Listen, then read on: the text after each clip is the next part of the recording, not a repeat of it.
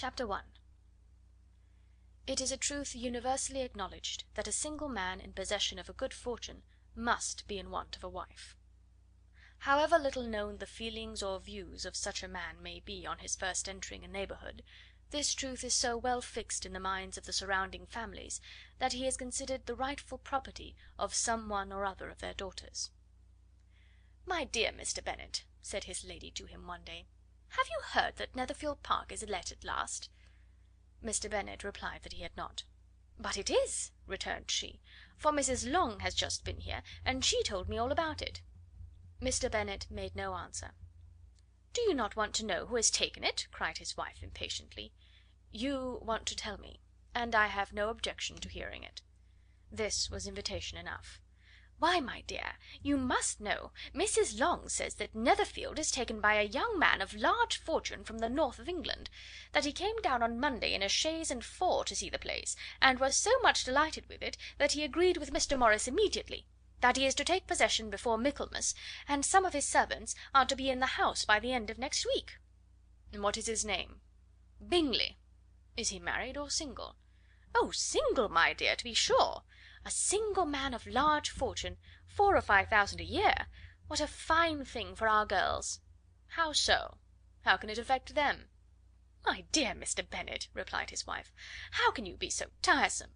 You must know that I am thinking of his marrying one of them." "Is that his design in settling here?" "Design? Nonsense! How can you talk so? But it is very likely that he may fall in love with one of them, and therefore you must visit him as soon as he comes." "I see no occasion for that. You and the girls may go, or you may send them by themselves, which perhaps will be still better, for as you are as handsome as any of them, Mr. Bingley may like you the best of the party." "My dear, you flatter me. I certainly have had my share of beauty, but I do not pretend to be anything extraordinary now. When a woman has 5 grown up daughters, she ought to give over thinking of her own beauty." "In such cases a woman has not often much beauty to think of." "But, my dear, you must indeed go and see Mr. Bingley when he comes into the neighbourhood." "It is more than I engage for, I assure you."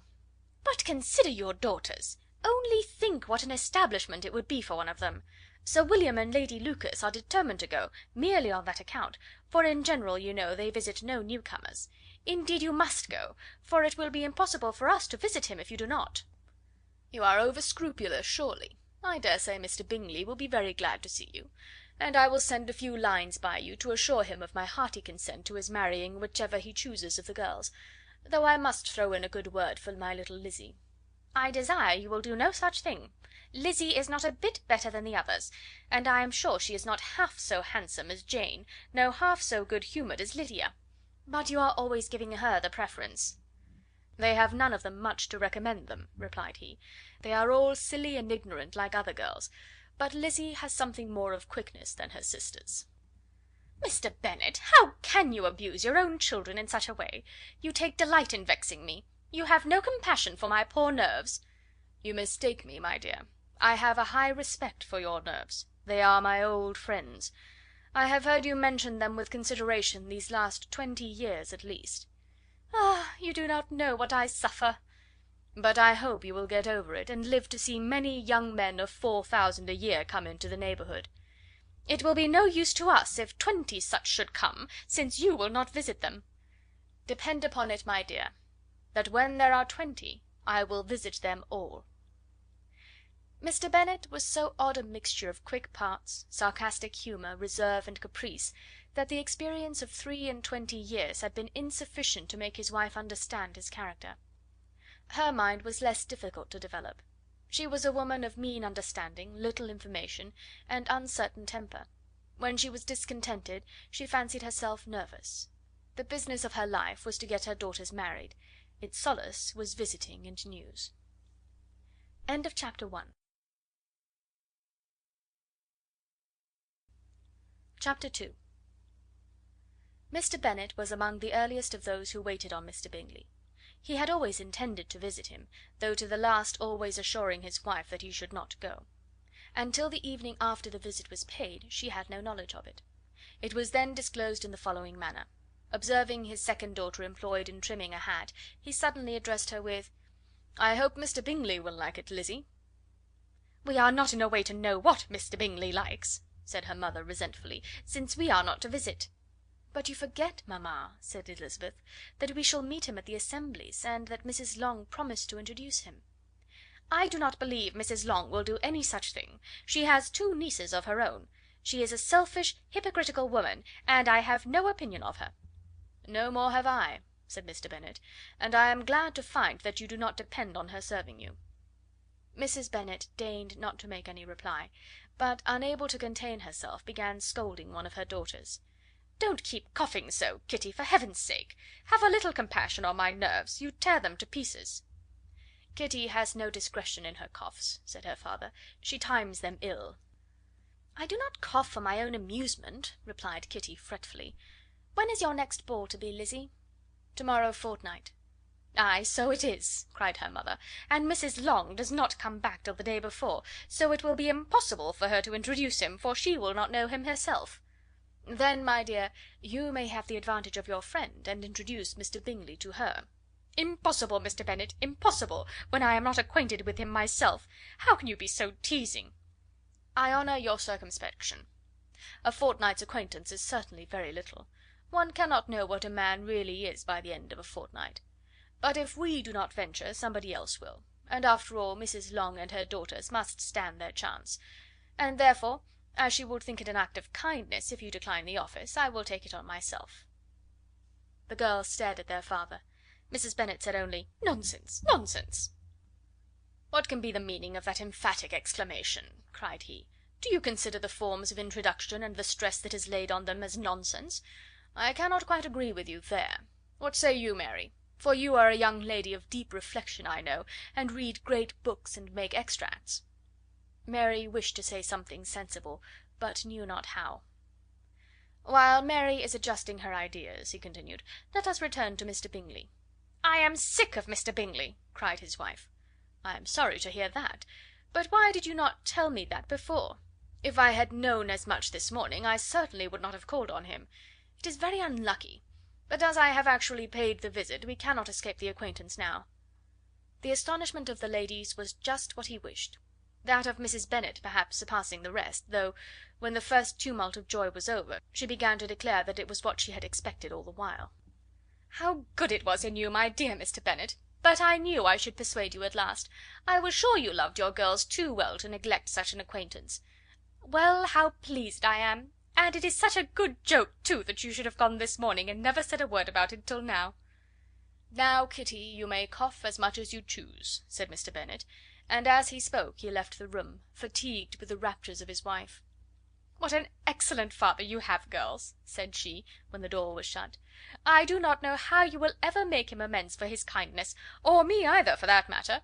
At our time of life it is not so pleasant, I can tell you, to be making new acquaintances every day, but for your sakes we would do anything. Lydia, my love, though you are the youngest, I dare say Mr. Bingley will dance with you at the next ball." "Oh!" said Lydia stoutly, "I'm not afraid, for though I am the youngest, I'm the tallest." The rest of the evening was spent in conjecturing how soon he would return Mr. Bennet's visit, and determining when they should ask him to dinner.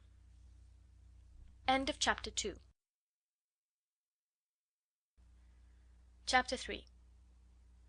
Not all that Mrs. Bennet, however, with the assistance of her 5 daughters, could ask on the subject was sufficient to draw from her husband any satisfactory description of Mr. Bingley. They attacked him in various ways, with barefaced questions, ingenuous suppositions, and distant surmises, but he eluded the skill of them all, and they were at last obliged to accept the second-hand intelligence of their neighbour, Lady Lucas. Her report was highly favourable.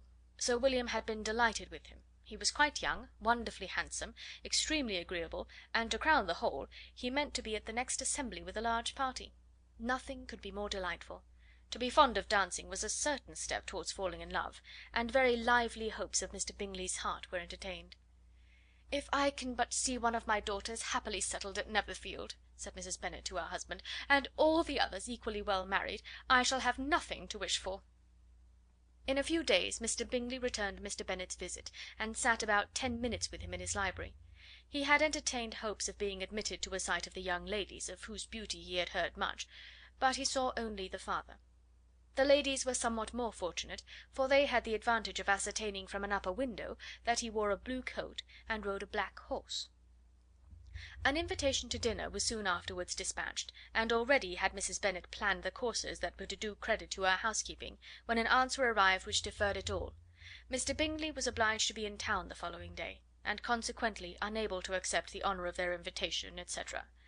Mrs. Bennet was quite disconcerted. She could not imagine what business he could have in town so soon after his arrival in Hertfordshire, and she began to fear that he might be always flying about from one place to another, and never settled at Netherfield as he ought to be. Lady Lucas quieted her fears a little by stating the idea of his being gone to London only to get a large party for the ball, and a report soon followed that Mr. Bingley was to bring 12 ladies and 7 gentlemen with him to the assembly. The girls grieved over such a number of ladies, but were comforted the day before the ball by hearing that, instead of 12, he brought only 6 with him from London, his 5 sisters and a cousin; and when the party entered the assembly room it consisted only of 5 altogether: Mr. Bingley, his 2 sisters, the husband of the eldest, and another young man. Mr. Bingley was good looking and gentlemanlike. He had a pleasant countenance and easy unaffected manners. His sisters were fine women, with an air of decided fashion. His brother-in-law, Mr. Hurst, merely looked the gentleman, but his friend Mr. Darcy soon drew the attention of the room by his fine, tall person, handsome features, noble mien, and the report which was in general circulation within 5 minutes after his entrance, of his having 10,000 a year. The gentlemen pronounced him to be a fine figure of a man, the ladies declared he was much handsomer than Mr. Bingley, and he was looked at with great admiration for about half the evening, till his manners gave a disgust which turned the tide of his popularity, for he was discovered to be proud, to be above his company, and above being pleased, and not all his large estate in Derbyshire could then save him from having a most forbidding, disagreeable countenance, and being unworthy to be compared with his friend. Mr. Bingley had soon made himself acquainted with all the principal people in the room. He was lively and unreserved, danced every dance, was angry that the ball closed so early, and talked of giving one himself at Netherfield. Such amiable qualities must speak for themselves. What a contrast between him and his friend! Mr. Darcy danced only once with Mrs. Hurst, and once with Miss Bingley, declined being introduced to any other lady, and spent the rest of the evening in walking about the room, speaking occasionally to one of his own party. His character was decided. He was the proudest, most disagreeable man in the world, and everybody hoped that he would never come there again. Amongst the most violent against him was Mrs. Bennet, whose dislike of his general behaviour was sharpened into particular resentment by his having slighted one of her daughters. Elizabeth Bennet had been obliged, by the scarcity of gentlemen, to sit down for 2 dances, and during part of that time Mr. Darcy had been standing near enough for her to hear a conversation between him and Mr. Bingley, who came from the dance for a few minutes to press his friend to join it. "Come, Darcy," said he, "I must have you dance. I hate to see you standing about by yourself in this stupid manner. You had much better dance." "I certainly shall not. You know how I detest it, unless I am particularly acquainted with my partner. At such an assembly as this it would be insupportable. Your sisters are engaged, and there is not another woman in the room whom it would not be a punishment to me to stand up with." "I would not be so fastidious as you are," cried Mr. Bingley, "for a kingdom. Upon my honour, I never met with so many pleasant girls in my life as I have this evening, and there are several of them, you see, uncommonly pretty." "You are dancing with the only handsome girl in the room," said Mr. Darcy, looking at the eldest Miss Bennet. "Oh, she is the most beautiful creature I ever beheld. But there is one of her sisters sitting down just behind you, who is very pretty, and I dare say very agreeable. Do let me ask my partner to introduce you." "Which do you mean?" And turning round, he looked for a moment at Elizabeth, till catching her eye, he withdrew his own and coldly said, "She is tolerable, but not handsome enough to tempt me.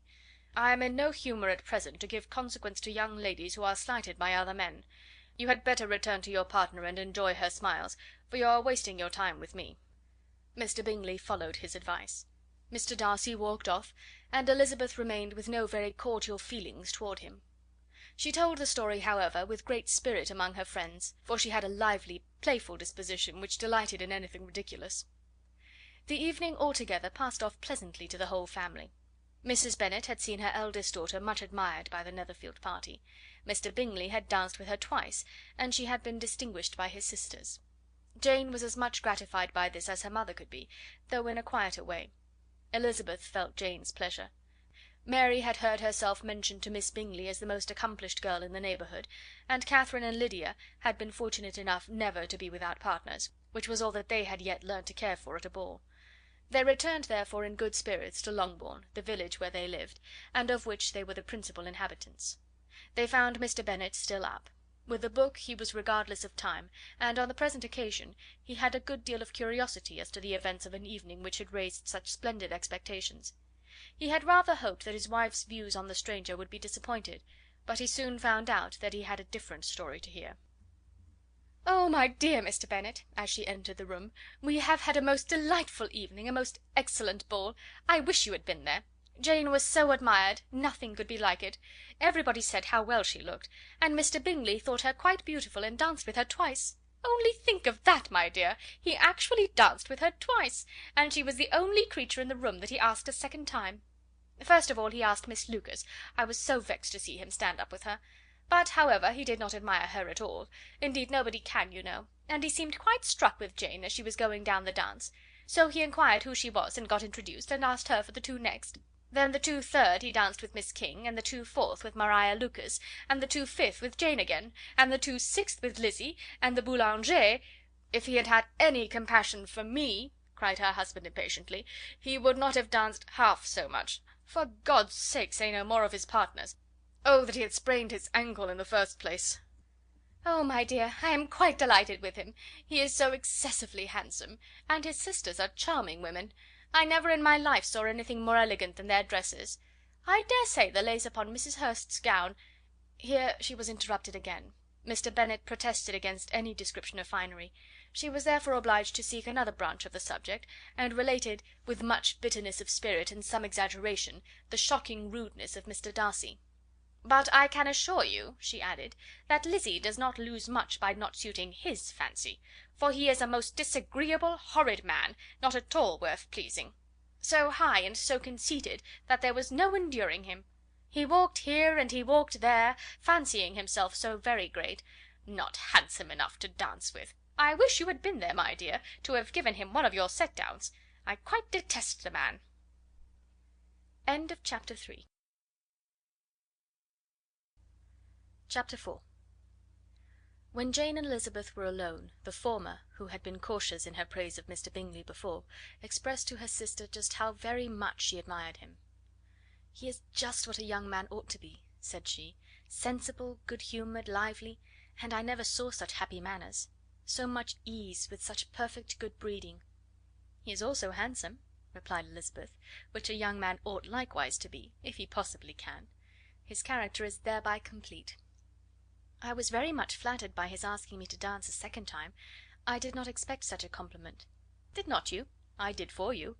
But that is one great difference between us. Compliments always take you by surprise, and me never. What could be more natural than his asking you again? He could not help seeing that you were about 5 times as pretty as every other woman in the room. No thanks to his gallantry for that. Well, he certainly is very agreeable, and I give you leave to like him. You have liked many a stupider person." "Dear Lizzie!" "Oh, you are a great deal too apt, you know, to like people in general. You never see a fault in anybody. All the world are good and agreeable in your eyes. I never heard you speak ill of a human being in your life." "I would not wish to be hasty in censuring any one, but I always speak what I think." "I know you do, and it is that which makes the wonder. With your good sense, to be so honestly blind to the follies and nonsense of others. Affectation of candour is common enough, one meets with it everywhere, but to be candid without ostentation or design, to take the good of everybody's character and make it still better, and say nothing of the bad, belongs to you alone. And so you like this man's sisters too, do you? Their manners are not equal to his." "Certainly not, at first, but they are very pleasing women when you converse with them. Miss Bingley is to live with her brother and keep his house, and I am much mistaken if we shall not find a very charming neighbour in her." Elizabeth listened in silence, but was not convinced. Their behaviour at the assembly had not been calculated to please in general, and with more quickness of observation and less pliancy of temper than her sister, and with a judgment too unassailed by any attention to herself, she was very little disposed to approve of them. They were, in fact, very fine ladies, not deficient in good humour when they were pleased, nor in the power of making themselves agreeable when they chose it, but proud and conceited. They were rather handsome, had been educated in one of the first private seminaries in town, had a fortune of £20,000, were in the habit of spending more than they ought, and of associating with people of rank, and were therefore in every respect entitled to think well of themselves and meanly of others. They were of a respectable family in the north of England, a circumstance more deeply impressed on their memories than that their brother's fortune and their own had been acquired by trade.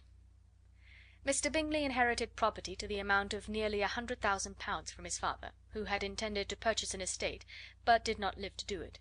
Mr. Bingley intended it likewise, and sometimes made choice of his county; but as he was now provided with a good house and the liberty of a manor, it was doubtful to many of those who best knew the easiness of his temper whether he might not spend the remainder of his days at Netherfield, and leave the next generation to purchase.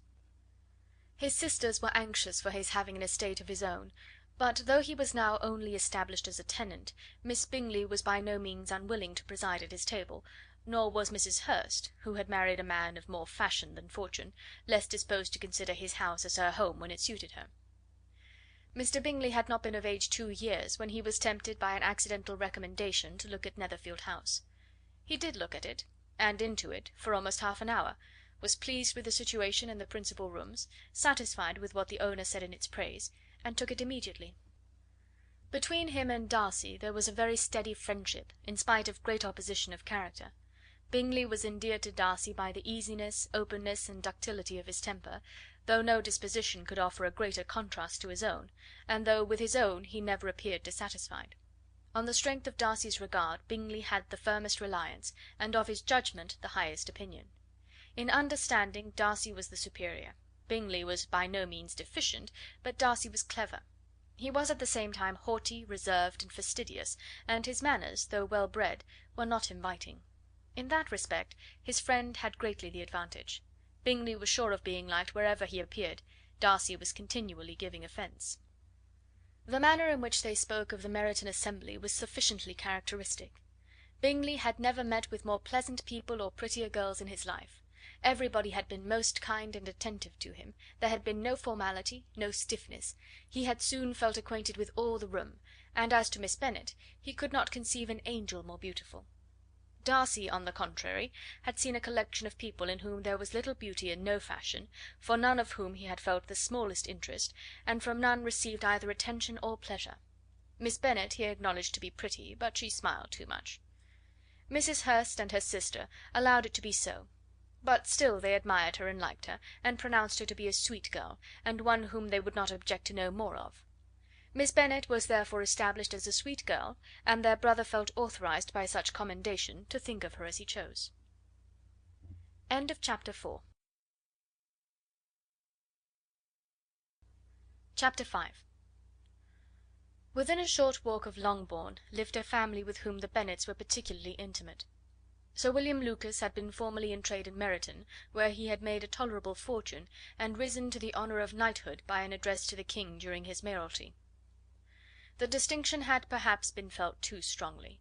It had given him a disgust to his business, and to his residence in a small market town, and in quitting them both, he had removed with his family to a house about a mile from Meryton, denominated from that period Lucas Lodge, where he could think with pleasure of his own importance, and, unshackled by business, occupy himself solely in being civil to all the world. For though elated by his rank, it did not render him supercilious. On the contrary, he was all attention to everybody. By nature inoffensive, friendly, and obliging, his presentation at St. James's had made him courteous. Lady Lucas was a very good kind of woman, not too clever to be a valuable neighbour to Mrs. Bennet.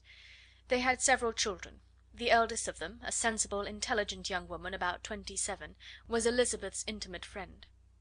That the Miss Lucases and the Miss Bennets should meet to talk over a ball was absolutely necessary, and the morning after the assembly brought the former to Longbourn to hear and to communicate. "You began the evening well, Charlotte," said Mrs. Bennet, with civil self-command, to Miss Lucas. "You were Mr. Bingley's first choice." "Yes, but he seemed to like his second better." "Oh, you mean Jane, I suppose, because he danced with her twice. To be sure, that did seem as if he admired her. Indeed, I rather believe he did. I heard something about it, but I hardly know what. Something about Mr. Robinson." Perhaps you mean what I overheard between him and Mr. Robinson. Did not I mention it to you?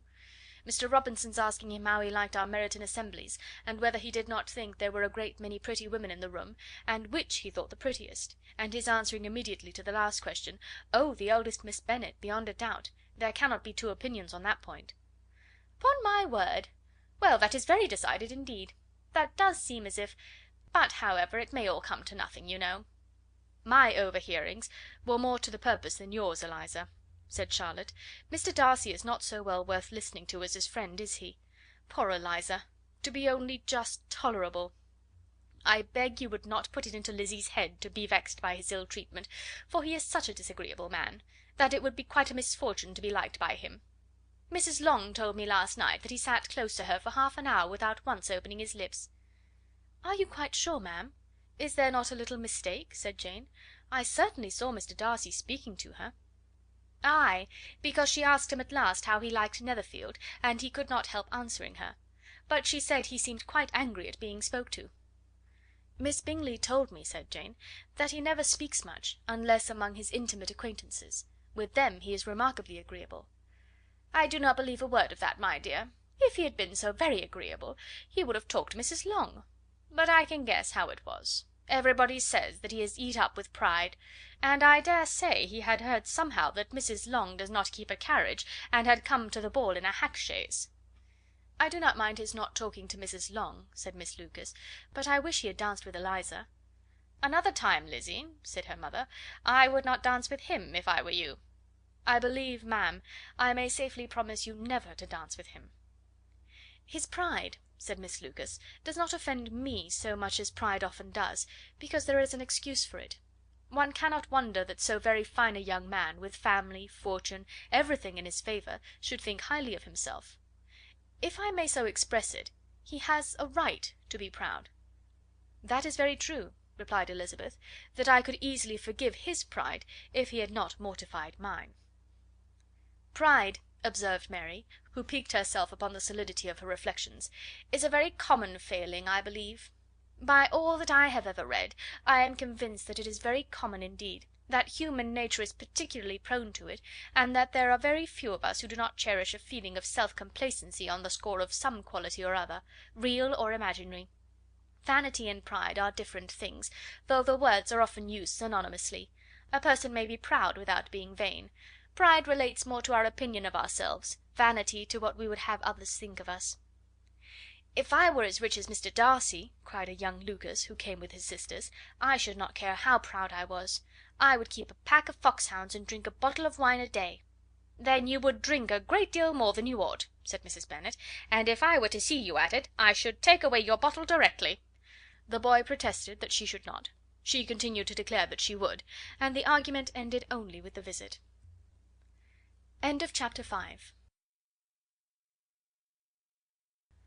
Chapter 6. The ladies of Longbourn soon waited on those of Netherfield. The visit was soon returned in due form. Miss Bennet's pleasing manners grew on the goodwill of Mrs. Hurst and Miss Bingley, and though the mother was found to be intolerable, and the younger sisters not worth speaking to, a wish of being better acquainted with them was expressed towards the two eldest. By Jane this attention was received with the greatest pleasure, but Elizabeth still saw superciliousness in their treatment of everybody, hardly excepting even her sister, and could not like them; though their kindness to Jane, such as it was, had a value as arising in all probability from the influence of their brother's admiration. It was generally evident, whenever they met, that he did admire her, and to her it was equally evident that Jane was yielding to the preference which she had begun to entertain for him from the first, and was in a way to be very much in love; but she considered with pleasure that it was not likely to be discovered by the world in general, since Jane united, with great strength of feeling, a composure of temper and a uniform cheerfulness of manner, which would guard her from the suspicions of the impertinent. She mentioned this to her friend Miss Lucas. "It may perhaps be pleasant," replied Charlotte, "to be able to impose on the public in such a case, but it is sometimes a disadvantage to be so very guarded. If a woman conceals her affection with the same skill from the object of it, she may lose the opportunity of fixing him, and it will then be but poor consolation to believe the world equally in the dark. There is so much of gratitude or vanity in almost every attachment, that it is not safe to leave any to itself. We can all begin freely, a slight preference is natural enough, but there are very few of us who have heart enough to be really in love without encouragement. In 9 cases out of 10 a woman had better show more affection than she feels. Bingley likes your sister undoubtedly, but he may never do more than like her if she does not help him on." "But she does help him on, as much as her nature will allow. If I can perceive her regard for him, he must be a simpleton indeed not to discover it too. Remember, Eliza, that he does not know Jane's disposition as you do." "But if a woman is partial to a man, and does not endeavour to conceal it, he must find it out." "Perhaps he must, if he sees enough of her; but though Bingley and Jane meet tolerably often, it is never for many hours together, and as they always see each other in large mixed parties, it is impossible that every moment should be employed in conversing together. Jane should therefore make the most of every half hour in which she can command his attention. When she is secure of him, there will be more leisure for falling in love as much as she chooses." "Your plan is a good one," replied Elizabeth, "where nothing is in question but the desire of being well married, and if I were determined to get a rich husband, or any husband, I dare say I should adopt it.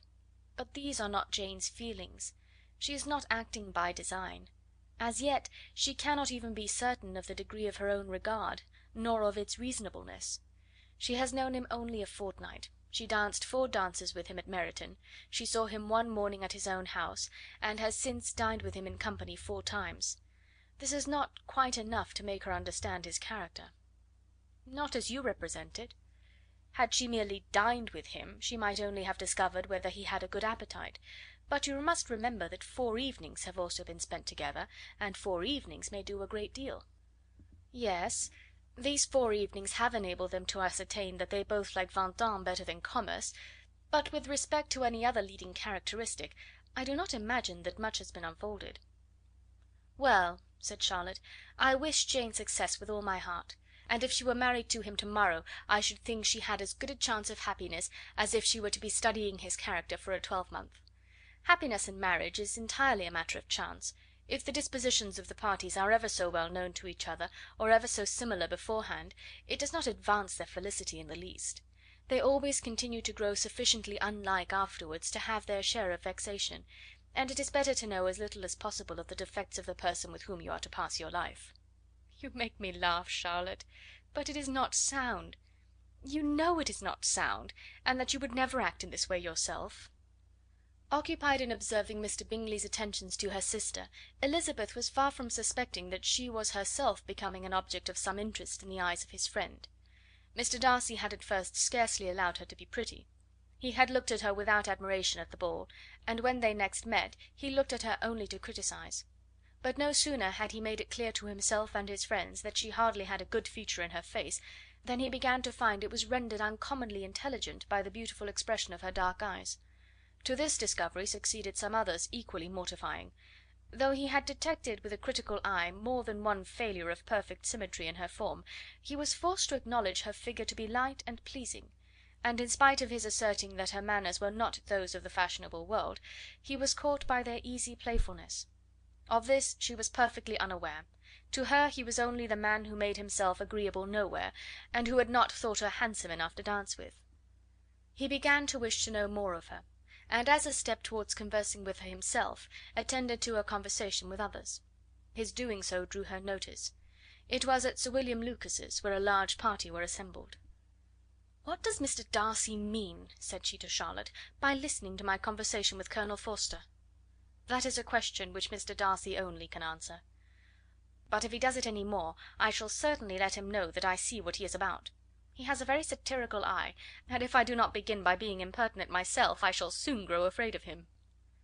On his approaching them soon afterwards, though without seeming to have any intention of speaking, Miss Lucas defied her friend to mention such a subject to him, which immediately provoking Elizabeth to do it, she turned to him and said: "Did you not think, Mr. Darcy, that I expressed myself uncommonly well just now, when I was teasing Colonel Forster to give us a ball at Meryton?"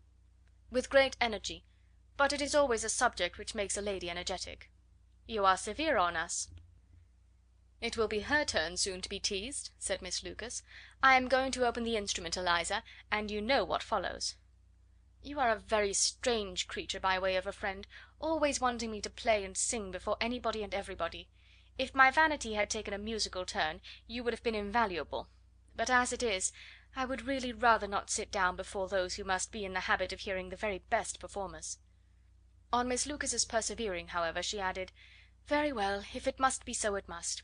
And gravely glancing at Mr. Darcy: "There is a fine old saying, which everybody here is of course familiar with: 'Keep your breath to cool your porridge,' and I shall keep mine to swell my song." Her performance was pleasing, though by no means capital. After a song or two, and before she could reply to the entreaties of several that she should sing again, she was eagerly succeeded at the instrument by her sister Mary, who, having in consequence of being the only plain one in the family worked hard for knowledge and accomplishments, was always impatient for display. Mary had neither genius nor taste, and though vanity had given her application, it had given her likewise a pedantic air and conceited manner, which would have injured a higher degree of excellence than she had reached. Elizabeth, easy and unaffected, had been listened to with much more pleasure, though not playing half so well, and Mary, at the end of a long concerto, was glad to purchase praise and gratitude by Scotch and Irish airs, at the request of her younger sisters, who, with some of the Lucases and 2 or 3 officers, joined eagerly in dancing at one end of the room. Mr. Darcy stood near them in silent indignation at such a mode of passing the evening, to the exclusion of all conversation, and was too much engrossed by his thoughts to perceive that Sir William Lucas was his neighbour, till Sir William thus began: "What a charming amusement for young people this is, Mr. Darcy! There is nothing like dancing after all. I consider it as one of the first refinements of polished society." "Certainly, sir, and it has the advantage also of being in vogue amongst the less polished societies of the world. Every savage can dance." Sir William only smiled. "Your friend performs delightfully," he continued, after a pause, on seeing Bingley join the group, "and I doubt not that you are an adept in the science yourself, Mr. Darcy." "You saw me dance at Meryton, I believe, sir?" "Yes, indeed, and received no inconsiderable pleasure from the sight. Do you often dance at St. James's?" "Never, sir." "Do you not think it would be a proper compliment to the place?" "It is a compliment which I never pay to any place, if I can avoid it." "You have a house in town, I conclude?" Mr. Darcy bowed. "I had once had some thought of fixing in town myself, for I am fond of superior society, but I did not feel quite certain that the air of London would agree with Lady Lucas." He paused in hopes of an answer, but his companion was not disposed to make any, and Elizabeth at that instant moving towards them, he was struck with the action of doing a very gallant thing, and called out to her: "My dear Miss Eliza, why are you not dancing? Mr. Darcy, you must allow me to present this young lady to you as a very desirable partner. You cannot refuse to dance, I am sure, when so much beauty is before you." And taking her hand, he would have given it to Mr. Darcy, who, though extremely surprised, was not unwilling to receive it, when she instantly drew back, and said with some discomposure to Sir William: "Indeed, sir, I have not the least intention of dancing. I entreat you not to suppose that I moved this way in order to beg for a partner."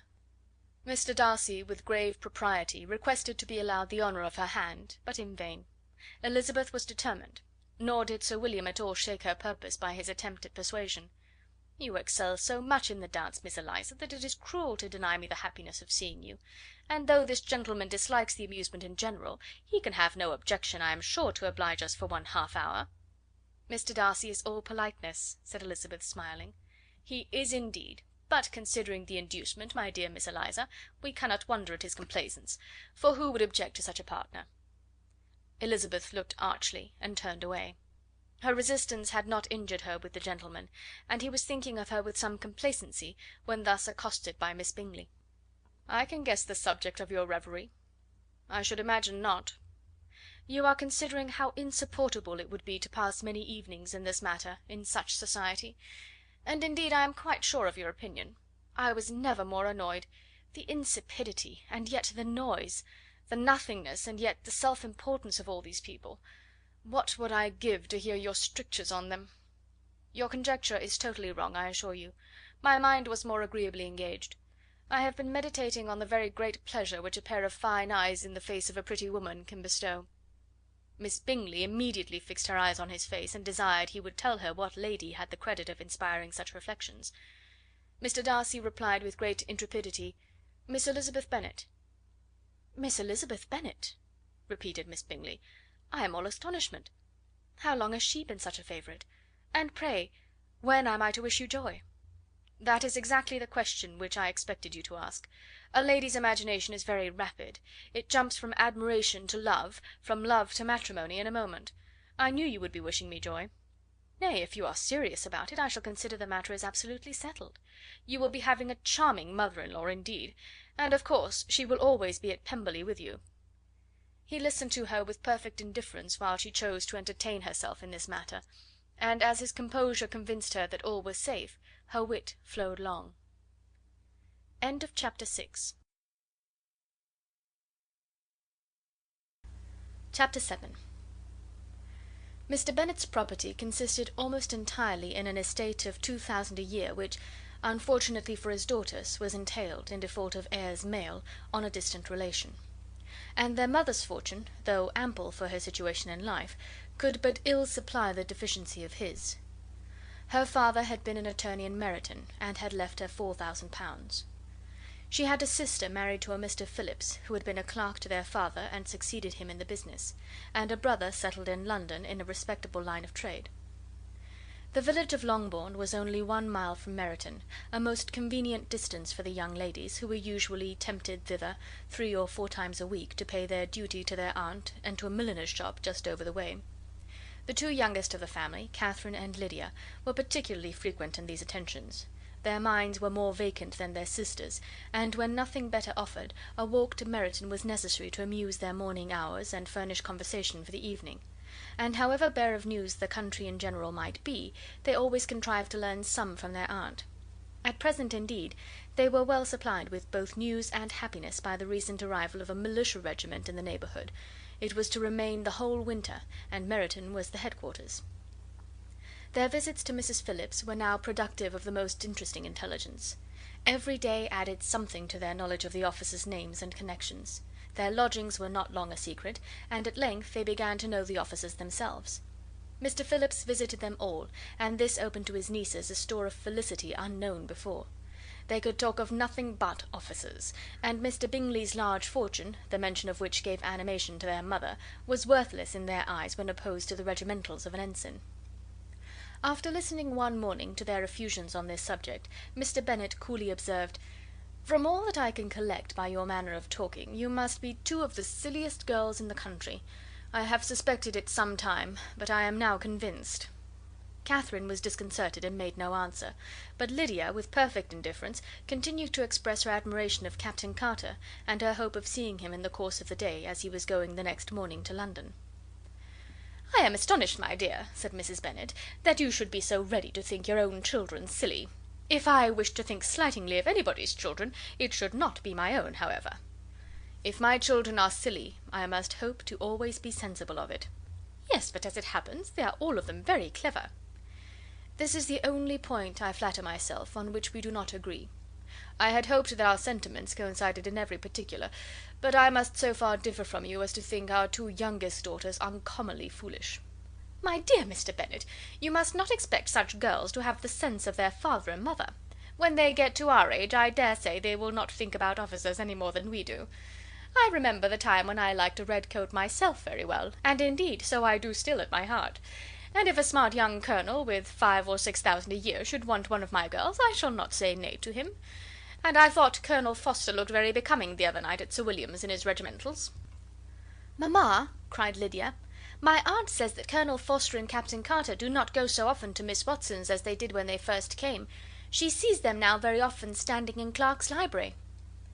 Mrs. Bennet was prevented replying by the entrance of the footman with a note for Miss Bennet. It came from Netherfield, and the servant waited for an answer.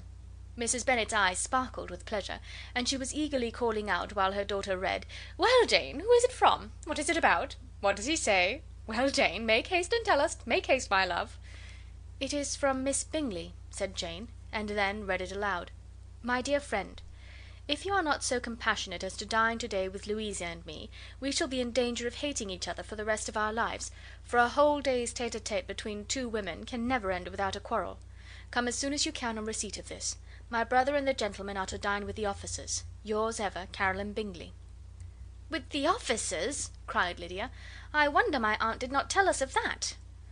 "Dining out," said Mrs. Bennet; "that is very unlucky." "Can I have the carriage?" said Jane. "No, my dear, you had better go on horseback, because it seems likely to rain, and then you must stay all night." "That would be a good scheme," said Elizabeth, "if you were sure that they would not offer to send her home." "Oh, but the gentlemen will have Mr. Bingley's chaise to go to Meryton, and the Hursts have no horses to theirs." "I had much rather go in the coach." "But, my dear, your father cannot spare the horses, I am sure. They are wanted in the farm, Mr. Bennet, are they not?" "They are wanted in the farm much oftener than I can get them." "But if you have got them to day," said Elizabeth, "my mother's purpose will be answered." She did at last extort from her father an acknowledgment that the horses were engaged. Jane was therefore obliged to go on horseback, and her mother attended her to the door with many cheerful prognostics of a bad day. Her hopes were answered. Jane had not been gone long before it rained hard. Her sisters were uneasy for her, but her mother was delighted. The rain continued the whole evening without intermission. Jane certainly could not come back. "This was a lucky idea of mine, indeed," said Mrs. Bennet more than once, as if the credit of making it rain were all her own. Till the next morning, however, she was not aware of all the felicity of her contrivance. Breakfast was scarcely over when a servant from Netherfield brought the following note for Elizabeth: "My dearest Lizzy, I find myself very unwell this morning, which I suppose is to be imputed to my getting wet through yesterday. My kind friends will not hear of my returning till I am better. They insist also on my seeing Mr. Jones, therefore do not be alarmed if you should hear of his having been to me, and, excepting a sore throat and headache, there is not much the matter with me. Yours, etc." "Well, my dear," said Mr. Bennet, when Elizabeth had read the note aloud, "if your daughter should have a dangerous fit of illness, if she should die, it would be a comfort to know that it was all in pursuit of Mr. Bingley and under your orders." "Oh, I am not afraid of her dying. People do not die of little trifling colds. She will be taken good care of. As long as she stays there, it is all very well. I would go and see her if I could have the carriage." Elizabeth, feeling really anxious, was determined to go to her, though the carriage was not to be had; and as she was no horsewoman, walking was her only alternative. She declared her resolution. "How can you be so silly," cried her mother, "as to think of such a thing, in all this dirt? You will not be fit to be seen when you get there." "I shall be very fit to see Jane, which is all I want." "Is this a hint to me, Lizzy," said her father, "to send for the horses?" "No, indeed. I do not wish to avoid the walk. The distance is nothing when one has a motive. Only 3 miles. I shall be back by dinner." "I admire the activity of your benevolence," observed Mary, "but every impulse of feeling should be guided by reason, and, in my opinion, exertion should always be in proportion to what is required." "We will go as far as Meryton with you," said Catherine and Lydia. Elizabeth accepted their company, and the 3 young ladies set off together. "If we make haste," said Lydia, as they walked along, "perhaps we may see something of Captain Carter before he goes." In Meryton they parted, the 2 youngest repaired to the lodgings of the officers' wives, and Elizabeth continued her walk alone, crossing field after field at a quick pace, jumping over stiles and springing over puddles with impatient activity, and finding herself at last within view of the house, with weary ankles, dirty stockings, and a face glowing with the warmth of exercise. She was shown into the breakfast parlour, where all but Jane were assembled, and where her appearance created a great deal of surprise. That she should have walked 3 miles so early in the day, in such dirty weather, and by herself, was almost incredible to Mrs. Hurst and Miss Bingley, and Elizabeth was convinced that they held her in contempt for it. She was received, however, very politely by them, and in their brother's manners there was something better than politeness, there was good humour and kindness. Mr. Darcy said very little, and Mr. Hurst nothing at all. The former was divided between admiration of the brilliancy which exercise had given to her complexion, and doubt as to the occasion's justifying her coming so far alone. The latter was thinking only of his breakfast. Her inquiries after his sister were not very favourably answered. Miss Bennet had slept ill, and though up, was very feverish, and not well enough to leave her room. Elizabeth was glad to be taken to her immediately, and Jane, who had only been withheld by the fear of giving alarm or inconvenience from expressing in her note how much she longed for such a visit, was delighted at her entrance. She was not equal, however, to much conversation, and when Miss Bingley left them together, could attempt little beside expressions of gratitude for the extraordinary kindness she was treated with. Elizabeth silently attended her. When breakfast was over they were joined by the sisters, and Elizabeth began to like them herself, when she saw how much affection and solicitude they showed for Jane. The apothecary came, and having examined his patient, said, as might be supposed, that she had caught a violent cold, and that they must endeavour to get the better of it; advised her to return to bed, and promised her some draughts. The advice was followed readily, for the feverish symptoms increased, and her head ached acutely. Elizabeth did not quit her room for a moment, nor were the other ladies often absent. The gentlemen being out, they had, in fact, nothing to do elsewhere. When the clock struck 3, Elizabeth felt that she must go, and very unwillingly said so. Miss Bingley offered her the carriage, and she only wanted a little pressing to accept it, when Jane testified such concern in parting with her, that Miss Bingley was obliged to convert the offer of the chaise to an invitation to remain at Netherfield for the present. Elizabeth most thankfully consented, and a servant was dispatched to Longbourn to acquaint the family with her stay, and bring back a supply of clothes. End of chapter 7. Chapter 8. At 5 o'clock the two ladies retired to dress, and at 6:30 Elizabeth was summoned to dinner. To the civil inquiries which then poured in, and amongst which she had the pleasure of distinguishing the much superior solicitude of Mr. Bingley's, she could not make a very favourable answer. Jane was by no means better. The sisters, on hearing this, repeated 3 or 4 times how much they were grieved, how shocking it was to have a bad cold, and how excessively they disliked being ill themselves; and then thought no more of the matter, and their indifference towards Jane, when not immediately before them, restored Elizabeth to the enjoyment of all her former dislike. Their brother, indeed, was the only one of the party whom she could regard with any complacency. His anxiety for Jane was evident, and his attentions to herself most pleasing, and they prevented her feeling herself so much an intruder as she believed she was considered by the others. She had very little notice from any but him. Miss Bingley was engrossed by Mr. Darcy, her sister scarcely less so, and as for Mr. Hurst, by whom Elizabeth sat, he was an indolent man, who lived only to eat, drink, and play at cards, who, when he found her to prefer a plain dish to a ragout, had nothing to say to her. When dinner was over, she returned directly to Jane, and Miss Bingley began abusing her as soon as she was out of the room. Her manners were pronounced to be very bad indeed, a mixture of pride and impertinence. She had no conversation, no style, no beauty. Mrs. Hurst thought the same, and added, "She has nothing, in short, to recommend her, but being an excellent walker. I shall never forget her appearance this morning. She really looked almost wild." "She did indeed, Louisa. I could hardly keep my countenance. Very nonsensical to come at all. Why must she be scampering about the country because her sister had a cold? Her hair, so untidy, so blousy! Yes, and her petticoat, I hope you saw her petticoat, 6 inches deep in mud, I am absolutely certain, and the gown which had been let down to hide it not doing its office." "Your picture may be very exact, Louisa," said Bingley, "but this was all lost upon me. I thought Miss Elizabeth Bennet looked remarkably well when she came into the room this morning. Her dirty petticoat quite escaped my notice." "You observed it, Mr. Darcy, I am sure," said Miss Bingley, "and I am inclined to think that you would not wish to see your sister make such an exhibition." "Certainly not." "To walk 3 miles, or 4 miles, or 5 miles, or whatever it is, above her ankles in dirt, and alone, quite alone! What could she mean by it? It seems to me to show an abominable sort of conceited independence, a most country town indifference to decorum." "It shows an affection for her sister that is very pleasing," said Bingley. "I am afraid, Mr. Darcy," observed Miss Bingley in a half whisper, "that this adventure has rather affected your admiration of her fine eyes." "Not at all," he replied; "they were brightened by the exercise." A short pause followed this speech, and Mrs. Hurst began again. "I have an excessive regard for Miss Jane Bennet. She is really a very sweet girl, and I wish with all my heart she were well settled; but with such a father and mother, and such low connections, I am afraid there is no chance of it." "I think I have heard you say that their uncle is an attorney on Meryton." "Yes, and they have another who lives somewhere near Cheapside." "That is capital," added her sister, and they both laughed heartily. "If they had uncles enough to fill all Cheapside," cried Bingley, "it would not make them one jot less agreeable." "But it must very materially lessen their chance of marrying men of any consideration in the world," replied Darcy. To this speech Bingley made no answer, but his sisters gave it their hearty assent, and indulged their mirth for some time at the expense of their dear friend's vulgar relations. With a renewal of tenderness, however, they returned to her room on leaving the dining parlour, and sat with her till summoned to coffee. She was still very poorly, and Elizabeth would not quit her at all till late in the evening, when she had the comfort of seeing her sleep, and when it seemed to her rather right than pleasant that she should go downstairs herself.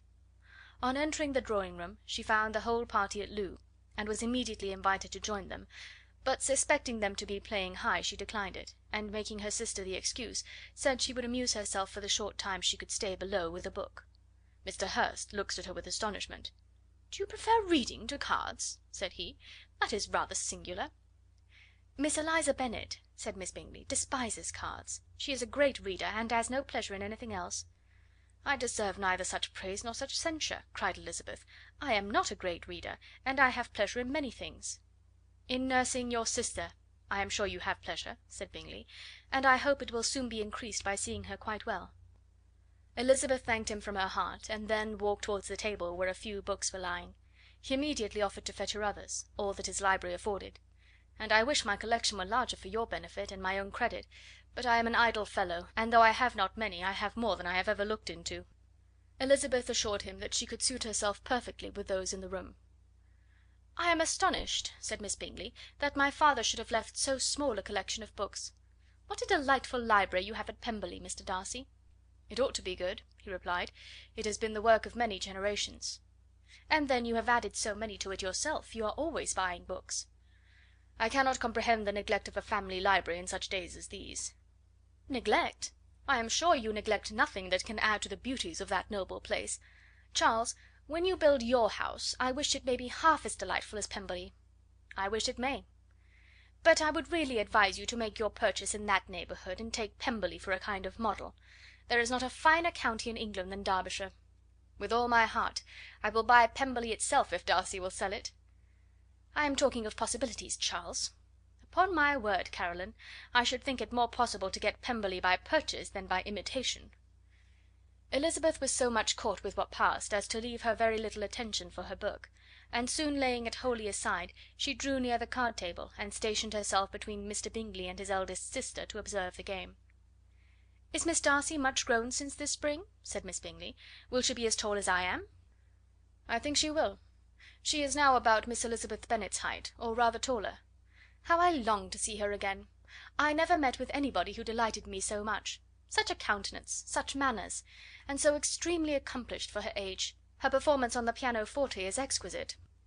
"It is amazing to me," said Bingley, "how young ladies can have patience to be so very accomplished as they all are." "All young ladies accomplished? My dear Charles, what do you mean?"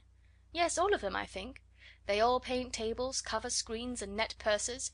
I scarcely know any one who cannot do all this, and I am sure I never heard a young lady spoken of for the first time without being informed that she was very accomplished." "Your list of the common extent of accomplishments," said Darcy, "has too much truth. The word is applied to many a woman who deserves it no otherwise than by netting a purse or covering a screen.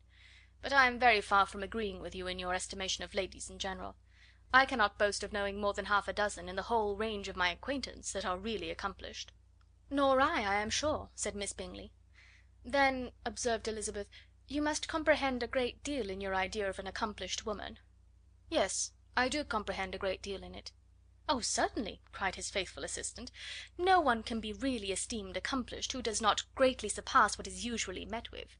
A woman must have a thorough knowledge of music, singing, drawing, dancing, and the modern languages, to deserve the word; and besides all this, she must possess a certain something in her air and manner of walking, the tone of her voice, her address and expressions, or the word will be but half deserved." "All this she must possess," added Darcy, "and to all this she must yet add something more substantial, in the improvement of her mind by extensive reading." "I am no longer surprised at your knowing only 6 accomplished women. I rather wonder now at your knowing any." "Are you so severe upon your own sex as to doubt the possibility of all this?" "I never saw such a woman. I never saw such capacity and taste and application and elegance as you describe, united." Mrs. Hurst and Miss Bingley both cried out against the injustice of her implied doubt, and both were protesting that they knew many women who answered this description, when Mr. Hurst called them to order, with bitter complaints of their inattention to what was going forward. As all conversation was thereby at an end, Elizabeth soon afterwards left the room. "Elizabeth Bennet," said Miss Bingley, when the door was closed on her, "is one of those young ladies who seek to recommend themselves to the other sex by undervaluing their own, and with many men, I dare say, it succeeds; but, in my opinion, it is a paltry device, a very mean art." "Undoubtedly," replied Darcy, to whom this remark was chiefly addressed, "there is a meanness in all the arts which ladies sometimes condescend to employ for captivation. Whatever bears affinity to cunning is despicable." Miss Bingley was not so entirely satisfied with his reply as to continue the subject. Elizabeth joined them again only to say that her sister was worse, and that she could not leave her. Bingley urged Mr. Jones being sent for immediately, while his sisters, convinced that no country advice could be of any service, recommended an express to town for one of the most eminent physicians.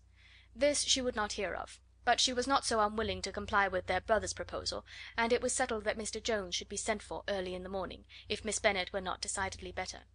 Bingley was quite uncomfortable. His sisters declared that they were miserable.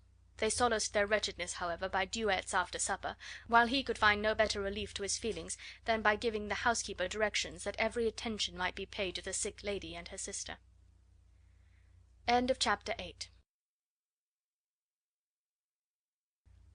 Chapter 9.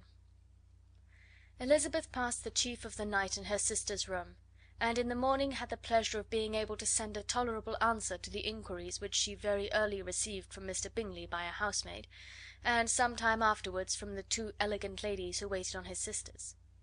In spite of this amendment, however, she requested to have a note sent to Longbourn, desiring her mother to visit Jane, and form her own judgment of her situation.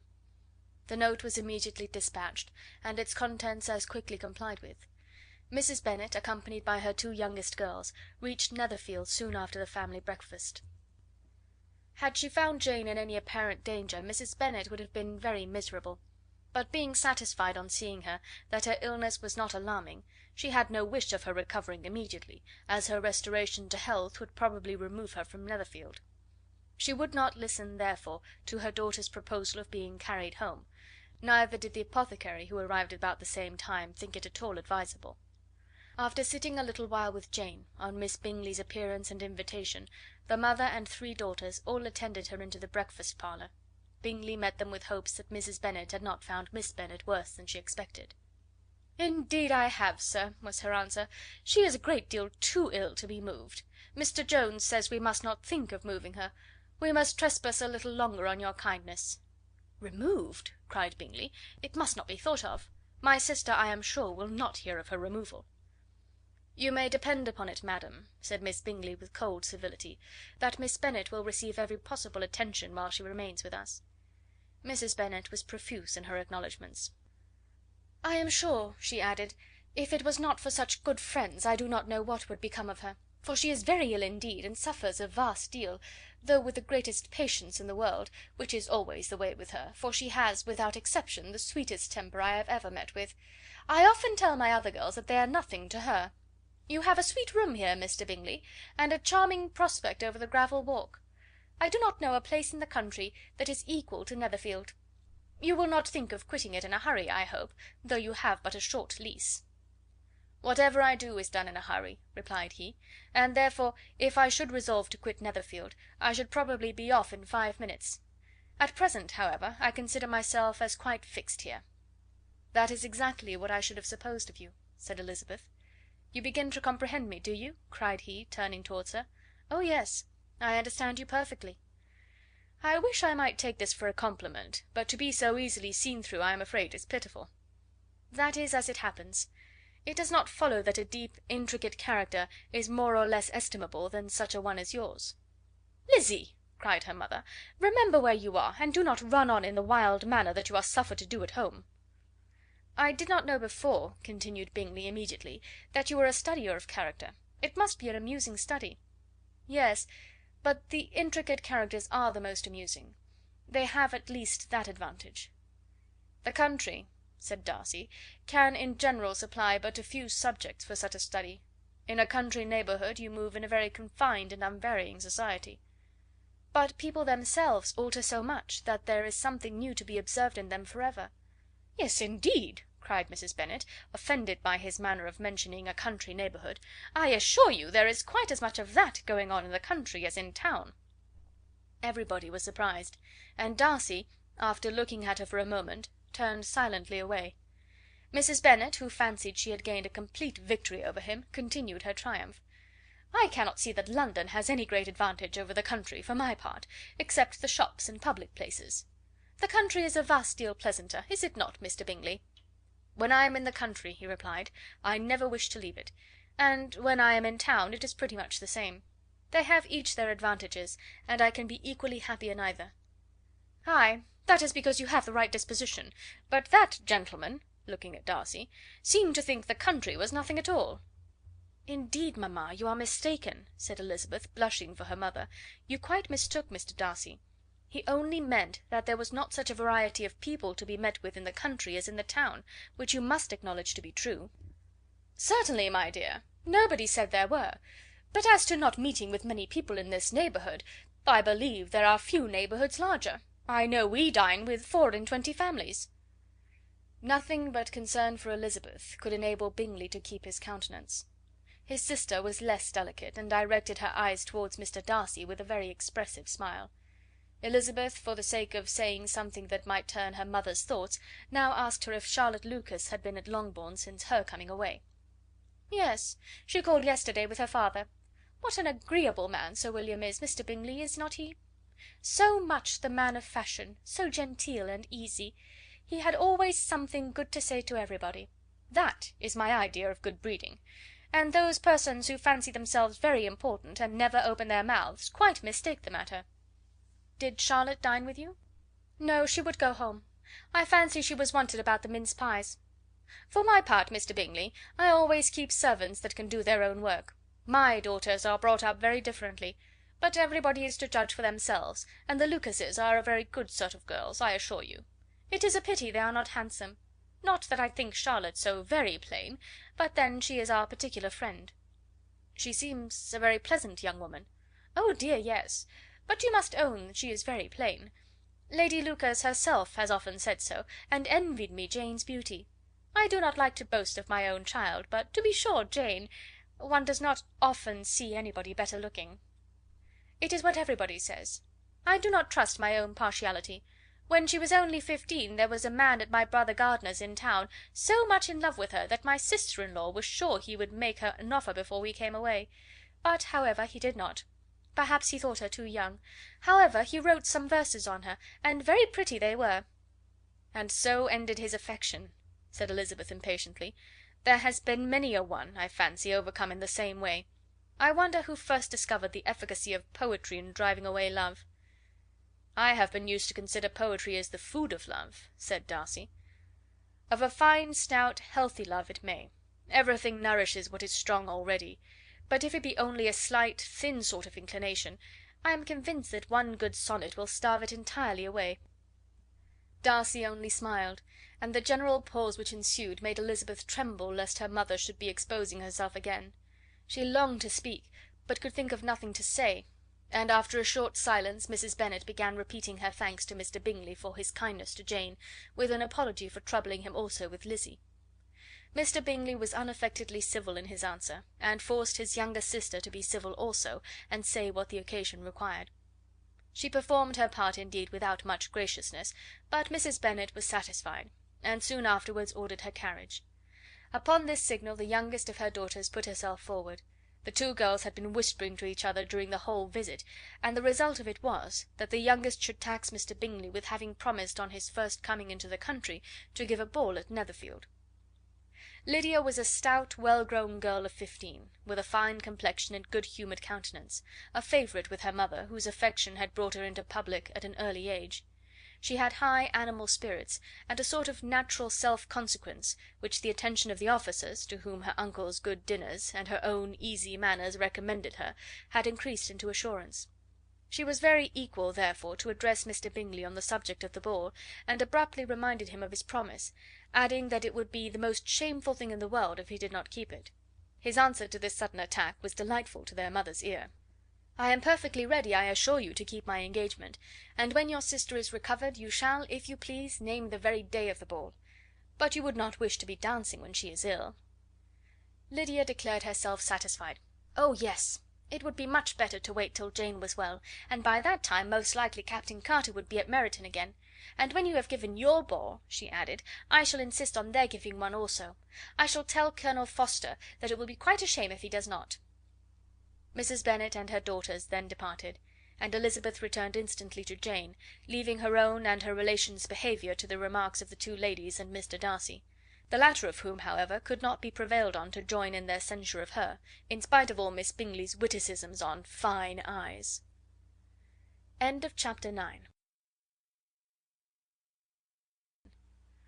Chapter 10. The day passed much as the day before had done. Mrs. Hurst and Miss Bingley had spent some hours of the morning with the invalid, who continued, though slowly, to mend, and in the evening Elizabeth joined their party in the drawing room. The loo table, however, did not appear. Mr. Darcy was writing, and Miss Bingley, seated near him, was watching the progress of his letter, and repeatedly calling off his attention by messages to his sister. Mr. Hurst and Mr. Bingley were at piquet, and Mrs. Hurst was observing their game. Elizabeth took up some needlework, and was sufficiently amused in attending to what passed between Darcy and his companion. The perpetual commendations of the lady, either on his handwriting, or on the evenness of his lines, or on the length of his letter, with the perfect unconcern with which her praises were received, formed a curious dialogue, and was exactly in union with her opinion of each. "How delighted Miss Darcy will be to receive such a letter!" He made no answer. "You write uncommonly fast." "You are mistaken, I write rather slowly." "How many letters you must have occasion to write in the course of a year! Letters of business, too! How odious I should think them!" "It is fortunate, then, that they fall to my lot instead of yours." "Pray tell your sister that I long to see her." "I have already told her so once, by your desire." "I am afraid you do not like your pen. Let me mend it for you. I mend pens remarkably well." "Thank you, but I always mend my own." "How can you contrive to write so even?" He was silent. "Tell your sister I am delighted to hear of her improvement on the harp, and pray let her know that I am quite in raptures with her beautiful little design for a table, and I think it infinitely superior to Miss Grantley's." "Will you give me leave to defer your raptures till I write again? At present I have not room to do them justice." "Oh, it is of no consequence. I shall see her in January. But do you always write such charming long letters to her, Mr. Darcy?" "They are generally long, but whether always charming it is not for me to determine." "It is a rule with me, that a person who can write a long letter with ease cannot write ill." "That will not do for a compliment to Darcy, Caroline," cried her brother, "because he does not write with ease. He studies too much for words of 4 syllables. Do not you, Darcy?" "My style of writing is very different from yours." "Oh!" cried Miss Bingley, "Charles writes in the most careless way imaginable. He leaves out half his words and blots the rest." "My ideas flow so rapidly that I have not time to express them, by which means my letters sometimes convey no ideas at all to my correspondents." "Your humility, Mr. Bingley," said Elizabeth, "must disarm reproof." "Nothing is more deceitful," said Darcy, "than the appearance of humility. It is often only carelessness of opinion, and sometimes an indirect boast." "And which of the two do you call my little recent piece of modesty?" "The indirect boast. For you are really proud of your defects in writing, because you consider them as proceeding from a rapidity of thought and carelessness of execution, which, if not estimable, you think at least highly interesting. The power of doing anything with quickness is always prized much by the possessor, and often without any attention to the imperfection of the performance. When you told Mrs. Bennet this morning, that if you ever resolved upon quitting Netherfield you should be gone in 5 minutes, you meant it to be a sort of panegyric, of compliment to yourself. And yet what is there so very laudable in the precipitance which must leave very necessary business undone, and can be of no real advantage to yourself or any one else?" "Nay," cried Bingley, "this is too much, to remember at night all the foolish things that were said in the morning. And yet, upon my honour, I believe what I said of myself to be true, and I believe it at this moment. At least, therefore, I did not assume the character of needless precipitance merely to show off before the ladies." "I dare say you believed it, but I am by no means convinced that you would have gone with such celerity. Your conduct would be quite as dependent on chance as that of any man I know, and if, as you were mounting your horse, a friend were to say, 'Bingley, you had better stay till next week,' you would probably do it. You would probably not go, and, at another word, might stay a month."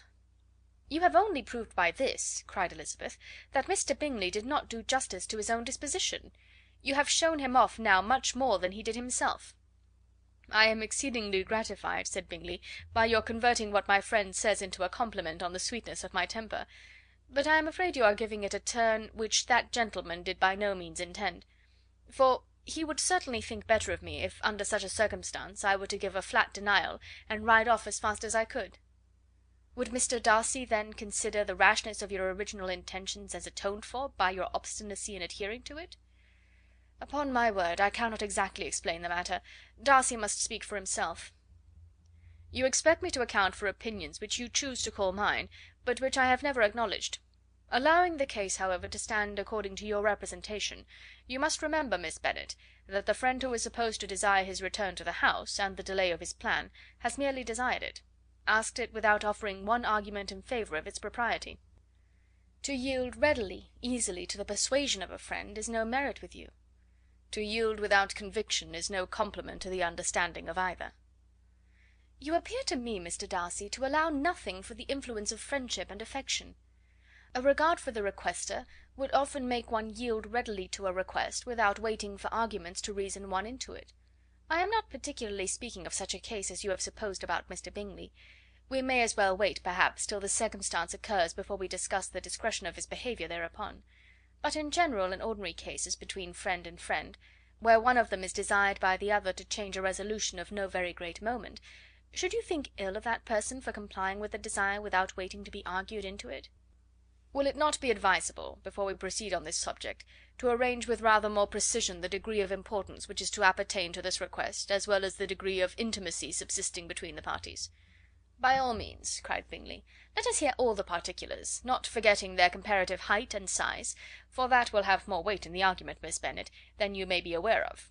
I assure you that if Darcy were not such a great tall fellow in comparison with myself, I should not pay him half so much deference. I declare I do not know a more awful object than Darcy on particular occasions, and in particular places; at his own house especially, and of a Sunday evening, when he has nothing to do." Mr. Darcy smiled, but Elizabeth thought she could perceive that he was rather offended, and therefore checked her laugh. Miss Bingley warmly resented the indignity he had received, in an expostulation with her brother for talking such nonsense. "I see your design, Bingley," said his friend. "You dislike an argument, and want to silence this.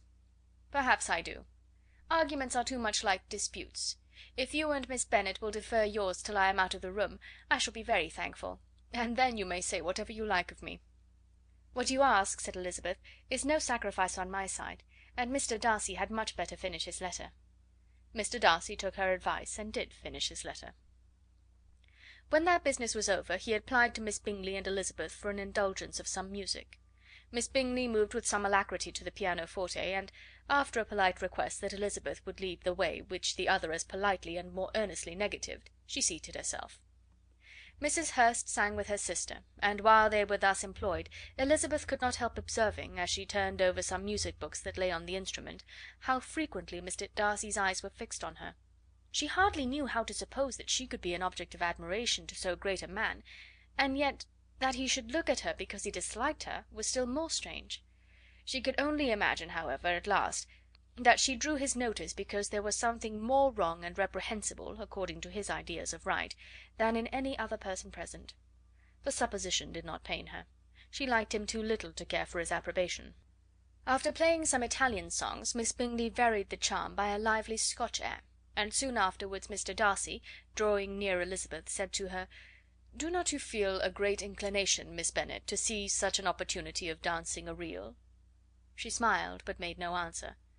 He repeated the question with some surprise at her silence. "Oh," said she, "I heard you before, but I could not immediately determine what to say in reply. You wanted me, I know, to say yes, that you might have the pleasure of despising my taste, but I always delight in overthrowing those kind of schemes, and cheating a person of their premeditated contempt. I have therefore made up my mind to tell you that I do not want to dance a reel at all. And now despise me if you dare." "Indeed I do not dare." Elizabeth, having rather expected to affront him, was amazed at his gallantry, but there was a mixture of sweetness and archness in her manner which made it difficult for her to affront anybody, and Darcy had never been so bewitched by any woman as he was by her. He really believed that, were it not for the inferiority of her connections, he should be in some danger. Miss Bingley saw or suspected enough to be jealous, and her great anxiety for the recovery of her dear friend Jane received some assistance from her desire of getting rid of Elizabeth. She often tried to provoke Darcy into disliking her guest by talking of their supposed marriage, and planning his happiness in such an alliance. "I hope," said she, as they were walking together in the shrubbery the next day, "you will give your mother in law a few hints, when this desirable event takes place, as to the advantage of holding her tongue; and if you can compass it, do cure the younger girls of running after officers. And if I may mention so delicate a subject, endeavour to check that little something bordering on conceit and impertinence which your lady possesses." "Have you anything else to propose for my domestic felicity?" "Oh, yes. Do let the portraits of your uncle and aunt Phillips be placed in the gallery at Pemberley. Put them next to your great uncle the judge. They are in the same profession, you know, only in different lines. As for your Elizabeth's picture, you must not have it taken, for what painter could do justice to those beautiful eyes?" "It would not be easy, indeed, to catch their expression, but their colour and shape, and the eyelashes, so remarkably fine, might be copied." At that moment they were met from another walk by Mrs. Hurst and Elizabeth herself. "I did not know that you intended to walk," said Miss Bingley, in some confusion, lest they had been overheard. "You used us abominably ill," answered Mrs. Hurst, "running away without telling us that you were coming out." Then, taking the disengaged arm of Mr. Darcy, she left Elizabeth to walk by herself. The path just admitted three. Mr. Darcy felt their rudeness, and immediately said: "This walk is not wide enough for our party. We had better go into the avenue."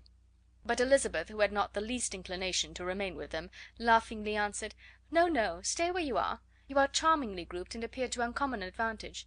The picturesque would be spoiled by admitting a fourth. Good bye." She then ran gaily off, rejoicing, as she rambled about, in the hope of being at home again in a day or two. Jane was already so much recovered as to intend leaving her room for a couple of hours that evening.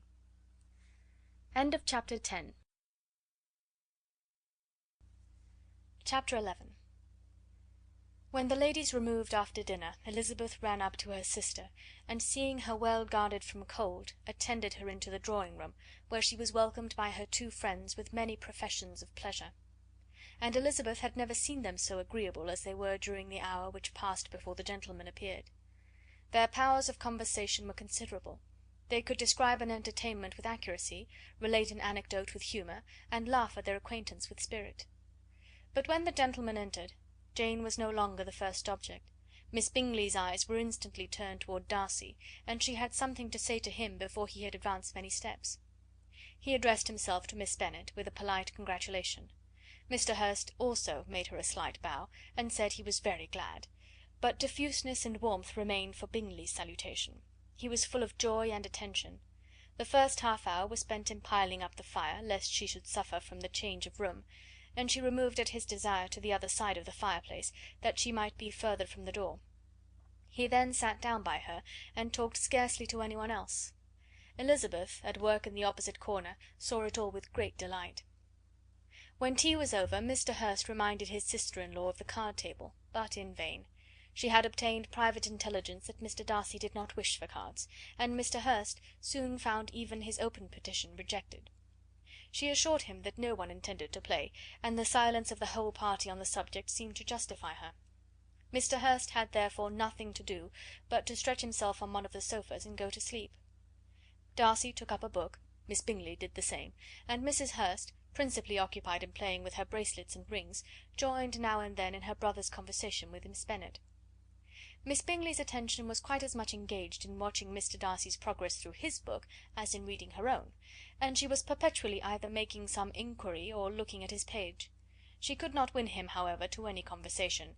He merely answered her question and read on. At length, quite exhausted by the attempt to be amused with her own book, which she had only chosen because it was the second volume of his, she gave a great yawn and said, "How pleasant it is to spend an evening in this way! I declare, after all, there is no enjoyment like reading. How much sooner one tires of anything than of a book! When I have a house of my own, I shall be miserable if I have not an excellent library." No one made any reply. She then yawned again, threw aside her book, and cast her eyes round the room in quest for some amusement, when, hearing her brother mentioning a ball to Miss Bennet, she turned suddenly towards him and said, "By the by, Charles, are you really serious in meditating a dance at Netherfield? I would advise you, before you determine on it, to consult the wishes of the present party. I am much mistaken if there are not some among us to whom a ball would be rather a punishment than a pleasure." "If you mean Darcy," cried her brother, "he may go to bed, if he chooses, before it begins; but as for the ball, it is quite a settled thing. and as soon as Nicholls has made white soup enough, I shall send round my cards." "I should like balls infinitely better," she replied, "if they were carried on in a different manner; but there is something insufferably tedious in the usual process of such a meeting. It would surely be much more rational if conversation instead of dancing were made the order of the day." "Much more rational, my dear Caroline, I dare say, but it would not be near so much like a ball." Miss Bingley made no answer, and soon afterwards she got up and walked about the room. Her figure was elegant, and she walked well, but Darcy, at whom it was all aimed, was still inflexibly studious. In the desperation of her feelings she resolved on one effort more, and turning to Elizabeth, said, "Miss Eliza Bennet, let me persuade you to follow my example, and take a turn about the room. I assure you it is very refreshing after sitting so long in one attitude." Elizabeth was surprised, but agreed to it immediately. Miss Bingley succeeded no less in the real object of her civility. Mr. Darcy looked up. He was as much awake to the novelty of attention in that quarter as Elizabeth herself could be, and unconsciously closed his book. He was directly invited to join their party, but he declined it, observing that he could imagine but two motives for their choosing to walk up and down the room together, with either of which motives his joining them would interfere. What could he mean? She was dying to know what could be his meaning, and asked Elizabeth whether she could at all understand him. "Not at all," was her answer; "but depend upon it, he means to be severe on us, and our surest way of disappointing him will be to ask nothing about it." Miss Bingley, however, was incapable of disappointing Mr. Darcy in anything, and persevered therefore in requiring an explanation of his two motives. "I have not the smallest objection to explaining them," said he, as soon as she allowed him to speak. "You either choose this method of passing the evening because you are in each other's confidence, and have secret affairs to discuss, or because you are conscious that your figures appear to the greatest advantage in walking. If the first, I would be completely in your way, and if the second, I can admire you much better as I sit by the fire." "Oh, shocking!" cried Miss Bingley. "I never heard anything so abominable. How shall we punish him for such a speech?" "Nothing so easy, if you have but the inclination," said Elizabeth. "We can all plague and punish one another. Tease him, laugh at him. Intimate as you are, you must know how it is to be done." "But upon my honour I do not. I do assure you that my intimacy has not yet taught me that. Tease calmness of temper and presence of mind? No, no, I feel he may defy us there. And as to laughter, we will not expose ourselves, if you please, by attempting to laugh without a subject. Mr. Darcy may hug himself." "Mr. Darcy is not to be laughed at?" cried Elizabeth. "That is an uncommon advantage, and uncommon I hope it will continue, for it would be a great loss to me to have many such acquaintances. I dearly love a laugh." "Miss Bingley," said he, "has given me credit for more than can be. The wisest and the best of men, nay, the wisest and the best of their actions, may be rendered ridiculous by a person whose first object in life is a joke." "Certainly," replied Elizabeth, "there are such people, but I hope I am not one of them. I hope I never ridicule what is wise or good. Follies and nonsense, whims and inconsistencies, do divert me, I own, and I laugh at them whenever I can; but these, I suppose, are precisely what you are without." "Perhaps that is not possible for anyone. But it has been the study of my life to avoid those weaknesses which often expose a strong understanding to ridicule." "Such as vanity and pride?" "Yes, vanity is a weakness indeed; but pride, where there is a real superiority of mind, pride will always be under good resolution." Elizabeth turned away to hide a smile. "Your examination of Mr. Darcy is over, I presume," said Miss Bingley; "and pray what is the result?" "I am perfectly convinced by it that Mr. Darcy has no defect. He owns it to himself without disguise." "No," said Darcy, "I have made no such pretension. I have faults enough, but they are not, I hope, of understanding. My temper I dare not vouch for. It is, I believe, too little yielding, certainly too little for the convenience of the world. I cannot forget the follies and vices of others so soon as I ought, nor their offences against myself. My feelings are not puffed about with every attempt to move them. My temper would perhaps be called resentful. My good opinion, once lost, is lost for ever."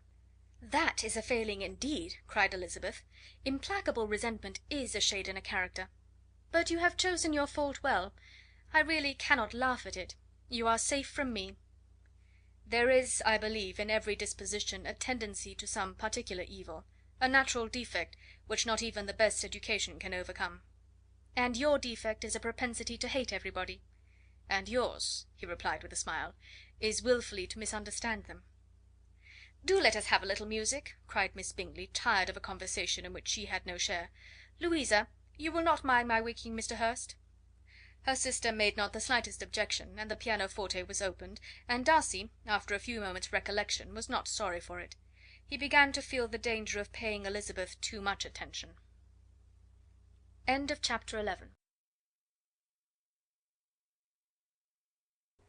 Chapter 12. In consequence of an agreement between the sisters, Elizabeth wrote the next morning to her mother to beg that the carriage might be sent for them in the course of the day. But Mrs. Bennet, who had calculated on her daughter's remaining at Netherfield till the following Tuesday, which would exactly finish Jane's week, could not bring herself to receive them with pleasure before. Her answer, therefore, was not propitious, at least not to Elizabeth's wishes, for she was impatient to get home. Mrs. Bennet sent them word that they could not possibly have the carriage before Tuesday, and in her postscript it was added that if Mr. Bingley and his sister pressed them to stay longer, she could spare them very well. Against staying longer, however, Elizabeth was positively resolved; nor did she much expect it would be asked, and fearful, on the contrary, as being considered as intruding themselves needlessly long, she urged Jane to borrow Mr. Bingley's carriage immediately, and at length it was settled that their original design of leaving Netherfield that morning should be mentioned, and the request made. The communication excited many professions of concern, and enough was said of wishing them to stay at least until the following day, to work on Jane. Until the morrow their going was deferred. Miss Bingley was then sorry that she had proposed the delay, for her jealousy and dislike of one sister much exceeded her affection for the other. The master of the house heard with real sorrow that they were to go so soon, and repeatedly tried to persuade Miss Bennet that it would not be safe for her, that she was not enough recovered, but Jane was firm where she felt herself to be right. To Mr. Darcy it was welcome intelligence. Elizabeth had been at Netherfield long enough. She attracted him more than he liked, and Miss Bingley was uncivil to her, and more teasing than usual to himself. He wisely resolved to be particularly careful that no sign of admiration should now escape him, nothing that could elevate her with the hope of influencing his felicity, sensible that, if such an idea had been suggested, his behaviour during the last day must have material weight in confirming or crushing it. Steady to his purpose, he scarcely spoke 10 words to her through the whole of Saturday, and though they were at one time left by themselves for half an hour, he adhered most conscientiously to his book, and would not even look at her. On Sunday, after morning service, the separation, so agreeable to almost all, took place.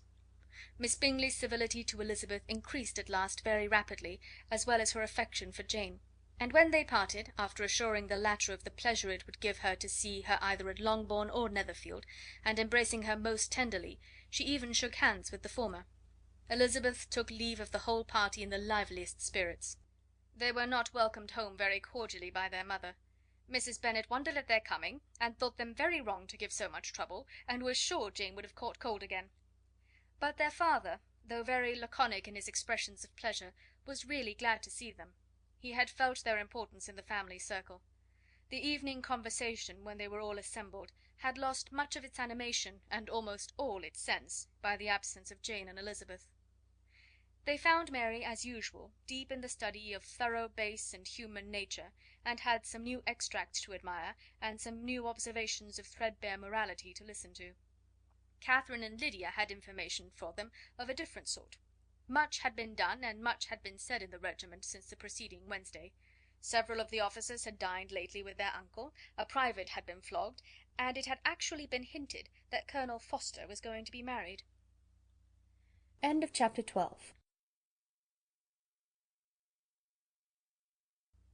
Chapter 13. "I hope, my dear," said Mr. Bennet to his wife, as they were at breakfast the next morning, "that you have ordered a good dinner to-day, because I have reason to expect an addition to our family party." "Who do you mean, my dear? I know of nobody that is coming, I am sure, unless Charlotte Lucas should happen to call in, and I am sure my dinners are good enough for her. I do not believe she often sees such at home." "The person of whom I speak is a gentleman and a stranger." Mrs. Bennet's eyes sparkled. "A gentleman and a stranger! It is Mr. Bingley, I am sure. Well, I am sure I shall be extremely glad to see Mr. Bingley. But, good Lord, how unlucky! There is not a bit of fish to be got to-day. Lydia, my love, ring the bell. I must speak to Hill this moment." "It is not Mr. Bingley," said her husband. "It is a person whom I never saw in the whole course of my life." This roused a general astonishment, and he had the pleasure of being eagerly questioned by his wife and his 5 daughters at once.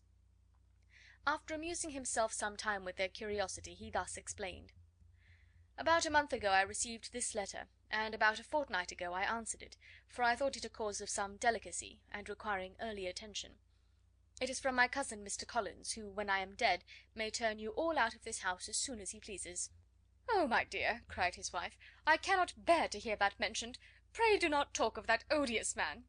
I do think it is the hardest thing in the world that your estate should be entailed away from your own children. I am sure, if I had been you, I should have tried long ago to do something or other about it."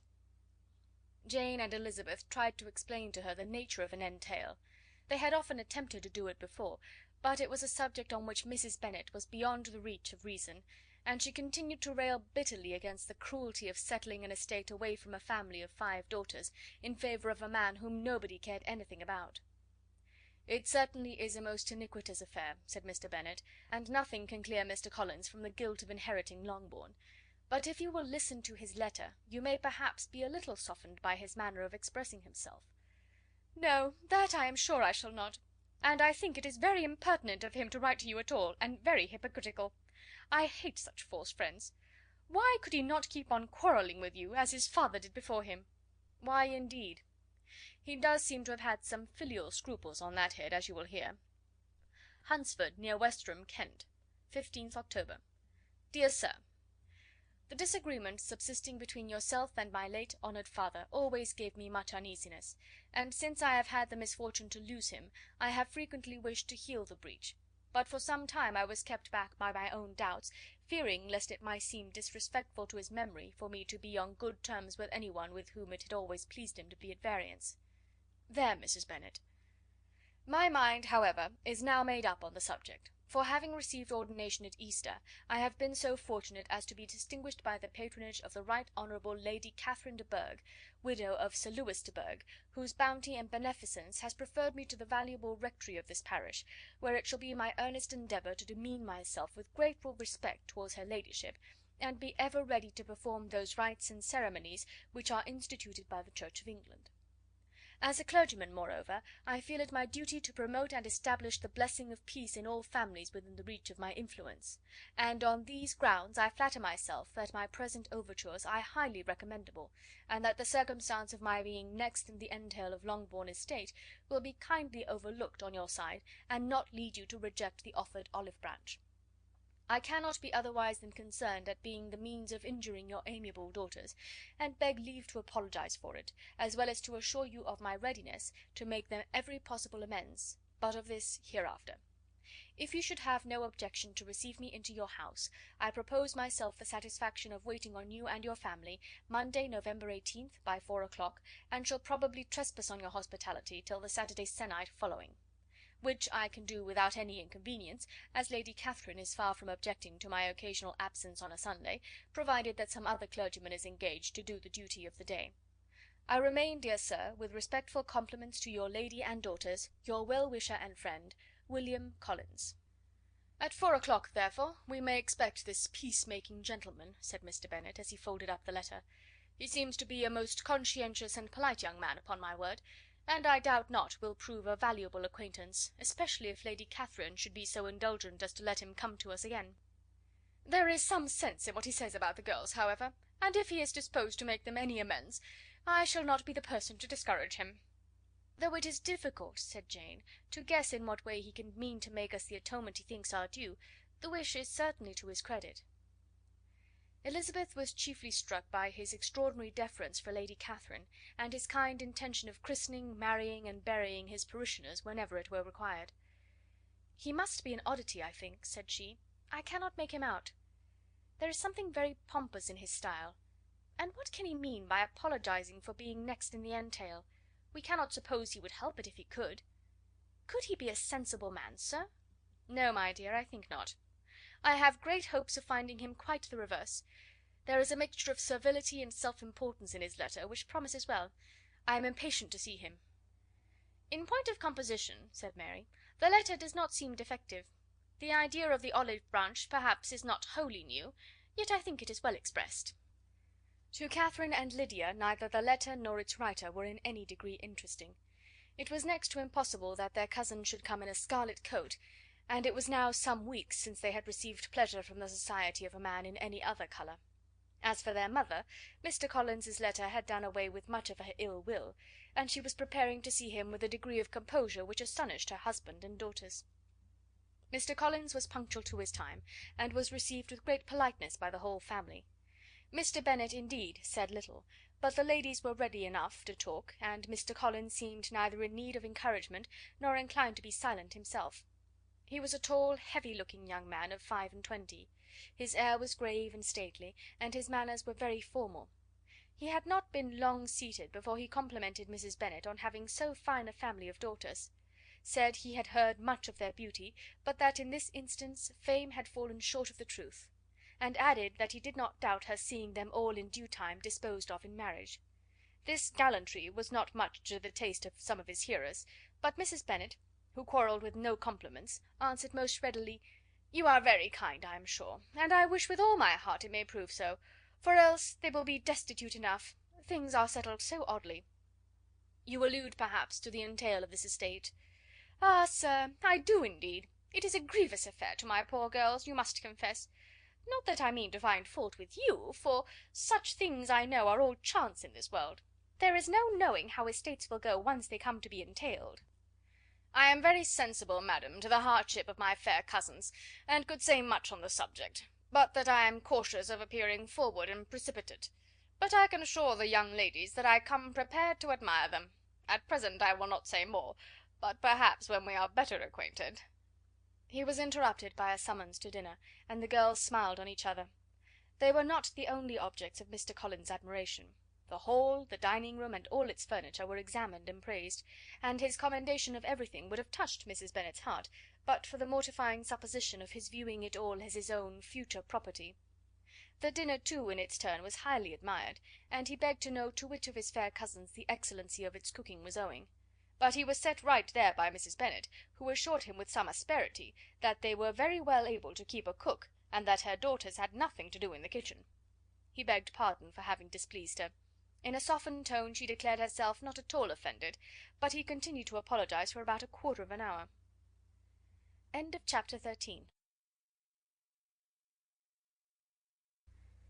Chapter 14.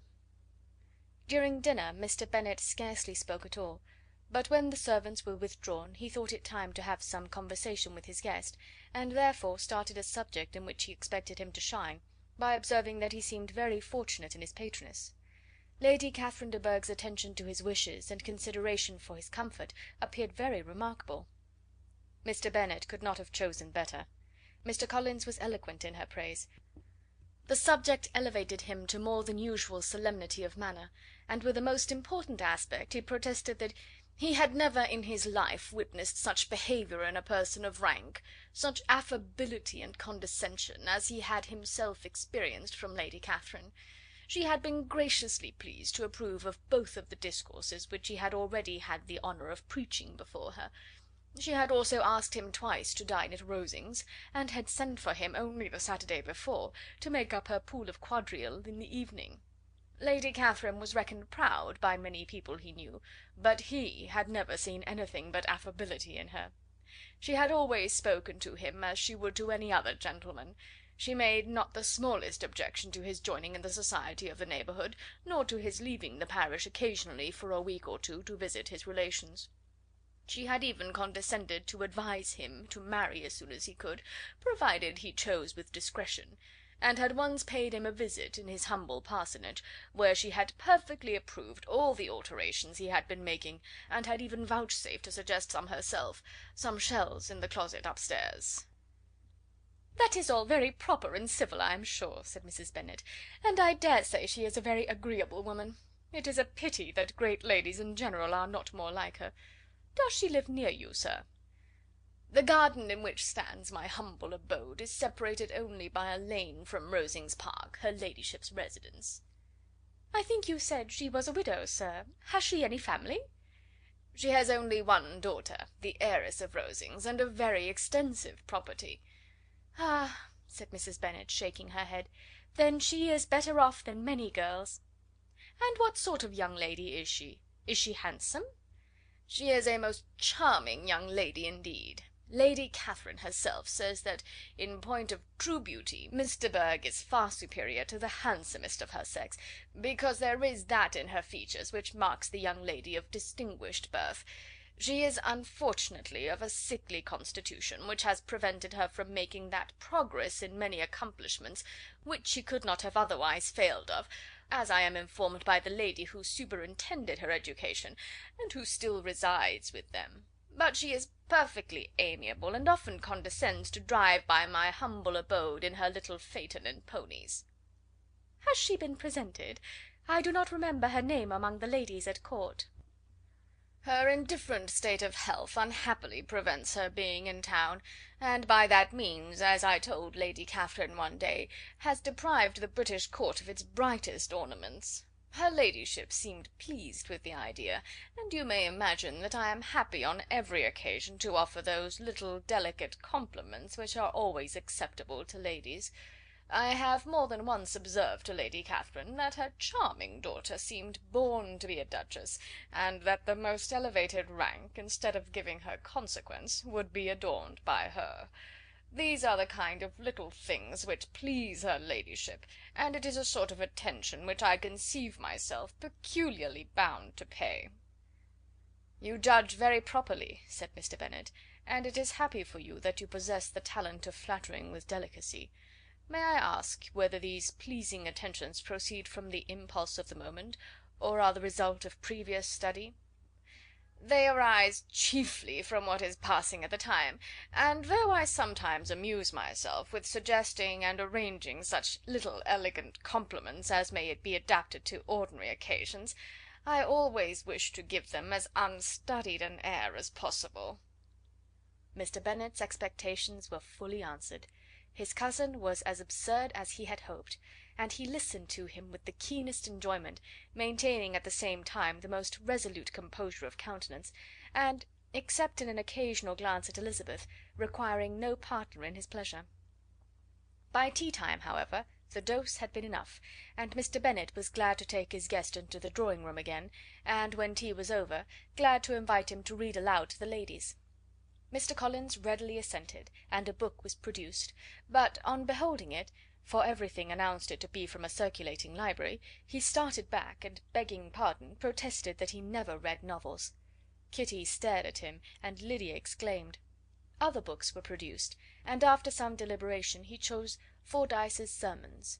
Lydia gaped as he opened the volume, and before he had, with very monotonous solemnity, read 3 pages, she interrupted him with: "Do you know, mamma, that my uncle Phillips talks of turning away Richard, and if he does, Colonel Forster will hire him. My aunt told me so herself on Saturday. I shall walk to Meryton to morrow to hear more about it, and to ask when Mr. Denny comes back from town." Lydia was bid by her 2 eldest sisters to hold her tongue, but Mr. Collins, much offended, laid aside his book and said: "I have often observed how little young ladies are interested by books of a serious stamp, though written solely for their benefit. It amazes me, I confess, for certainly there can be nothing so advantageous to them as instruction. But I will no longer importune my young cousin." Then, turning to Mr. Bennet, he offered himself as his antagonist at backgammon. Mr. Bennet accepted the challenge, observing that he acted very wisely in leaving the girls to their own trifling amusements. Mrs. Bennet and her daughters apologized most civilly for Lydia's interruption, and promised that it should not occur again, if he would resume his book; but Mr. Collins, after assuring them that he bore his young cousin no ill will, and should never resent her behaviour as any affront, seated himself at another table with Mr. Bennet, and prepared for backgammon. Chapter 15.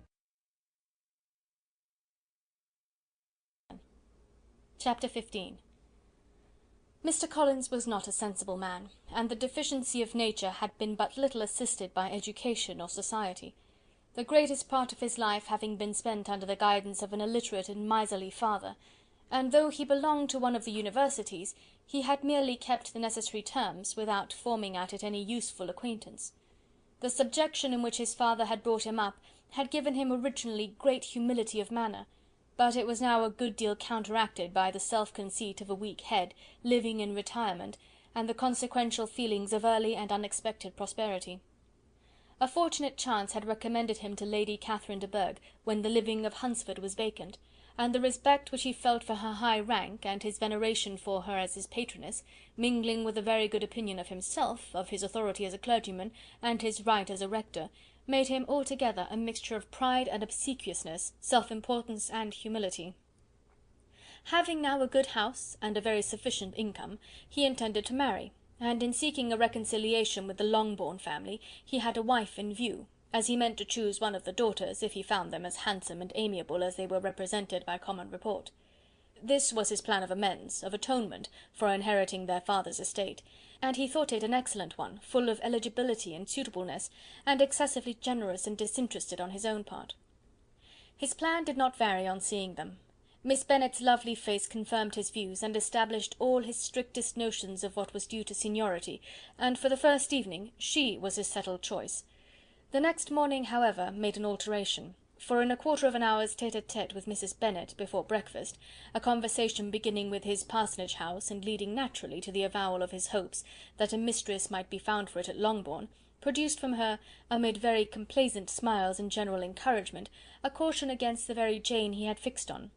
As to her younger daughters, she could not take upon her to say, she could not positively answer, but she did not know of any prepossession. Her eldest daughter, she must just mention, she felt it incumbent on her to hint, was likely to be very soon engaged. Mr. Collins had only to change from Jane to Elizabeth, and it was soon done while Mrs. Bennet was stirring the fire. Elizabeth, equal next to Jane in birth and beauty, succeeded her, of course. Mrs. Bennet treasured up the hint, and trusted that she might soon have 2 daughters married, and the man whom she could not bear to speak of the day before was now high in her good graces. Lydia's intention of walking to Meryton was not forgotten. Every sister except Mary agreed to go with her, and Mr. Collins was to attend them, at the request of Mr. Bennet, who was most anxious to get rid of him, and have his library to himself. For thither Mr. Collins had followed him after breakfast, and there he would continue, nominally engaged with one of the largest folios in the collection, but really talking to Mr. Bennet, with little cessation, of his house and garden at Hunsford. Such doings discomposed Mr. Bennet exceedingly.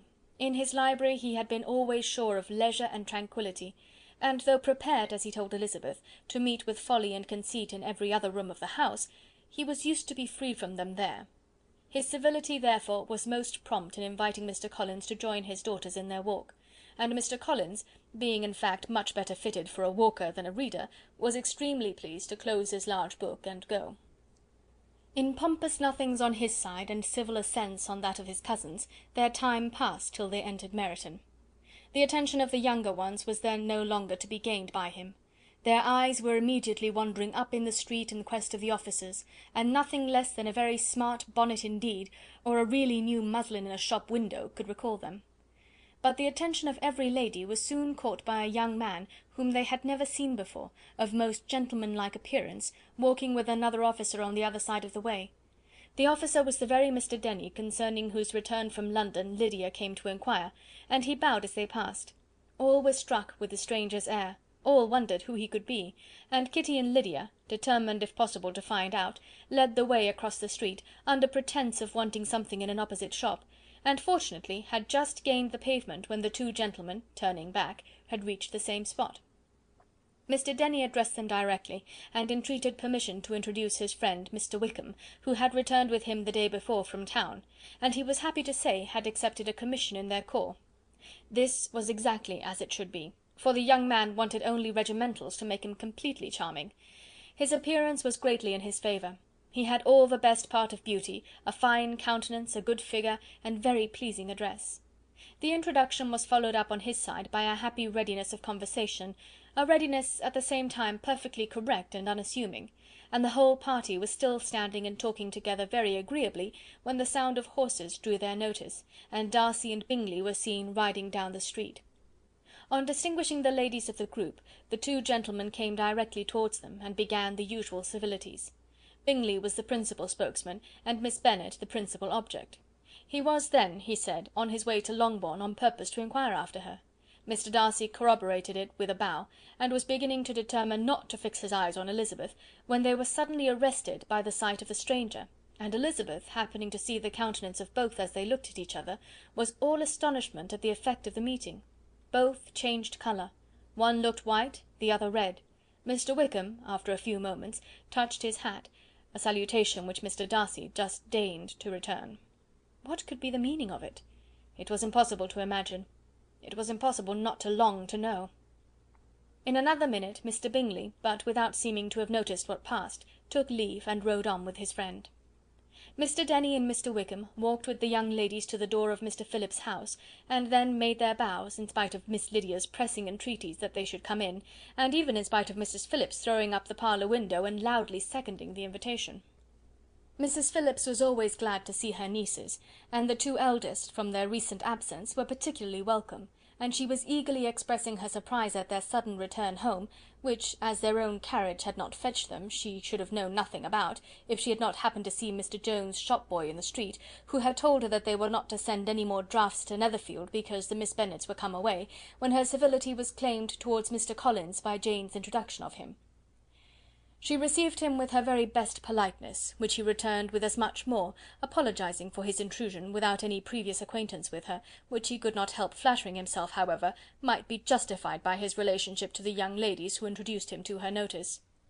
Mrs. Phillips was quite awed by such an excess of good breeding, but her contemplation of one stranger was soon put to an end by exclamations and inquiries about the other, of whom, however, she could only tell her nieces what they already knew, that Mr. Denny had brought him from London, and that he was to have a lieutenant's commission in the shire. She had been watching him the last hour, she said, as he walked up and down the street, and had Mr. Wickham appeared, Kitty and Lydia would certainly have continued the occupation; but unluckily no one passed the windows now except a few of the officers, who, in comparison with the stranger, were become stupid, disagreeable fellows. Some of them were to dine with the Phillipses the next day, and their aunt promised to make her husband call on Mr. Wickham, and give him an invitation also, if the family from Longbourn would come in the evening. This was agreed to, and Mrs. Phillips protested that they would have a nice, comfortable, noisy game of lottery tickets, and a little bit of hot supper afterwards. The prospect of such delights was very cheering, and they parted in mutual good spirits. Mr. Collins repeated his apologies in quitting the room, and was assured with unwearying civility that they were perfectly needless. As they walked home, Elizabeth related to Jane what she had seen pass between the two gentlemen, but though Jane would have defended either or both had they appeared to be in the wrong, she could no more explain such behaviour than her sister. Mr. Collins, on his return, highly gratified Mrs. Bennet by admiring Mrs. Phillips's manners and politeness. He protested that, except Lady Catherine and her daughter, he had never seen a more elegant woman, for she had not only received him with the utmost civility, but even pointedly included him in her invitation for the next evening, although utterly unknown to her before. Something, he supposed, might be attributed to his connection with them, but yet he had never met with so much attention in the whole course of his life. End of chapter 15. Chapter 16. As no objection was made to the young people's engagement with their aunt, and all Mr. Collins' scruples of leaving Mr. and Mrs. Bennet for a single evening during his visit were most steadily resisted, the coach conveyed him and his 5 cousins at a suitable hour to Meryton, and the girls had the pleasure of hearing, as they entered the drawing-room, that Mr. Wickham had accepted their uncle's invitation, and was then in the house. When this information was given, and they had all taken their seats, Mr. Collins was at leisure to look around him and admire, and he was so much struck with the size and furniture of the apartment, that he declared he might almost have supposed himself in the small summer breakfast parlour at Rosings, a comparison that did not at first convey much gratification, but when Mrs. Phillips understood from him what Rosings was, and who was its proprietor, when she had listened to the description of only one of Lady Catherine's drawing-rooms, and found that the chimney-piece alone had cost £800, she felt all the force of the compliment, and would hardly have resented a comparison with the housekeeper's room. In describing to her all the grandeur of Lady Catherine and her mansion, with occasional digressions in praise of his own humble abode, and the improvements it was receiving, he was happily employed until the gentlemen joined them, and he found in Mrs. Phillips a very attentive listener, whose opinion of his consequence increased with what she heard, and who was resolving to retail it all among her neighbours as soon as she could. To the girls, who could not listen to their cousin, and who had nothing to do but to wish for an instrument, and examine their own indifferent imitations of china on the mantelpiece, the interval of waiting appeared very long. It was over at last, however. The gentlemen did approach, and when Mr. Wickham walked into the room, Elizabeth felt that she had neither been seeing him before, nor thinking of him since, with the smallest degree of unreasonable admiration. The officers of the shire were in general a very creditable, gentlemanlike set, and the best of them were of the present party, but Mr. Wickham was as far beyond them all in person, countenance, air, and walk, as they were superior to the broad-faced, stuffy Uncle Phillips, breathing port wine, who followed them into the room. Mr. Wickham was the happy man towards whom almost every female eye was turned, and Elizabeth was the happy woman by whom he finally seated himself, and the agreeable manner in which he immediately fell into conversation, though it was only on its being a wet night, made her feel that the commonest, dullest, most threadbare topic might be rendered interesting by the skill of the speaker.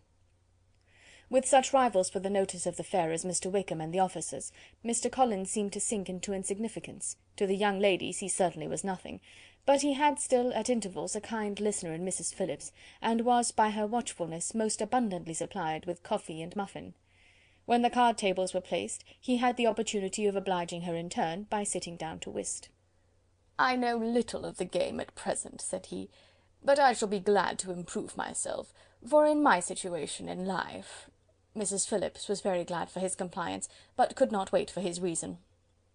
Mr. Wickham did not play at whist, and with ready delight was he received at the other table between Elizabeth and Lydia. At first there seemed danger of Lydia's engrossing him entirely, for she was a most determined talker, but being likewise extremely fond of lottery tickets, she soon grew too much interested in the game, too eager in making bets and exclaiming after prizes, to have attention for anyone in particular. Allowing for the common demands of the game, Mr. Wickham was therefore at leisure to talk to Elizabeth, and she was very willing to hear him, though what she chiefly wished to hear she could not hope to be told: the history of his acquaintance with Mr. Darcy. She dared not even mention that gentleman. Her curiosity, however, was unexpectedly relieved. Mr. Wickham began the subject himself. He inquired how far Netherfield was from Meryton, and after receiving her answer, asked in a hesitating manner how long Mr. Darcy had been staying there. "About a month," said Elizabeth, and then, unwilling to let the subject drop, added, "He is a man of very large property in Derbyshire, I understand." "Yes," replied Mr. Wickham, "his estate there is a noble one. A clear 10,000 per annum. You could not have met with a person more capable of giving you certain information on that head than myself, for I have been connected with his family in a particular manner from my infancy." Elizabeth could not but look surprised. "You may well be surprised, Miss Bennet, at such an assertion, after seeing, as you probably might, the very cold manner of our meeting yesterday. Are you much acquainted with Mr. Darcy?" "As much as I ever wished to be," cried Elizabeth very warmly. "I have spent 4 days in the same house with him, and I think him very disagreeable." "I have no right to give my opinion," said Wickham, "as to his being agreeable or otherwise. I am not qualified to form one. I have known him too long and too well to be a fair judge. It is impossible for me to be impartial, but I believe your opinion of him would in general astonish, and perhaps you would not express it quite so strongly anywhere else. Here you are in your own family." "Upon my word, I say no more here than I might say in any house in the neighbourhood, except Netherfield. He is not at all liked in Hertfordshire. Everybody is disgusted with his pride. You will not find him more favourably spoken of by anyone." "I cannot pretend to be sorry," said Wickham, after a short interruption, "that he or that any man should not be estimated beyond their deserts, but with him, I believe, it does not often happen. The world is blinded by his fortune and consequence, or frightened by his high and imposing manners, and sees him only as he chooses to be seen. I should take him, even on my slight acquaintance, to be an ill-tempered man." Wickham only shook his head. "I wonder," said he, at the next opportunity of speaking, "whether he is likely to be in this country much longer. I do not at all know, but I heard nothing of his going away when I was at Netherfield. I hope your plans in favour of the shire will not be affected by his being in the neighbourhood?" "Oh, no, it is not for me to be driven away by Mr. Darcy. If he wishes to avoid seeing me, he must go. We are not on friendly terms, and it always gives me pain to meet him, but I have no reason for avoiding him, but what I might proclaim before all the world, a sense of a very great ill-usage, and most painful regrets at his being what he is." "His father, Miss Bennet, the late Mr. Darcy, was one of the best men that ever breathed, and the truest friend I ever had. And I can never be in company with this Mr. Darcy without being grieved to the soul by 1,000 tender recollections. His behaviour to myself has been scandalous, but I verily believe I could forgive him anything and everything, rather than his disappointing the hopes and disgracing the memory of his father." Elizabeth found the interest of the subject increase, and listened with all her heart, but the delicacy of it prevented further inquiry. Mr. Wickham began to speak on more general topics, Meryton, the neighbourhood, the society, appearing highly pleased with all that he had yet seen, and speaking of the latter with gentle but very intelligible gallantry. "It was the prospect of constant society, and good society," he added, "which was my chief inducement to enter the shire. I knew it to be a most respectable, agreeable corps, and my friend Denny tempted me further by his account of their present quarters, and the very great attentions and excellent acquaintances Meryton had procured them. Society, I own, is necessary to me. I have been a disappointed man, and my spirits will not bear solitude. I must have employment and society. A military life is not what I was intended for, but circumstances have now made it eligible. The Church ought to have been my profession. I was brought up for the Church, and I should at this time have been in possession of a most valuable living, had it pleased the gentleman we were speaking of just now." "Indeed?" "Yes. The late Mr. Darcy bequeathed me the next presentation of the best living in his gift. He was my godfather, and excessively attached to me. I cannot do justice to his kindness. He meant to provide for me amply, and thought he had done it, but when the living fell, it was given elsewhere." "Good heavens!" cried Elizabeth. "But how could that be? How could his will be disregarded? Why did you not seek legal redress?" "There was just such an informality in the terms of the bequest as to give me no hope from law. A man of honour could not have doubted the intention, but Mr. Darcy chose to doubt it, or to treat it as a merely conditional recommendation, and to assert that I had forfeited all claim to it by extravagance, imprudence, in short, anything or nothing. Certain it is that the living became vacant 2 years ago, exactly as I was of an age to hold it, and that it was given to another man. And no less certain is it, that I cannot accuse myself of having really done anything to deserve to lose it. I have a warm, unguarded temper, and I may have spoken my opinion of him and to him too freely. I can recall nothing worse, but the fact is, that we are very different sort of men, and that he hates me." "This is quite shocking. He deserves to be publicly disgraced." "Some time or other he will be, but it shall not be by me. Till I can forget his father, I can never defy or expose him." Elizabeth honoured him for such feelings, and thought him handsomer than ever as he expressed them. "But what," said she after a pause, "can have been his motive? What can have induced him to behave so cruelly?" "A thorough determined dislike of me, a dislike which I cannot but attribute in some measure to jealousy.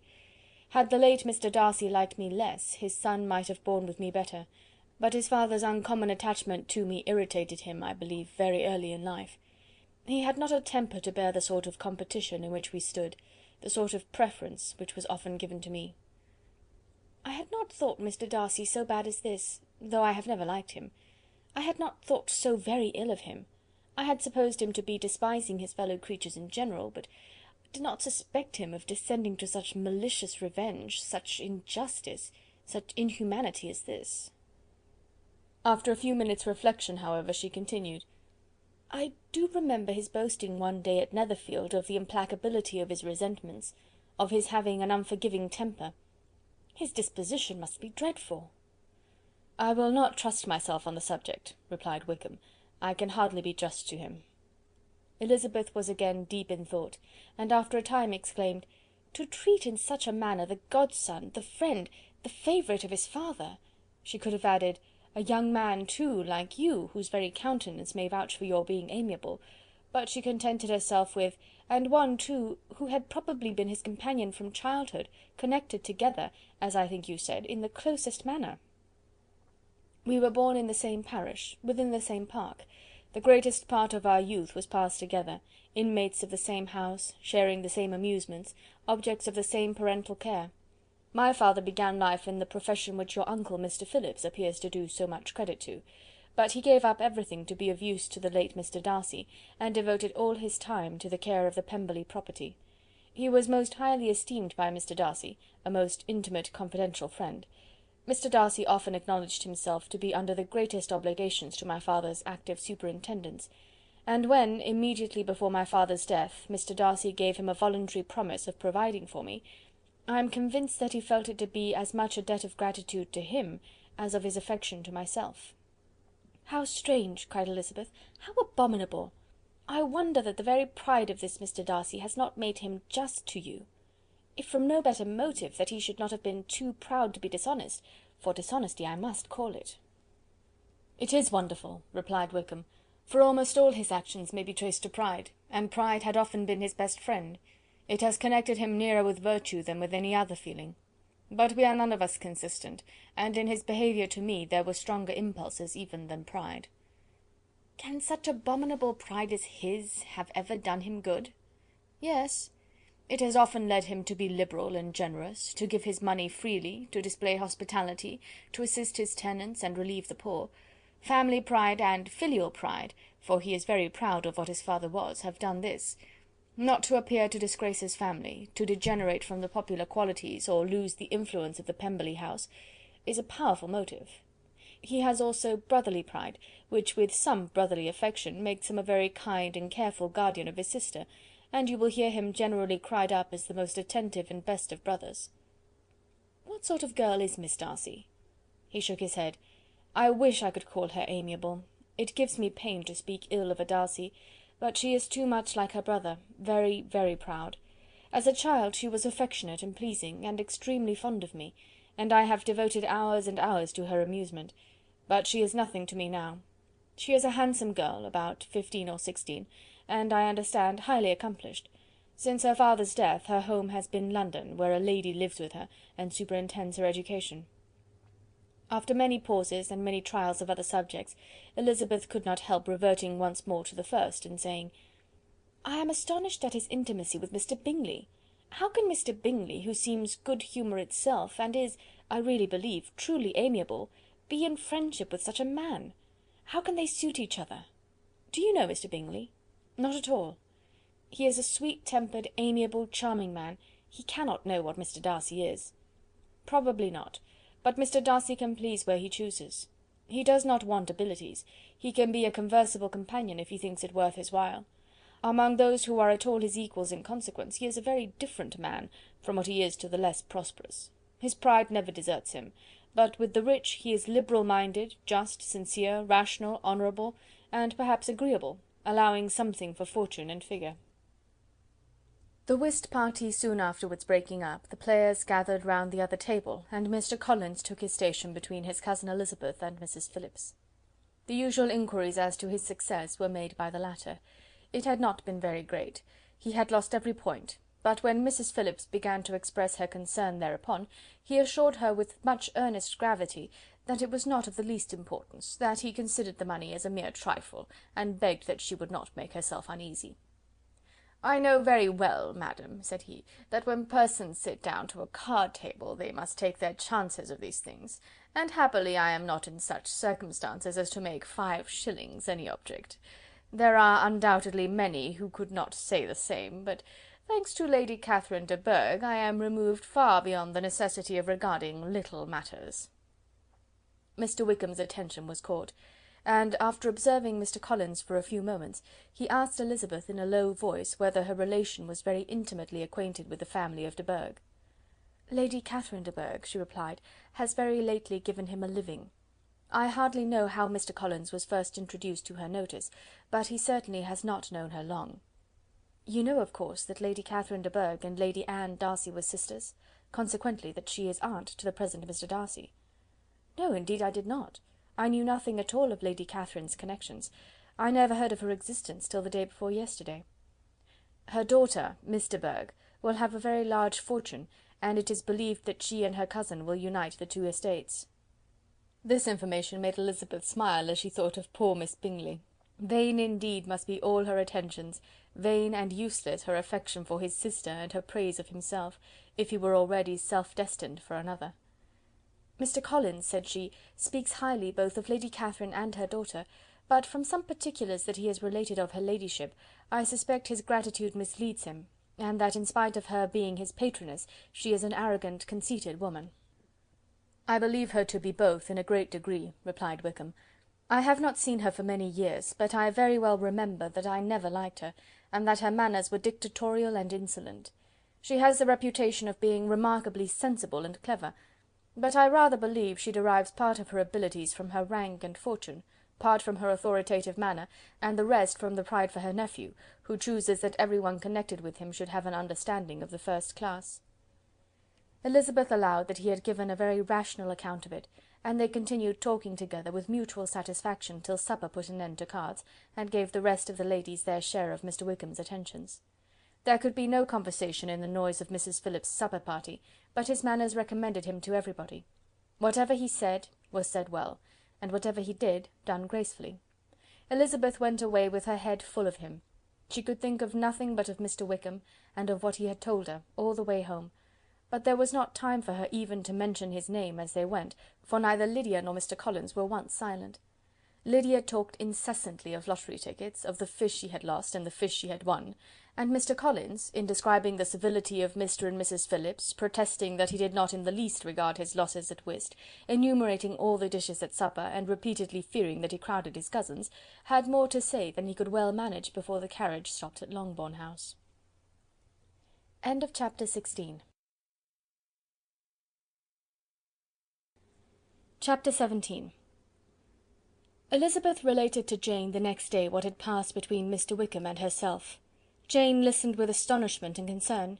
She knew not how to believe that Mr. Darcy could be so unworthy of Mr. Bingley's regard, and yet it was not in her nature to question the veracity of a young man of such amiable appearance as Wickham. The possibility of his having endured such unkindness was enough to interest all her tender feelings, and nothing remained therefore to be done but to think well of them both, to defend the conduct of each, and throw into the account of accident or mistake whatever could not be otherwise explained. "They have both," said she, "been deceived, I dare say, in some way or other, of which we can form no idea. Interested people have perhaps misrepresented each to the other. It is, in short, impossible for us to conjecture the causes or circumstances which may have alienated them, without actual blame on either side." "Very true indeed. And now, my dear Jane, what have you got to say on behalf of the interested people who have probably been concerned in the business? Do clear them too, or we shall be obliged to think ill of somebody."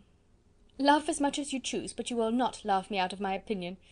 My dearest Lizzy, do but consider in what a disgraceful light it places Mr. Darcy, to be treating his father's favourite in such a manner, one whom his father had promised to provide for.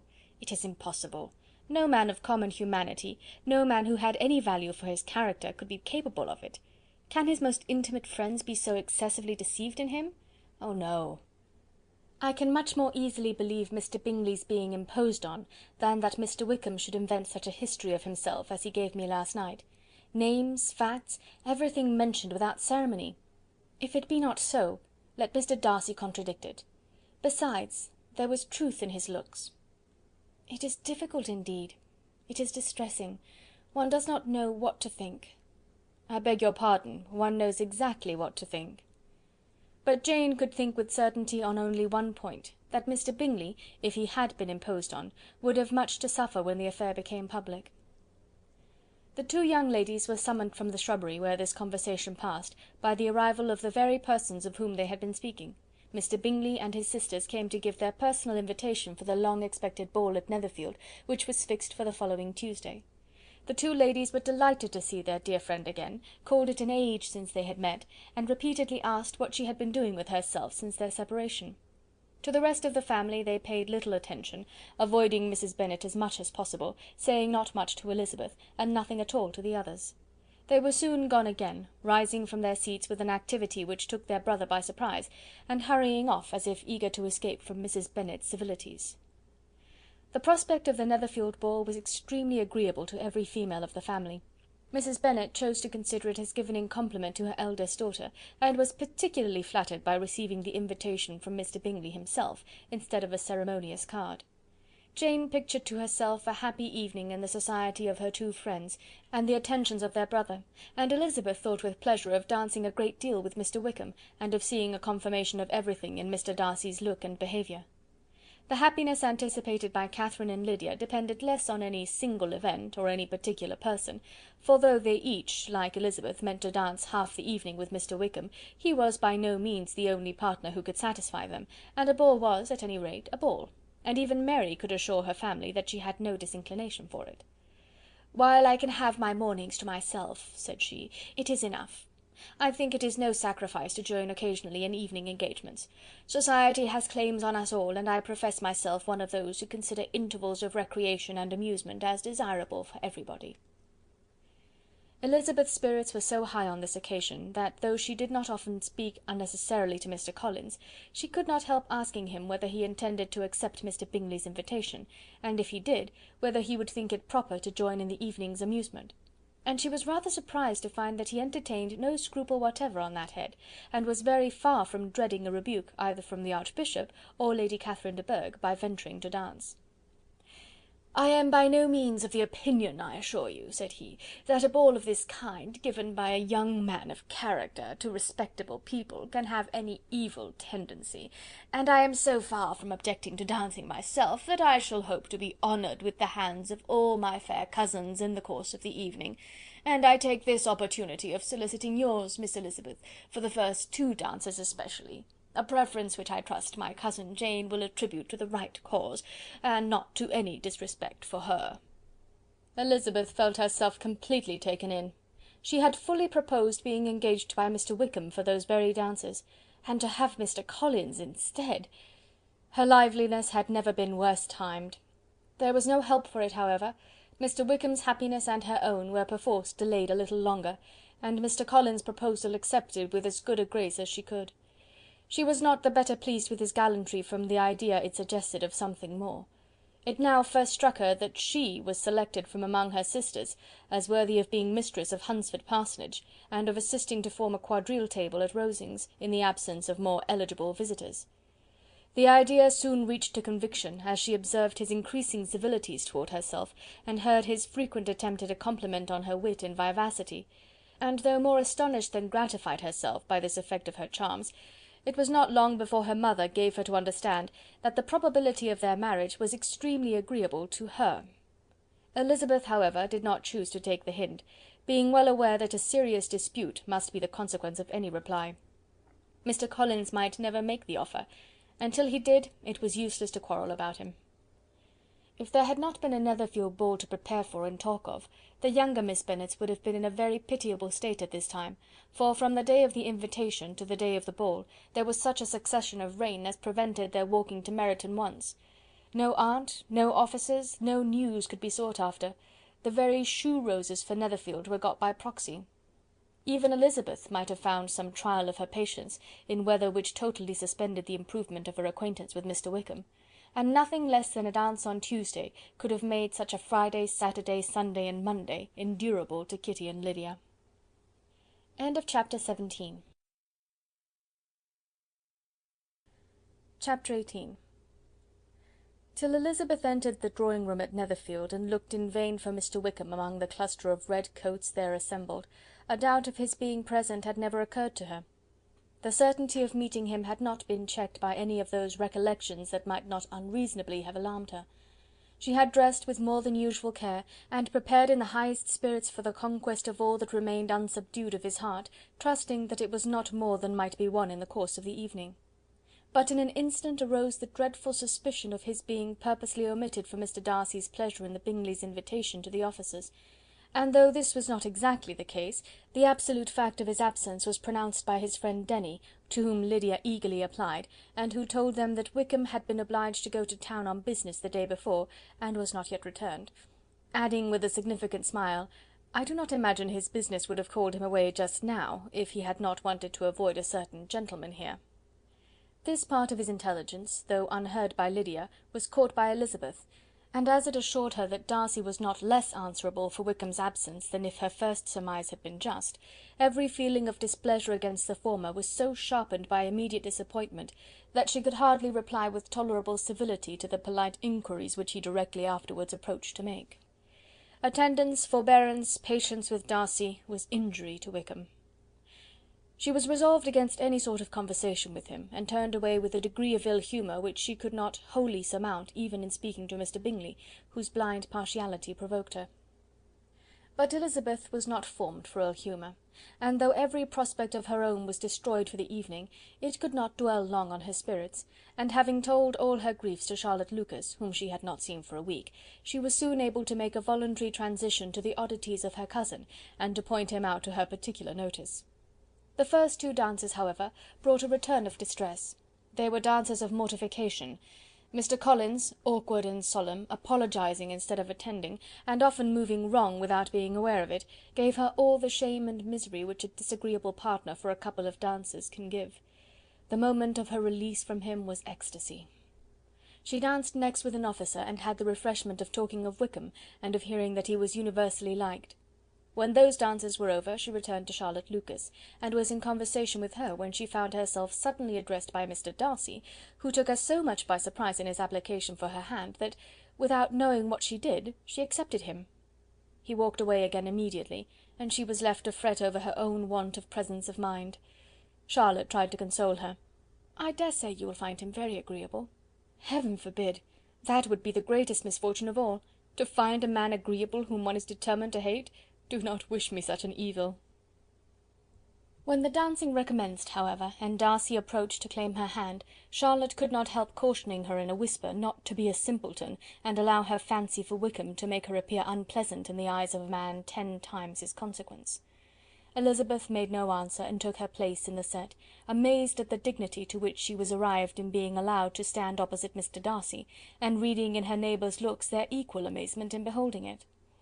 They stood for some time without speaking a word, and she began to imagine that their silence was to last through the 2 dances, and at first was resolved not to break it, till suddenly, fancying that it would make the greater punishment to her partner to oblige him to talk, she made some slight observation on the dance. He replied, and was again silent. After a pause of some minutes, she addressed him a second time with— "It is your turn to say something now, Mr. Darcy. I talked about the dance, and you ought to make some sort of remark on the size of the room, or the number of couples." He smiled, and assured her that whatever she wished him to say should be said. "Very well, that reply will do for the present. Perhaps by and by I may observe that private balls are much pleasanter than public ones. But now we may be silent." "Do you talk by rule, then, while you are dancing?" "Sometimes. One must speak a little, you know. It would look odd to be entirely silent for half an hour together, and yet, for the advantage of some, conversation ought to be so arranged as that they might have the trouble of saying as little as possible." "Are you consulting your own feelings in the present case, or do you imagine that you are gratifying mine?" "Both," replied Elizabeth archly, "for I have always seen a great similarity in the turn of our minds. We are each of an unsocial, taciturn disposition, unwilling to speak unless we expect to say something that will amaze the whole room, and be handed down to posterity with all the eclat of a proverb." "This is no very striking resemblance of your own character, I am sure," said he. "How near it may be to mine, I cannot pretend to say. You think it a faithful portrait, undoubtedly." "I must not decide on my own performance." He made no answer, and they were again silent till they had gone down the dance, when he asked her if she and her sisters did not very often walk to Meryton. She answered in the affirmative, and, unable to resist the temptation, added, "When you met us there the other day, we had just been forming a new acquaintance." The effect was immediate. A deeper shade of hauteur overspread his features, but he said not a word, and Elizabeth, though blaming herself for her own weakness, could not go on. At length Darcy spoke, and in a constrained manner said— "Mr. Wickham is blessed with such happy manners as may ensure his making friends. Whether he may be equally capable of retaining them is less certain." "He has been so unlucky as to lose your friendship," replied Elizabeth with emphasis, "and in a manner which he is likely to suffer from all his life." Darcy made no answer, and seemed desirous of changing the subject. At that moment Sir William Lucas appeared close to them, meaning to pass through the set to the other side of the room, but on perceiving Mr. Darcy, he stopped with a bow of superior courtesy to compliment him on his dancing and his partner. "I have been most highly gratified indeed, my dear sir. Such very superior dancing is not often seen. It is evident that you belong to the first circles. Allow me to say, however, that your fair partner does not disgrace you, and that I must hope to have this pleasure often repeated, especially when a certain desirable event, my dear Eliza," glancing at her sister and Bingley, "shall take place. What congratulations will then flow in! I appeal to Mr. Darcy... But let me not interrupt you, sir. You will not thank me for detaining you from the bewitching converse of that young lady, whose bright eyes are also upbraiding me." The latter part of this address was scarcely heard by Darcy, but Sir William's allusion to his friend seemed to strike him forcibly, and his eyes were directed with a very serious expression towards Bingley and Jane, who were dancing together. Recovering himself, however, shortly, he turned to his partner and said, "Sir William's interruption has made me forget what we were talking of." "I do not think we were speaking at all. Sir William could not have interrupted two people in the room who had less to say for themselves. We have tried 2 or 3 subjects already without success, and what we are to talk of next I cannot imagine." "What think you of books?" said he, smiling. "Books? Oh no! I am sure we never read the same, or not with the same feelings." "I am sorry you think so, but if that be the case, there can at least be no want of subject. We may compare our different opinions." "No, I cannot talk of books in a ballroom. My head is always full of something else." "The present always occupies you in such scenes, does it?" said he, with a look of doubt. "Yes, always," she replied, without knowing what she said, for her thoughts had wandered far from the subject, as soon afterwards appeared by her suddenly exclaiming, "I remember hearing you once say, Mr. Darcy, that you hardly ever forgave, that your resentment once created was unappeasable. You are very cautious, I suppose, as to its being created?" "I am," said he, with a firm voice. "And never allow yourself to be blinded by prejudice?" "I hope not." "It is particularly incumbent on those who never change their opinion to be secure of judging properly at first." "May I ask to what these questions tend?" "Merely to the illustration of your character," said she, endeavouring to shake off her gravity. "I am trying to make it out." "And what is your success?" She shook her head. "I do not get on at all. I hear such different accounts of you as puzzle me exceedingly." "I can readily believe," answered he, gravely, "that reports may vary greatly with respect to me, and I could wish, Miss Bennet, that you were not to sketch my character at the present moment, as there is reason to fear that the performance would reflect no credit on either. But if I do not take your likeness now, I may never have another opportunity." "I would by no means suspend any pleasure of yours," he coldly replied. She said no more, and they went down the other dance and parted in silence, and on each side dissatisfied, though not to an equal degree, for in Darcy's breast there was a tolerable powerful feeling towards her, which soon procured her pardon, and directed all his anger against another. They had not long separated when Miss Bingley came towards her, and with an expression of civil disdain accosted her. "So, Miss Eliza, I hear you are quite delighted with George Wickham. Your sister has been talking to me about him, and asking me 1,000 questions, and I find that the young man quite forgot to tell you, among his other communication, that he was the son of old Wickham, the late Mr. Darcy's steward. Let me recommend you, however, as a friend, not to give implicit confidence to all his assertions, for as to Mr. Darcy's using him ill, it is perfectly false, for on the contrary, he has always been remarkably kind to him, though George Wickham has treated Mr. Darcy in a most infamous manner. I do not know the particulars, but I know very well that Mr. Darcy is not in the least to blame, that he cannot bear to hear George Wickham mentioned, and that though my brother thought he could not well avoid including him in his invitation to the officers, he was excessively glad to find that he had taken himself out of the way. His coming into the country at all is a most insolent thing indeed, and I wonder how he could presume to do it. I pity you, Miss Eliza, for this discovery of your favourite's guilt, but really, considering his descent, one could not expect much better." "His guilt and his descent appear by your account to be the same," said Elizabeth angrily, "for I have heard you accuse him of nothing worse than of being the son of Mr. Darcy's steward, and of that, I can assure you, he informed me himself." "I beg your pardon," replied Miss Bingley, turning away with a sneer. "Excuse my interference, it was kindly meant." "Insolent girl!" said Elizabeth to herself. "You are much mistaken if you expect to influence me by such a paltry attack as this. I see nothing in it but your own wilful ignorance and the malice of Mr. Darcy." She then sought her eldest sister, who had undertaken to make inquiries on the same subject of Bingley.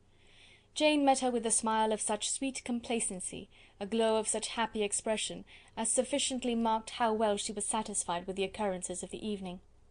Elizabeth instantly read her feelings, and at that moment solicitude for Wickham, resentment against his enemies, and everything else, gave way before the hope of Jane's being in the fairest way for happiness. "I want to know," said she, with a countenance no less smiling than her sister's, "what you have learnt about Mr. Wickham. But perhaps you have been too pleasantly engaged to think of any third person, in which case you may be sure of my pardon." "No," replied Jane, "I have not forgotten him, but I have nothing satisfactory to tell you. Mr. Bingley does not know the whole of his history, and is quite ignorant of the circumstances which have principally offended Mr. Darcy; but he will vouch for the good conduct, the probity and honour of his friend, and is perfectly convinced that Mr. Wickham has deserved much less attention from Mr. Darcy than he has received; and I am sorry to say by his account as well as his sister's, Mr. Wickham is by no means a respectable young man. I am afraid he has been very imprudent, and has deserved to lose Mr. Darcy's regard." "Mr. Bingley does not know Mr. Wickham himself?" "No, he never saw him till the other morning at Meryton." "This account, then, is what he has received from Mr. Darcy. I am satisfied. But what does he say of the living?" "He does not exactly recollect the circumstances, though he has heard them from Mr. Darcy more than once, but he believes that it was left to him conditionally only." "I have not a doubt of Mr. Bingley's sincerity," said Elizabeth warmly, "but you must excuse my not being convinced by assurances only. Mr. Bingley's defence of his friend was a very able one, I dare say, but since he is unacquainted with several parts of the story, and has learnt the rest from that friend himself, I shall venture to still think of both gentlemen as I did before." She then changed the discourse to one more gratifying to each, and on which there could be no difference of sentiment. Elizabeth listened with delight to the happy though modest hopes which Jane entertained of Mr. Bingley's regard, and said all in her power to heighten her confidence in it. On their being joined by Mr. Bingley himself, Elizabeth withdrew to Miss Lucas, to whose inquiry after the pleasantness of her last partner she had scarcely replied, before Mr. Collins came up to them, and told her with great exultation that he had just been so fortunate as to make a most important discovery. "I have found out," said he, "by a singular accident, that there is now in the room a near relation of my patroness. I happened to overhear the gentleman himself mentioning to the young lady who does the honours of the house the names of his cousin Miss de Bourgh, and of her mother, Lady Catherine. How wonderfully these sort of things occur! Who would have thought of my meeting with perhaps a nephew of Lady Catherine de Bourgh in this assembly? I am most thankful that the discovery is made in time for me to pay my respects to him, which I am now going to do, and trust he will excuse my not having done it before. My total ignorance of the connection must plead my apology." "You are not going to introduce yourself to Mr. Darcy?" "Indeed I am. I shall entreat his pardon for not having done it earlier. I believe him to be Lady Catherine's nephew. It will be in my power to assure him that her ladyship was quite well yesterday se'nnight." Elizabeth tried hard to dissuade him from such a scheme, assuring him that Mr. Darcy would consider his addressing him without introduction as an impertinent freedom, rather than a compliment to his aunt, that it was not in the least necessary there should be any notice on either side, and that if it were, it must belong to Mr. Darcy, the superior in consequence, to begin the acquaintance. Mr. Collins listened to her with a determined air of following his own inclination, and when she ceased speaking, replied thus: "My dear Miss Elizabeth, I have the highest opinion in the world in your excellent judgment in all matters within the scope of your understanding, but permit me to say that there must be a wide difference between the established forms of ceremony amongst the laity and those which regulate the clergy, for give me leave to observe that I consider the clerical office as equal in point of dignity with the highest rank in the kingdom, provided that a proper humility of behaviour is at the same time maintained. You must therefore allow me to follow the dictates of my conscience on this occasion, which leads me to perform what I look on as a point of duty. Pardon me for neglecting to profit by your advice, which on every other subject shall be my constant guide, though in the case before us I consider myself more fitted by education and habitual study to decide on what is right than a young lady like yourself." And with a low bow he left her to attack Mr. Darcy, whose reception of his advances she eagerly watched, and whose astonishment at being so addressed was very evident.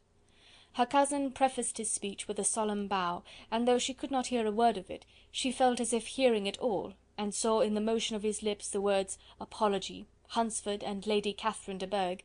It vexed her to see him expose himself to such a man. Mr. Darcy was eyeing him with unrestrained wonder, and when at last Mr. Collins allowed him time to speak, replied with an air of distant civility. Mr. Collins, however, was not discouraged from speaking again, and Mr. Darcy's contempt seemed abundantly increasing with the length of his second speech, and at the end of it he only made him a slight bow, and moved another way. Mr. Collins then returned to Elizabeth. "I have no reason, I assure you," said he, "to be dissatisfied with my reception.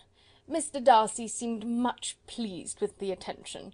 He answered me with the utmost civility, and even paid me the compliment of saying that he was so well convinced of Lady Catherine's discernment as to be certain she could never bestow a favour unworthily. It was really a very handsome thought. Upon the whole, I am much pleased with him."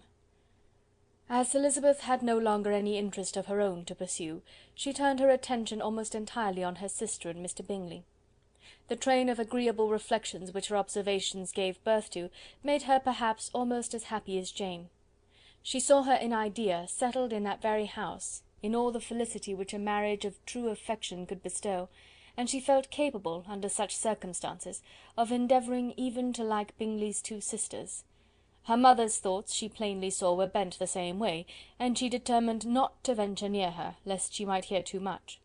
When they sat down to supper, therefore, she considered it a most unlucky perverseness which placed them within one of each other, and deeply was she vexed to find that her mother was talking to that one person, Lady Lucas, freely, openly, and of nothing else but her expectation that Jane would soon be married to Mr. Bingley. It was an animating subject, and Mrs. Bennet seemed incapable of fatigue while enumerating the advantages of the match.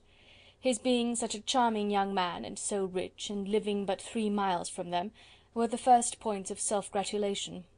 And then it was such a comfort to think how fond the two sisters were of Jane, and to be certain that they must desire the connection as much as she could do. It was, moreover, such a promising thing for her younger daughters, as Jane's marrying so greatly must throw them in the way of other rich men. And lastly, it was so pleasant at her time of life to be able to consign her single daughters to the care of their sister, that she might not be obliged to go into company more than she liked.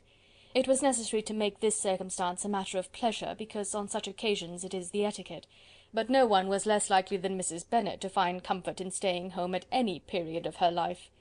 She concluded with many good wishes that Lady Lucas might soon be equally fortunate, though evidently and triumphantly believing there was no chance of it.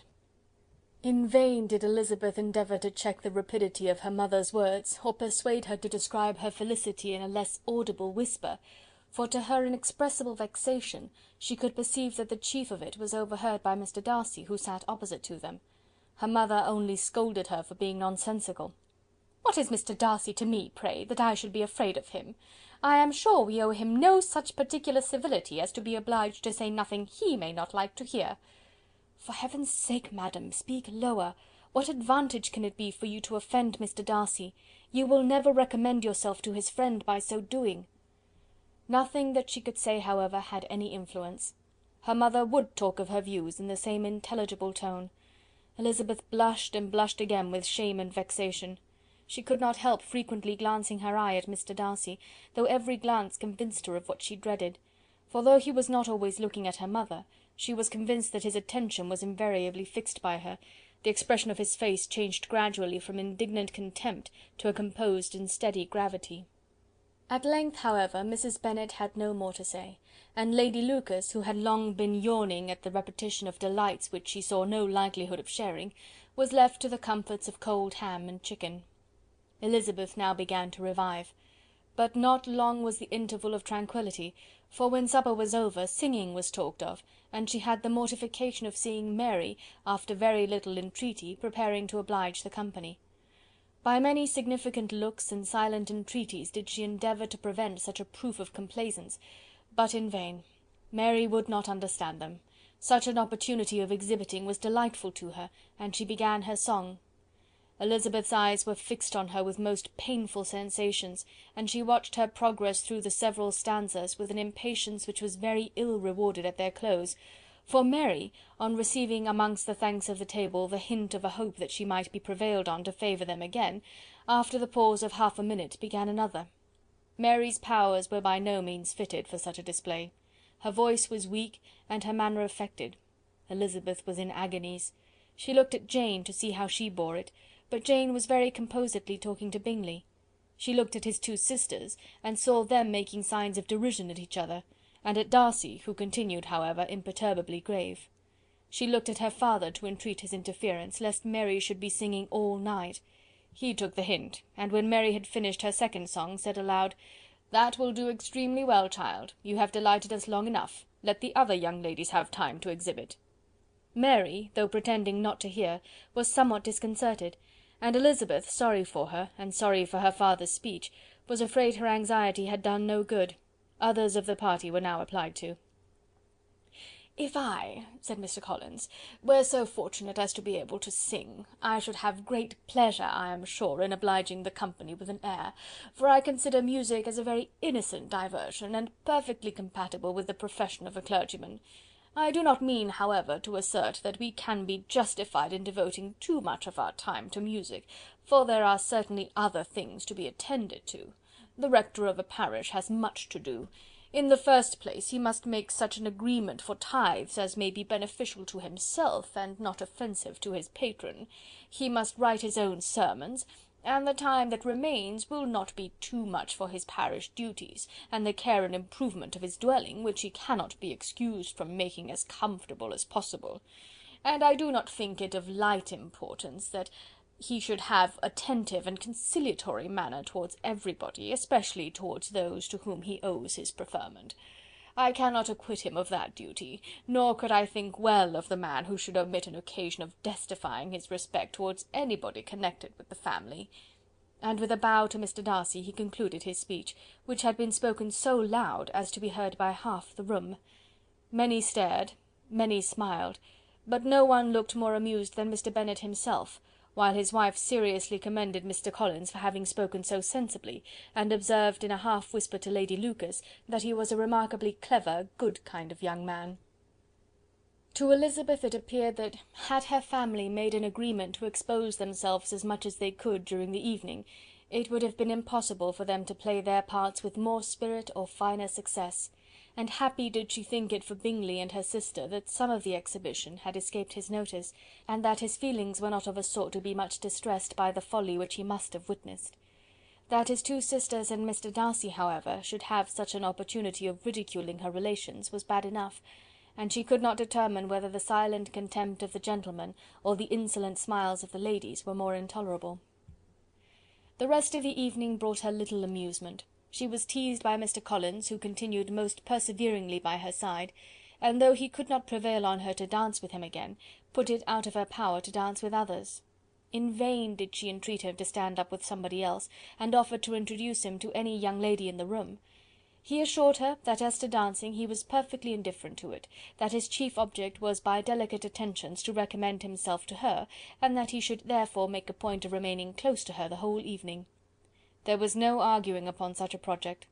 She owed her greatest relief to her friend Miss Lucas, who often joined them, and good-naturedly engaged Mr. Collins' conversation to herself. She was at least free from the offence of Mr. Darcy's further notice. Though often standing within a very short distance of her, quite disengaged, he never came near enough to speak. She felt it to be the probable consequence of her allusions to Mr. Wickham, and rejoiced in it. The Longbourn party were the last of all the company to depart, and by a manoeuvre of Mrs. Bennet had to wait for their carriage a quarter of an hour after everybody else was gone, which gave them time to see how heartily they were wished away by some of the family. Mrs. Hurst and her sister scarcely opened their mouths, except to complain of fatigue, and were evidently impatient to have the house to themselves. They repulsed every attempt of Mrs. Bennet at conversation, and by so doing threw a languor over the whole party, which was very little relieved by the long speeches of Mr. Collins, who was complimenting Mr. Bingley and his sisters on the elegance of their entertainment, and the hospitality and politeness which had marked their behaviour to their guests. Darcy said nothing at all. Mr. Bennet, in equal silence, was enjoying the scene. Mr. Bingley and Jane were standing together, a little detached from the rest, and talked only to each other. Elizabeth preserved as steady a silence as either Mrs. Hurst or Miss Bingley, and even Lydia was too much fatigued to utter more than the occasional exclamation of "Lord, how tired I am!" accompanied by a violent yawn. When at length they arose to take leave, Mrs. Bennet was most pressingly civil in her hope of seeing the whole family soon at Longbourn, and addressed herself especially to Mr. Bingley, to assure him how happy he would make them by eating a family dinner with them at any time, without the ceremony of a formal invitation. Bingley was all grateful pleasure, and he readily engaged for taking the earliest opportunity of waiting on her, after his return from London, whither he was obliged to go the next day for a short time. Mrs. Bennet was perfectly satisfied, and quitted the house under the delightful persuasion that, allowing for the necessary preparations of settlements, new carriages, and wedding clothes, she should undoubtedly see her daughter settled at Netherfield in the course of 3 or 4 months. Of having another daughter married to Mr. Collins, she thought with equal certainty, and with considerable though not equal pleasure.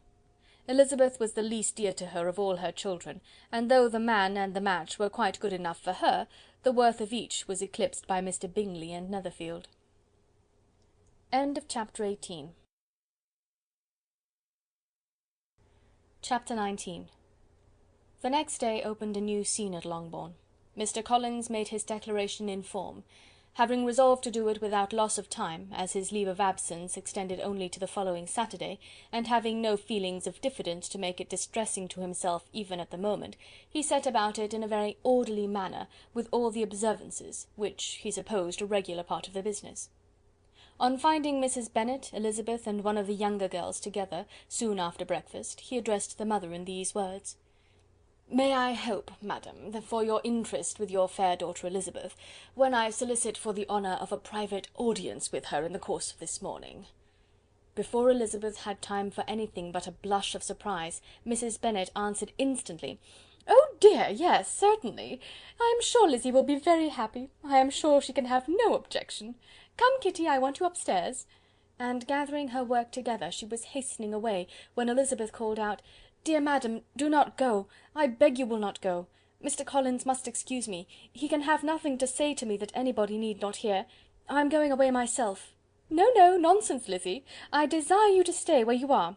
And upon Elizabeth seeming really, with vexed and embarrassed looks, about to escape, she added: "Lizzy, I insist upon your staying and hearing Mr. Collins." Elizabeth would not oppose such an injunction, and a moment's consideration making her also sensible that it would be wisest to get it over as soon and as quietly as possible, she sat down again and tried to conceal by incessant employment the feelings which were divided between distress and diversion. Mrs. Bennet and Kitty walked off, and as soon as they were gone, Mr. Collins began: "Believe me, my dear Miss Elizabeth, that your modesty, so far from doing you any disservice, rather adds to your other perfections. You would have been less amiable in my eyes, had there not been this little unwillingness, but allow me to assure you that I have your respected mother's permission for this address. You can hardly doubt the purport of my discourse, however your natural delicacy may lead you to dissemble. My attentions have been too marked to be mistaken. Almost as soon as I entered the house, I singled you out as the companion of my future life. But before I am run away with by my feelings on this subject, perhaps it would be advisable for me to state my reasons for marrying, and moreover for coming into Hertfordshire with the design of selecting a wife, as I certainly did."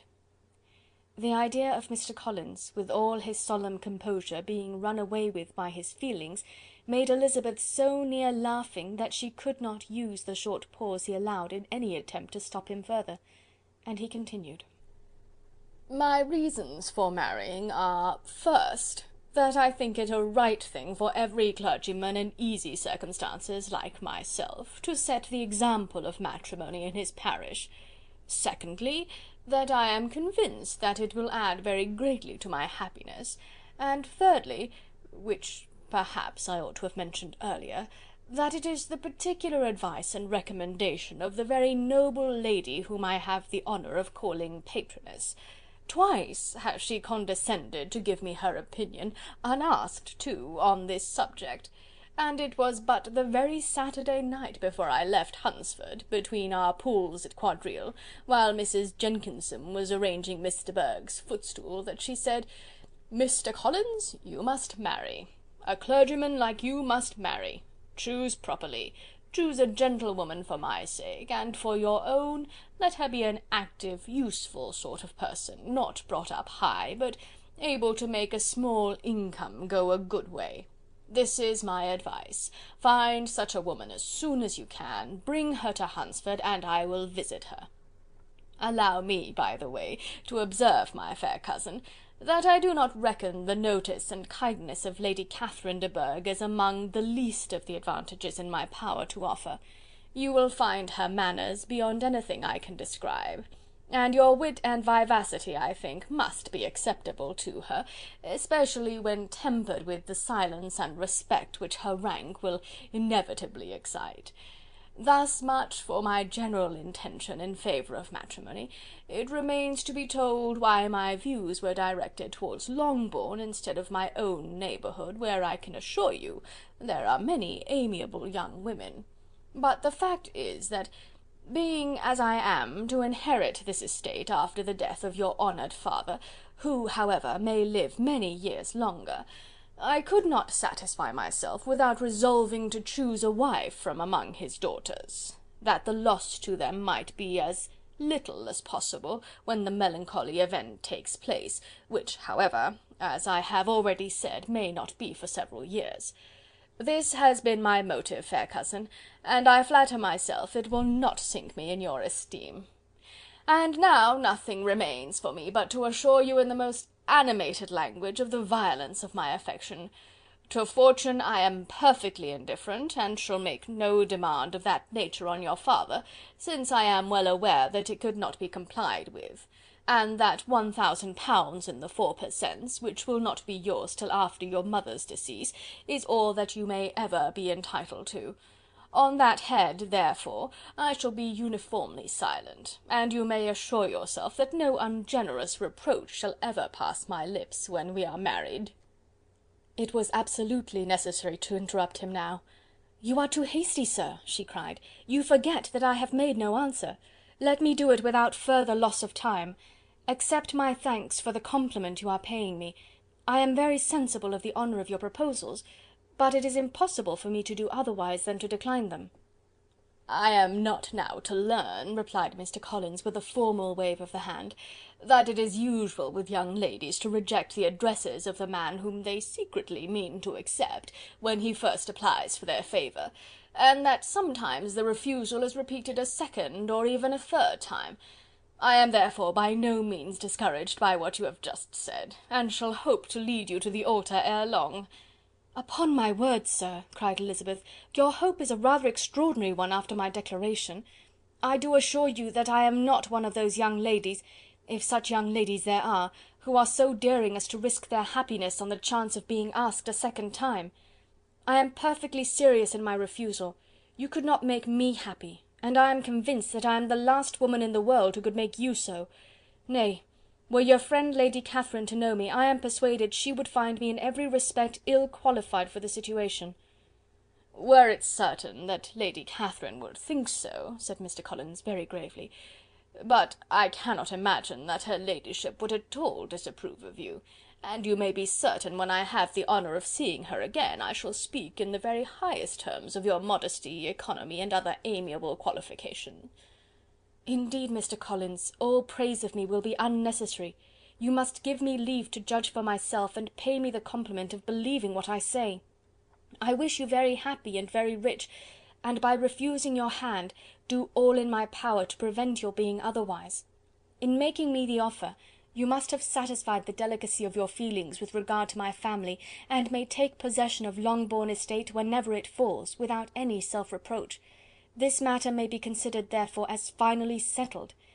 And rising as she thus spoke, she would have quitted the room, had Mr. Collins not thus addressed her. "When I do myself the honour of speaking to you next on the subject, I shall hope to receive a more favourable answer than you have now given me, though I am far from accusing you of cruelty at present, because I know it to be the established custom of your sex to reject a man on the first application, and perhaps you have even now said as much to encourage my suit as would be consistent with the true delicacy of the female character." "Really, Mr. Collins," cried Elizabeth with some warmth, "you puzzle me exceedingly.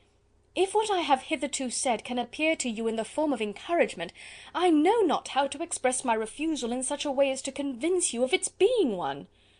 "You must give me leave to flatter myself, my dear cousin, that your refusal of my addresses is merely words of course. My reasons for believing it are briefly these. It does not appear to me that my hand is unworthy of your acceptance, or that the establishment I can offer would be any other than highly desirable. My situation in life, my connections with the family of de Bourgh, and my relationship to your own, are circumstances highly in my favour, and you should take it into further consideration that in spite of your manifold attractions, it is by no means certain that another offer of marriage may ever be made you. Your portion is unhappily so small that it will in all likelihood undo the effects of your loveliness and amiable qualifications.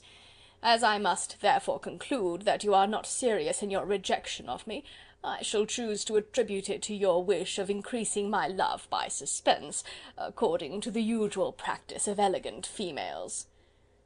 "I do assure you, sir, that I have no pretensions whatever to that kind of elegance which consists in tormenting a respectable man. I would rather be paid the compliment of being believed sincere. I thank you again and again for the honour you have done me in your proposals, but to accept them is absolutely impossible. My feelings in every respect forbid it. Can I speak plainer? Do not consider me now as an elegant female intending to plague you, but as a rational creature speaking the truth from her heart." "You are uniformly charming," cried he, with an air of awkward gallantry, "and I am persuaded that when sanctioned by the express authority of both your excellent parents, my proposals will not fail of being acceptable." To such perseverance in wilful self-deception Elizabeth would make no reply, and immediately and in silence withdrew, determined, if he persisted in considering her repeated refusals as flattering encouragement, to apply to her father, whose negative might be uttered in such a manner as to be decisive, and whose behaviour at least could not be mistaken for the affectation and coquetry of an elegant female. Chapter 19. Chapter 20. Mr. Collins was not left long to the silent contemplation of his successful love, for Mrs. Bennet, having dawdled about in the vestibule to watch for the end of the conference, no sooner saw Elizabeth open the door and with quick step pass her towards the staircase, than she entered the breakfast-room, and congratulated both him and herself in warm terms on the happy prospect of their nearer connection. Mr. Collins received and returned these felicitations with equal pleasure, and then proceeded to relate the particulars of their interview, with the result of which he trusted he had every reason to be satisfied, since the refusal which his cousin had steadfastly given him would naturally flow from her bashful modesty and the genuine delicacy of her character. This information, however, startled Mrs. Bennet. She would have been glad to be equally satisfied that her daughter had meant to encourage him by protesting against his proposals, but she dared not believe it, and could not help saying so. "But depend upon it, Mr. Collins," she added, "that Lizzy shall be brought to reason. I will speak to her about it directly. She is a very headstrong, foolish girl, and does not know her own interest, but I will make her know it." "Pardon me for interrupting you, madam," cried Mr. Collins, "but if she is really headstrong and foolish, I know not whether she would altogether be a desirable wife to a man in my situation, who naturally looks for happiness in the marriage state. If therefore she actually persists in rejecting my suit, perhaps it were better not to force her into accepting me, because if liable to such defects of temper, she could not contribute much to my felicity." "Sir, you quite misunderstand me," said Mrs. Bennet, alarmed. "Lizzy is only headstrong in such matters as these. In everything else she is as good-natured a girl as ever lived. I will go directly to Mr. Bennet, and we shall very soon settle it with her, I am sure." She would not give him time to reply, but hurrying instantly to her husband, called out as she entered the library, "Oh, Mr. Bennet, you are wanted immediately. We are all in an uproar. You must come and make Lizzy marry Mr. Collins, for she vows she will not have him, and if you do not make haste, he will change his mind and not have her." Mr. Bennet raised his eyes from his book as she entered, and fixed them on her face with a calm unconcern which was not in the least altered by her communication. "I have not the pleasure of understanding you," said he, when she had finished her speech. "Of what are you talking?" "Of Mr. Collins and Lizzy. Lizzy declares she will not have Mr. Collins, and Mr. Collins begins to say that he will not have Lizzy."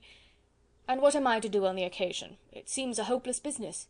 "Speak to Lizzy about it yourself. Tell her that you insist upon her marrying him." Let her be called down. She shall hear my opinion." Mrs. Bennet rang the bell, and Miss Elizabeth was summoned to the library. "Come here, child," cried her father as she appeared. "I have sent for you on an affair of importance. I understand that Mr. Collins has made you an offer of marriage. Is it true?" Elizabeth replied that it was. "Very well. And this offer of marriage you have refused?" "I have, sir." "Very well. We now come to the point. Your mother insists upon your accepting it. Is it not so, Mrs. Bennet?" "Yes, or I will never see her again." "An unhappy alternative is before you, Elizabeth. From this day you must be a stranger to one of your parents. Your mother will never see you again if you do not marry Mr. Collins, and I will never see you again if you do."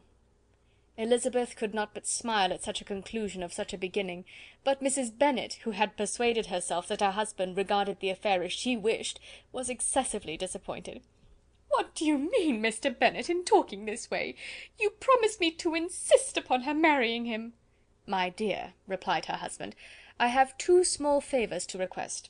First, that you will allow me the free use of my understanding on the present occasion, and secondly, of my room. I shall be glad to have the library to myself as soon as may be." Not yet, however, in spite of her disappointment in her husband, did Mrs. Bennet give up the point.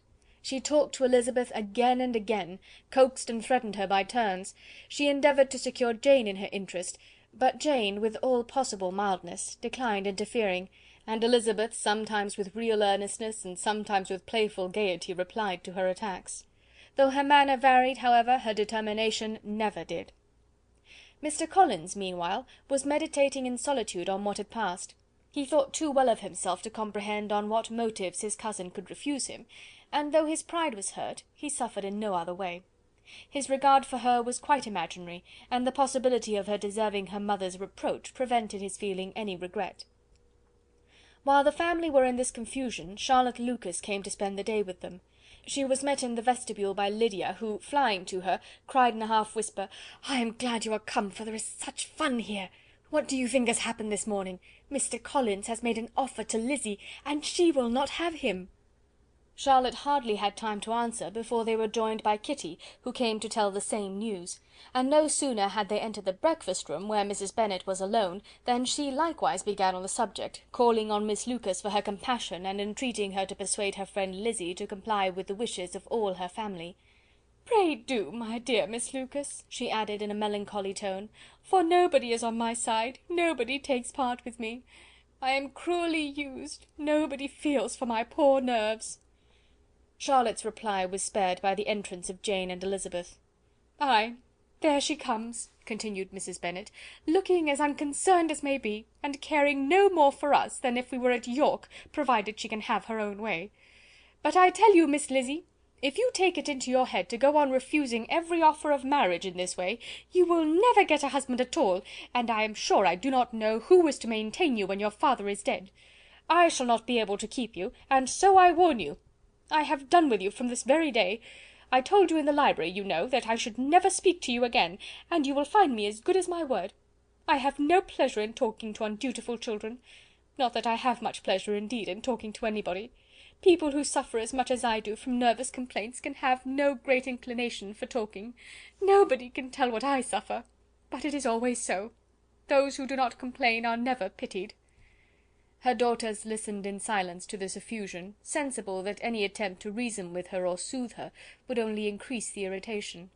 She talked on, therefore, without interruption from any of them, till they were joined by Mr. Collins, who entered the room with an air more stately than usual, and on perceiving whom, she said to the girls, "Now I do insist upon it, that you, all of you, hold your tongues, and let me and Mr. Collins have a little conversation together." Elizabeth passed quietly out of the room. Jane and Kitty followed, but Lydia stood her ground, determined to hear all she could; and Charlotte, detained first by the civility of Mr. Collins, whose inquiries after herself and all her family were very minute, and then by a little curiosity, satisfied herself with walking to the window and pretending not to hear. In a doleful voice Mrs. Bennet began the projected conversation. "Oh, Mr. Collins!" "My dear madam," replied he, "let us be for ever silent on this point.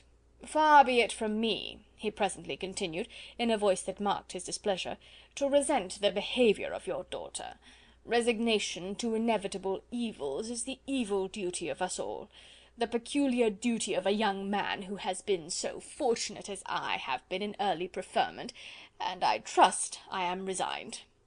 Perhaps not the less so from feeling a doubt of my positive happiness, had my fair cousin honoured me with her hand, for I have often observed that resignation is never so perfect as when the blessing denied begins to lose somewhat of its value in our estimation. You will not, I hope, consider me as showing any disrespect to your family, my dear madam, by thus withdrawing my pretensions to your daughter's favour, without having paid yourself and Mr. Bennet the compliment of requesting you to interpose your authority in my behalf. My conduct may, I fear, be objectionable in having accepted my dismission from your daughter's lips instead of your own. But we are all liable to error.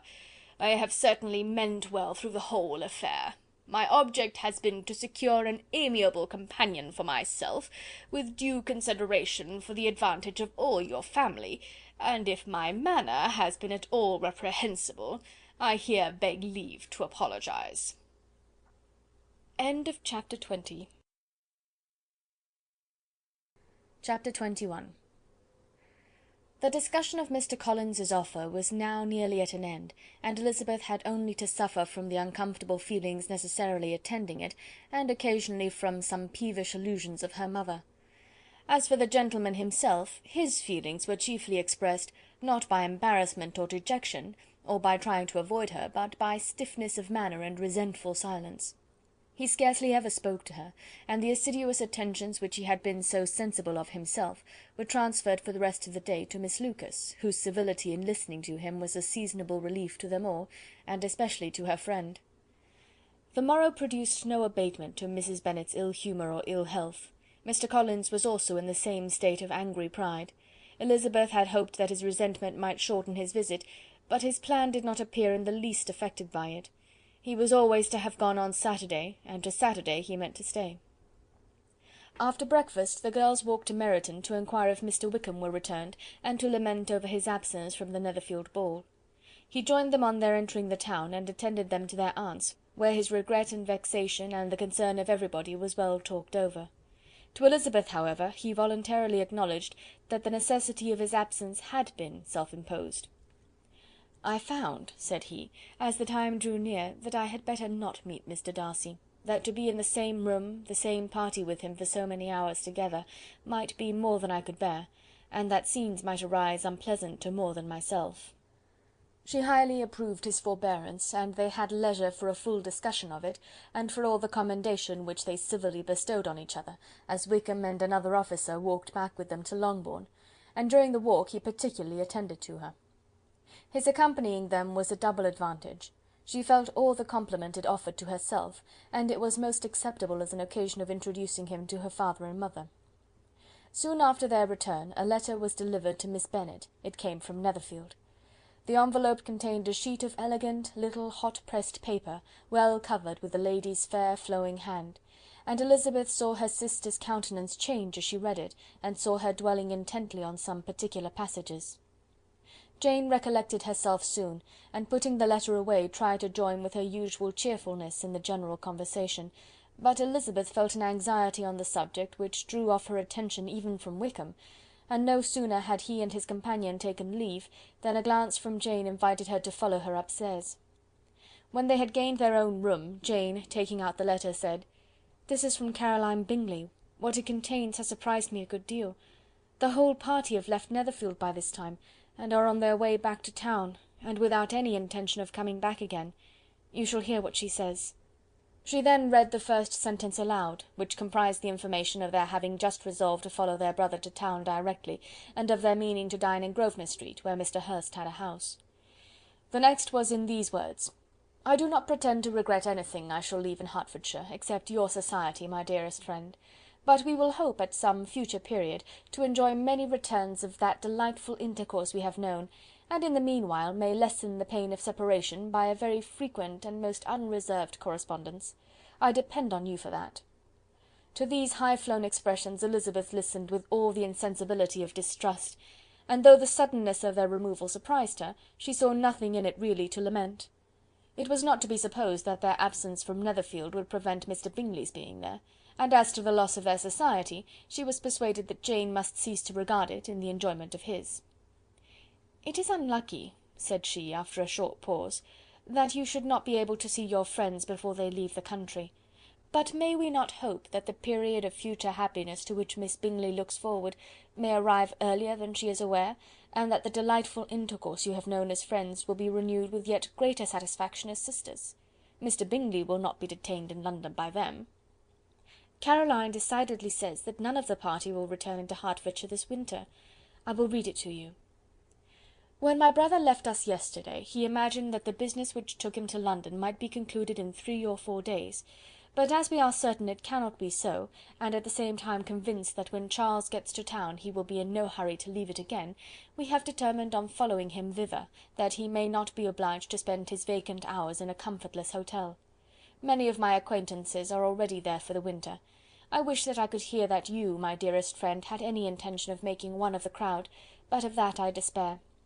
I sincerely hope your Christmas in Hertfordshire may abound in the gaieties which that season generally brings, and that your beaux will be so numerous as to prevent your feeling the loss of the 3 of whom we shall deprive you.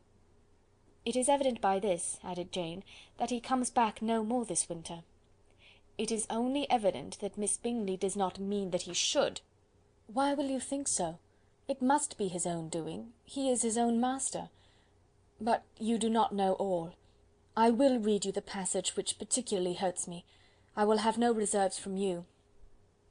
Mr. Darcy is impatient to see his sister, and, to confess the truth, we are scarcely less eager to meet her again.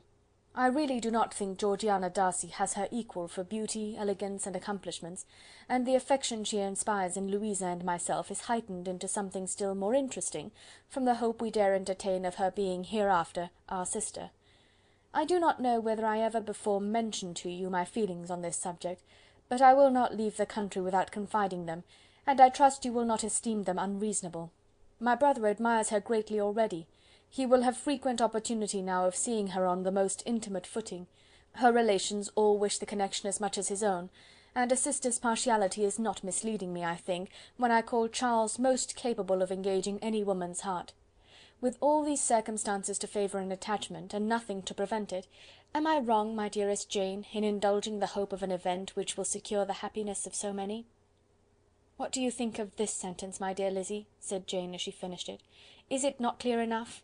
Does it not expressly declare that Caroline neither expects nor wishes me to be her sister, that she is perfectly convinced of her brother's indifference, and that, if she suspects the nature of my feelings for him, she means most kindly to put me on my guard?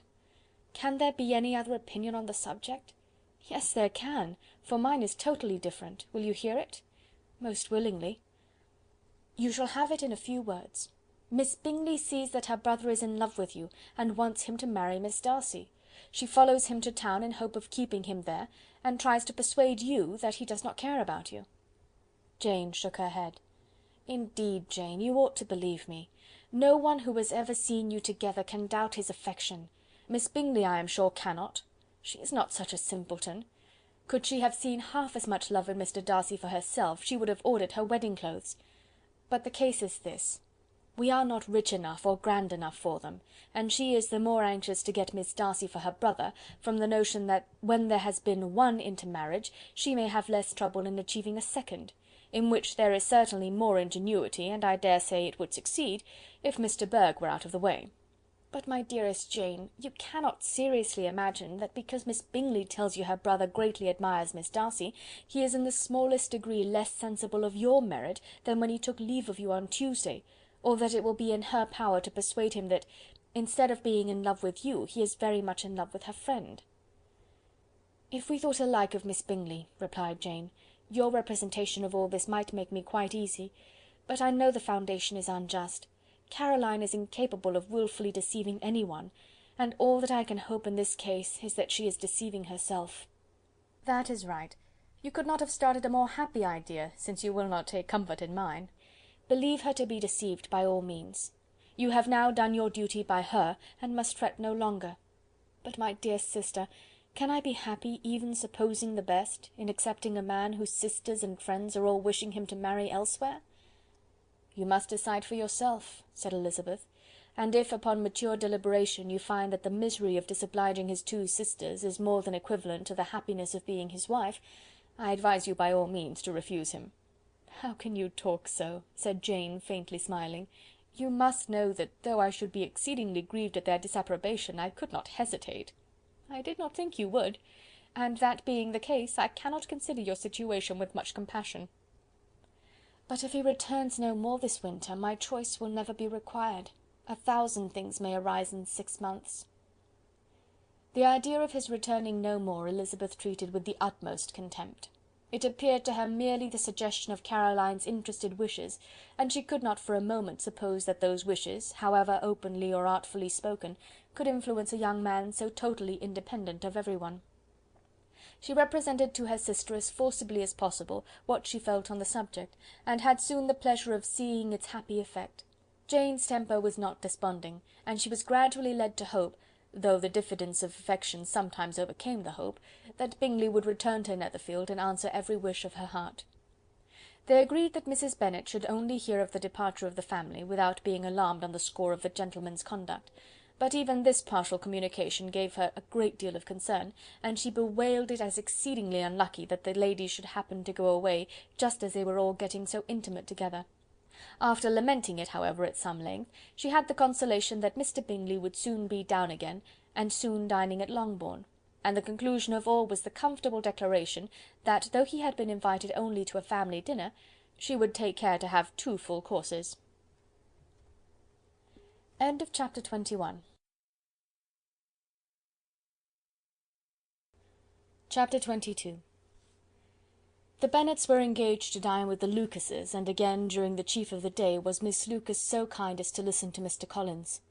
Elizabeth took an opportunity of thanking her. "It keeps him in good humour," said she, "and I am more obliged to you than I can express." Charlotte assured her friend of her satisfaction in being useful, and that it amply repaid her for the little sacrifice of her time. This was very amiable, but Charlotte's kindness extended farther than Elizabeth had any conception of. Its object was nothing else than to secure her from any return of Mr. Collins's addresses, by engaging them towards herself.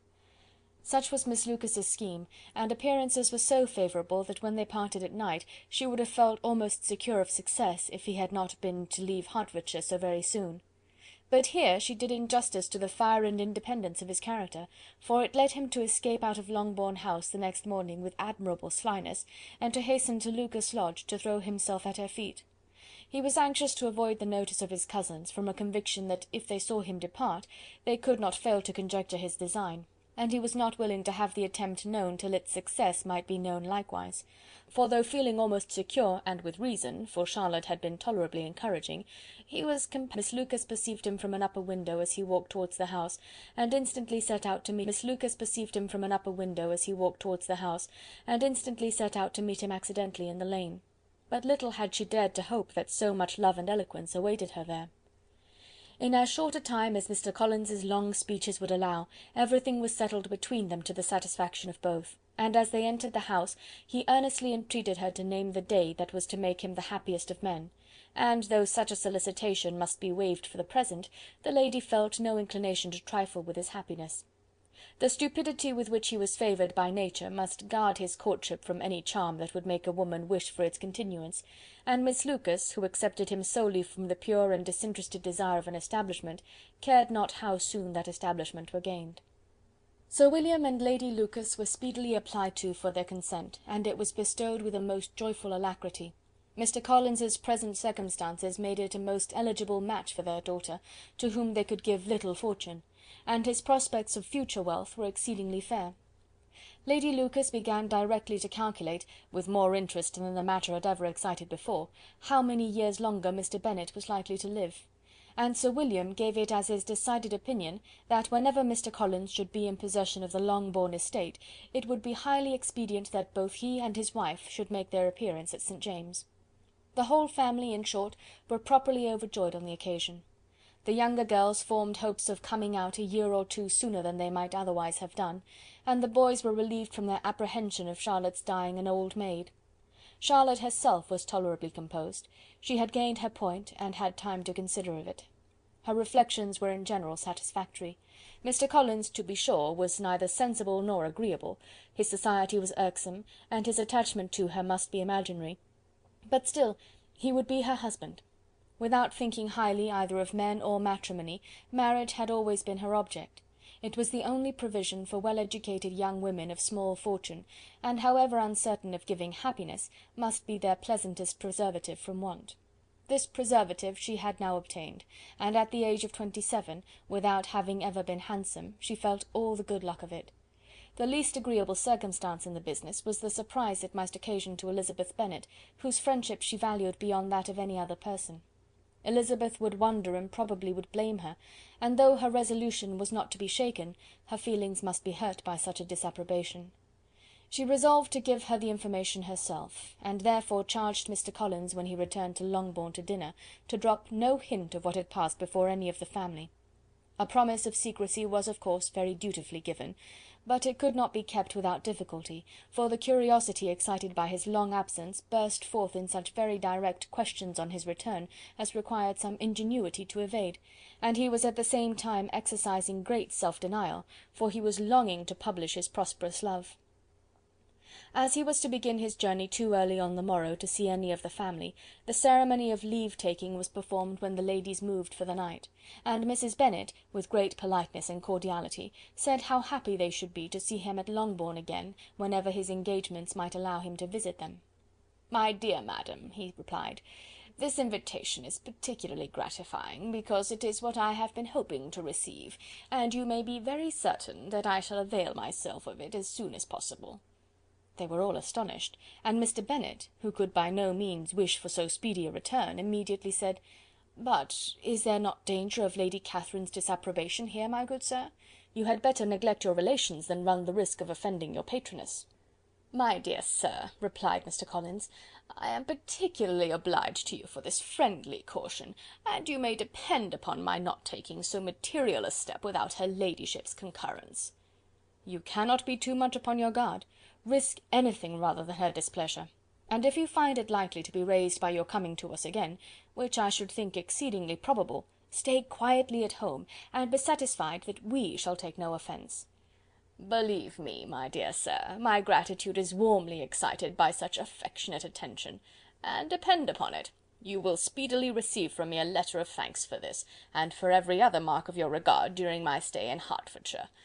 As for my fair cousins, though my absence may not be long enough to render it necessary, I shall now take the liberty of wishing them health and happiness, not excepting my cousin Elizabeth." With proper civilities the ladies then withdrew, all of them equally surprised that he meditated a quick return. Mrs. Bennet wished to understand by it that he thought of paying his addresses to one of her younger girls, and Mary might have been prevailed on to accept him. She rated his abilities much higher than any of the others. There was a solidity in his reflections which often struck her, and though by no means so clever as herself, she thought that if encouraged to read and improve himself by such an example as hers, he might become a very agreeable companion. But on the following morning every hope of this kind was done away. Miss Lucas called soon after breakfast, and in a private conference with Elizabeth related the event of the day before. The possibility of Mr. Collins's fancying himself in love with her friend had once occurred to Elizabeth within the last day or two, but that Charlotte could encourage him seemed almost as far from possibility as she could encourage him herself, and her astonishment was consequently so great as to overcome at first the bounds of decorum, and she could not help crying out, "Engaged to Mr. Collins! My dear Charlotte, impossible!" The steady countenance which Miss Lucas had commanded in telling her story gave way to a momentary confusion here on receiving so direct a reproach, though, as it was no more than she expected, she soon regained her composure and calmly replied, "Why should you be surprised, my dear Eliza? Do you think it incredible that Mr. Collins should be able to procure any woman's good opinion, because he was not so happy as to succeed with you?" But Elizabeth had now recollected herself, and making a strong effort for it, was able to assure with tolerable firmness that the prospect of their relationship was highly grateful to her, and that she wished her all imaginable happiness. "I see what you are feeling," replied Charlotte. "You must be surprised, very much surprised, so lately as Mr. Collins was wishing to marry you. But when you have had time to think it over, I hope you will be satisfied with what I have done. I am not romantic, you know, I never was. I ask only a comfortable home, and considering Mr. Collins's character, connection, and situation in life, I am convinced that my chance of happiness with him is as fair as most people can boast on entering the marriage state." Elizabeth quietly answered, "Undoubtedly," and after an awkward pause they returned to the rest of the family.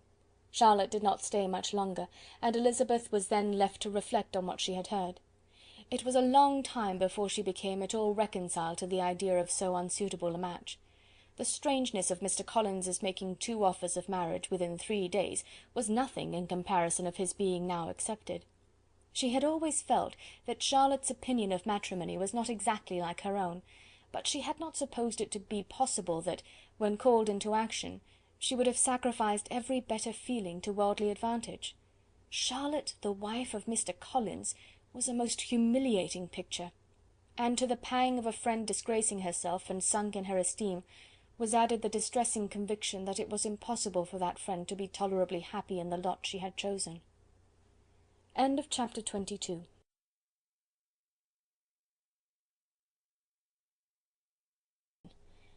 Chapter 23. Elizabeth was sitting with her mother and sisters, reflecting on what she had heard, and doubting whether she was authorised to mention it, when Sir William Lucas himself appeared, sent by his daughter to announce her engagement to the family. With many compliments to them, and much self-gratulation on the prospect of a connection between the 2 houses, he unfolded the matter to an audience not merely wondering but incredulous, for Mrs. Bennet, with more perseverance than politeness, protested he must be entirely mistaken, and Lydia, always unguarded and often uncivil, boisterously exclaimed, "Good Lord, Sir William, how can you tell such a story? Do not you know that Mr. Collins wants to marry Lizzie?" Nothing less than the complaisance of a courtier could have borne without anger such treatment, but Sir William's good breeding carried him through it all, and though he begged leave to be positive as to the truth of his information, he listened to all their impertinence with the most forbearing courtesy. Elizabeth, feeling it incumbent on her to relieve him from so unpleasant a situation, now put herself forward to confirm his account, by mentioning her prior knowledge of it from Charlotte herself, and endeavoured to put a stop to the exclamations of her mother and sisters by the earnestness of her congratulations to Sir William, in which she was readily joined by Jane, and by making a variety of remarks on the happiness that might be expected from the match, the excellent character of Mr. Collins, and the convenient distance of Hunsford from London. Mrs. Bennet was in fact too much overpowered to say a great deal while Sir William remained, but no sooner had he left them than her feelings found a rapid vent. In the first place, she persisted in disbelieving the whole of the matter. Secondly, she was very sure that Mr. Collins had been taken in. Thirdly, she trusted that they would never be happy together, and fourthly, that the match might be broken off. 2 inferences, however, were plainly deduced from the whole. One, that Elizabeth was the real cause of the mischief, and the other, that she herself had been barbarously misused by them all, and on these 2 points she principally dwelt during the rest of the day. Nothing could console and nothing could appease her, nor did that day wear out her resentment. A week elapsed before she could see Elizabeth without scolding her, a month passed before she could speak to Sir William or Lady Lucas without being rude, and many months were gone before she could at all forgive their daughter. Mr. Bennet's emotions were much more tranquil on the occasion, and such as he did experience he pronounced to be of a most agreeable sort, for it gratified him, he said, to discover that Charlotte Lucas, whom he had used to think tolerably sensible, was as foolish as his wife, and more foolish than his daughter. Jane confessed herself a little surprised at the match, but she said less of her astonishment than of her earnest desire for their happiness, nor could Elizabeth persuade her to consider it as improbable. Kitty and Lydia were far from envying Miss Lucas, for Mr. Collins was only a clergyman, and it affected them in no other way than as a piece of news to spread at Meryton. Lady Lucas could not be insensible of triumph on being able to retort on Mrs. Bennet the comfort of having a daughter well married, and she called at Longbourn rather oftener than usual to say how happy she was, though Mrs. Bennet's sour looks and ill-natured remarks might have been enough to drive happiness away. Between Elizabeth and Charlotte there was a restraint which kept them mutually silent on the subject, and Elizabeth felt persuaded that no real confidence could ever subsist between them again. Her disappointment in Charlotte made her turn with fonder regard to her sister, of whose rectitude and delicacy she was sure her opinion could never be shaken, and for whose happiness she grew daily more anxious, as Bingley had now been gone a week, and nothing more was heard of his return. Jane had sent Caroline an early answer to her letter, and was counting the days till she might reasonably hope to hear again. The promised letter of thanks from Mr. Collins arrived on Tuesday, addressed to their father, and written with all the solemnity of gratitude which a 12 month's abode in the family might have prompted. After discharging his conscience on that head, he proceeded to inform them, with many rapturous expressions, of his happiness in having obtained the affection of their amiable neighbour, Miss Lucas, and then explained that it was merely with the view of enjoying her society that he had been so ready to close with their kind wish of seeing him again at Longbourn, whither he hoped to be able to return on Monday fortnight, for Lady Catherine, he added, so heartily approved his marriage, that she wished it to take place as soon as possible, which he trusted would be an unanswerable argument with his amiable Charlotte to name an early day for making him the happiest of men. Mr. Collins' return to Hertfordshire was no longer a matter of pleasure to Mrs. Bennet. On the contrary, she was as much disposed to complain of it as her husband. It was very strange that he should come to Longbourn instead of to Lucas Lodge. It was also very inconvenient and exceedingly troublesome. She hated having visitors in the house while her health was so indifferent, and lovers were of all people the most disagreeable. Such were the gentle murmurs of Mrs. Bennet, and they gave way only to the greater distress of Mr. Bingley's continued absence. Neither Jane nor Elizabeth were comfortable on this subject. Day after day passed away without bringing any other tidings of him than the report which shortly prevailed in Meryton of his coming no more to Netherfield the whole winter, a report which highly incensed Mrs. Bennet, and which she never failed to contradict as a most scandalous falsehood. Even Elizabeth began to fear, not that Bingley was indifferent, but that his sisters would be successful in keeping him away. Unwilling as she was to admit an idea so destructive of Jane's happiness, and so dishonourable to the stability of her lover, she could not prevent its frequent occurring.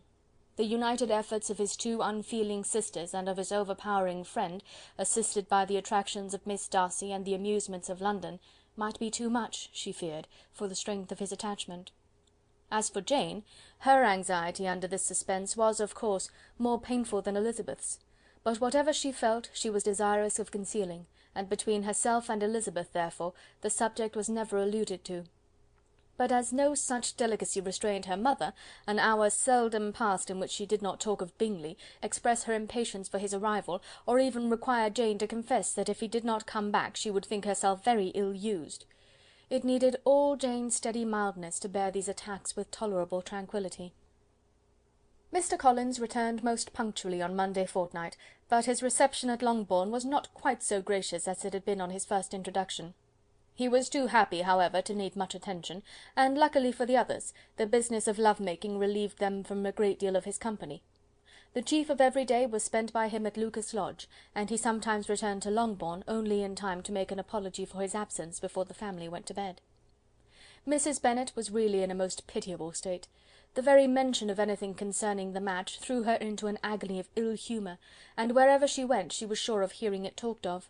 The sight of Miss Lucas was odious to her. As her successor in that house, she regarded her with jealous abhorrence. Whenever Charlotte came to see them, she concluded her to be anticipating the hour of possession, and whenever she spoke in a low voice to Mr. Collins, was convinced that they were talking of the Longbourn estate, and resolving to turn herself and her daughters out of the house as soon as Mr. Bennet were dead.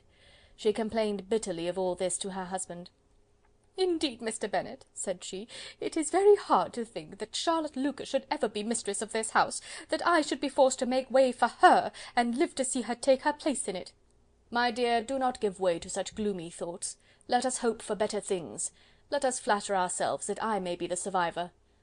This was not very consoling to Mrs. Bennet, and therefore, instead of making any answer, she went on as before. "I cannot bear to think that they should have all this estate.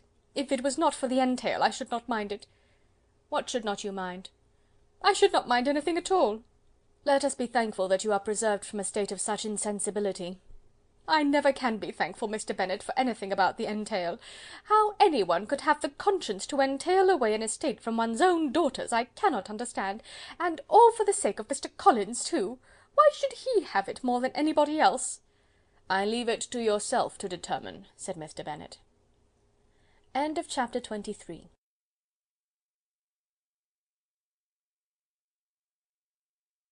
Chapter 24. Miss Bingley's letter arrived and put an end to doubt. The very first sentence conveyed the assurance of their being all settled in London for the winter, and concluded with her brother's regret at not having had time to pay his respects to his friends in Hertfordshire before he left the country.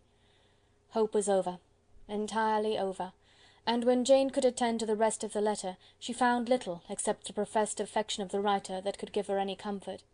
Miss Darcy's praise occupied the chief of it, her many attractions were again dwelt on, and Caroline boasted joyfully of their increasing intimacy, and ventured to predict the accomplishment of the wishes which had been unfolded in her former letter.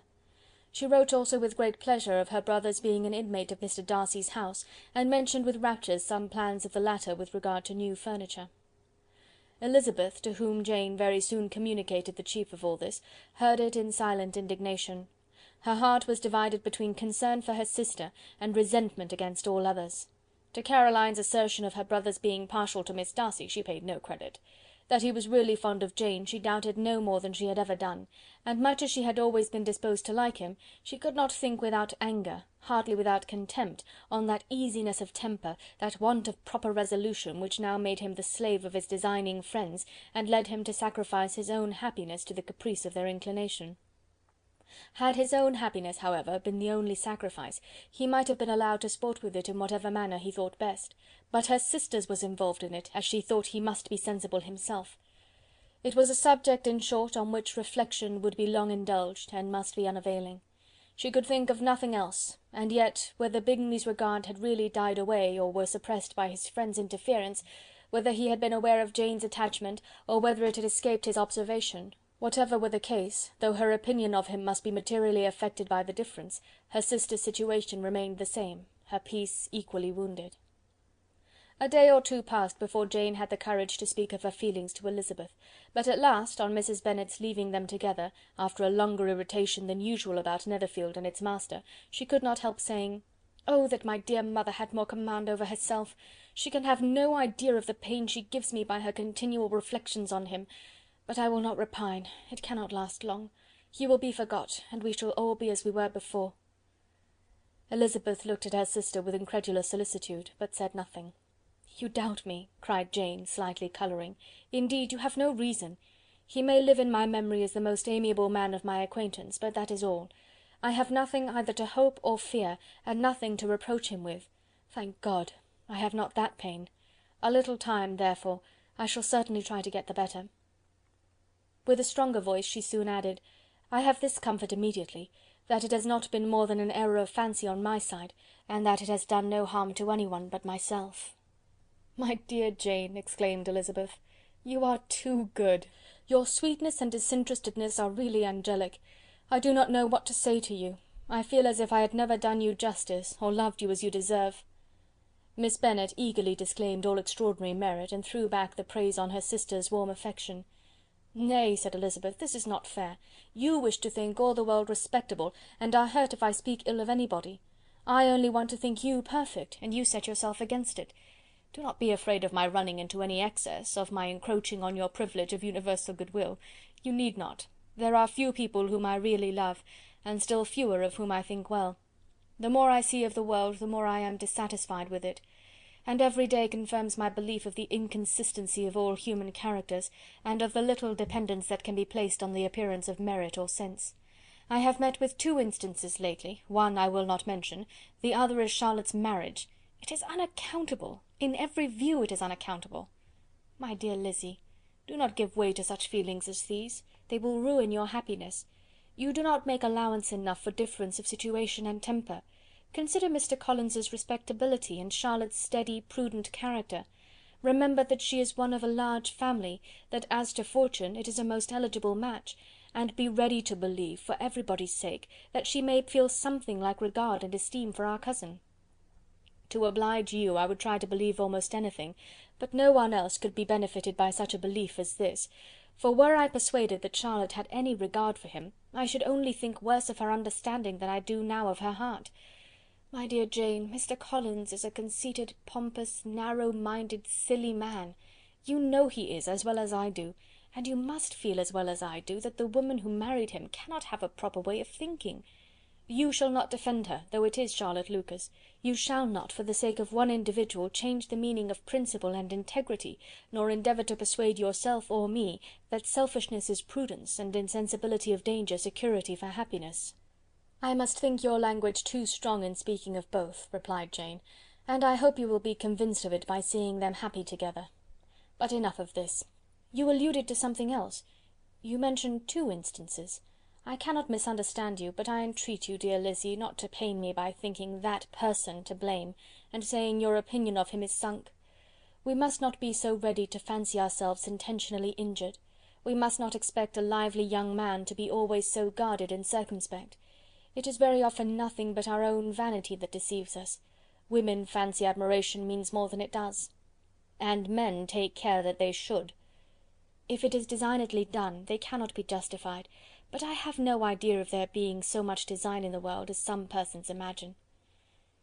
"I fear I am far from attributing any part of Mr. Bingley's conduct to design," said Elizabeth, "but without scheming to do wrong, or to make others unhappy, there may be error, and there may be misery.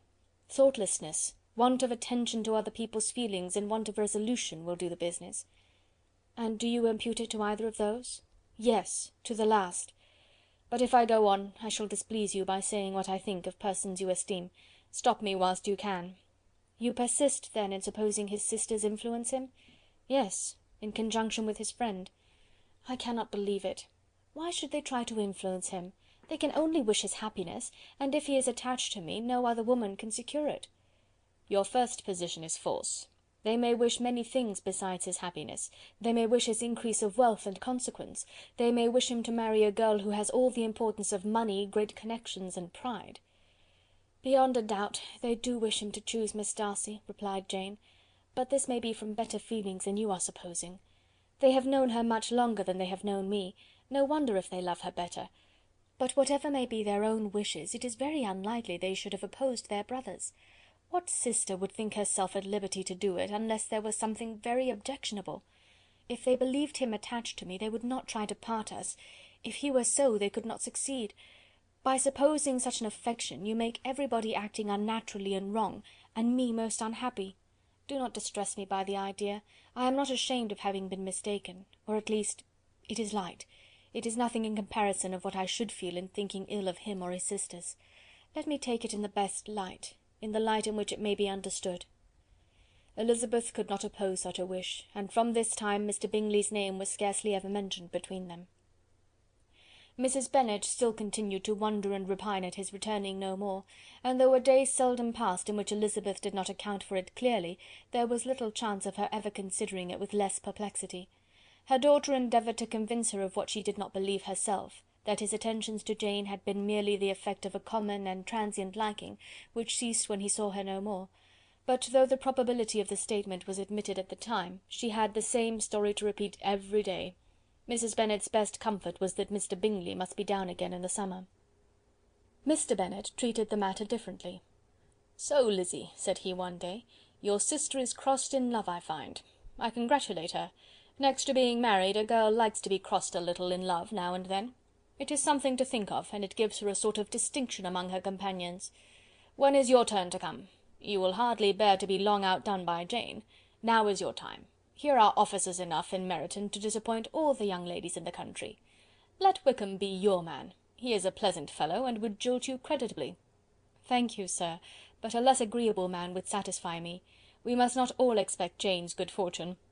"True," said Mr. Bennet, "but it is a comfort to think that whatever of that kind may befall you, you have an affectionate mother who will make the most of it." Mr. Wickham's society was of material service in dispelling the gloom which the late perverse occurrences had thrown on many of the Longbourn family. They saw him often, and to his other recommendations was now added that of general unreserve. The whole of what Elizabeth had already heard, his claims on Mr. Darcy, and all that he had suffered from him, was now openly acknowledged and publicly canvassed, and everybody was pleased to know how much they had always disliked Mr. Darcy before they had known anything of the matter. Miss Bennet was the only creature who could suppose there might be any extenuating circumstances in the case, unknown to the society of Hertfordshire. Her mild and steady candour always pleaded for allowances, and urged the possibility of mistakes; but by everybody else Mr. Darcy was condemned as the worst of men. Chapter 24. Chapter 25. After a week spent in professions of love and schemes of felicity, Mr. Collins was called from his amiable Charlotte by the arrival of Saturday. The pain of separation, however, might be alleviated on his side by preparations for the reception of his bride, as he had reason to hope that shortly after his return into Hertfordshire the day would be fixed that was to make him the happiest of men. He took leave of his relations at Longbourn with as much solemnity as before, wished his fair cousins health and happiness again, and promised their father another letter of thanks. On the following Monday Mrs. Bennet had the pleasure of receiving her brother and his wife, who came as usual to spend the Christmas at Longbourn. Mr. Gardiner was a sensible, gentlemanlike man, greatly superior to his sister, as well by nature as education. The Netherfield ladies would have had difficulty in believing that a man who lived by trade and within view of his own warehouses could have been so well bred and agreeable. Mrs. Gardiner, who was several years younger than Mrs. Bennet and Mrs. Phillips, was an amiable, intelligent, elegant woman, and a great favourite with all her Longbourn nieces. Between the two eldest and herself especially there subsisted a particular regard. They had frequently been staying with her in town. The first part of Mrs. Gardiner's business on her arrival was to distribute her presents and describe the newest fashions.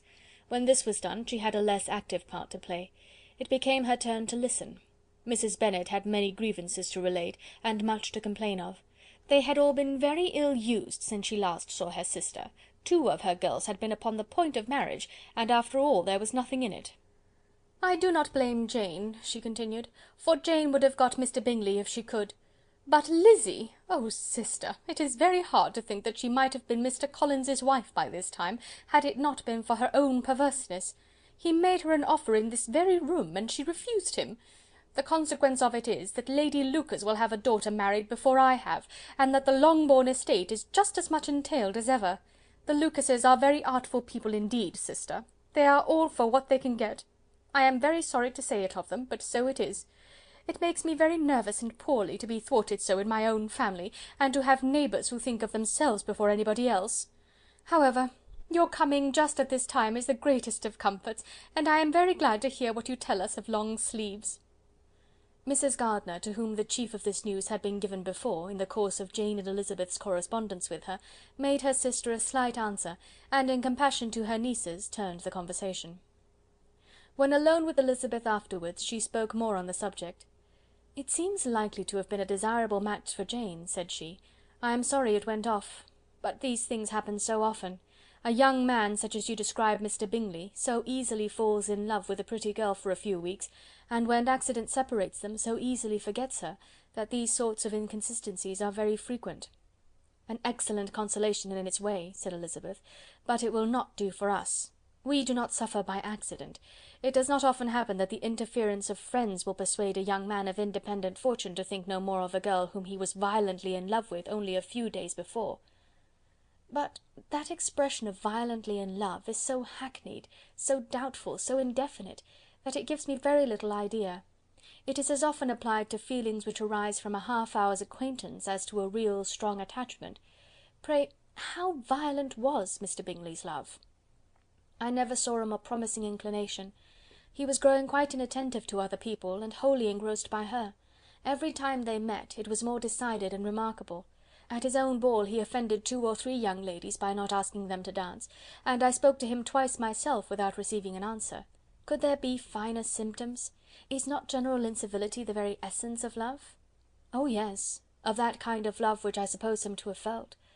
Poor Jane! I am sorry for her, because, with her disposition, she may not get over it immediately. It had better have happened to you, Lizzy. You would have laughed yourself out of it sooner. But do you think she would be prevailed upon to go back with us? Change of scene might be of service, and perhaps a little relief from home may be as useful as anything." Elizabeth was exceedingly pleased with this proposal, and felt persuaded of her sister's ready acquiescence. "I hope," added Mrs. Gardiner, "that no consideration with regard to this young man will influence her. We live in so different a part of town, all our connections are so different, and as you well know, we go out so little, that it is very improbable that they should meet at all, unless he really comes to see her." "And that is quite impossible, for he is now in the custody of his friend, and Mr. Darcy would no more suffer him to call on Jane in such a part of London. My dear aunt, how could you think of it? Mr. Darcy may perhaps have heard of such a place as Gracechurch Street, but he would hardly think a month's ablution enough to cleanse him from its impurities, were he once to enter it, and depend upon it, Mr. Bingley never stirs without him." "So much the better. I hope they will not meet at all. But does not Jane correspond with his sister? She will not be able to help calling." she will drop the acquaintance entirely." But in spite of the certainty in which Elizabeth affected to place this point, as well as the still more interesting one of Bingley's being withheld from seeing Jane, she felt a solicitude on the subject which convinced her, on examination, that she did not consider it entirely hopeless. It was possible, and sometimes she thought it probable, that his affection might be reanimated, and the influence of his friends successfully combated by the more natural influence of Jane's attractions. Miss Bennet accepted her aunt's invitation with pleasure, and the Bingleys were no otherwise in her thoughts at the same time than as she hoped by Caroline's not living in the same house with her brother, she might occasionally spend a morning with her without any danger of seeing him. The Gardiners stayed a week at Longbourn, and what with the Phillipses, the Lucases, and the officers, there was not a day without its engagement. Mrs. Bennet had so carefully provided for the entertainment of her brother and sister, that they did not once sit down to a family dinner. When the engagement was for home, some of the officers always made part of it, of which officers Mr. Wickham was sure to be one, and on these occasions Mrs. Gardiner, rendered suspicious by Elizabeth's warm commendation, narrowly observed them both. Without supposing them, from what she saw, to be very seriously in love, their preference of each other was plain enough to make her a little uneasy, and she resolved to speak to Elizabeth on the subject before she left Hertfordshire, and represent to her the imprudence of encouraging such an attachment. To Mrs. Gardiner, Wickham had one means of affording pleasure, unconnected with his general powers. About 10 or a dozen years ago, before her marriage, she had spent a considerable time in that very part of Derbyshire to which he belonged. They had, therefore, many acquaintances in common, and though Wickham had been little there since the death of Darcy's father, it was yet in his power to give her fresher intelligence of her former friends than she had been in the way of procuring. Mrs. Gardiner had seen Pemberley, and known the late Mr. Darcy by character perfectly well. Here, consequently, was an inexhaustible subject of discourse, in comparing her recollection of Pemberley with the minute description which Wickham could give, and in bestowing her tribute of praise on the character of its late possessor, she was delighting both him and herself.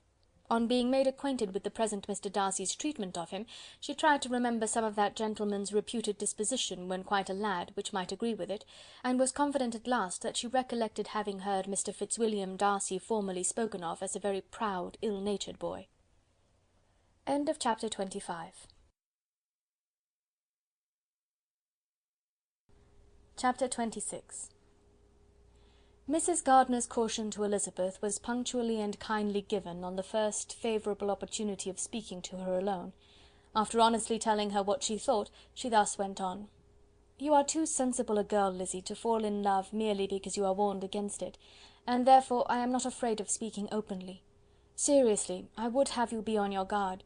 Do not involve yourself, or endeavour to involve him, in an affection which the want of fortune would make so very imprudent. I have nothing to say against him. He is a most interesting young man, and if he had the fortune he ought to have, I should think you could not do better. But as it is, you must not let your fancy run away with you. You have sense, and we all expect you to use it. Your father would depend on your resolution and good conduct, I am sure. You must not disappoint your father." "My dear aunt, this is being serious indeed." "Yes, and I hope to engage you to be serious likewise." "Well, then, you need not be under any alarm. I will take care of myself, and of Mr. Wickham too. He shall not be in love with me if I can prevent it." "Elizabeth, you are not serious now." "I beg your pardon, I will try again. At present I am not in love with Mr. Wickham. No, I certainly am not. But he is, beyond all comparison, the most agreeable man I ever saw, and if he becomes really attached to me, I believe it will be better that he should not. I see the imprudence of it. Oh, that abominable Mr. Darcy! My father's opinion of me does me the greatest honour, and I should be miserable to forfeit it. My father, however, is partial to Mr. Wickham. In short, my dear aunt, I should be very sorry to be the means of making any of you unhappy, but since we see every day that where there is affection young people are seldom withheld by immediate want of fortune from entering into engagements with each other, how can I promise to be wiser than so many of my fellow creatures if I am tempted, or how am I even to know that it would be wisdom to resist? All that I can promise you, therefore, is not to be in a hurry. I will not be in a hurry to believe myself his first object. When I am in company with him, I will not be wishing. In short, I will do my best. Perhaps it will be as well if you discourage his coming here so very often. At least, you should not remind your mother of inviting him." "As I did the other day," said Elizabeth with a conscious smile. "Very true. It will be wise in me to refrain from that. But do not imagine that he is always here so often. It is on your account that he has been so frequently invited this week. You know my mother's ideas as to the necessity of constant company for her friends. But really, and upon my honour, I will try to do what I think to be the wisest. And now I hope you are satisfied." Her aunt assured her that she was, and Elizabeth having thanked her for the kindness of her hints, they parted. A wonderful instance of advice being given on such a point without being resented. Mr. Collins returned to Hertfordshire soon after it had been quitted by the Gardiners and Jane, but as he took up his abode with the Lucases, his arrival was no great inconvenience to Mrs. Bennet. His marriage was now fast approaching, and she was at length so far resigned as to think it inevitable, and even repeatedly to say, in an ill-natured tone, that she wished they might be happy. Thursday was to be the wedding day, and on Wednesday Miss Lucas paid her farewell visit, and when she rose to take leave, Elizabeth, ashamed of her mother's ungracious and reluctant good wishes, and sincerely affected herself, accompanied her out of the room. As they went downstairs together, Charlotte said, "I shall depend on hearing from you very often, Eliza." "That you certainly shall. And I have another favour to ask you. Will you come and see me? We shall often meet, I hope, in Hertfordshire. I am not likely to leave Kent for some time. Promise me, therefore, to come to Hunsford." Elizabeth could not refuse, though she foresaw little pleasure in the visit. "My father and Maria are coming to me in March," added Charlotte, "and I hope you will consent to be of the party. Indeed, Eliza, you will be as welcome as either of them." The wedding took place, the bride and bridegroom set off for Kent from the church door, and everybody had as much to say or to hear on the subject as usual. Elizabeth soon heard from her friend, and their correspondence was as regular and frequent as it had ever been. That it should be equally unreserved was impossible. Elizabeth could never address her without feeling that all the comfort of intimacy was over, and though determined not to slacken as a correspondent, it was for the sake of what had been, rather than what was. Charlotte's first letters were received with a good deal of eagerness. There could not but be curiosity to know how she would speak of her new home, how she would like Lady Catherine, and how happy she would dare pronounce herself to be. Though, when the letters were read, Elizabeth felt that Charlotte expressed herself on every point exactly as she might have foreseen. She wrote cheerfully, seemed surrounded with comforts, and mentioned nothing which she could not praise. The house, the furniture, neighbourhood, and roads were all to her taste, and Lady Catherine's behaviour was most friendly and obliging. It was Mr. Collins's picture of Hunsford and Rosings rationally softened, and Elizabeth perceived that she must wait for her own visit there to know the rest. Jane had already written a few lines to her sister to announce their safe arrival in London, and when she wrote again, Elizabeth hoped it would be in her power to say something of the Bingleys. Her impatience for this second letter was as well rewarded as impatience generally is. Jane had been a week in town without either seeing or hearing from Caroline. She accounted for it, however, by supposing that her last letter to her friend from Longbourn had by some accident been lost. "My aunt," she continued, "is going to-morrow into that part of the town, and I shall take the opportunity of calling in Grosvenor Street." She wrote again when the visit was paid, and she had seen Miss Bingley. "I did not think Caroline in spirits," were her words, "but she was very glad to see me, and reproached me for giving her no notice of my coming to London. I was right, therefore, my last letter had never reached her. I inquired after their brother, of course. He was well, but so engaged with Mr. Darcy that they scarcely ever saw him. I found that Miss Darcy was expected to dinner. I wish I could see her. My visit was not long, as Caroline and Mrs. Hurst were going out. I dare say I shall see them soon here." Elizabeth shook her head over this letter. It convinced her that accident only could discover to Mr. Bingley her sister's being in town. 4 weeks passed away, and Jane saw nothing of him. She endeavoured to persuade herself that she did not regret it, but she could no longer be blind to Miss Bingley's inattention. After waiting at home every morning for a fortnight, and inventing every evening a fresh excuse for her, the visitor did at last appear, but the shortness of her stay, and yet more, the alteration of her manner, would allow Jane to deceive herself no longer. The letter which she wrote on this occasion to her sister will prove what she felt. "My dearest Lizzy will, I am sure, be incapable of triumphing in her better judgment at my expense, when I confess myself to have been entirely deceived in Miss Bingley's regard for me. But, my dear sister, though the event has proved you right, do not think me obstinate if I still assert that, considering what her behaviour was, my confidence was as natural as your suspicion. I do not at all comprehend her reason for wishing to be intimate with me, but if the same circumstances were to happen again, I am sure I should be deceived again. Caroline did not return my visit till yesterday. and not a note, not a line did I receive in the meantime. When she did come, it was very evident that she had no pleasure in it. She made a slight, formal apology for not calling before, said not a word of wishing to see me again, and was in every respect so altered a creature, that when she went away I was perfectly resolved to continue the acquaintance no longer. I pity, though I cannot help blaming her. She was very wrong in singling me out as she did. I can safely say that every advance to intimacy began on her side. But I pity her because she must feel that she has been acting wrong, and because I am very sure that anxiety for her brother is the cause of it. I need not explain myself farther, though we know this anxiety to be quite needless, yet if she feels it, it will easily account for her behaviour to me, and so deservedly dear as he is to his sister, whatever anxiety she must feel on his behalf is natural and amiable. I cannot but wonder, however, at her having any such fears now, because, if he had at all cared about me, we must have met long ago. He knows of my being in town, I am certain, from something she said herself, and yet it would seem, by her manner of talking, as if she wanted to persuade herself that he is really partial to Miss Darcy. I cannot understand it. If I were not afraid of judging harshly, I should be almost tempted to say that there is a strong appearance of duplicity in all this, but I will endeavour to banish every painful thought, and think only of what will make me happy. Your affection, and the invariable kindness of my dear uncle and aunt. Let me hear from you very soon. Miss Bingley said something of his never returning to Netherfield again, of giving up the house, but not with any certainty. We had better not mention it. I am extremely glad that you have such pleasant accounts from our friends at Hunsford. Pray go to see them with Sir William and Maria. I am sure you will be very comfortable there. Yours, etc. This letter gave Elizabeth some pain, but her spirits returned as she considered that Jane would no longer be duped, by the sister at least. All expectation from the brother was now absolutely over. She could not even wish for a renewal of his attentions. His character sunk on every review of it, and as a punishment for him, as well as a possible advantage to Jane, she seriously hoped that he might really soon marry Mr. Darcy's sister, as, by Wickham's account, she would make him abundantly regret what he had thrown away. Mrs. Gardiner about this time reminded Elizabeth of her promise concerning that gentleman, and required information, and Elizabeth had such to send as might rather give contentment to her aunt than to herself. His apparent partiality had subsided, his attentions were over, he was the admirer of someone else.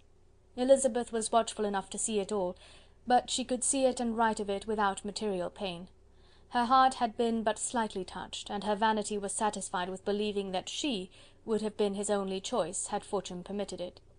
The sudden acquisition of £10,000 was the most remarkable charm of the young lady to whom he was now rendering himself agreeable, but Elizabeth, less clear-sighted perhaps in this case than in Charlotte's, did not quarrel with him for his wish of independence. Nothing, on the contrary, could be more natural, and while able to suppose that it cost him a few struggles to relinquish her, she was ready to allow it a wise and desirable measure for both, and could very sincerely wish him happy. All this was acknowledged to Mrs. Gardiner, and after relating the circumstances, she thus went on. "I am now convinced, my dear aunt, that I have never been much in love, for had I really experienced that pure and elevating passion, I should at present detest his very name, and wish him all manner of evil. But my feelings are not only cordial towards him, they are even impartial towards Miss King. I cannot find out that I hate her at all, or that I am in the least unwilling to think her a very good sort of girl.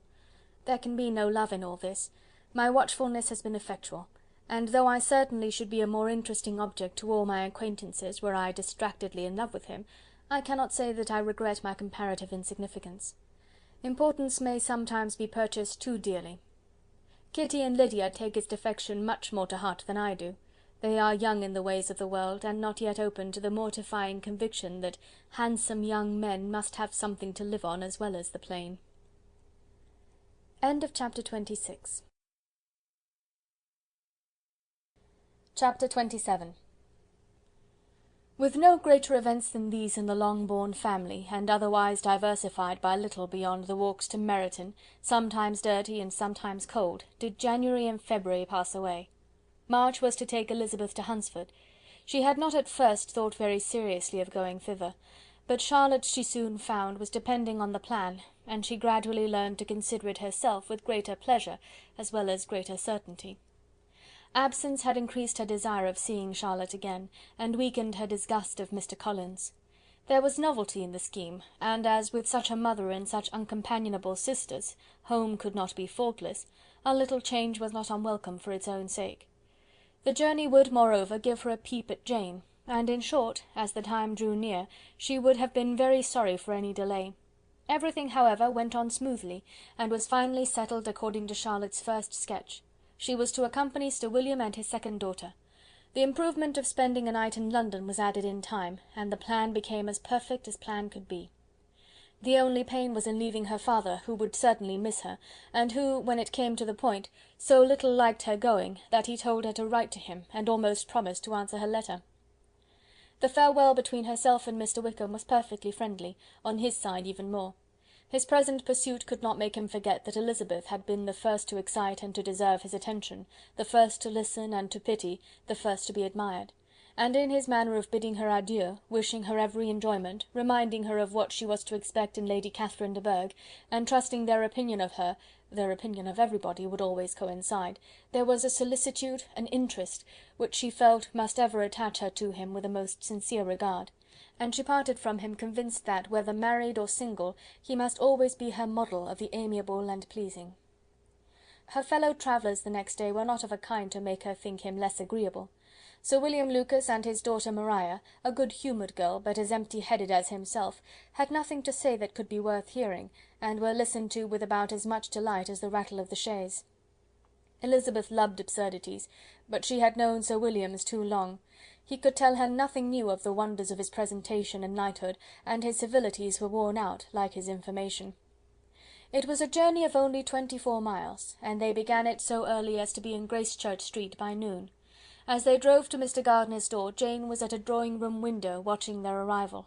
When they entered the passage, she was there to welcome them, and Elizabeth, looking earnestly in her face, was pleased to see it healthful and lovely as ever. On the stairs were a troop of little boys and girls, whose eagerness for their cousin's appearance would not allow them to wait in the drawing-room, and whose shyness, as they had not seen her for a twelvemonth, prevented their coming lower. All was joy and kindness. The day passed most pleasantly away, the morning in bustle and shopping, and the evening at one of the theatres. Elizabeth then contrived to sit by her aunt. Their first object was her sister, and she was more grieved than astonished to hear, in reply to her minute inquiries, that though Jane always struggled to support her spirits, there were periods of dejection. It was reasonable, however, to hope that they would not continue long. Mrs. Gardiner gave her the particulars also of Miss Bingley's visit in Gracechurch Street, and repeated conversations occurring at different times between Jane and herself, which proved that the former had, from her heart, given up the acquaintance. Mrs. Gardiner then rallied her niece on Wickham's desertion, and complimented her on bearing it so well.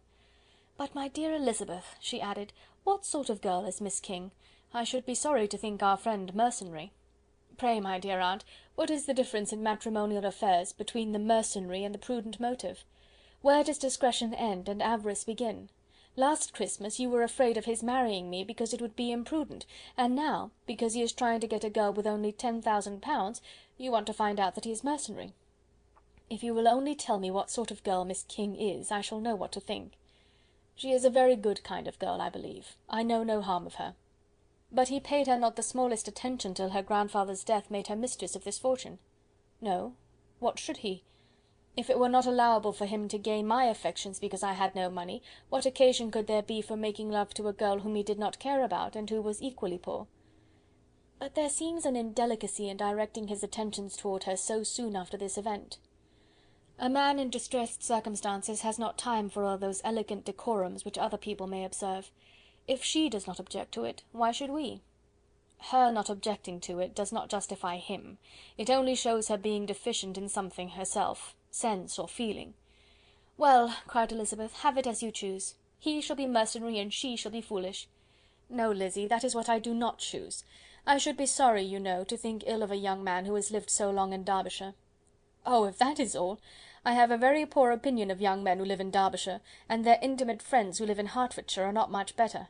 I am sick of them all. Thank Heaven, I am going tomorrow where I shall find a man who has not one agreeable quality, who has neither manner nor sense to recommend him. Stupid men are the only ones worth knowing after all." "Take care, Lizzy, that speech savours strongly of disappointment." Before they were separated by the conclusion of the play, she had the unexpected happiness of an invitation to accompany her uncle and aunt in a tour of pleasure which they proposed taking in the summer. "We have not determined how far it shall carry us," said Mrs. Gardiner, "but perhaps to the Lakes." No scheme could have been more agreeable to Elizabeth, and her acceptance of the invitation was most ready and grateful. "Oh, my dear, dear aunt," she rapturously cried, "what delight! What felicity! You give me fresh life and vigour. Adieu to disappointment and spleen! What are young men to rocks and mountains? Oh, what hours of transport we shall spend! And when we do return, it shall not be like other travellers, without being able to give one accurate idea of anything. We will know where we have gone, we will recollect what we have seen. Lakes, mountains, and rivers shall not be jumbled together in our imaginations, nor when we attempt to describe any particular scene, will we begin quarrelling about its relative situation. Let our first effusions be less insupportable than those of the generality of travellers." End of chapter 27.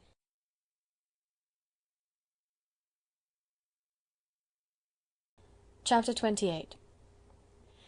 Every object in the next day's journey was new and interesting to Elizabeth, and her spirits were in a state of enjoyment, for she had seen her sister looking so well as to banish all fear for her health, and the prospect of her northern tour was a constant source of delight. When they left the high road for the lane to Hunsford, every eye was in search of the parsonage, and every turning expected to bring it in view. The palings of Rosings Park was their boundary on one side. Elizabeth smiled at the recollection of all that she had heard of its inhabitants. At length the parsonage was discernible. The garden sloping to the road, the house standing in it, the green pales and the laurel hedge, everything declared they were arriving. Mr. Collins and Charlotte appeared at the door, and the carriage stopped at the small gate which led by a short gravel walk to the house, amidst the nods and smiles of the whole party. In a moment they were all out of the chaise, rejoicing at the sight of each other. Mrs. Collins welcomed her friend with the liveliest pleasure, and Elizabeth was more and more satisfied with coming when she found herself so affectionately received. She saw instantly that her cousin's manners were not altered by his marriage. His formal civility was just what it had been, and he detained her some minutes at the gate to hear and satisfy his inquiries after all her family. They were then, with no other delay than his pointing out the neatness of the entrance, taken into the house, and as soon as they were in the parlour, he welcomed them a second time, with ostentatious formality, to his humble abode, and punctually repeated all his wife's offers of refreshment. Elizabeth was prepared to see him in his glory, and she could not help fancying that in displaying the good proportion of the room, its aspect and its furniture, he addressed himself particularly to her, as if wishing to make her feel what she had lost in refusing him. But though everything seemed neat and comfortable, she was not able to gratify him by any sigh of repentance, and rather looked with wonder at her friend that she could have so cheerful an air with such a companion. When Mr. Collins said anything of which his wife might reasonably be ashamed, which certainly was not unseldom, she involuntarily turned her eye on Charlotte. Once or twice she could discern a faint blush, but in general Charlotte wisely did not hear.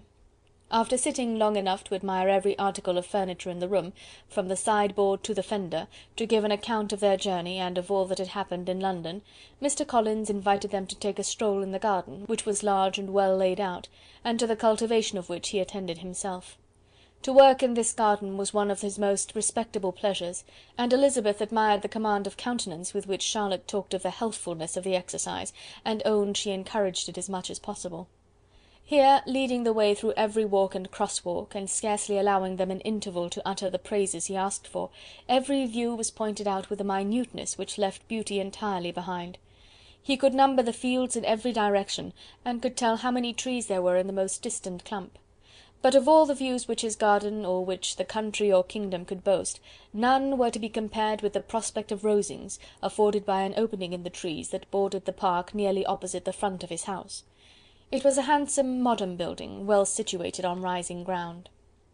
From his garden Mr. Collins would have led them round his 2 meadows, but the ladies, not having shoes to encounter the remains of a white frost, turned back, and while Sir William accompanied him, Charlotte took her sister and friend over the house, extremely well pleased probably to have the opportunity of showing it without her husband's help.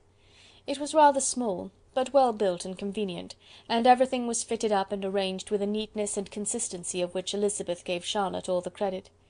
When Mr. Collins could be forgotten, there was really an air of great comfort throughout, and by Charlotte's evident enjoyment of it, Elizabeth supposed he must be often forgotten.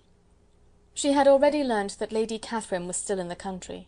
It was spoken of again while they were at dinner, when Mr. Collins, joining in, observed: "Yes, Miss Elizabeth, you will have the honour of seeing Lady Catherine de Bourgh on the ensuing Sunday at church, and I need not say you will be delighted with her.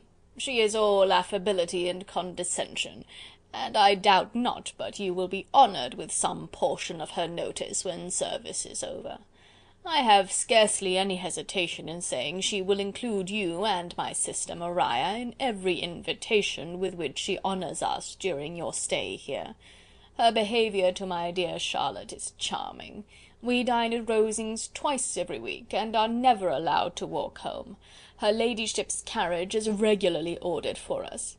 I should say one of her ladyship's carriages, for she has several." "Lady Catherine is a very respectable, sensible woman indeed," added Charlotte, "and a most attentive neighbour."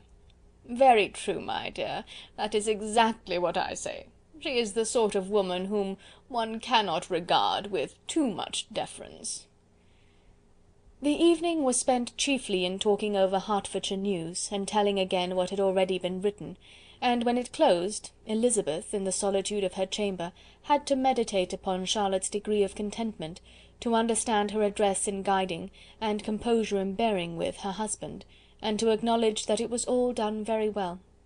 She also had to anticipate how her visit would pass: the quiet tenor of their usual employments, the vexatious interruptions of Mr. Collins, and the gaieties of their intercourse with Rosings. A lively imagination soon settled it all. About the middle of the next day, as she was in her room getting ready for a walk, a sudden noise below seemed to speak the whole house in confusion, and after listening a moment, she heard somebody running upstairs in a violent hurry, and calling loudly after her. She opened the door and met Maria in the landing-place, who, breathless with agitation, cried out: "Oh, my dear Eliza, pray make haste and come into the dining-room, for there is such a sight to be seen! I will not tell you what it is. Make haste and come down this moment." Elizabeth asked questions in vain. Maria would tell her nothing more, and down they ran into the dining-room, which fronted the lane, in quest of this wonder. It was two ladies stopping in a low phaeton in the garden gate. "And is this all?" cried Elizabeth. "I expected at least that the pigs were got into the garden, and here is nothing but Lady Catherine and her daughter." "La, my dear," said Maria, quite shocked at the mistake, "it is not Lady Catherine. The old lady is Mrs. Jenkinson, who lives with them. The other is Miss de Bourgh. Only look at her! She is quite a little creature. Who would have thought that she could be so thin and small? She is abominably rude to keep Charlotte out of doors in all this wind. Why does she not come in?" "Oh, Charlotte says she hardly ever does. It is the greatest of favours when Mr. Bourgh comes in." "I like her appearance," said Elizabeth, struck with other ideas. "She looks sickly and cross. Yes, she will do for him very well. She will make him a very proper wife."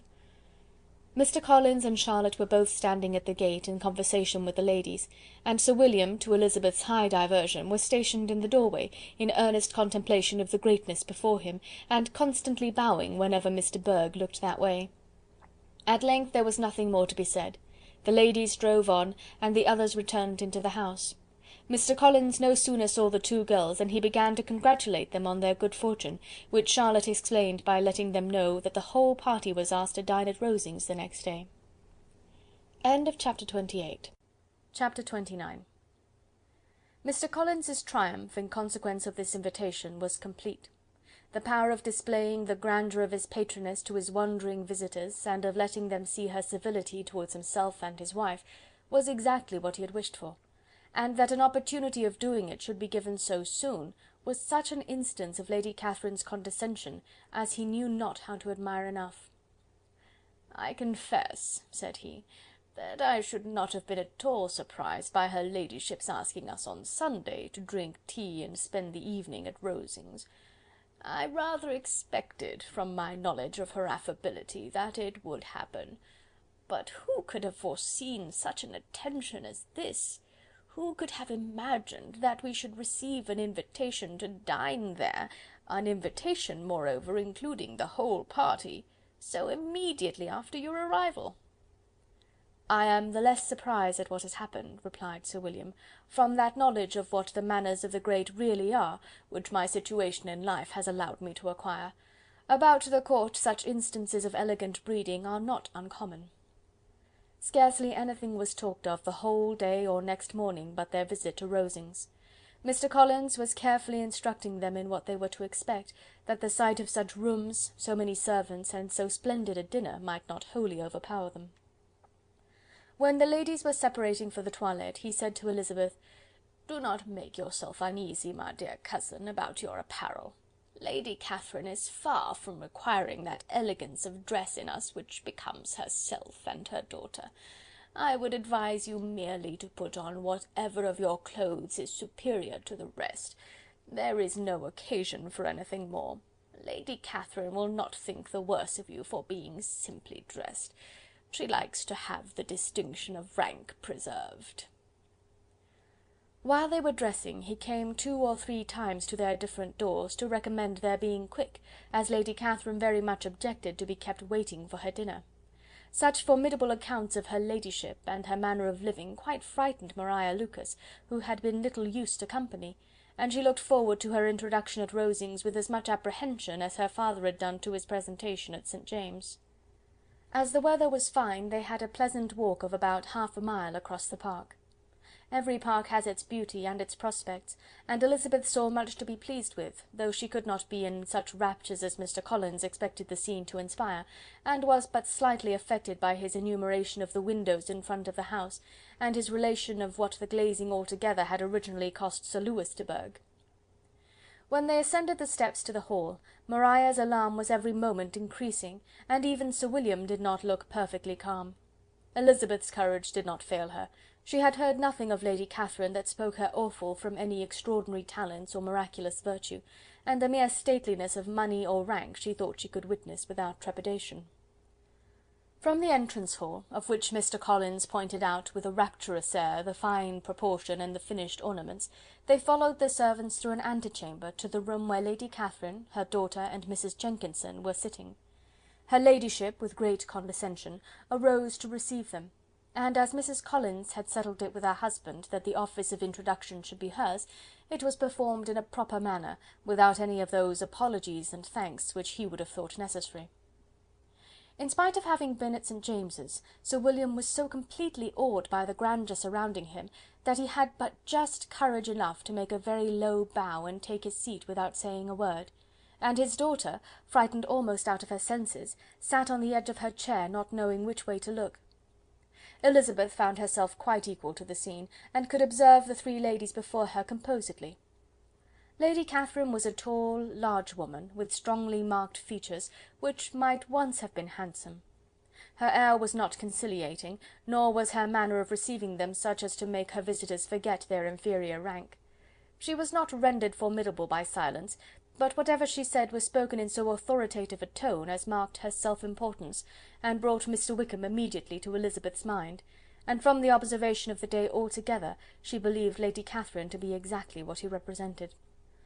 When, after examining the mother, in whose countenance and deportment she soon found some resemblance of Mr. Darcy, she turned her eyes on the daughter, she could almost have joined in Maria's astonishment at her being so thin and so small. There was neither in figure nor face any likeness between the ladies.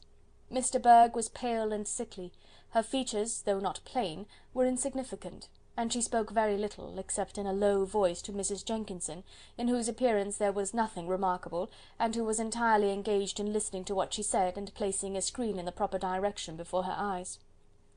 After sitting a few minutes, they were all sent to one of the windows to admire the view, Mr. Collins attending them to point out its beauties, and Lady Catherine kindly informing them that it was much better worth looking at in the summer.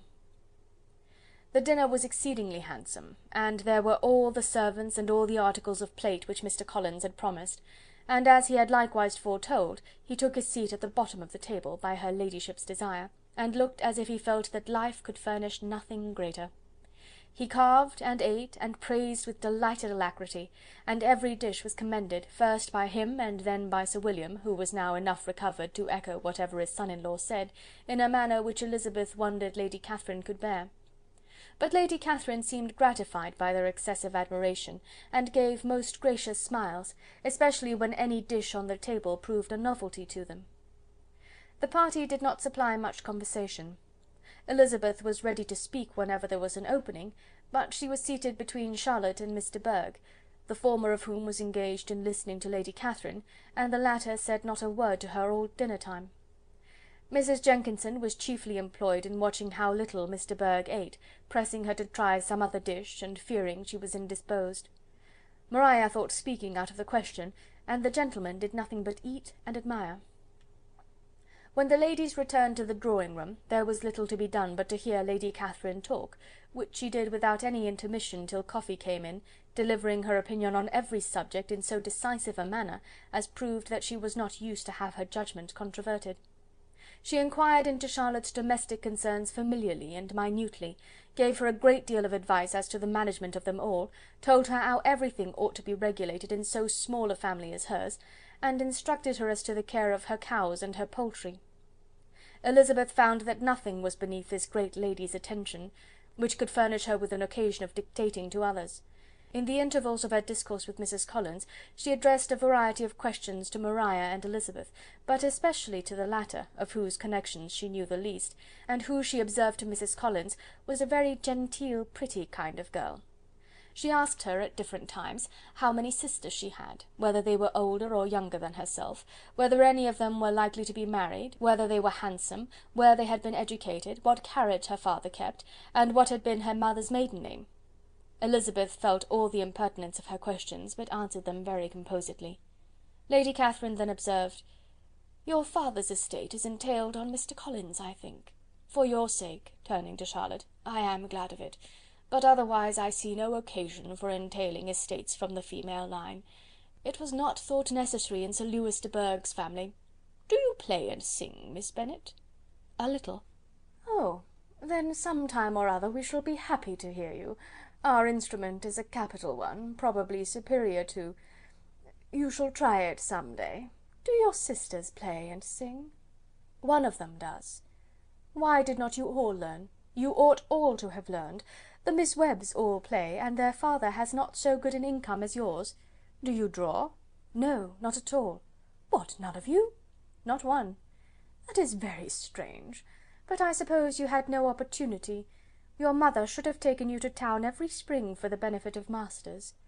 "My mother would have had no objection, but my father hates London." "Has your governess left you?" "We never had a governess." "No governess! How was that possible? 5 daughters brought up at home without a governess! I never heard of such a thing. Your mother must have been quite a slave to your education." Elizabeth could hardly help smiling as she assured her that had not been the case. "Then who taught you? Who attended to you? Without a governess you must have been neglected."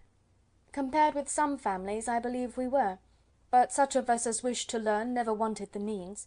We were always encouraged to read, and had all the masters that were necessary. Those who chose to be idle certainly might." "Ay, no doubt, but that is what a governess will prevent, and if I had known your mother, I should have advised her most strenuously to engage one. I always say that nothing is to be done in education without steady and regular instruction, and nobody but a governess can give it. It is wonderful how many families I have been the means of supplying in that way. I am always glad to get a young person well placed out. 4 nieces of Mrs. Jenkinson are most delightfully situated through my means, and it was but the other day that I recommended another young person, who was merely accidentally mentioned to me, and the family are quite delighted with her. Mrs. Collins, did I tell you of Lady Metcalfe's calling yesterday to thank me? She finds Miss Pope a treasure. Lady Catherine, said she, you have given me a treasure. Are any of your younger sisters out, Miss Bennet?" "Yes, ma'am, all." "All? What, all 5 out at once? Very odd. And you only the second? The younger ones out before the elder ones are married? Your younger sisters must be very young." "Yes, my youngest is not 16. Perhaps she is full young to be much in company, but really, ma'am, I think it would be very hard upon younger sisters, that they should not have their share of society and amusement, because the elder have not the means or inclination to marry early. The last-born has as good a right to the pleasures of youth as the first, and to be kept back on such a motive! I think it would not be very likely to promote sisterly affection or delicacy of mind." "Upon my word," said her ladyship, "you give your opinion very decidedly for so young a person. Pray, what is your age?" "With 3 younger sisters grown up," replied Elizabeth, smiling, "your ladyship can hardly expect me to own it." Lady Catherine seemed quite astonished at not receiving a direct answer, and Elizabeth suspected herself to be the first creature who had ever dared to trifle with so much dignified impertinence. "You cannot be more than 20, I am sure, therefore you need not conceal your age." "I am not 21." When the gentlemen had joined them, and tea was over, the card tables were placed. Lady Catherine, Sir William, and Mr. and Mrs. Collins sat down to quadrille, and as Miss de Bourgh chose to play at casino, the 2 girls had the honour of assisting Mrs. Jenkinson to make up her party. Their table was superlatively stupid.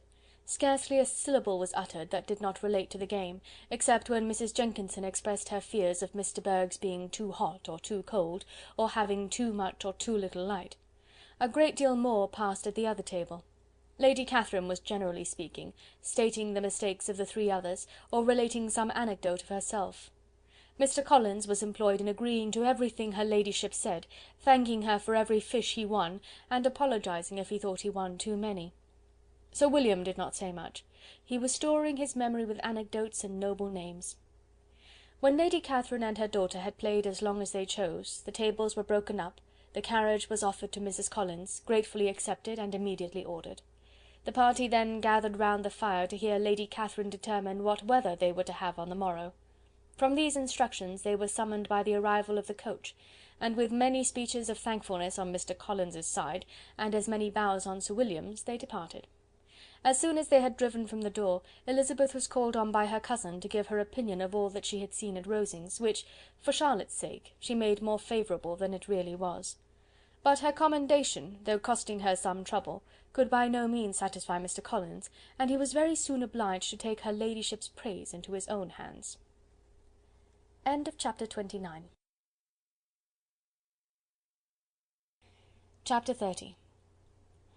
Sir William stayed only a week at Hunsford, but his visit was long enough to convince him of his daughter's being most comfortably settled, and of her possessing such a husband and such a neighbour as were not often met with.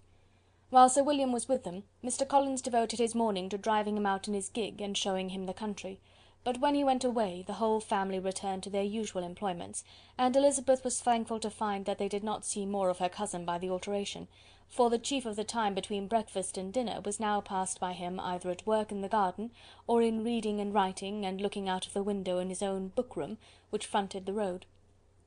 The room in which the ladies sat was backwards. Elizabeth had at first rather wondered that Charlotte should not prefer the dining parlour for common use. It was a better sized room, and had a more pleasant aspect, but she soon saw that her friend had an excellent reason for what she did, for Mr. Collins would undoubtedly have been much less in his own apartment had they sat in one equally lively, and she gave Charlotte credit for the arrangement.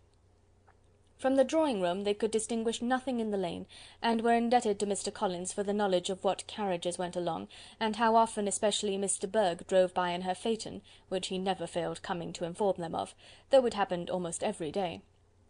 She not infrequently stopped at the parsonage, and had a few minutes' conversation with Charlotte, but was scarcely ever prevailed upon to get out. Very few days passed in which Mr. Collins did not walk to Rosings, and not many in which his wife did not think it necessary to go likewise, and till Elizabeth recollected that there might be other family livings to be disposed of, she could not understand the sacrifice of so many hours. Now and then they were honoured with a call from her ladyship, and nothing escaped her observation that was passing in the room during these visits. She examined into their employments, looked at their work, and advised them to do it differently, found fault with the arrangement of the furniture, or detected the housemaid in negligence, and if she accepted any refreshment, seemed to do it only for the sake of finding out that Mrs. Collins's joints of meat were too large for her family. Elizabeth soon perceived that though this great lady was not in commission of the peace of the county, she was a most active magistrate in her own parish, the minutest concerns of which were carried to her by Mr. Collins, and whenever any of the cottagers were disposed to be quarrelsome, discontented, or too poor, she sallied forth into the village to settle their differences, silence their complaints, and scold them into harmony and plenty. The entertainment of dining at Rosings was repeated about twice a week, and allowing for the loss of Sir William and there being only one card-table in the evening, every such entertainment was the counterpart of the first. Their other engagements were few, as the style of living in the neighbourhood in general was beyond Mr. Collins's reach. This, however, was no evil to Elizabeth, and upon the whole she spent her time comfortably enough. There were half-hours of pleasant conversation with Charlotte, and the weather was so fine for the time of year that she had often great enjoyment out of doors. Her favourite walk, and where she frequently went while the others were calling on Lady Catherine, was along the open grove which edged that side of the park, where there was a nice sheltered path, which no one seemed to value but herself, and where she felt beyond the reach of Lady Catherine's curiosity. In this quiet way the first fortnight of her visit soon passed away. Easter was approaching, and the week preceding it was to bring an addition to the family at Rosings, which in so small a circle must be important. Elizabeth had heard soon after her arrival that Mr. Darcy was expected there in the course of a few weeks, and though there were not many of her acquaintances whom she did not prefer, his coming would furnish one comparatively new to look at in their Rosings parties, and she might be amused in seeing how hopeless Miss Bingley's designs on him were by his behaviour to his cousin, for whom he was evidently destined by Lady Catherine, who talked of his coming with the greatest satisfaction, spoke of him in terms of the highest admiration, and seemed almost angry to find that he had already been frequently seen by Miss Lucas and herself. His arrival was soon known at the parsonage, for Mr. Collins was walking the whole morning within view of the lodges opening into Hunsford Lane, in order to have the earliest assurance of it, and after making his bow as the carriage turned into the park, hurried home with the great intelligence. On the following morning he hastened to Rosings to pay his respects. There were two nephews of Lady Catherine to require them, for Mr. Darcy had brought with him a Colonel Fitzwilliam, the younger son of his uncle Lord, and to the great surprise of all the party, when Mr. Collins returned, the gentleman accompanied him. Charlotte had seen them from her husband's room, crossing the road, and immediately running into the other, told the girls what an honour they might expect, adding, "I may thank you, Eliza, for this piece of civility. Mr. Darcy would never have come so soon to wait upon me." Elizabeth had scarcely time to disclaim all right to the compliment, before their approach was announced by the door-bell, and shortly afterwards the three gentlemen entered the room. Colonel Fitzwilliam, who led the way, was about 30, not handsome, but in person and address most truly the gentleman. Mr. Darcy looked just as he had been used to look in Hertfordshire, paid his compliments with his usual reserve to Mrs. Collins, and whatever might be his feelings toward her friend, met her with every appearance of composure. Elizabeth merely curtsied to him without saying a word. Colonel Fitzwilliam entered into conversation directly with the readiness and ease of a well-bred man, and talked very pleasantly, but his cousin, after having addressed a slight observation on the house and garden to Mrs. Collins, sat for some time without speaking to anybody. At length, however, his civility was so far awakened as to inquire of Elizabeth after the health of her family. She answered him in the usual way, and after a moment's pause added, "My eldest sister has been in town these 3 months. Have you never happened to see her there?" She was perfectly sensible that he never had, but she wished to see whether he would betray any consciousness of what had passed between the Bingleys and Jane, and she thought he looked a little confused as he answered that he had never been so fortunate as to meet Miss Bennet. The subject was pursued no farther, and the gentlemen soon afterwards went away. Chapter 30. Chapter 31. Colonel Fitzwilliam's manners were very much admired at the parsonage, and the ladies all felt that he must add considerably to the pleasures of their engagements at Rosings. It was some days, however, before they received any invitation thither, for while there were visitors in the house, they could not be necessary, and it was not till Easter Day, almost a week after the gentlemen's arrival, that they were honoured by such an attention, and then they were merely asked on leaving church to come there in the evening. For the last week they had seen very little of Lady Catherine or her daughter. Colonel Fitzwilliam had called at the parsonage more than once during the time, but Mr. Darcy they had seen only at church. The invitation was accepted, of course, and at a proper hour they joined the party in Lady Catherine's drawing-room. Her ladyship received them civilly, but it was plain that their company was by no means so acceptable as when she could get nobody else, and she was, in fact, almost engrossed by her nephews, speaking to them, especially to Darcy, much more than any other person in the room. Colonel Fitzwilliam seemed really glad to see them. Anything was a welcome relief to him at Rosings, and Mrs. Collins's pretty friend had, moreover, caught his fancy very much. He now seated himself by her, and talked so agreeably of Kent and Hertfordshire, of travelling and staying at home, of new books and music, that Elizabeth had never been half so well entertained in that room before. and they conversed with so much spirit and flow as to draw the attention of Lady Catherine herself as well as of Mr. Darcy. His eyes had been soon and repeatedly turned towards them with a look of curiosity, and that her ladyship after a while shared the feeling was more openly acknowledged, for she did not scruple to call out, "What is it that you are saying, Fitzwilliam? What is it that you are talking of? What are you telling Miss Bennet? Let me hear what it is." "We are speaking of music, madam," said he, when no longer able to avoid a reply. "Of music? Then pray speak aloud. It is of all subjects my delight. I must have my share in the conversation, if you are speaking of music. There are few people in England, I suppose, who have more true enjoyment of music than myself, or a better natural taste. If I had ever learned, I should have been a great proficient, and so would Anne, if her health had allowed her to apply. I am confident that she would have performed delightfully. How does Georgiana get on, Darcy?" Mr. Darcy spoke with affectionate praise of his sister's proficiency. "I am very glad to hear such a good account of her," said Lady Catherine, "and pray tell her from me that she cannot expect to excel if she does not practise a good deal." "I assure you, madam," he replied, "that she does not need such advice. She practises very constantly." "So much the better. It cannot be done too much, and when I next write to her, I shall charge her not to neglect it on any account. I often tell young ladies that no excellence in music is to be acquired without constant practice. I have told Miss Bennet several times that she will never play really well unless she practises more, and though Mrs. Collins has no instrument, she is very welcome, as I have often told her, to come to Rosings every day and play on the pianoforte in Mrs. Jenkinson's room.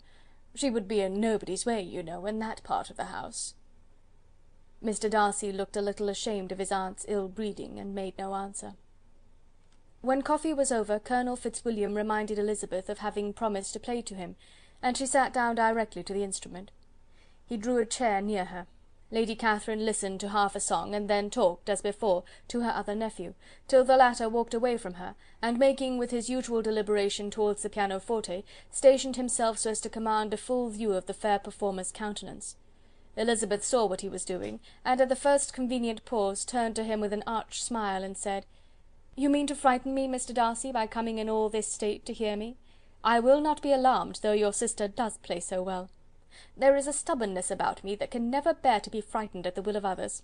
My courage always rises at every attempt to intimidate me." "I shall not say you are mistaken," he replied, "because you could not really believe me to entertain any design of alarming you, and I have had the pleasure of your acquaintance long enough to know that you find great enjoyment in occasionally professing opinions which, in fact, are not your own."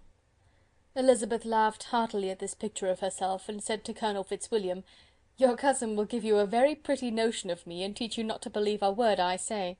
I am particularly unlucky in meeting with a person so able to expose my real character in a part of the world where I had hoped to pass myself off with some degree of credit.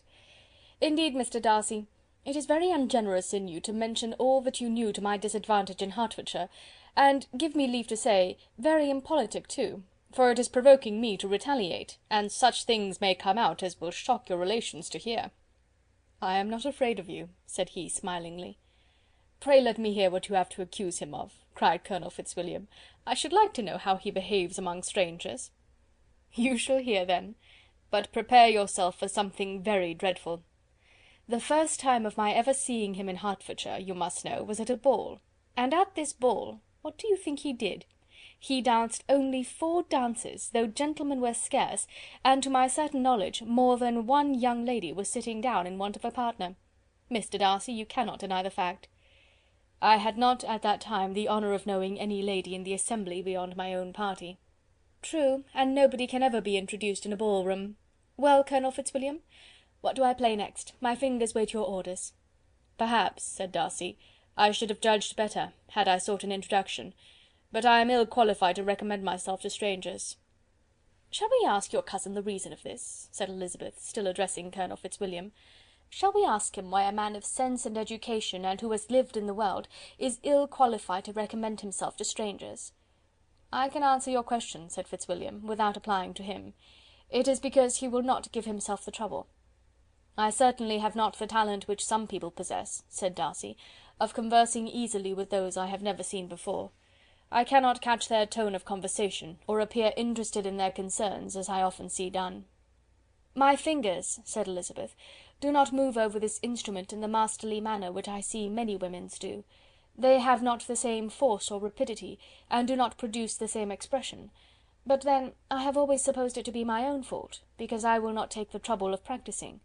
It is not that I do not believe my fingers as capable as any other woman's of superior execution."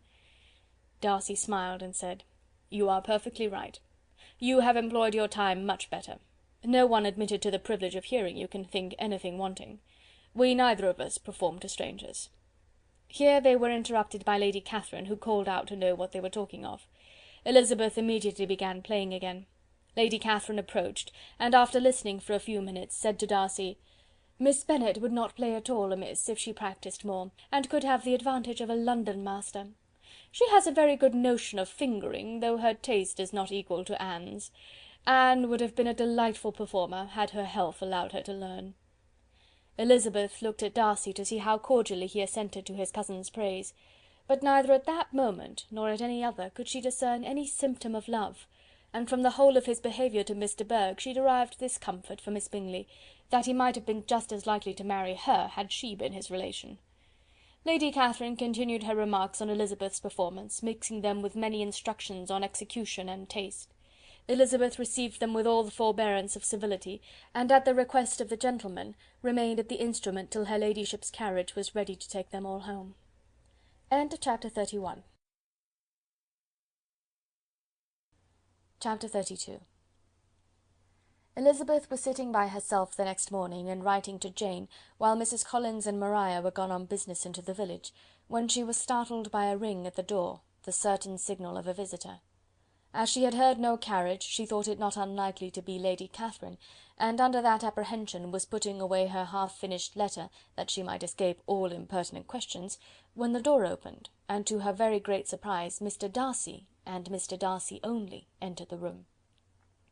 He seemed astonished too on finding her alone, and apologized for his intrusion by letting her know that he had understood all the ladies were to be within. They then sat down, and when her inquiries after Rosings were made, seemed in danger of sinking into total silence.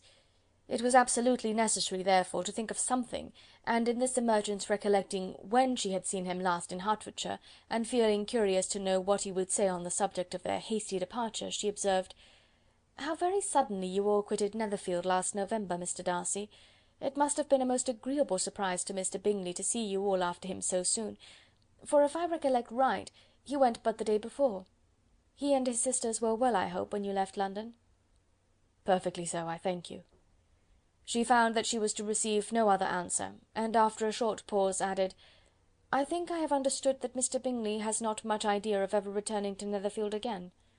"I have heard him say so, but it is probable that he may spend very little of his time there in the future. He has many friends, and is at a time of life when friends and engagements are continually increasing." "If he means to be but little at Netherfield, it would be better for the neighbourhood that he should give up the place entirely, for then we might possibly get a settled family there. But perhaps Mr. Bingley did not take the house so much for the convenience of the neighbourhood as for his own, and we must expect him to keep it or quit it on the same principle." "I should not be surprised," said Darcy, "if he were to give it up as soon as any eligible purchase offers." Elizabeth made no answer. She was afraid of talking longer of his friend, and having nothing else to say, was now determined to leave the trouble of finding a subject to him. He took the hint, and soon began with, "This seems a very comfortable house. Lady Catherine, I believe, did a great deal to it when Mr. Collins first came to Hunsford." "I believe she did, and I am sure she could not have bestowed her kindness on a more grateful object." "Mr. Collins appears to be very fortunate in his choice of a wife." "Yes, indeed. His friends may well rejoice in his having met with one of the very few sensible women who would have accepted him, or have made him happy if they had. My friend has an excellent understanding, though I am not certain that I consider her marrying Mr. Collins as the wisest thing she ever did. She seems perfectly happy, however, and in a prudential light it is certainly a very good match for her." "It must be very agreeable for her to be settled within so easy a distance of her own family and friends." "An easy distance, do you call it? It is nearly 50 miles." "And what is 50 miles of good road? Little more than half a day's journey. "Yes, I call it a very easy distance." "I should never have considered the distance as one of the advantages of the match," cried Elizabeth. "I should never have said Mrs. Collins was settled near her family." "It is a proof of your own attachment to Hertfordshire. Anything beyond the neighbourhood of Longbourn, I suppose, would appear far." As he spoke, there was a sort of smile which Elizabeth fancied she understood. He must be supposing her to be thinking of Jane and Netherfield, and she blushed as she answered, "I do not mean to say that a woman may not be settled too near her family. The far and the near must be relative, and depend on many varying circumstances. Where there is fortune to make the expenses of travelling unimportant, distance becomes no evil. But that is not the case here. Mr. and Mrs. Collins have a comfortable income, but not such a one as will allow of frequent journeys, and I am persuaded my friend would not call herself near her family under less than half the present distance." Mr. Darcy drew his chair a little towards her, and said, "You cannot have a right to such very strong local attachment. You cannot have been always at Longbourn." Elizabeth looked surprised. The gentleman experienced some change of feeling. He drew back his chair, took a newspaper from the table, and glancing over it, said in a colder voice, "Are you pleased with Kent?" A short dialogue on the subject of the country ensued, on either side calm and concise, and soon put an end to by the entrance of Charlotte and her sister, just returned from her walk. The tete-a-tete surprised them. Mr. Darcy related the mistake which had occasioned his intruding on Miss Bennet, and after sitting a few minutes longer without saying much to anybody, went away. "What can be the meaning of this?" said Charlotte, as soon as he was gone. "My dear Eliza, he must be in love with you, or he would never have called on us in this familiar way." But when Elizabeth told of his silence, it did not seem very likely, even to Charlotte's wishes, to be the case, and after various conjectures they could at last only suppose his visit to proceed from the difficulty of finding anything to do, which was the more probable from the time of year. All field sports were over. Within doors there was Lady Catherine, books, and a billiard table, but gentlemen cannot always be within doors, and in the nearness of the parsonage, or the pleasantness of the walk to it, or of the people who lived in it, the two cousins found a temptation from this period of walking thither almost every day. They called at various times of the morning, sometimes separately, sometimes together, and now and then accompanied by their aunt.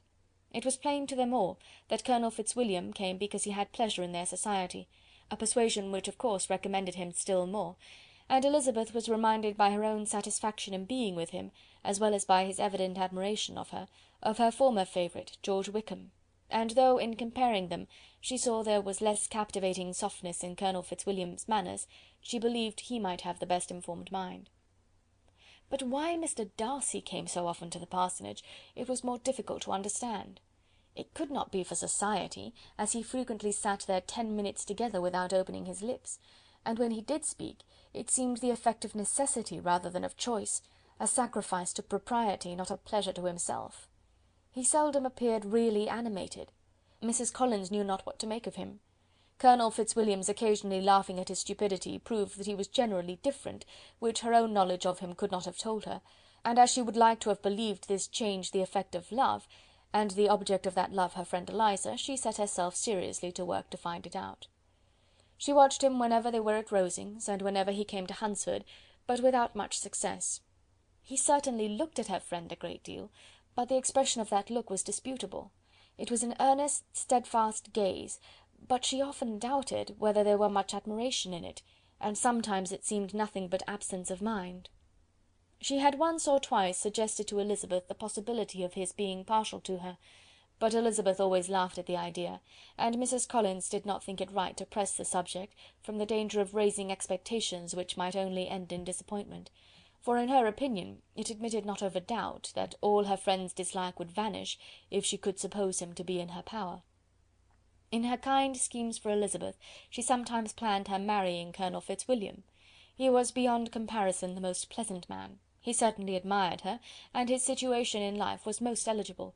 But to counterbalance these advantages, Mr. Darcy had considerable patronage in the church, and his cousin could have none at all. End of chapter 32.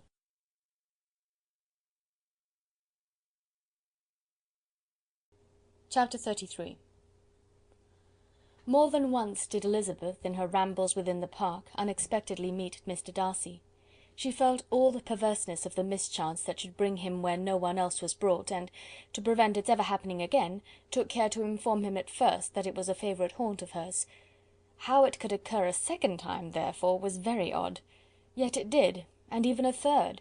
It seemed like wilful ill nature, or a voluntary penance, for on these occasions it was not merely a few formal inquiries and an awkward pause and then away, but he actually thought it necessary to turn back and walk with her.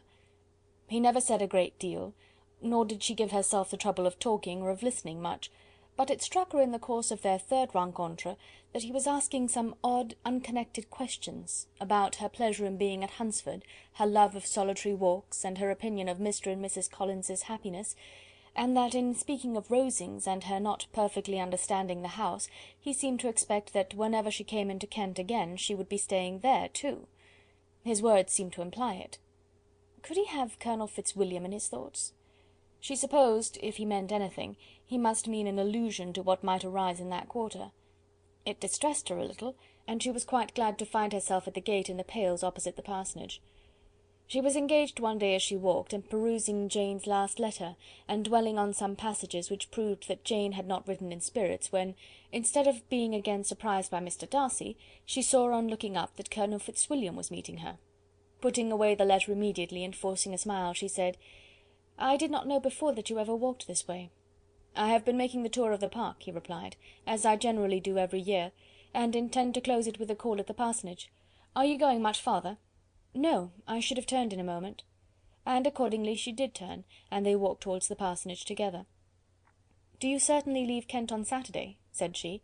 "Yes, if Darcy does not put it off again, but I am at his disposal. He arranges the business just as he pleases." "And if not able to please himself in the arrangement, he has at least pleasure in the great power of choice. I do not know anybody who seems more to enjoy the power of doing what he likes than Mr. Darcy." "He likes to have his own way very well," replied Colonel Fitzwilliam, "but so we all do. It is only that he has better means of having it than many others, because he is rich, and many others are poor. I speak feelingly. A younger son, you know, must be inured to self-denial and dependence. In my opinion, the younger son of an earl can know very little of either. Now, seriously, what have you ever known of self-denial and dependence? When have you been prevented by want of money from going wherever you chose, or procuring anything you had a fancy for? These are home questions, and perhaps I cannot say that I have experienced many hardships of that nature. But in matters of greater weight I may suffer from want of money. Younger sons cannot marry where they like. Unless they like women of fortune, which I think they very often do. Our habits of expense make us too dependent, and there are not many in my rank of life who can afford to marry without some attention to money." "Is this," thought Elizabeth, "meant for me?" And she coloured at the idea, but recovering herself, said in a lively tone, "And pray, what is the usual price of an earl's younger son? Unless the elder brother is very sickly, I suppose you would not ask above £50,000? He answered her in the same style, and the subject dropped. To interrupt a silence which might make him fancy her affected with what had passed, she soon afterwards said, "I imagine your cousin brought you down with him chiefly for the sake of having some one at his disposal. I wonder he does not marry, to secure a lasting convenience of that kind, but perhaps his sister does as well for the present, and, as she is under his sole care, he may do what he likes with her." "No," said Colonel Fitzwilliam, "that is an advantage which he must divide with me. I am joined with him in the guardianship of Miss Darcy." "Are you indeed? And pray what sort of guardians do you make? Does your charge give you much trouble? Young ladies of her age are sometimes a little difficult to manage, and if she has the true Darcy spirit, she may like to have her own way." As she spoke she observed him looking at her earnestly, and the manner in which he immediately asked her why she supposed Miss Darcy likely to give them any uneasiness, convinced her that she had somehow or other got pretty near the truth. She replied directly, "You need not be frightened. I never heard any harm of her, and I dare say she is one of the most tractable creatures in the world. She is a very great favourite with some ladies of my acquaintance, Mrs. Hurst and Miss Bingley. I think I have heard you say that you know them?" "I know them a little. Their brother is a pleasant gentlemanlike man. He is a great friend of Darcy's." "Oh yes," said Elizabeth drily. "Mr. Darcy is uncommonly kind to Mr. Bingley, and takes a prodigious deal of care of him." "Care of him?" "Yes, I really believe Darcy does take care of him in those points where he most wants care. From something that he told me in our journey hither, I have reason to think Bingley very much indebted to him. But I ought to beg his pardon, for I have no right to suppose that Bingley was the person meant. It was all conjecture." "What is it you mean?" "It is a circumstance which Darcy could not wish to be generally known, because if it were to get round to the lady's family, it would be an unpleasant thing." "You may depend upon my not mentioning it." "And remember that I have not much reason for supposing it to be Bingley. What he told me was merely this, that he congratulated himself on having lately saved a friend from the inconveniences of a most imprudent marriage, but without mentioning names or any other particulars, and I only suspected it to be Bingley from believing him the kind of young man to get into a scrape of that sort, and from knowing them to have been together the whole of last summer." "Did Mr. Darcy give you reasons for this interference?" "I understood that there were some very strong objections against the lady." "And what arts did he use to separate them?" "He did not talk to me of his own arts," said Fitzwilliam, smiling. "He only told me what I have now told you." Elizabeth made no answer, and walked on, her heart swelling with indignation. After watching her a little, Fitzwilliam asked her why she was so thoughtful. "I am thinking of what you have been telling me," said she. "Your cousin's conduct does not suit my feelings. Why was he to be the judge?" "You are rather disposed to call his interference officious?" "I do not see what right Mr. Darcy had to decide on the propriety of his friend's inclination, or why, upon his own judgment alone, he was to determine and direct in what manner his friend was to be happy. But," she continued, recollecting herself, "as we know none of the particulars, it is not fair to condemn him. It is not to be supposed that there was much affection in the case." "That is not an unnatural surmise," said Fitzwilliam, "but it is a lessening of the honour of my cousin's triumph very sadly." This was spoken jestingly, but it appeared to her so just a picture of Mr. Darcy, that she would not trust herself with an answer, and therefore, abruptly changing the conversation, talked on indifferent matters until they reached the parsonage. There, shut into her own room, as soon as their visitor left them, she could think without interruption of all that she had heard. It was not to be supposed that any other people could be meant than those with whom she was connected. There could not exist in the world two men over whom Mr. Darcy could have such boundless influence. That he had been concerned in the measures taken to separate Bingley and Jane she had never doubted, but she had always attributed to Miss Bingley the principal design and arrangement of them. If his own vanity, however, did not mislead him, he was the cause, his pride and caprice were the cause, of all that Jane had suffered, and still continued to suffer. He had ruined for a while every hope of happiness for the most affectionate, generous heart in the world, and no one could say how lasting an evil he might have inflicted. There were some very strong objections against the lady, were Colonel Fitzwilliam's words, and those strong objections probably were her having one uncle who was a country attorney, and another who was in business in London. To Jane herself, she exclaimed, there could be no possibility of objection. All loveliness and goodness as she is, her understanding excellent, her mind improved, and her manners captivating. Neither could anything be urged against my father, who, though with some peculiarities, has abilities Mr. Darcy himself need not disdain, and respectability which he will probably never reach. When she thought of her mother, her confidence gave way a little, but she would not allow that any objections there had material weight with Mr. Darcy, whose pride, she was convinced, would receive a deeper wound from the want of importance in his friend's connections, than from their want of sense, and she was quite decided at last that he had been partly governed by this worst kind of pride, and partly by the wish of retaining Mr. Bingley for his sister. The agitation and tears which the subject occasioned brought on a headache, and it grew so much worse towards the evening that, added to her unwillingness to see Mr. Darcy, it determined her not to attend her cousins to Rosings, where they were engaged to drink tea. Mrs. Collins, seeing that she was really unwell, did not press her to go, and as much as possible prevented her husband from pressing her, but Mr. Collins could not conceal his apprehension of Lady Catherine's being rather displeased by her staying at home. Chapter 33. Chapter 34. When they were gone, Elizabeth, as if intending to exasperate herself as much as possible against Mr. Darcy, chose for her employment the examination of all the letters which Jane had written to her since her being in Kent. They contained no actual complaint, nor was there any revival of past occurrences, or any communication of present suffering. But in all, and in almost every line of each, there was a want of that cheerfulness which had been used to characterize her style, and which, proceeding from the serenity of a mind at ease with itself, and kindly disposed towards everyone, had been scarcely ever clouded. Elizabeth noticed every sentence conveying the idea of uneasiness with an attention which it had hardly received on the first perusal. Mr. Darcy's shameful boast of what misery he had been able to inflict gave her a keener sense of her sister's sufferings. It was some consolation to think that his visit to Rosings was to end on the day after the next, and a still greater, that in less than a fortnight she should herself be with Jane again, and enabled to contribute to the recovery of her spirits by all that affection could do. She could not think of Darcy's leaving Kent without remembering that his cousin was to go with him, but Colonel Fitzwilliam had made it clear that he had no intentions at all, and agreeable as he was, she did not mean to be unhappy about him. While settling this point, she was suddenly roused by the sound of the door-bell, and her spirits were a little fluttered by the idea of its being Colonel Fitzwilliam himself, who had once before called late in the evening, and might now come to inquire particularly after her. But this idea was soon banished, and her spirits were very differently affected, when, to her utter amazement, she saw Mr. Darcy walk into the room. In an hurried manner he immediately began an inquiry after her health, imputing his visit to a wish of hearing that she were better. She answered him with cold civility.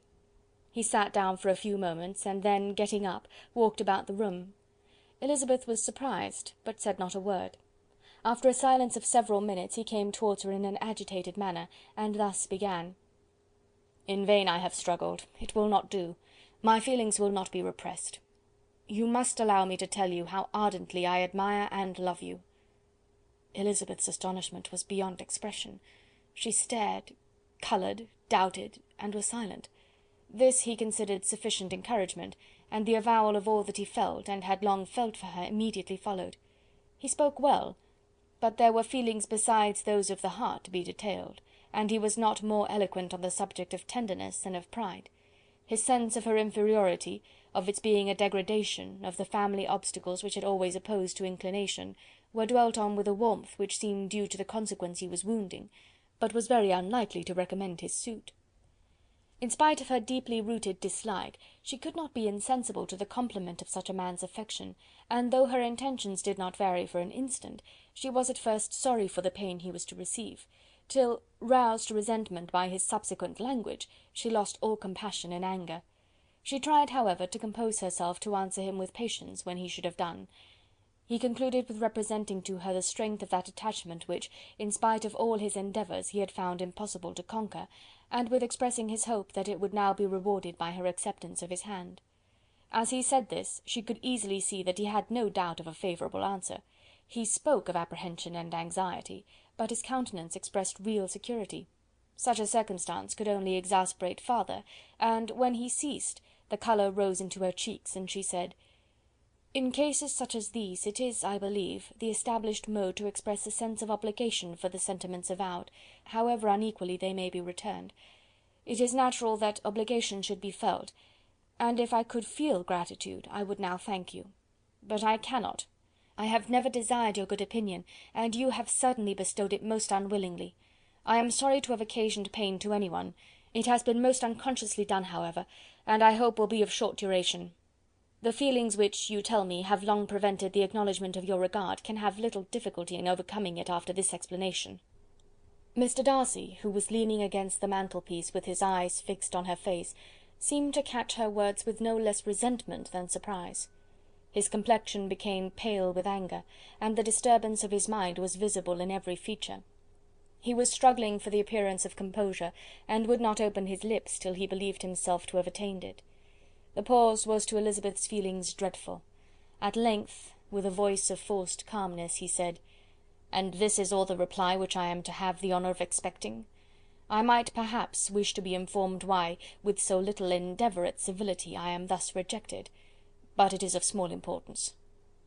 "I might as well inquire," replied she, "why, with so evident a desire of offending and insulting me, you chose to tell me that you liked me against your will, against your reason, and even against your character.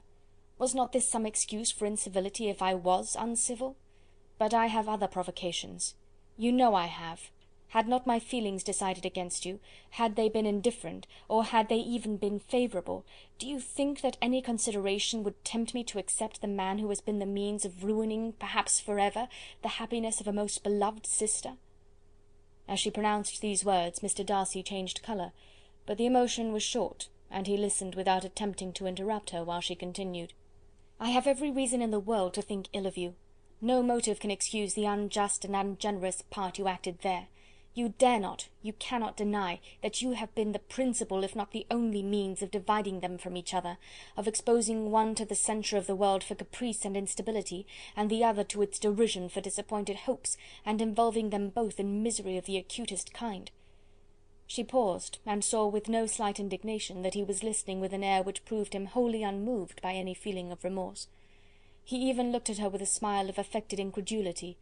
"Can you deny that you have done it?" she repeated.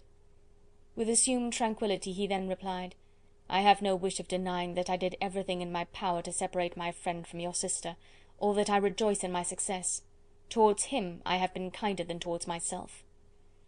Elizabeth disdained the appearance of noticing this civil reflection, but its meaning did not escape, nor was it likely to conciliate her. "It is not merely this affair," she continued, "on which my dislike is founded. Long before it had taken place my opinion of you was decided. Your character was unfolded in the recital which I received many months ago from Mr. Wickham. On this subject what can you have to say? In what imaginary act of friendship can you here defend yourself? Or under what misrepresentation can you here impose upon others?" "You take an eager interest in that gentleman's concerns," said Darcy, in a less tranquil tone, and with a heightened colour. "Who that knows what his misfortunes have been can help feeling an interest in him?" "His misfortunes!" repeated Darcy contemptuously. "Yes, his misfortunes have been great indeed." "And of your infliction," cried Elizabeth with energy. "You have reduced him to his present state of poverty, comparative poverty. You have withheld the advantages which you must know to have been designed for him. You have deprived the best years of his life of that independence which was no less his due than his desert. You have done all this, and yet you can treat the mention of his misfortune with contempt and ridicule." "And this," cried Darcy, as he walked with quick steps across the room, "is your opinion of me? This is the estimation in which you hold me? I thank you for explaining it so fully. My faults, according to this calculation, are heavy indeed. But perhaps," added he, stopping in his walk and turning towards her, "these offences might have been overlooked, had not your pride been hurt by my honest confession of the scruples that had long prevented my forming any serious design. These bitter accusations might have been suppressed, had I, with greater policy, concealed my struggles, and flattered you into the belief of my being impelled by unqualified, unalloyed inclination. By reason, by reflection, by everything. But disguise of every sort is my abhorrence. Nor am I ashamed of the feelings I related. They were natural and just. Could you expect me to rejoice in the inferiority of your connections? To congratulate myself on the hope of relations whose condition in life is so decidedly beneath my own?" Elizabeth felt herself growing more angry every moment, yet she tried to the utmost to speak with composure when she said, "You are mistaken, Mr. Darcy, if you suppose that the mode of your declaration affected me in any other way than as it spared the concern which I might have felt in refusing you, had you behaved in a more gentlemanlike manner."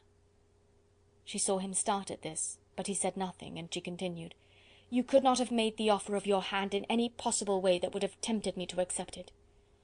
Again his astonishment was obvious, and he looked at her with an expression of mingled incredulity and mortification.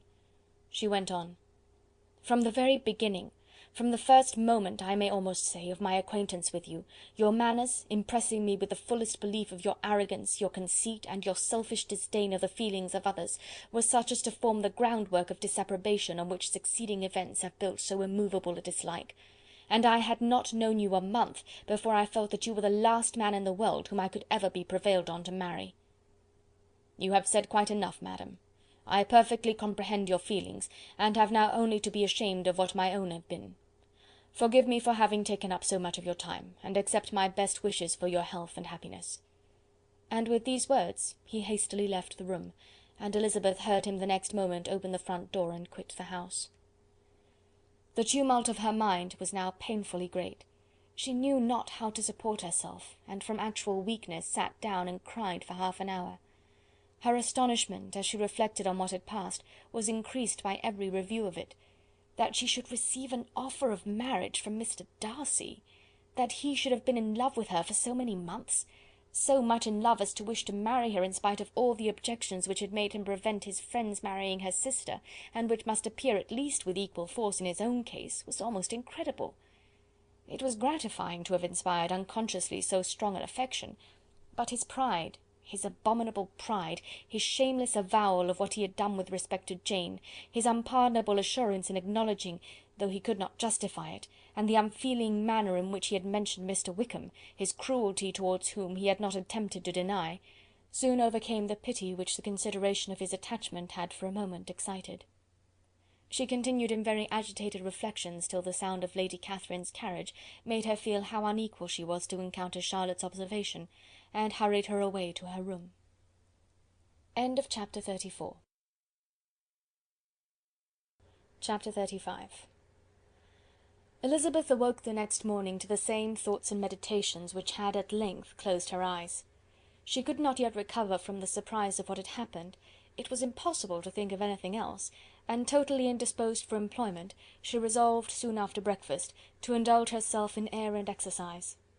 She was proceeding directly to her favourite walk, when the recollection of Mr. Darcy's sometimes coming there stopped her, and instead of entering the park, she turned up the lane which led farther from the turnpike road.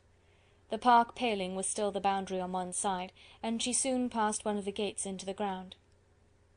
After walking 2 or 3 times along that part of the lane, she was tempted by the pleasantness of the morning to stop at the gates and look into the park. The 5 weeks which she had now passed in Kent had made a great difference in the country, and every day was adding to the verdure of the early trees. She was on the point of continuing her walk, when she caught a glimpse of a gentleman within the sort of grove which edged the park. He was moving that way, and fearful of its being Mr. Darcy, she was directly retreating.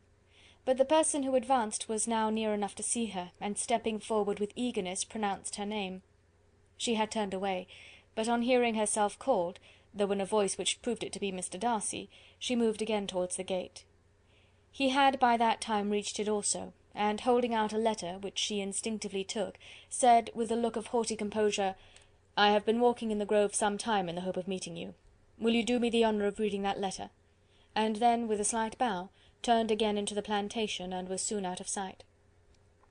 With no expectation of pleasure, but with the strongest curiosity, Elizabeth opened the letter, and to her still increasing wonder, perceived an envelope containing 2 sheets of letter paper, written quite through in a very close hand. The envelope itself was likewise full. Pursuing her way along the lane, she then began it. It was dated from Rosings at 8 o'clock in the morning, and was as follows: "Be not alarmed, madam, on receiving this letter, by the apprehension of its containing any repetitions of those sentiments or renewal of those offers, which were last night so disgusting to you.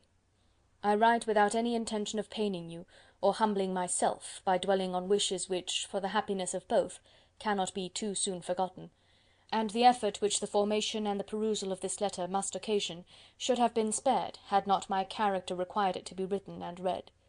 You must, therefore, pardon the freedom with which I demand your attention. Your feelings, I know, will bestow it unwillingly, but I demand it of your justice.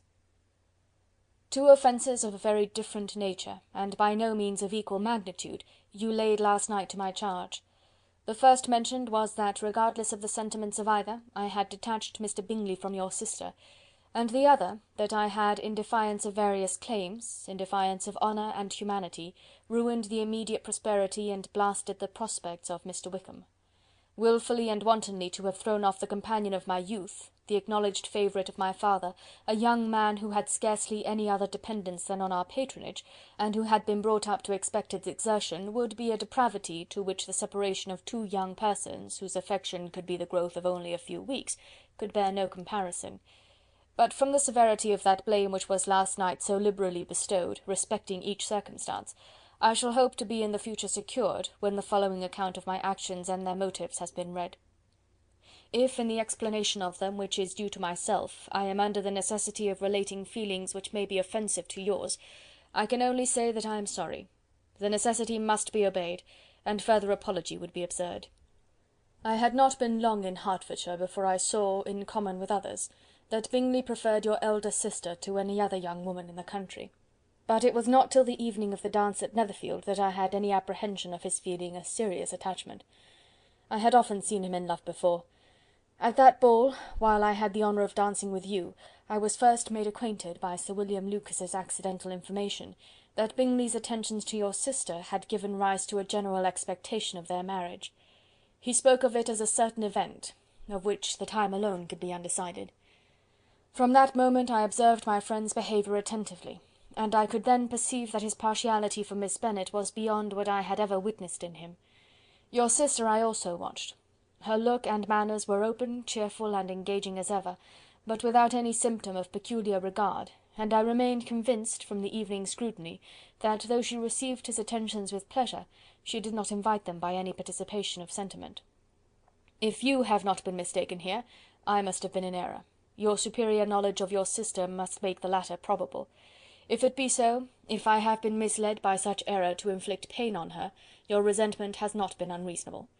But I shall not scruple to assert that the serenity of your sister's countenance and air was such as might have given the most acute observer a conviction that, however amiable her temper, her heart was not likely to be easily touched. That I was desirous of believing her indifferent is certain, but I will venture to say that my investigation and decisions are not usually influenced by my hopes or fears. I did not believe her to be indifferent because I wished it. I believed it on impartial conviction, as truly as I wished it in reason. My objections to the marriage were not merely those which I last night acknowledged to have the utmost force of passion to put aside, in my own case. The want of connection could not be so great an evil to my friend as to me. But there were other causes of repugnance, causes which, though still existing, and existing to an equal degree in both instances, I had myself endeavoured to forget, because they were not immediately before me. These causes must be stated, though briefly. The situation of your mother's family, though objectionable, was nothing in comparison to that total want of propriety so frequently, so almost uniformly betrayed by herself, by your 3 younger sisters, and occasionally even by your father. Pardon me, it pains me to offend you, but amidst your concern for the defects of your nearest relations, and your displeasure at this representation of them, let it give you consolation to consider that to have conducted yourselves so as to avoid any share of the like censure, is praise no less generally bestowed on you and your elder sister, than it is honourable to the sense and disposition of both. I will only say farther, that from what passed that evening, my opinion of all parties was confirmed, and every inducement heightened which could have led me before to preserve my friend from what I esteemed a most unhappy connection. He left Netherfield for London on the day following, as you, I am certain, remember, with the design of soon returning. The part which I acted is now to be explained.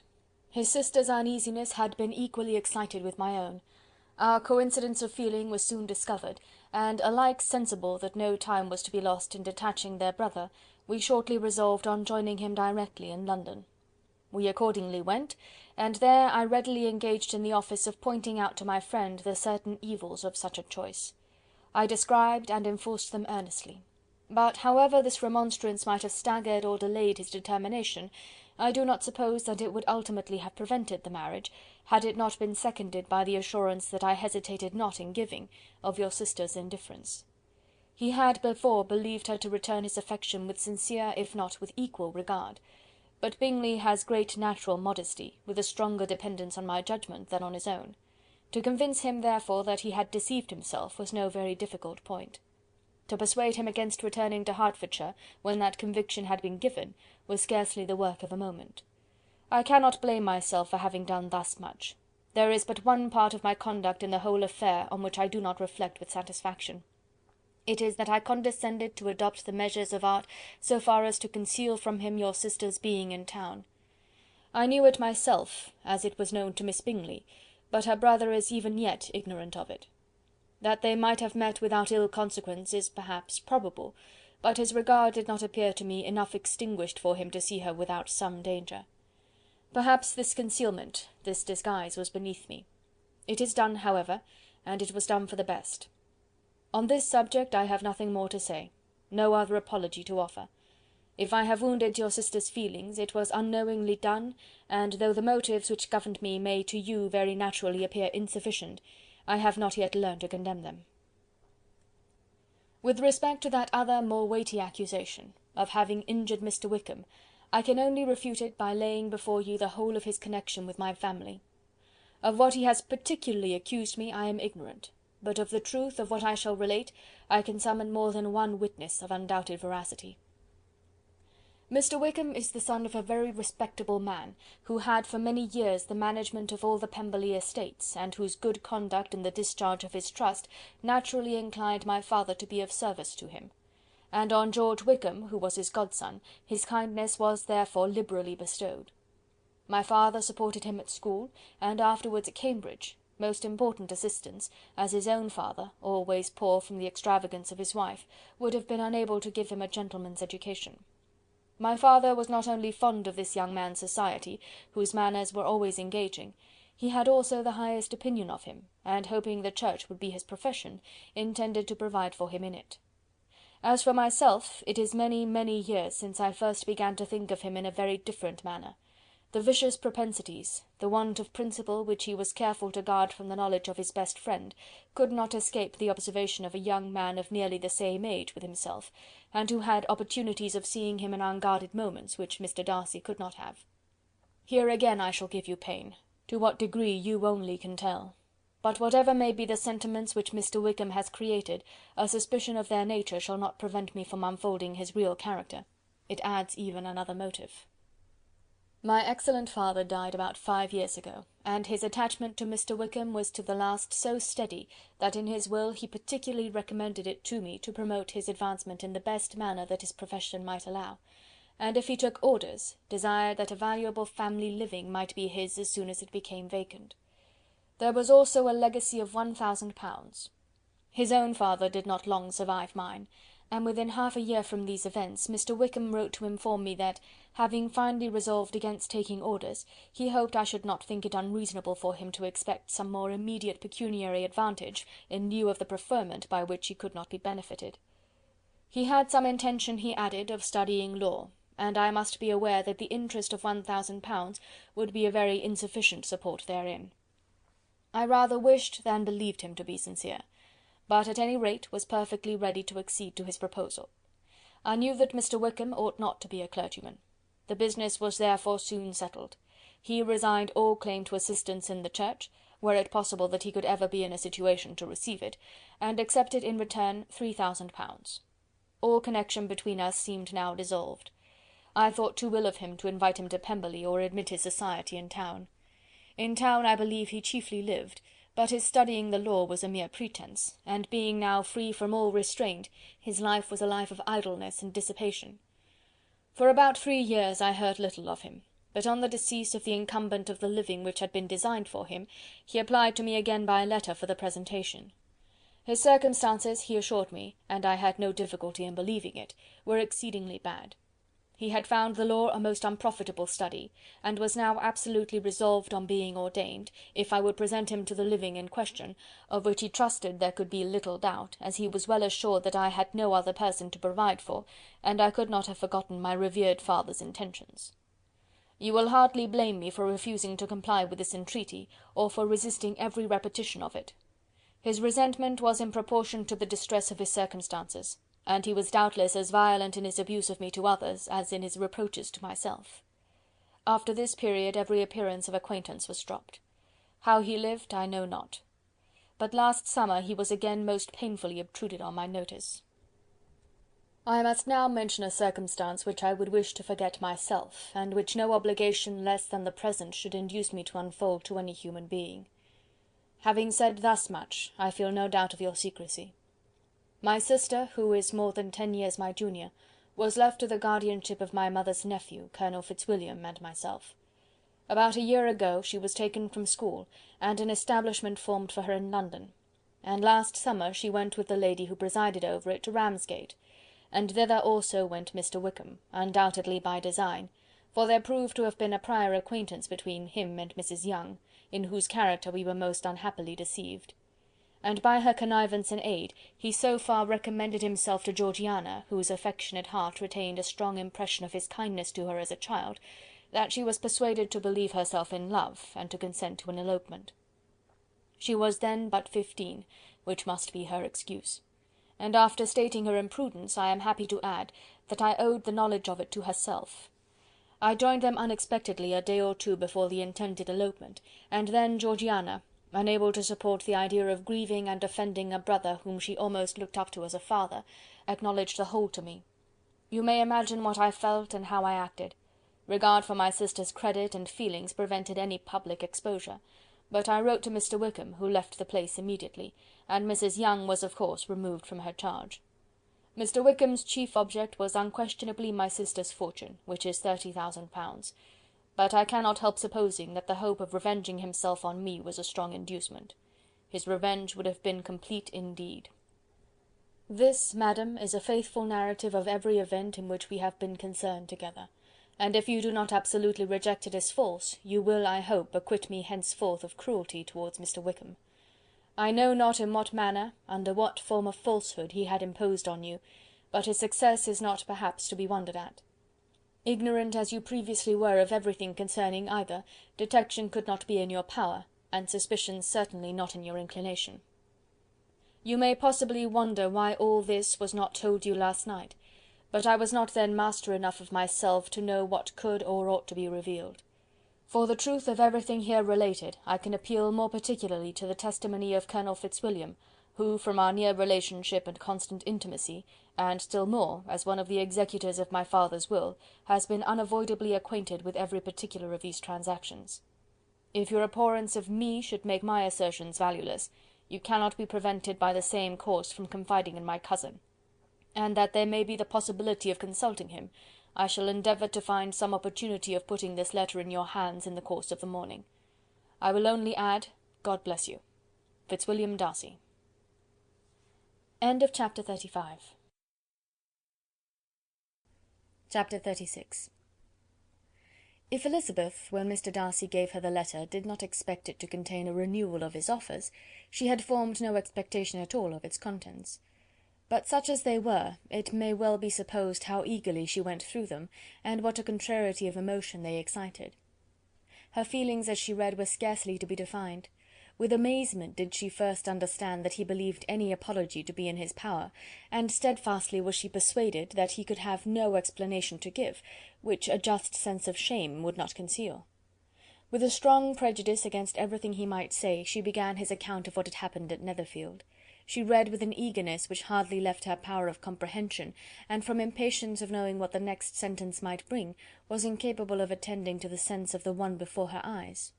His belief of her sister's insensibility she instantly resolved to be false, and his account of the real, the worst objections to the match, made her too angry to have any wish of doing him justice. He expressed no regret for what he had done, which satisfied her. His style was not penitent, but haughty. It was all pride and insolence. But when this subject was succeeded by his account of Mr. Wickham, when she read with somewhat clearer attention a relation of events which, if true, must overthrow every cherished opinion of his worth, and which bore so alarming an affinity to his own history of himself, her feelings were yet more acutely painful and more difficult of definition. Astonishment, apprehension, and even horror oppressed her. She wished to discredit it entirely, repeatedly exclaiming, "This must be false, this cannot be, this must be the grossest falsehood," and when she had gone through the whole letter, though scarcely knowing anything of the last page or two, put it hastily away, protesting that she would not regard it, that she would never look in it again. In this perturbed state of mind, with thoughts that could rest on nothing, she walked on, but it would not do.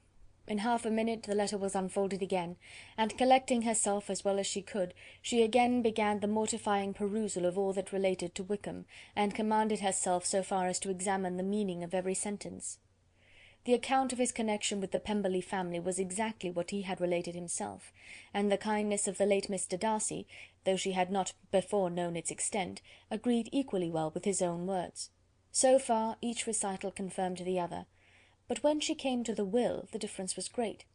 What Wickham had said of the living was fresh in her memory, and as she recalled his very words, it was impossible not to feel that there was gross duplicity on one side or the other, and for a few moments she flattered herself that her wishes did not err.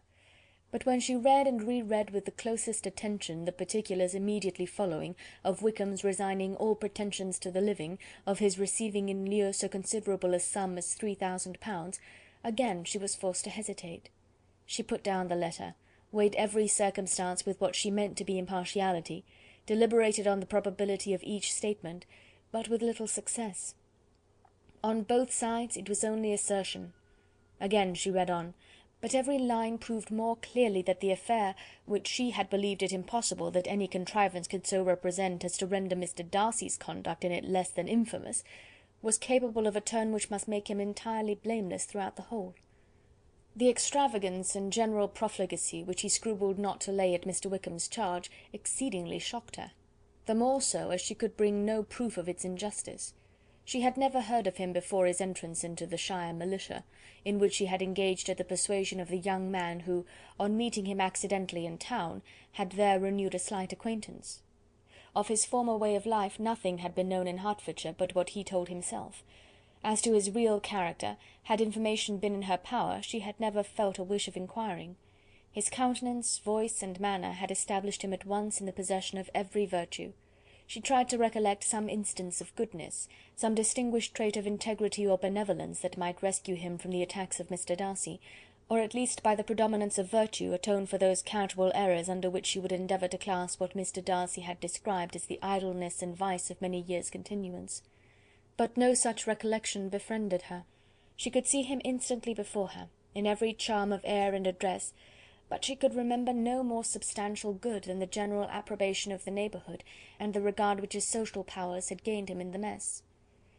After pausing on this point a considerable while, she once more continued to read. But alas! the story which followed of his designs on Miss Darcy received some confirmation from what had passed between Colonel Fitzwilliam and herself only the morning before, and at last she was referred for the truth of every particular to Colonel Fitzwilliam himself, from whom she had previously received the information of his near concern in all his cousin's affairs, and whose character she had no reason to question. At one time she had almost resolved on applying to him, but the idea was checked by the awkwardness of the application, and at length wholly banished by the conviction that Mr. Darcy would never have hazarded such a proposal if he had not been well assured of his cousin's corroboration. She perfectly remembered everything that had passed in conversation between Wickham and herself in their first evening at Mr. Phillips's. Many of his expressions were still fresh in her memory. She was now struck with the impropriety of such communications to a stranger, and wondered it had escaped her before. She saw the indelicacy of putting himself forward as he had done, and the inconsistency of his professions with his conduct. She remembered that he had boasted of having no fear of seeing Mr. Darcy, that Mr. Darcy might leave the country, but that he should stand his ground, yet he had avoided the Netherfield ball the very next week.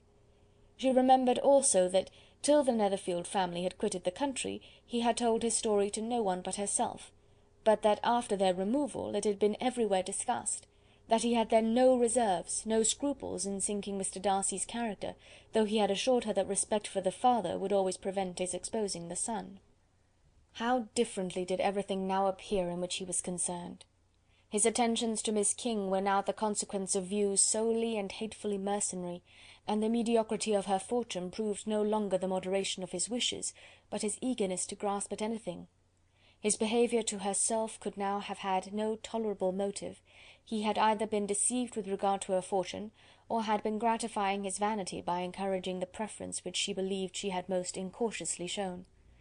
Every lingering struggle in his favour grew fainter and fainter, and in farther justification of Mr. Darcy, she could not but allow Mr. Bingley, when questioned by Jane, had long ago asserted his blamelessness in the affair.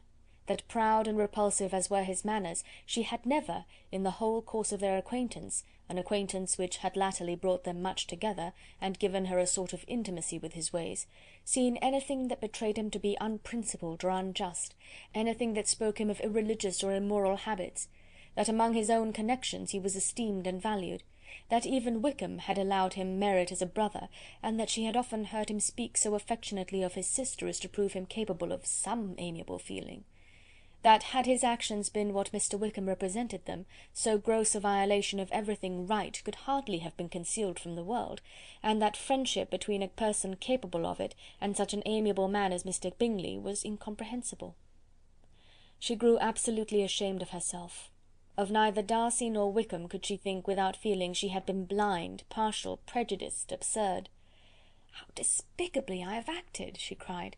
"I, who have prided myself on my discernment, I, who have valued myself on my abilities, who have often disdained the generous candour of my sister, and gratified my vanity in useless or blameable mistrust. How humiliating is this discovery! Yet how just a humiliation! Had I been in love, I could not have been more wretchedly blind. But vanity, not love, has been my folly. Pleased with the preference of one, and offended by the neglect of the other on the very beginning of our acquaintance, I have courted prepossession and ignorance, and driven reason away where either were concerned. Till this moment I never knew myself."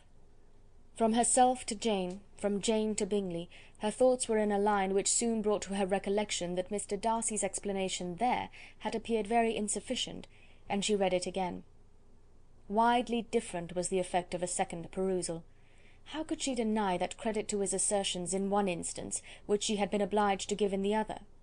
He declared himself to be totally unsuspicious of her sister's attachment, and she could not help remembering what Charlotte's own opinion had always been. Neither could she deny the justice of his description of Jane. She felt that Jane's feelings, though fervent, were little displayed, and that there was a constant complacency in her air and manner not often united with great sensibility. When she came to that part of the letter in which her family were mentioned in terms of such mortifying yet merited reproach, her sense of shame was severe. The justice of the charge struck her too forcibly for denial, and the circumstances to which he particularly alluded as having passed at the Netherfield ball, and as confirming all his first disapprobation, could not have made a stronger impression on his mind than on hers. The compliment to herself and her sister was not unfelt. It soothed, but it could not console her for the contempt which had thus been self-attracted by the rest of her family, and as she considered that Jane's disappointment had in fact been the work of her nearest relations, and reflected how materially the credit of both must be hurt by such impropriety of conduct, she felt depressed beyond anything she had ever known before. After wandering along the lane for 2 hours, giving way to every variety of thought, reconsidering events, determining probabilities, and reconciling herself as well as she could to a change so sudden and so important, fatigue and a recollection of her long absence made her at length return home, and she entered the house with the wish of appearing cheerful as usual, and the resolution of repressing such reflections as must make her unfit for conversation. She was immediately told that the 2 gentlemen from Rosings had each called during her absence, Mr. Darcy only for a few minutes to take leave, but that Colonel Fitzwilliam had been sitting with them at least an hour, hoping for her return, and almost resolving to walk after her till she could be found. Elizabeth could but just affect concern in missing him. She really rejoiced at it. Colonel Fitzwilliam was no longer an object. She could think only of her letter. End of chapter 36. Chapter 37. The 2 gentlemen left Rosings the next morning, and Mr. Collins, having been in waiting near the lodges to make them his parting obeisance, was able to bring home the pleasing intelligence of their appearing in very good health, and in as tolerable spirits as could be expected after the melancholy scene so lately gone through at Rosings. To Rosings he then hastened to console Lady Catherine and her daughter, and on his return brought back, with great satisfaction, a message from her ladyship, importing that she felt herself so dull as to make her very desirous of having them all to dine with her. Elizabeth could not see Lady Catherine without recollecting that, had she chosen it, she might by this time have been presented to her as her future niece, nor could she think without a smile of what her ladyship's indignation would have been. What would she have said, how would she have behaved, were questions with which she amused herself. Their first subject was the diminution of the Rosings party. "I assure you I feel it exceedingly," said Lady Catherine. "I believe no one feels the loss of friends so much as I do, but I am particularly attached to these young men, and know them to be so attached to me. They were excessively sorry to go, but so they always are. The dear Colonel rallied his spirits tolerably till just at last, but Darcy seemed to feel it most acutely, more, I think, than last year. His attachment to Rosings certainly increases." Mr. Collins had a compliment and an allusion to throw in here, which were kindly smiled on by the mother and daughter. Lady Catherine observed, after dinner, that Miss Bennet seemed out of spirits, and immediately accounting for it by herself, by supposing that she did not like to go home again so soon, she added, "But if that is the case, you must write to your mother and beg that you may stay a little longer. Mrs. Collins will be very glad of your company, I am sure." "I am very obliged to your ladyship for your kind invitation," replied Elizabeth, "but it is not in my power to accept it. I must be in town next Saturday." "Why, at that rate you will have been here only 6 weeks. I expected you to stay 2 months. I told Mrs. Collins so before you came. There can be no occasion for your going so soon. Mrs. Bennet could certainly spare you for another fortnight." "But my father cannot. He wrote last week to hurry my return." "Oh, your father, of course, may spare you, if your mother can. Daughters are never of so much consequence to a father, and if you will stay another month complete, it will be in my power to take one of you as far as London, for I am going there early in June for a week, and as Dawson does not object to the barouche box, there will be very good room for one of you, and indeed, if the weather should happen to be cool, I should not object to taking you both, as you are neither of you large." "You are all kindness, madam, but I believe we must abide by our original plan." Lady Catherine seemed resigned. "Mrs. Collins, you must send a servant with them. You know I always speak my mind, and I cannot bear the idea of two young women travelling post by themselves. It is highly improper. You must contrive to send somebody. I have the greatest dislike in the world to that sort of thing. Young women should always be properly guarded and attended, according to their situation in life. When my niece Georgiana went to Ramsgate last summer, I made a point of her having 2 men-servants go with her. Miss Darcy, the daughter of Mr. Darcy of Pemberley, and Lady Anne, could not have appeared with propriety in a different manner. I am excessively attentive to all those things. You must send John with the young ladies, Mrs. Collins. I am glad it occurred to me to mention it, for it would really be discreditable to you to let them go alone." "My uncle is to send a servant for us." "Oh, your uncle! He keeps a manservant, does he?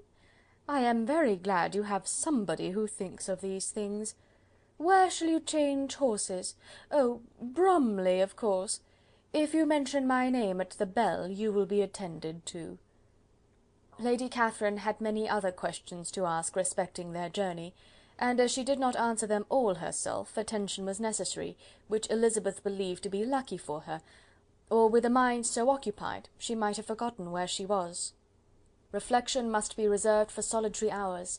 Whenever she was alone, she gave way to it as the greatest relief, and not a day went by without a solitary walk, in which she might indulge in all the delight of unpleasant recollections.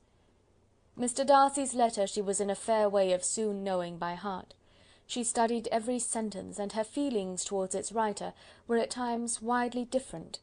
When she remembered the style of his address, she was still full of indignation, but when she considered how unjustly she had condemned and upbraided him, her anger was turned against herself, and his disappointed feelings became the object of compassion. His attachment excited gratitude, his general character respect, but she could not approve him, nor could she for a moment repent her refusal, or feel the slightest inclination ever to see him again. In her own past behaviour there was a constant source of vexation and regret, and in the unhappy defects of her family a subject of yet heavier chagrin. They were hopeless of remedy. Her father, contented with laughing at them, would never exert himself to restrain the wild giddiness of his youngest daughters, and her mother, with manners so far from right herself, was entirely insensible of the evil. Elizabeth had frequently united with Jane in an endeavour to check the imprudence of Catherine and Lydia, but while they were supported by their mother's indulgence, what chance could there be of improvement? Catherine, weak-spirited, irritable, and completely under Lydia's guidance, had always been affronted by their advice, and Lydia, self-willed and careless, would scarcely give them a hearing. They were ignorant, idle, and vain. While there was an officer in Meryton, they would flirt with him, and while Meryton was within a walk of Longbourn, they would be going there for ever. Anxiety on Jane's behalf was another prevailing concern, and Mr. Darcy's explanation, by restoring Bingley to all her former good opinion, heightened the sense of what Jane had lost. His affection was proved to have been sincere, and his conduct cleared of all blame, unless any could attach to the implicitness of his confidence in his friend. How grievous, then, was the thought that, of a situation so desirable in every respect, so replete with advantage, so promising for happiness, Jane had been deprived by the folly and indecorum of her own family! When to these recollections was added the development of Wickham's character, it may be easily believed that the happy spirits which had seldom been depressed before were now so much affected as to make it almost impossible for her to appear tolerably cheerful. Their engagements at Rosings were as frequent during the last week of her stay as they had been at first. The very last evening was spent there, and her ladyship again inquired minutely into the particulars of their journey, gave them directions as to the best method of packing, and was so urgent on the necessity of placing gowns in the only right way, that Maria thought herself obliged, on her return, to undo all the work of the morning, and pack her trunk afresh. When they parted, Lady Catherine, with great condescension, wished them a good journey, and invited them to come to Hunsford again next year, and Miss de Bourgh exerted herself so far as to curtsy and hold out her hand to both. End of chapter 37. Chapter 38. On Saturday morning Elizabeth and Mr. Collins met for breakfast a few minutes before the others appeared, and he took the opportunity of paying the parting civilities which he deemed indispensably necessary. "I know not, Miss Elizabeth," said he, "whether Mrs. Collins has yet expressed her sense of your kindness in coming to us, but I am very certain you will not leave the house without receiving her thanks for it. The favour of your company has been much felt, I assure you. We know how little there is to tempt anyone to our humble abode. Our plain manner of living, our small rooms and few domestics, and the little we see of the world, must make Hunsford extremely dull to a young lady like yourself. But I hope you will believe us grateful for the condescension, and that we have done everything in our power to prevent your spending your time unpleasantly." Elizabeth was eager with her thanks and assurances of happiness. She had spent 6 weeks with great enjoyment, and the pleasure of being with Charlotte, and the kind attentions she had received, must make her feel the obliged. Mr. Collins was gratified, and with a more smiling solemnity replied, "It gives me great pleasure to hear that you have passed your time not disagreeably. We have certainly done our best, and most fortunately having it in our power to introduce you to very superior society, and from our connection with Rosings, the frequent means of varying the humble home scene, I think we may flatter ourselves that your Hunsford visit cannot have been entirely irksome. Our situation with regard to Lady Catherine's family is indeed the sort of extraordinary advantage and blessing which few can boast. You see on what a footing we are. You see how continually we are engaged there. In truth, I must acknowledge that, with all the disadvantages of this humble parsonage, I should not think anyone abiding in it an object of compassion, while they are the sharers of our intimacy at Rosings." Words were insufficient for the elevation of his feelings, and he was obliged to walk about the room, while Elizabeth tried to unite civility and truth in a few short sentences. "You may, in fact, carry a very favourable report of us into Hertfordshire, my dear cousin. I flatter myself, at least, that you will be able to do so. Lady Catherine's great attentions to Mrs. Collins have been a daily witness of, and altogether, I trust, it does not appear that your friend has drawn an unfortunate... but on this point it will be as well to be silent. Only let me assure you, my dear Miss Elizabeth, that I can from my heart most cordially wish you equal felicity in marriage. My dear Charlotte and I have but one mind and one way of thinking. There is in everything a most remarkable resemblance of character and ideas between us. We seem to have been designed for each other." Elizabeth could safely say that it was a great happiness where that was the case, and with equal sincerity could add, that she firmly believed and rejoiced in his domestic comforts. She was not sorry, however, to have the recital of them interrupted by the lady from whom they sprang. Poor Charlotte! It was melancholy to leave her to such society, but she had chosen it with her eyes open, and though evidently regretting that her visitors were to go, she did not seem to ask for compassion. Her home and her housekeeping, her parish and her poultry, and all their dependent concerns, had not yet lost their charms. At length the chaise arrived, the trunks were fastened on, the parcels placed within, and it was pronounced to be ready. After an affectionate parting between the friends, Elizabeth was attended to the carriage by Mr. Collins, and as they walked down the garden he was commissioning her with his best respects to all her family, not forgetting his thanks for the kindness he had received at Longbourn in the winter, and his compliments to Mr. and Mrs. Gardiner, though unknown. He then handed her in, Maria followed, and the door was on the point of being closed, when he suddenly reminded them, with some consternation, that they had hitherto forgotten to leave any message for the ladies at Rosings. "But," he added, "you will of course wish to have your humble respects delivered to them, with your grateful thanks for their kindness to you while you have been here." Elizabeth made no objection, the door was then allowed to be shut, and the carriage drove off.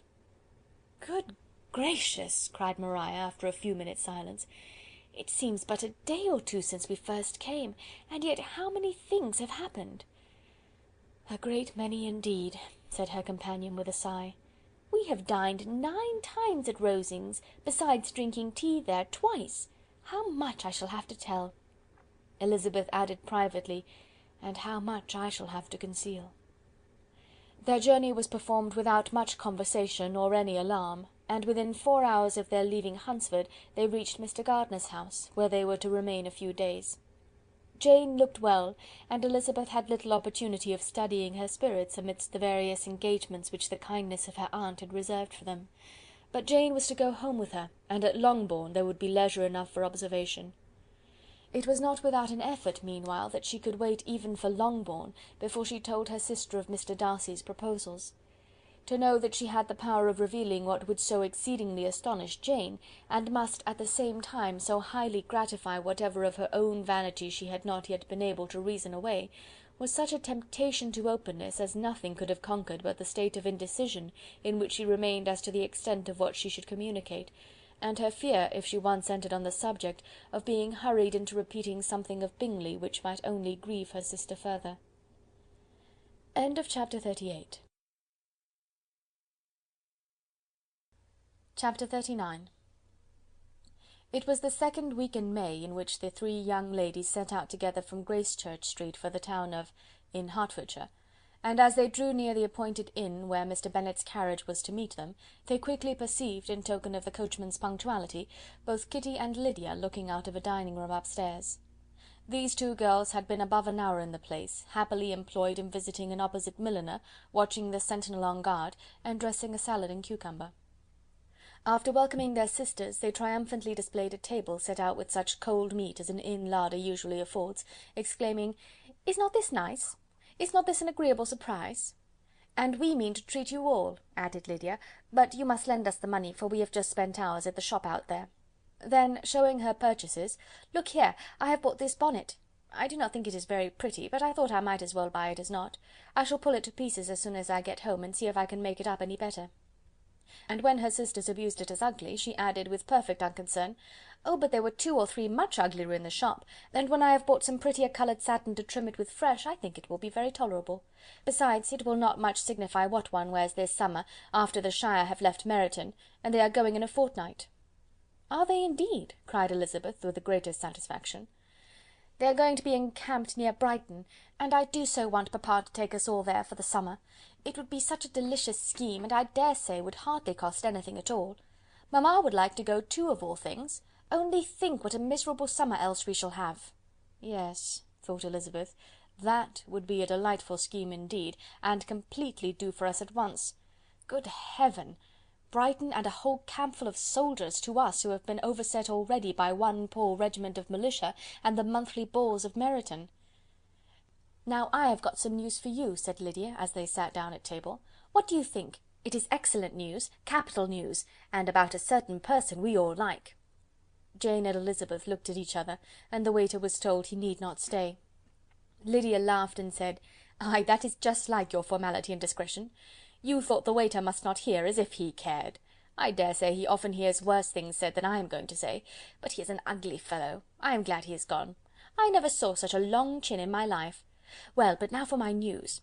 It is about dear Wickham, too good for the waiter, is it not?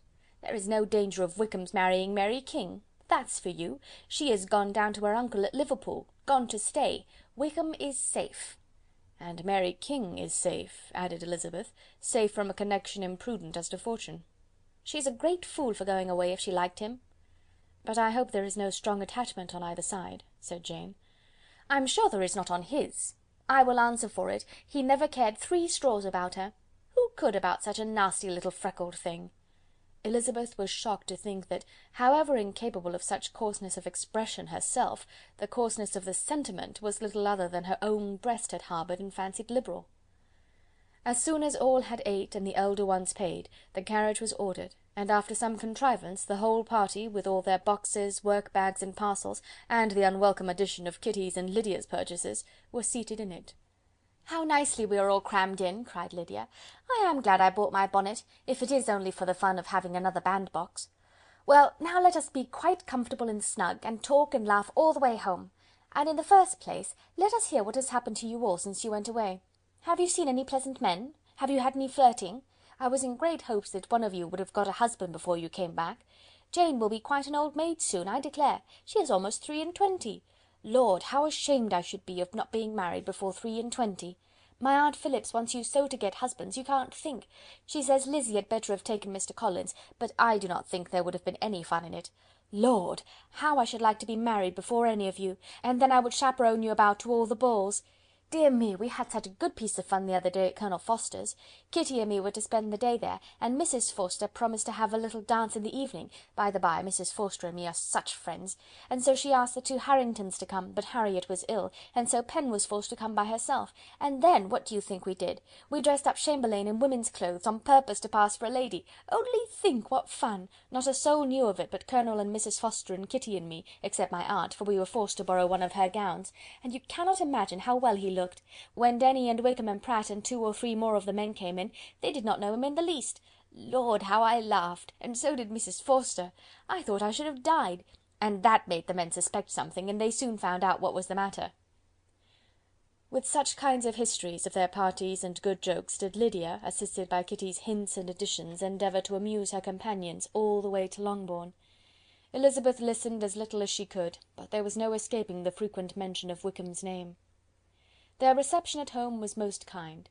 Mrs. Bennet rejoiced to see Jane in undiminished beauty, and more than once during dinner did Mr. Bennet say voluntarily to Elizabeth, "I am glad you are come back, Lizzie." Their party in the dining-room was large, for almost all the Lucases came to meet Maria and hear the news, and various were the subjects that occupied them. Lady Lucas was inquiring of Maria after the welfare and poultry of her eldest daughter. Mrs. Bennet was doubly engaged, on one hand collecting an account of the present fashions from Jane, who sat some way below her, and on the other retailing them to all the younger Lucases, and Lydia, in a voice rather louder than any other person's, was enumerating the various pleasures of the morning to anybody who would hear her. "Oh, Mary," said she, "I wish you had gone with us, for we had such fun. As we went along, Kitty and I drew up the blinds and pretended there was nobody in the coach, and I should have gone so all the way if Kitty had not been sick, and when we got to the George I do think we behaved very handsomely, for we treated the other 3 with the nicest cold luncheon in the world, and if you had gone we would have treated you too. And then when we came away it was such fun, I thought we should never have got into the coach, I was ready to die of laughter, and then we were so merry all the way home, we talked and laughed so loud that anybody might have heard us 10 miles off." To this Mary gravely replied, "Far be it from me, my dear sister, to depreciate such pleasures. They would doubtless be congenial with the generality of female minds, but I confess they would have no charms for me. I should infinitely prefer a book."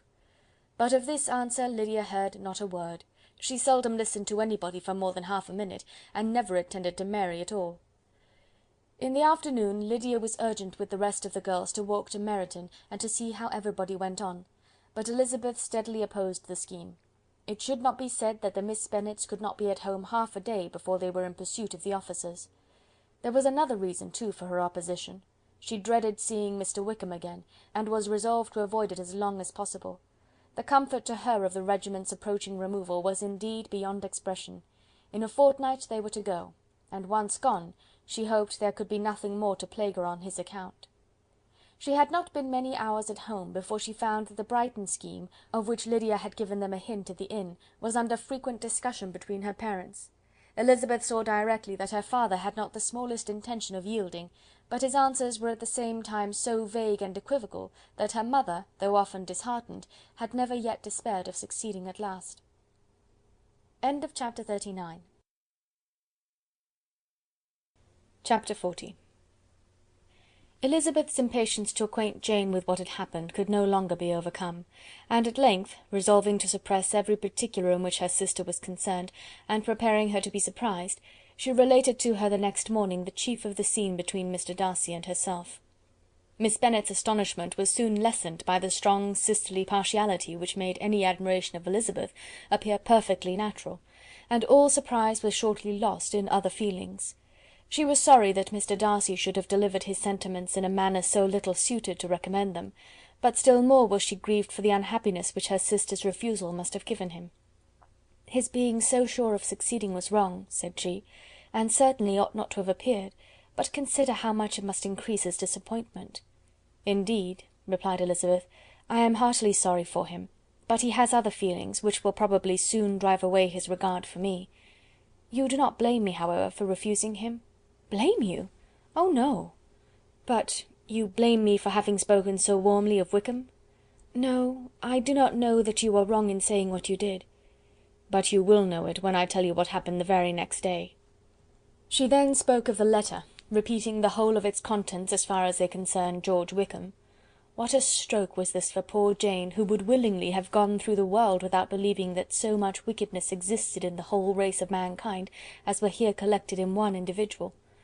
Nor was Darcy's vindication, though grateful to her feelings, capable of consoling her for such discovery. Most earnestly did she labour to prove the probability of error, and seek to clear the one without involving the other. "This will not do," said Elizabeth. "You will never be able to make both of them good for anything. Take your choice, but you must be satisfied with only one. There is but such a quantity of merit between them, just enough to make one good sort of man, and of late it has been shifting about pretty much.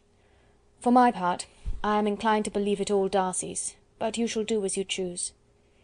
It was some time, however, before a smile could be extorted from Jane. "I do not know when I have been more shocked," said she. "Wickham so very bad? It is almost past belief. And poor Mr. Darcy! Dear Lizzy, only consider what he must have suffered. Such a disappointment, and with the knowledge of your ill opinion too, and having to relate such a thing of his sister. It is really too distressing. I am sure you must feel it so." "Oh, no, my regret and compassion are all done away by seeing you so full of both. I know you will do him such ample justice, that I am growing every moment more unconcerned and indifferent. Your profusion makes me saving, and if you lament over him much longer, my heart will be as light as a feather." "Poor Wickham! There is such an expression of goodness in his countenance, such an openness and gentleness in his manner." "There certainly was some great mismanagement in the education of those two young men. One has got all the goodness, and the other all the appearance of it." "I never thought Mr. Darcy so deficient in the appearance of it as you used to do." "And yet I meant to be uncommonly clever in taking so decided a dislike to him without any reason. It is such a spur to one's genius, such an opening for wit, to have a dislike of that kind. One may be continually abusive without saying anything just, but one cannot always be laughing at a man without now and then stumbling on something witty. Lizzy, when you first read that letter, I am sure you could not treat the matter as you do now." "Indeed I could not. I was uncomfortable enough, I may say unhappy, and with no one to speak to about what I felt, no Jane to comfort me and say that I had not been so very weak and vain and nonsensical as I knew I had. Oh, how I wanted you! How unfortunate that you should have used such very strong expressions in speaking of Wickham to Mr. Darcy, for now they do appear wholly undeserved." "Certainly, but the misfortune of speaking with bitterness is a most natural consequence of the prejudices I have been encouraging." "There is one point on which I want your advice. I want to be told whether I ought or ought not to make our acquaintances in general understand Wickham's character." Miss Bennet paused a little, and then replied, "Surely there can be no occasion for exposing him so dreadfully. What is your opinion?" "That it ought not to be attempted. Mr. Darcy has not authorized me to make his communication public. On the contrary, every particular relative to his sister was meant to be kept as much as possible to myself, and if I endeavour to undeceive people as to the rest of his conduct, who will believe me? The general prejudice against Mr. Darcy is so violent, that it would be the death of half the good people in Meryton to attempt to place him in an amiable light. I am not equal to it. Wickham will soon be gone, and therefore it will not signify to any one here what he really is. Some time hence it will all be found out, and then we may laugh at their stupidity in not knowing it before. At present I will say nothing about it. You are quite right. To have his errors made public might ruin him for ever. He is now, perhaps, sorry for what he has done, and anxious to re-establish a character. We must not make him desperate. The tumult of Elizabeth's mind was allayed by this conversation. She had got rid of two of the secrets which had weighed on her for a fortnight, and was certain of a willing listener in Jane, whenever she might wish to talk again of either. But there was still something lurking behind, of which prudence forbade the disclosure. She dared not relate the other half of Mr. Darcy's letter, nor explain to her sister how sincerely she had been valued by her friend. Here was knowledge in which no one could partake, and she was sensible that nothing less than a perfect understanding between the parties could justify her in throwing off this last encumbrance of mystery. "And then," said she, "if that very improbable event should ever take place, I shall merely be able to tell what Bingley may tell in a much more agreeable manner himself. The liberty of communication cannot be mine till it has lost all its value." She was now, on being settled at home, at leisure to observe the real state of her sister's spirits. Jane was not happy. She still cherished a very tender affection for Bingley. Having never even fancied herself in love before, her regard had all the warmth of first attachment, and from her age and disposition, greater steadiness than most first attachments often boast. And so fervently did she value his remembrance, and prefer him to every other man, that all her good sense, and all her attention to the feelings of her friends, were requisite to check the indulgence of those regrets which must have been injurious to her own health and their tranquillity. "Well, Lizzy," said Mrs. Bennet one day, "what is your opinion now of this sad business of Jane's? For my part, I am determined never to speak of it again to anybody. I told my sister Philip so the other day. But I cannot find out that Jane saw anything of him in London. Well, he is a very undeserving young man, and I do not suppose there's the least chance in the world of her ever getting him now. There is no talk of his coming to Netherfield again in the summer, and I have inquired of everybody, too, who is likely to know." "I do not believe he will ever live at Netherfield any more." "Oh, well, it is just as he chooses. Nobody wants him to come, though I shall always say he used my daughter extremely ill, and if I was her, I would not have put up with it. Well, my comfort is, I am sure Jane will die of a broken heart, and then he will be sorry for what he has done." But as Elizabeth should not receive comfort from any such expectation, she made no answer. "Well, Lizzy," continued her mother soon afterwards, "and so the Collinses live very comfortable, do they? Well, well, I only hope it will last. And what sort of table do they keep? Charlotte is an excellent manager, I dare say. If she is half as sharp as her mother, she is saving enough. There is nothing extravagant in their housekeeping, I dare say." "No, nothing at all." "A great deal of good management, depend upon it. Yes, yes, they will take care not to outrun their income. They will never be distressed for money. Well, much good may it do them. And so, I suppose, they often talk of having Longbourn when your father is dead. They look upon it as quite their own, I dare say, whenever that happens." "It was a subject which they could not mention before me." "No, it would have been strange if they had. But I make no doubt they often talk of it between themselves. Well, if they can be easy with an estate that is not lawfully their own, so much the better. I should be ashamed of having one that was only entailed on me." End of chapter 40. Chapter 41. The first week of their return was soon gone. The second began. It was the last of the regiment's stay at Meryton, and all the young ladies in the neighbourhood were drooping apace. The dejection was almost universal. The elder Miss Bennets alone were still able to eat, drink, and sleep, and pursue the usual course of their employments. Very frequently they were reproached for this insensibility by Kitty and Lydia, whose own misery was extreme, and who could not comprehend such hard-heartedness in any of the family. "Good heaven! What is to become of us? What are we to do?" they would often exclaim in the bitterness of woe. "How can you be smiling so, Lizzy?" Their affectionate mother shared all of their grief. She remembered what she had herself endured on a similar occasion 25 years ago. "I am sure," said she, "I cried for 2 days together when Colonel Miller's regiment went away. I thought I should have broken my heart." "I am sure I shall break mine," said Lydia. "If one could but go to Brighton," observed Mrs. Bennet. "Oh yes, if one could but go to Brighton, but papa is so disagreeable. A little sea bathing would set me up for ever." "And my aunt Phillips is sure it would do me a great deal of good," added Kitty. Such were the kind of lamentations resounding perpetually through Longbourn House. Elizabeth tried to be diverted by them, but all sense of pleasure was lost in shame. She felt anew the justice of Mr. Darcy's objections, and never had she been so much disposed to pardon his interference in the views of his friend. But the gloom of Lydia's prospect was shortly cleared away, for she received an invitation from Mrs. Forster, the wife of the colonel of the regiment, to accompany her to Brighton. This invaluable friend was a very young woman, and very lately married. A resemblance in good humour and good spirits had recommended her and Lydia to each other, and out of their 3 months' acquaintance they had been intimate too. The rapture of Lydia on this occasion, her adoration of Mrs. Forster, the delight of Mrs. Bennet, and the mortification of Kitty, are scarcely to be described.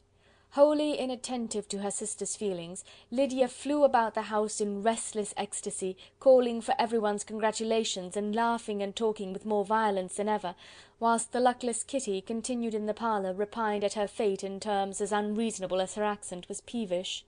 "I cannot see why Mrs. Forster should not ask me as well as Lydia," said she, "though I am not her particular friend. I have just as much right to be asked as she has, and more too, for I am 2 years older." In vain did Elizabeth attempt to make her reasonable, and Jane to make her resigned.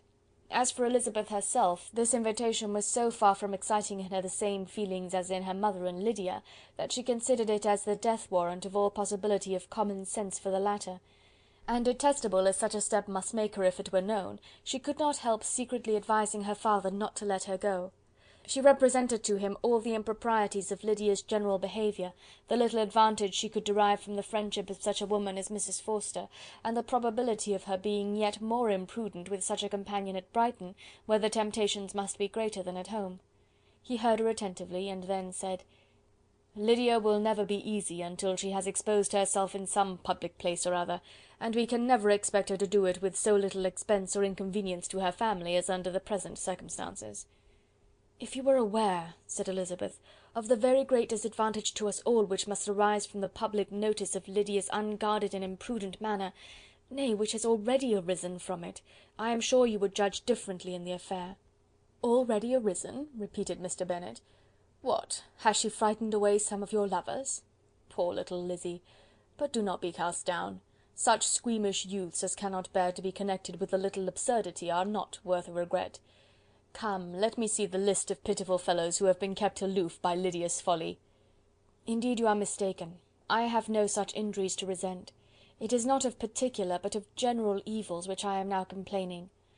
Our importance, our respectability in the world, must be affected by the wild volatility, the assurance and disdain of all restraint which mark Lydia's character.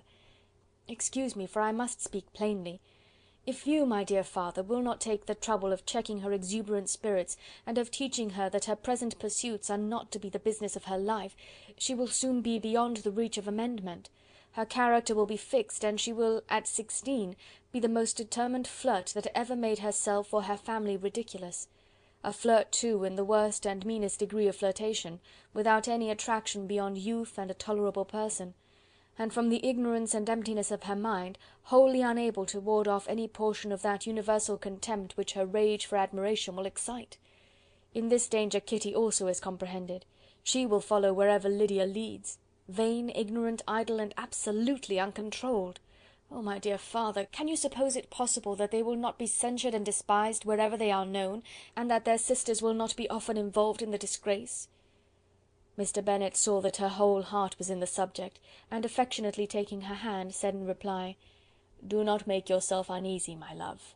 Wherever you and Jane are known, you must be respected and valued, and you will not appear to less advantage for having a couple of, or I may say 3, very silly sisters. We shall have no peace at Longbourn if Lydia does not go to Brighton. Let her go then. Colonel Forster is a sensible man, and will keep her out of any real mischief. And she is luckily too poor to be an object of prey to anybody. At Brighton she will be of less importance even as a common flirt than she has been here. The officers will find women better worth their notice. Let us hope, therefore, that her being there may teach her her own insignificance. At any rate, she cannot grow many degrees worse without authorizing us to lock her up for the rest of her life." With this answer Elizabeth was forced to be content, but her own opinion continued the same, and she left him disappointed and sorry. It was not in her nature, however, to increase her vexations by dwelling on them. She was confident of having performed her duty, and to fret over unavoidable evils, or augment them by anxiety, was no part of her disposition. Had Lydia and her mother known the substance of her conference with her father, their indignation would hardly have found expression in their united volubility. In Lydia's imagination a visit to Brighton comprised every possibility of earthly happiness. She saw, with the creative eye of fancy, the streets of that gay bathing place covered with officers. She saw herself the object of attention to tens and to scores of them at present unknown. She saw all the glories of the camp, its tents stretched forth in beauteous uniformity of lines, crowded with the young and the gay, and dazzling with scarlet. And to complete the view, she saw herself seated beneath a tent, tenderly flirting with at least 6 officers at once. Had she known her sister sought to tear her from such prospects and such realities as these, what would have been her sensations? They could have been understood only by her mother, who might have felt nearly the same. Lydia's going to Brighton was all that consoled her for her melancholy conviction of her husband's never intending to go there himself. But they were entirely ignorant of what had passed, and their raptures continued with little intermission to the very day of Lydia's leaving home. Elizabeth was now to see Mr. Wickham for the last time. Having been frequently in company with him since her return, agitation was pretty well over, the agitations of formal partiality entirely so. She had even learnt to detect, in the very gentleness which had at first delighted her, an affectation and a sameness to disgust and weary. In his present behaviour to herself, moreover, she had a fresh source of displeasure, for the inclination he soon testified of renewing those attentions which had marked the early part of their acquaintance could only serve, after what had since passed, to provoke her. She lost all concern for him in finding herself thus selected as the object of such idle and frivolous gallantry, and while she steadily repressed it, could not but feel the reproof contained in his believing that, however long and for whatever cause his attentions had been withdrawn, her vanity would be gratified, and her preference secured at any time by their renewal. On the very last day of the regiment's remaining at Meryton, he dined, with other of the officers, at Longbourn, and so little was Elizabeth disposed to part from him in good humour, that on his making some inquiry as to the manner in which her time had passed at Hunsford, she mentioned Colonel Fitzwilliam's and Mr. Darcy's having both spent 3 weeks at Rosings, and asked him if he was acquainted with the former. He looked surprised, displeased, alarmed, but with a moment's recollection and a returning smile replied that he had formerly seen him often, and after observing that he was a very gentlemanlike man, asked her how she liked him. Her answer was warmly in his favour. With an air of indifference he soon afterwards added, "How long did you say he was at Rosings?" "Nearly 3 weeks." "And you saw him frequently?" "Yes, almost every day." "His manners are very different from his cousin's." "Yes, very different, but I think Mr. Darcy improves upon acquaintance." "Indeed!" cried Mr. Wickham, with a look which did not escape her. "And pray, may I ask—" but checking himself, he added in a gayer tone, "is it in address that he improves? Has he deigned to add aught of civility to his ordinary style? For I dare not hope," he continued in a lower and more serious tone, "that he is improved in essentials." "Oh no," said Elizabeth, "in essentials, I believe, he is very much what he ever was." While she spoke, Wickham looked as if scarcely knowing whether to rejoice over her words, or to distrust their meaning. There was a something in her countenance which made him listen with an apprehensive and anxious attention, while she added, "When I said that he improved on acquaintance, I did not mean that his mind or his manners were in a state of improvement, but that, from knowing him better, his disposition was better understood." Wickham's alarm now appeared in a heightened complexion and agitated look. For a few minutes he was silent, till, shaking off his embarrassment, he turned to her again, and said in the gentlest of accents, "You, who so well know my feelings towards Mr. Darcy, will readily comprehend how sincerely I must rejoice that he is wise enough to assume even the appearance of what is right. His pride in that direction may be of service, if not to himself, to many others, for it must only deter him from such foul misconduct as I have suffered by. I only fear that the sort of cautiousness to which you, I imagine, have been alluding, is merely adopted on his visits to his aunt, of whose good opinion and judgment he stands much in awe. His fear of her has always operated, I know, when they were together, and a good deal is to be imputed to his wish of forwarding the match with Miss de Bourgh, which I am certain he has very much at heart." Elizabeth could not repress a smile at this, but she answered only by a slight inclination of the head. She saw that he wanted to engage her on the old subject of his grievances, and she was in no humour to indulge him. The rest of the evening passed with the appearance, on his side, of usual cheerfulness, but with no further attempt to distinguish Elizabeth, and they parted at last with mutual civility, and possibly a mutual desire of never meeting again. When the party broke up, Lydia returned with Mrs. Forster to Meryton, from whence they were to set out early the next morning. The separation between her and her family was rather noisy than pathetic. Kitty was the only one who shed tears, but she did weep from vexation and envy. Mrs. Bennet was diffuse in her good wishes for the felicity of her daughter, and impressive in her injunctions that she should not miss the opportunity of enjoying herself as much as possible, advice which there was every reason to believe would be well attended to; and in the clamorous happiness of Lydia herself in bidding farewell, the more gentle adieus of her sisters were uttered without being heard. Chapter 41.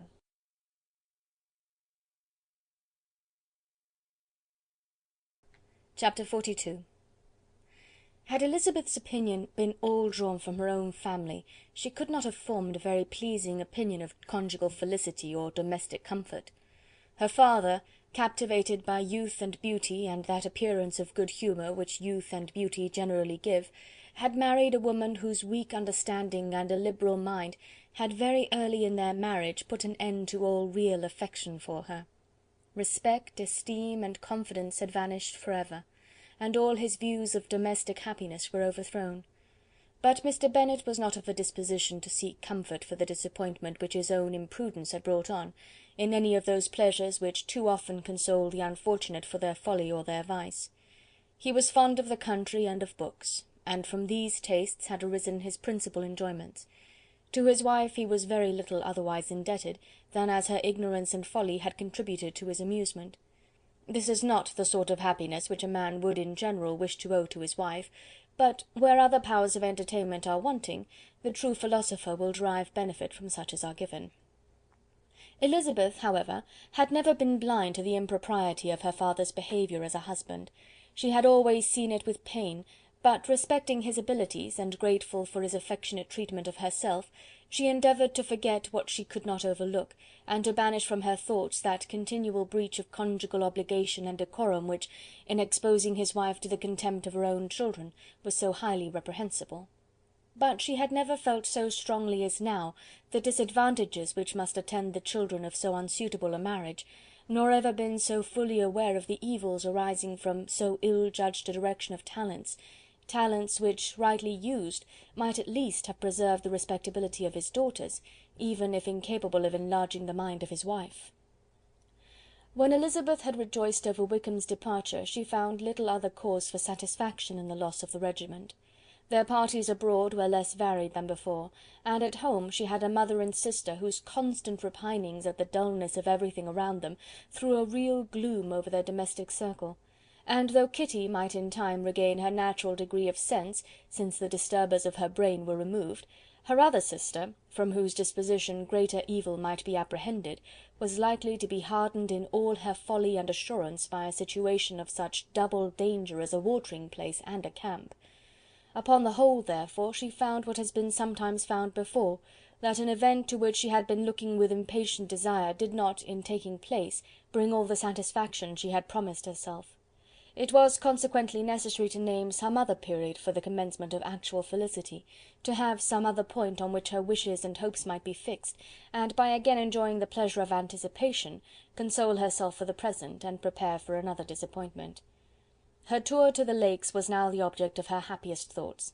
It was her best consolation for all the uncomfortable hours which the discontentedness of her mother and Kitty made inevitable, and could she have included Jane in the scheme, every part of it would have been perfect. But it is fortunate, thought she, "that I have something to wish for. Were the whole arrangement complete, my disappointment would be certain, but here, by carrying with me one ceaseless source of regret in my sister's absence, I may reasonably hope to have all my expectations of pleasure realized. A scheme of which every part promises delight can never be successful, and general disappointment is only warded off by the defence of some little peculiar vexation." When Lydia went away, she promised to write very often, and very minutely, to her mother and Kitty, but her letters were always long expected and always very short. Those to her mother contained little else than that they were just returned from the library, where such and such officers had attended them, and where she had seen such beautiful ornaments as made her quite wild, that she had a new gown, or a new parasol, which she would have described more fully, but was obliged to leave off in a violent hurry, as Mrs. Forster called her, and they were going off to the camp; and from her correspondence with her sister there was still less to be learnt, for her letters to Kitty, though rather longer, were much too full of lines under the words to be made public. After the first fortnight or 3 weeks of her absence, health, good humour, and cheerfulness began to reappear at Longbourn. Everything wore a happier aspect. The families who had been in town for the winter came back again, and summer finery and summer engagements arose. Mrs. Bennet was restored to her usual querulous serenity, and by the middle of June Kitty was so much recovered as to be able to enter Meryton without tears, an event of such happy promise as to make Elizabeth hope that by the following Christmas she might be so tolerably reasonable as not to mention an officer above once a day, unless, by some cruel and malicious arrangement at the War Office, another regiment should be quartered in Meryton. The time fixed for the beginning of their northern tour was now fast approaching, and a fortnight only was wanting of it, when a letter arrived from Mrs. Gardiner, which at once delayed its commencement and curtailed its extent. Mr. Gardiner would be prevented by business from setting out till a fortnight later in July, and must be in London again within a month, and as that left too short a period for them to go so far and see so much as they had proposed, or at least to see it with the leisure and comfort they had built on, they were obliged to give up the Lakes, and substitute a more contracted tour, and according to the present plan, were to go no farther northwards than Derbyshire. In that county there was enough to be seen to occupy the chief of their 3 weeks, and to Mrs. Gardiner it had a peculiarly strong attraction. The town where she had formerly passed some years of her life, and where they were now to spend a few days, was probably as great an object of her curiosity as all the celebrated beauties of Matlock, Chatsworth, Dovedale, or the Peak. Elizabeth was excessively disappointed. She had set her heart on seeing the Lakes, and still thought there might have been time enough; but it was her business to be satisfied, and certainly her temper to be happy, and all was soon right again. With the mention of Derbyshire there were many ideas connected. It was impossible for her to see the word without thinking of Pemberley and its owner. "But surely," said she, "I may enter his county without impunity, and rob it of a few petrified spars without his perceiving me." The period of expectation was now doubled. 4 weeks were to pass away before her uncle and aunt's arrival. But they did pass away, and Mr. and Mrs. Gardiner, with their 4 children, did at length appear at Longbourn.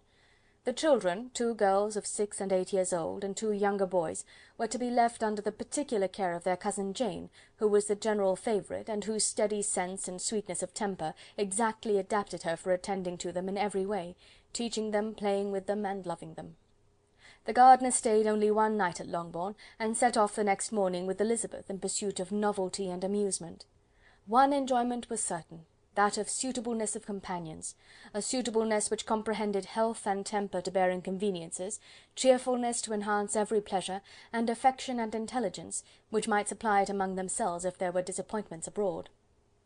It is not the object of this work to give a description of Derbyshire, nor of any of the remarkable places through which their route thither lay. Oxford, Blenheim, Warwick, Kenilworth, Birmingham, etc., are sufficiently known. A small part of Derbyshire is all the present concern. To the little town of Lambton, the scene of Mrs. Gardiner's former residence, and where she had lately learned some acquaintance still remained, they bent their steps, after having seen all the principal wonders of the country, and within 5 miles of Lambton, Elizabeth found from her aunt that Pemberley was situated. It was not in their direct road, nor more than a mile or 2 out of it. In talking over their route the evening before, Mrs. Gardiner expressed an inclination to see the place again. Mr. Gardiner declared his willingness, and Elizabeth was applied to for her approbation. "My love, should you not like to see a place of which you have heard so much?" said her aunt. "A place, too, with which so many of your acquaintances are connected. Wickham passed all his youth there, you know." Elizabeth was distressed. She felt that she had no business at Pemberley, and was obliged to assume a disinclination for seeing it.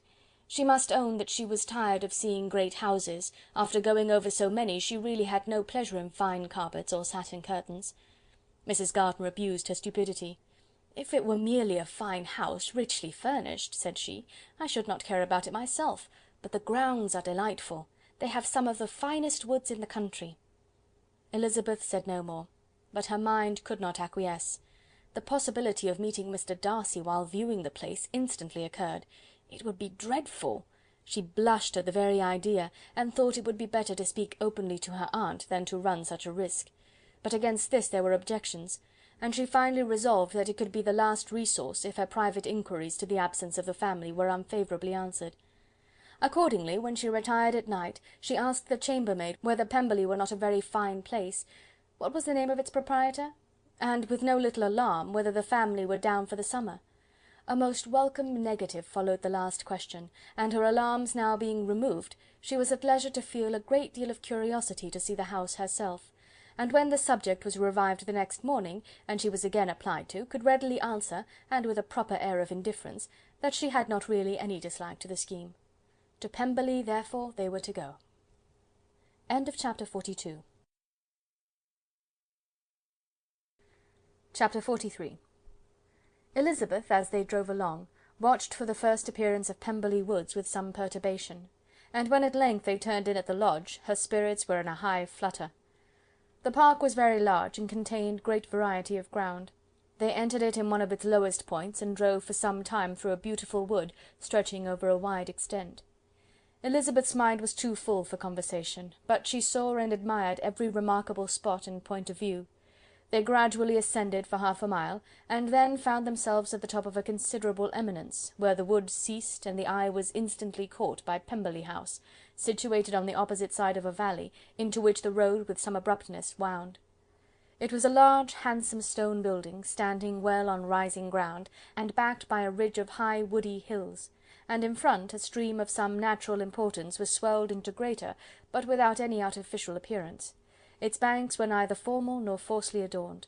Elizabeth was delighted. She had never seen a place for which nature had done more, or where natural beauty had been so little counteracted by an awkward taste. They were all of them warm in their admiration, and at that moment she felt that to be mistress of Pemberley might be something. They descended the hill, crossed the bridge, and drove to the door, and while examining the nearer aspect of the house, all her apprehension of meeting its owner returned. She dreaded lest the chambermaid had been mistaken. On applying to see the place, they were admitted into the hall, and Elizabeth, as they waited for the housekeeper, had leisure to wonder at her being where she was. The housekeeper came, a respectable-looking elderly woman, much less fine and more civil than she had any notion of finding her. They followed her into the dining parlour. It was a large, well-proportioned room, handsomely fitted up. Elizabeth, after slightly surveying it, went to a window to enjoy its prospect. The hill, crowned with wood, which they had descended, receiving increased abruptness from the distance, was a beautiful object. Every disposition of the ground was good, and she looked on the whole scene, the river, the trees scattered on its banks, and the winding of the valley, as far as she could trace it, with delight. As they passed into other rooms, these objects were taking different positions, but from every window there were beauties to be seen. The rooms were lofty and handsome, and their furniture suitable to the fortune of its proprietor, but Elizabeth saw, with admiration of his taste, that it was neither gaudy nor uselessly fine, with less splendour and more real elegance than the furniture of Rosings. "And of this place," thought she, "I might have been mistress. With these rooms I might now have been familiarly acquainted. Instead of viewing them as a stranger, I might have rejoiced in them as my own, and welcomed to them as visitors my uncle and aunt. But no," recollecting herself, "that could never be. My uncle and aunt would have been lost to me. I should not have been allowed to invite them." This was a lucky recollection. It saved her from something very like regret. She longed to inquire of the housekeeper whether her master was really absent, but had not the courage for it. At length, however, the question was asked by her uncle, and she turned away with alarm, while Mrs. Reynolds replied that he was, adding, "But we expect him to-morrow, with a large party of friends." How rejoiced was Elizabeth that their own journey had not by any circumstance been delayed a day! Her aunt now called her to look at a picture. She approached and saw the likeness of Mr. Wickham, suspended amongst several other miniatures, over the mantelpiece. Her aunt asked her smilingly how she liked it. The housekeeper came forward and told them it was a picture of a young gentleman, the son of her late master's steward, who had been brought up by him at his own expense. "He is now gone into the army," she added, "but I am afraid he has turned out very wild." Mrs. Gardiner looked at her niece with a smile, but Elizabeth could not return it. "And that," said Mrs. Reynolds, pointing to another of the miniatures, "is my master, and very like him. It was drawn at the same time as the other, about 8 years ago." "I have heard much of your master's fine person," said Mrs. Gardiner, looking at the picture. "It is a handsome face. But, Lizzy, you can tell us whether it is like or not." Mrs. Reynolds' respect for Elizabeth seemed to increase on this intimation of her knowing her master. "Does that young lady know Mr. Darcy?" Elizabeth coloured, and said, "A little." "And do not you think him a very handsome gentleman, ma'am?" "Yes, very handsome." "I am sure I know none so handsome. But in the gallery upstairs you will see a finer, larger picture of him than this. This room was my late master's favourite room, and these miniatures are just as they used to be then. He was very fond of them." This accounted to Elizabeth for Mr. Wickham's being among them. Mrs. Reynolds then directed their attention to one of Miss Darcy, drawn when she was only 8 years old. "And is Miss Darcy as handsome as her brother?" said Mrs. Gardiner. "Oh, yes! The handsomest young lady that ever was seen, and so accomplished. She plays and sings all day long. In the next room is a new instrument just come down for her, a present from my master. She comes here to-morrow with him." Mr. Gardiner, whose manners were very easy and pleasant, encouraged her communicativeness by his questions and remarks. Mrs. Reynolds, either by pride or attachment, had evidently great pleasure in talking of her master and his sister. "Is your master much at Pemberley in the course of the year?" "Not so much as I could wish, sir, but I dare say he may spend half his time here, and Miss Darcy is always down for the summer months." "Except," thought Elizabeth, "when she goes to Ramsgate." "If your master would marry, you might see more of him." "Yes, sir, but I do not know when that will be. I do not know who is good enough for him." Mr. and Mrs. Gardiner smiled. Elizabeth could not help saying, "It is very much to his credit, I am sure, that you should think so." "I say no more than the truth, and everybody will say that knows him," replied the other. Elizabeth thought this was going pretty far, and she listened with increasing astonishment as the housekeeper added, "I have never known a cross word from him in my life, and I have known him ever since he was 4 years old." This was praise, of all others most extraordinary, most opposite to her ideas. That he was not a good-tempered man had been her firmest opinion. Her keenest attention was awakened. She longed to hear more, and was grateful to her uncle for saying, "There are several people of whom so much can be said. You are lucky in having such a master." "Yes, sir, I know I am. If I were to go through the world, I could not meet with a better. But I have always observed that they who are good-natured when children are good-natured when they grow up, and he was always the sweetest-tempered, most generous-hearted boy in the world." Elizabeth almost stared at her. "Can this be Mr. Darcy?" thought she. "His father was an excellent man," said Mrs. Gardiner. "Yes, ma'am, that he was indeed, and his son will be just like him, just as affable to the poor." Elizabeth listened, wondered, doubted, and was impatient for more. Mrs. Reynolds could interest her on no other point. She related the subjects of the pictures, the dimensions of the rooms, and the price of the furniture in vain.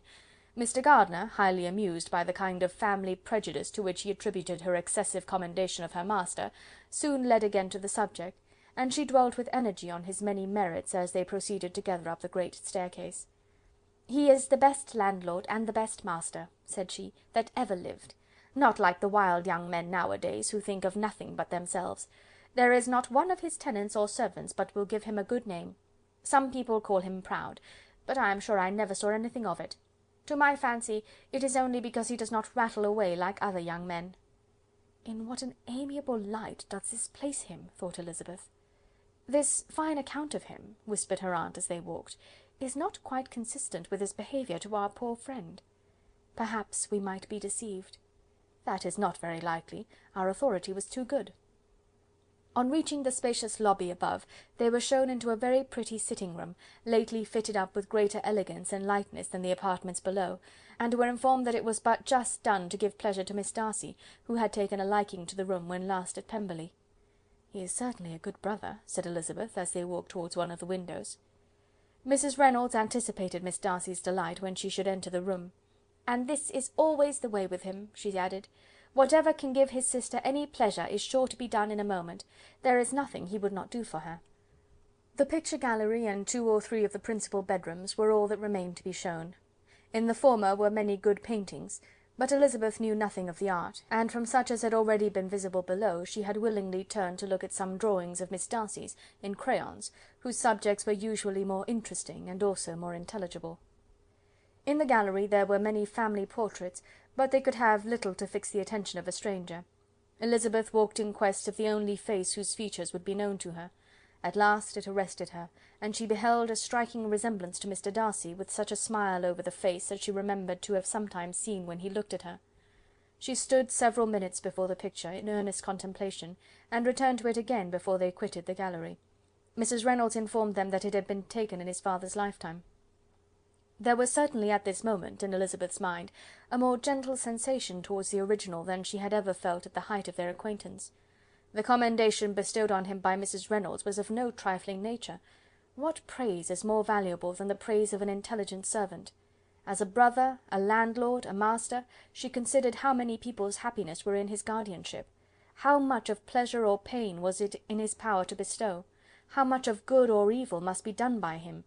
Every idea that had been brought forward by the housekeeper was favourable to his character, and as she stood before the canvas on which he was represented, and fixed his eyes upon herself, she thought of his regard with a deeper sentiment of gratitude than it had ever raised before. She remembered its warmth, and softened its impropriety of expression.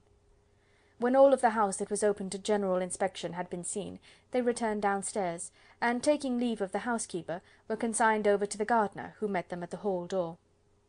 As they walked across the hall towards the river, Elizabeth turned back to look again. Her uncle and aunt stopped also, and while the former was conjecturing as to the date of the building, the owner of it himself suddenly came forward from the road, which led behind it to the stables. They were within 20 yards of each other, and so abrupt was his appearance that it was impossible to avoid his sight. Their eyes instantly met, and the cheeks of both were overspread with the deepest blush. He absolutely started, and for a moment seemed immovable from surprise, but shortly recovering himself, advanced towards the party and spoke to Elizabeth, if not in terms of perfect composure, at least of perfect civility.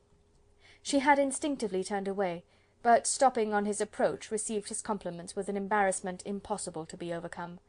Had his first appearance, or his resemblance to the picture they had just been examining, been insufficient to assure the other two that they now saw Mr. Darcy, the gardener's expression of surprise, on beholding his master, must immediately have told it. They stood a little aloof while he was talking to their niece, who, astonished and confused, scarcely dared lift her eyes to his face, and knew not what answer she returned to his civil inquiries after her family.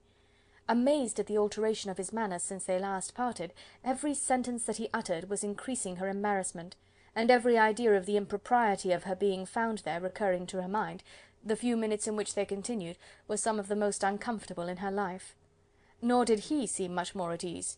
When he spoke, his accent had none of its usual sedateness, and he repeated his inquiries as to the time of her having left Longbourn, and of her having stayed in Derbyshire so often, and in so hurried a way, as plainly spoke the distraction of his thoughts. At length every idea seemed to fail him, and after standing a few moments without saying a word, he suddenly recollected himself, and took leave. The others then joined her, and expressed admiration of his figure, but Elizabeth heard not a word, and wholly engrossed by her own feelings, followed them in silence. She was overpowered by shame and vexation. Her coming there was the most unfortunate, the most ill-judged thing in the world. How strange it must appear to him! In what a disgraceful light might it not strike so vain a man! It might seem as if she had purposely thrown herself in his way again. Oh, why did she come? Or why did he thus come a day before he was expected? Had they been only 10 minutes sooner, they could have been beyond the reach of his discrimination, for it was plain that he was that moment arrived, that moment alighted from his horse, or his carriage. She blushed again and again over the perverseness of the meeting, and his behaviour, so strikingly altered, what could it mean? That he should even speak to her was amazing, but to speak with such civility, to inquire after her family, never in her life had she seen his manners so little dignified, never had he spoken with such gentleness as on this unexpected meeting. What a contrast did it offer to his last address in Rosings Park, when he put his letter into her hand! She knew not what to think, or how to account for it. They had now entered a beautiful walk by the side of the water, and every step was bringing forward a nobler fall of ground, or a finer reach of the woods to which they were approaching. But it was some time before Elizabeth was sensible of any of it, and though she answered mechanically to the repeated appeals of her uncle and aunt, and seemed to direct her eyes to such objects as they pointed out, she distinguished no part of the scene. Her thoughts were all fixed on that one spot of Pemberley House, whichever it might be, where Mr. Darcy then was. She longed to know what at the moment was passing in his mind, in what manner he thought of her, and whether, in defiance of everything, she was still dear to him. Perhaps he had been civil only because he felt himself at ease, yet there had been that in his voice which was not like ease. Whether he had felt more of pain or of pleasure in seeing her she could not tell, but he certainly had not seen her with composure. At length, however, the remarks of her companions on her absence of mind aroused her, and she felt the necessity of appearing more like herself. They entered the woods, and bidding adieu to the river for a while, ascended some of the higher grounds, when in spots where the opening of the trees gave the eye power to wander, were many charming views of the valley, the opposite hills with the long range of woods overspreading many, and occasionally part of the stream. Mr. Gardiner expressed a wish of going round the whole park, but feared it might be beyond a walk. With a triumphant smile they were told that it was 10 miles round. It settled the matter, and they pursued the accustomed circuit, which brought them again, after some time, in a descent among hanging woods, to the edge of the water, and one of its narrowest parts. They crossed it by a simple bridge, in character with the general air of the scene. It was a spot less adorned than any they had yet visited, and the valley, here contracted into a glen, allowed room only for the stream, and a narrow walk amidst the rough coppice wood which bordered it. Elizabeth longed to explore its windings, but when they had crossed the bridge and perceived their distance from the house, Mrs. Gardiner, who was not a great walker, could go no farther, and thought only of returning to the carriage as quickly as possible. Her niece was, therefore, obliged to submit, and they took their way towards the house on the opposite side of the river, in the nearest direction. But their progress was slow, for Mr. Gardiner, though seldom able to indulge the taste, was very fond of fishing, and was so much engaged in watching the occasional appearance of some trout in the water, and talking to the man about them, that he advanced but little. Whilst wandering on in this slow manner, they were again surprised, and Elizabeth's astonishment was quite equal to what it had been at first, by the sight of Mr. Darcy approaching them, and at no great distance. The walk here being less sheltered than on the other side, allowed them to see him before they met. Elizabeth, however astonished, was at least more prepared for an interview than before, and resolved to appear and to speak with calmness, if he really intended to meet them. For a few moments, indeed, she felt that he would probably strike into some other path. The idea lasted while a turning in the walk concealed him from their view. The turning past, he was immediately before them. With a glance she saw that he had lost none of his recent civility, and to imitate his politeness she began, as they met, to admire the beauty of the place. But she had not got beyond the words delightful and charming, when some unlucky recollections obtruded, and she fancied that praise of Pemberley from her might be mischievously construed. Her colour changed, and she said no more. Mrs. Gardiner was standing a little behind, and on her pausing, he asked her if she would do him the honour of introducing him to her friends. This was a stroke of civility for which she was quite unprepared, and she could hardly suppress a smile at his being now seeking the acquaintance of some of those very people against whom his pride had revolted in his offer to herself.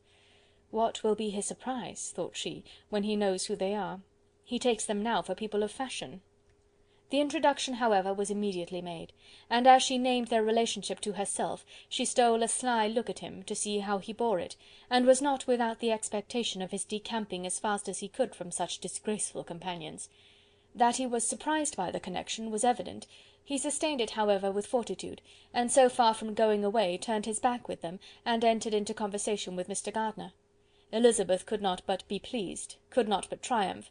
It was consoling that he should know she had some relations for whom there was no need to blush. She listened most attentively to all that passed between them, and gloried in every expression, every sentence of her uncle, which marked his intelligence, his taste, or his good manners.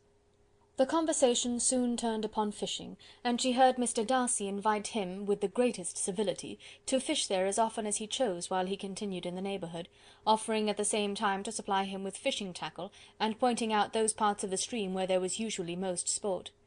Mrs. Gardiner, who was walking arm in arm with Elizabeth, gave her a look of expressive wonder. Elizabeth said nothing, but it gratified her exceedingly. The compliment must be all for herself. The astonishment, however, was extreme, and continually was she repeating, "Why is he so altered? From what can it proceed? It cannot be for me, it cannot be for my sake that his manners are thus softened. My reproofs at Hunsford could not work such a change as this.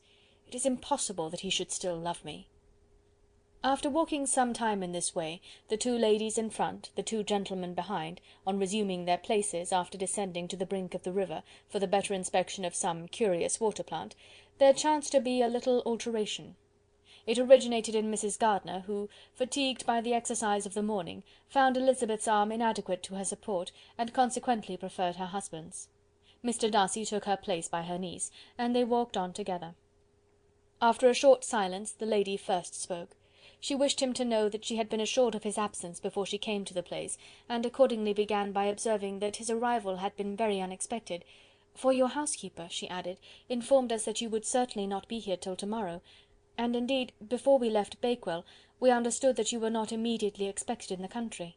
He acknowledged the truth of it all, and said that business with his steward had occasioned his coming forward a few hours before the rest of the party with whom he had been travelling. "They will join me early to-morrow," he continued, "and among them are some who will claim an acquaintance with you, Mr. Bingley and his sisters." Elizabeth answered only by a slight bow.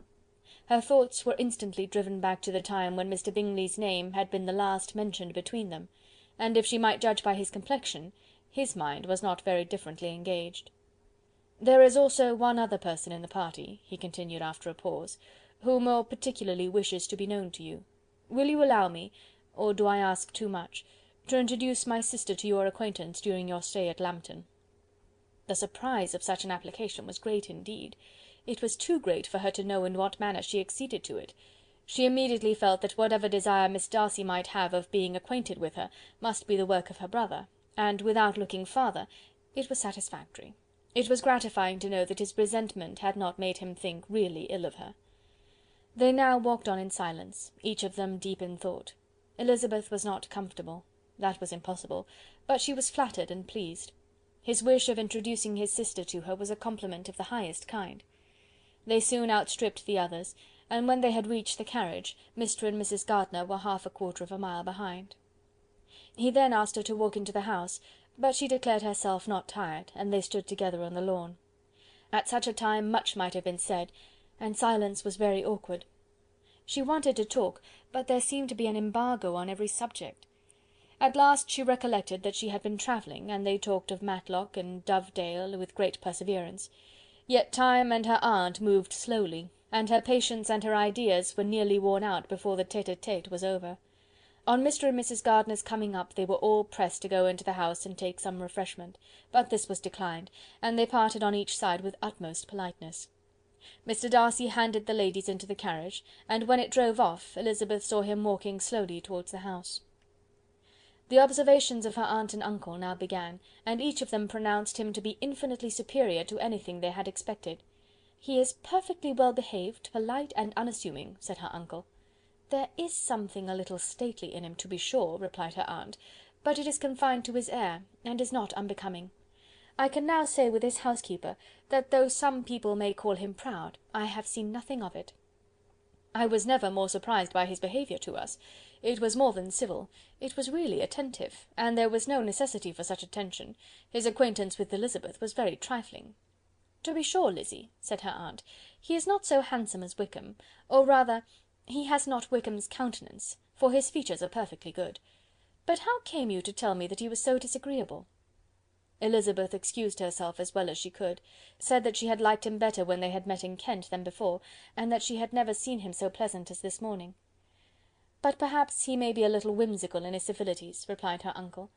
"Your great men often are, and therefore I shall not take him at his word, as he might change his mind another day and warn me off his grounds."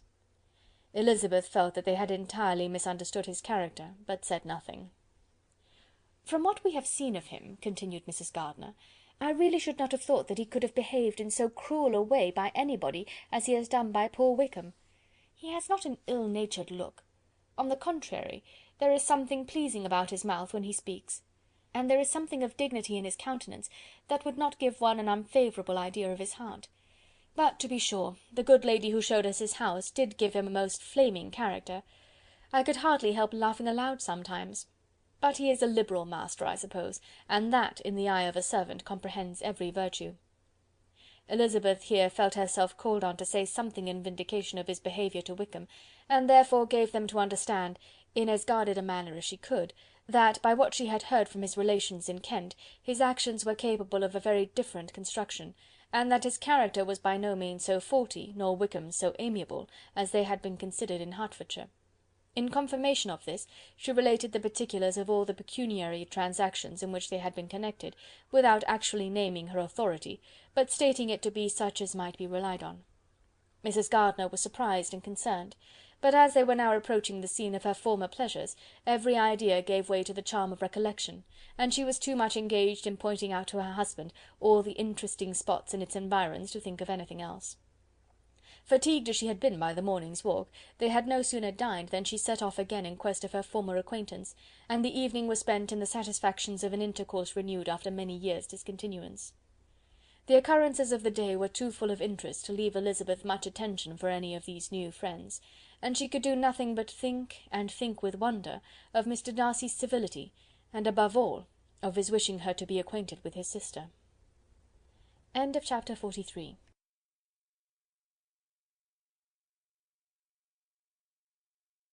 Chapter 44. Elizabeth had settled it that Mr. Darcy would bring his sister to visit her the very day after her reaching Pemberley, and was consequently resolved not to be out of sight of the inn the whole of that morning. But her conclusion was false, for on the very morning after their arrival at Lambton these visitors came. They had been walking about the place with some of their new friends, and were just returning to the inn to dress themselves for dining with the same family, when the sound of a carriage drew them to a window, and they saw a gentleman and a lady in a curricle driving up the street. Elizabeth, immediately recognising the livery, guessed what it meant, and imparted no small degree of her surprise to her relations by acquainting them with the honour which she expected. Her uncle and aunt were all amazement, and the embarrassment of her manner as she spoke, joined to the circumstance itself and many of the circumstances of the preceding day, opened to them a new idea on the business.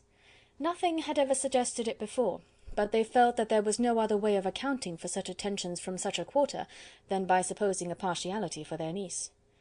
While these newly born notions were passing in their heads, the perturbation of Elizabeth's feelings was at every moment increasing.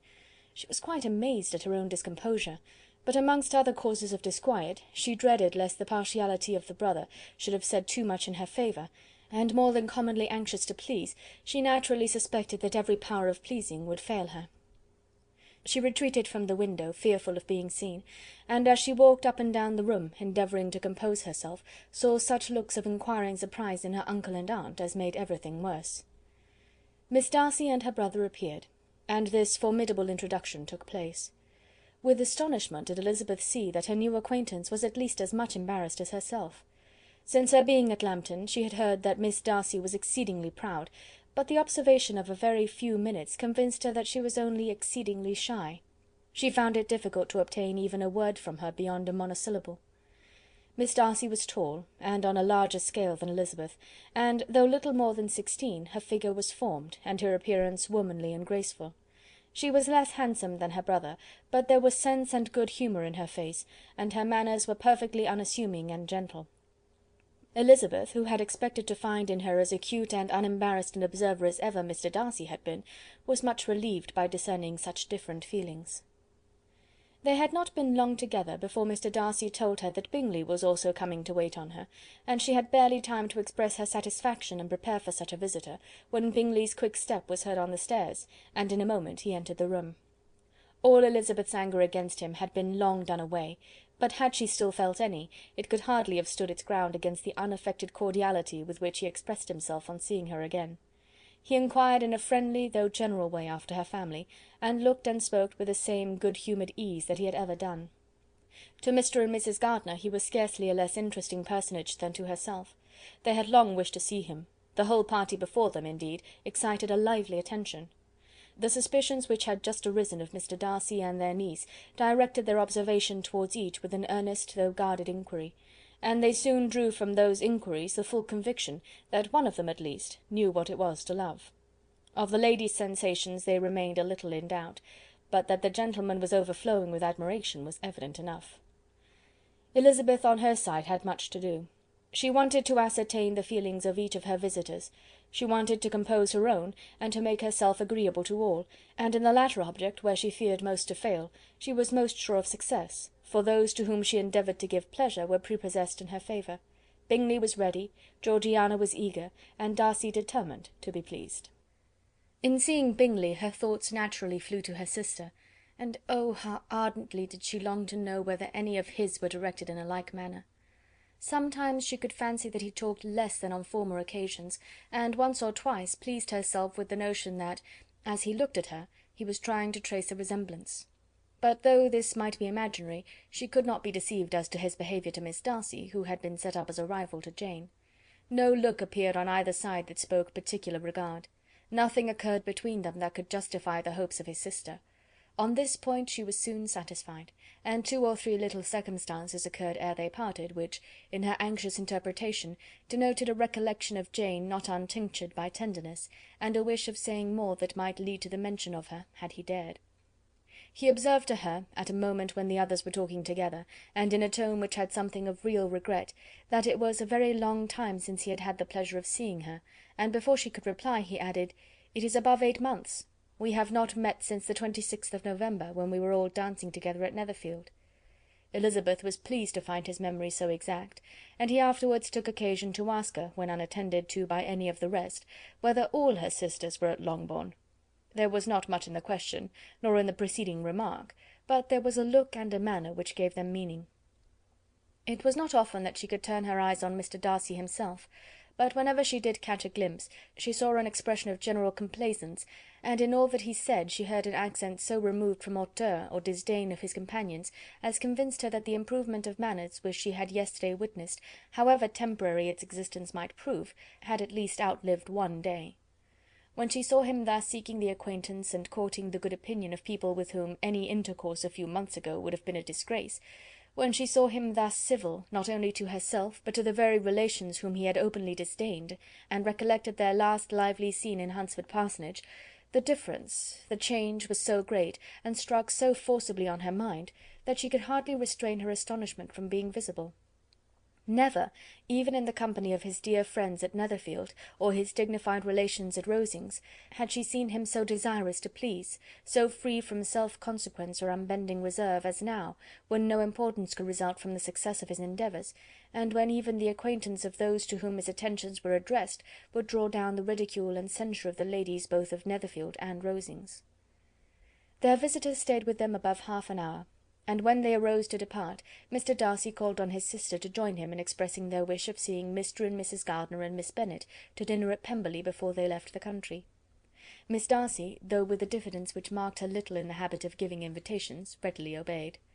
Mrs. Gardiner looked at her niece, desirous of knowing how she, whom the invitation most concerned, felt disposed as to its acceptance, but Elizabeth had turned away her head. Presuming, however, that this studied avoidance spoke rather a momentary embarrassment than any dislike of the proposal, and seeing in her husband, who was fond of society, a perfect willingness to accept it, she ventured to engage for her attendance, and the day after the next was fixed on. Bingley expressed great pleasure in the certainty of seeing Elizabeth again, having still a great deal to say to her, and many inquiries to make after all their Hertfordshire friends.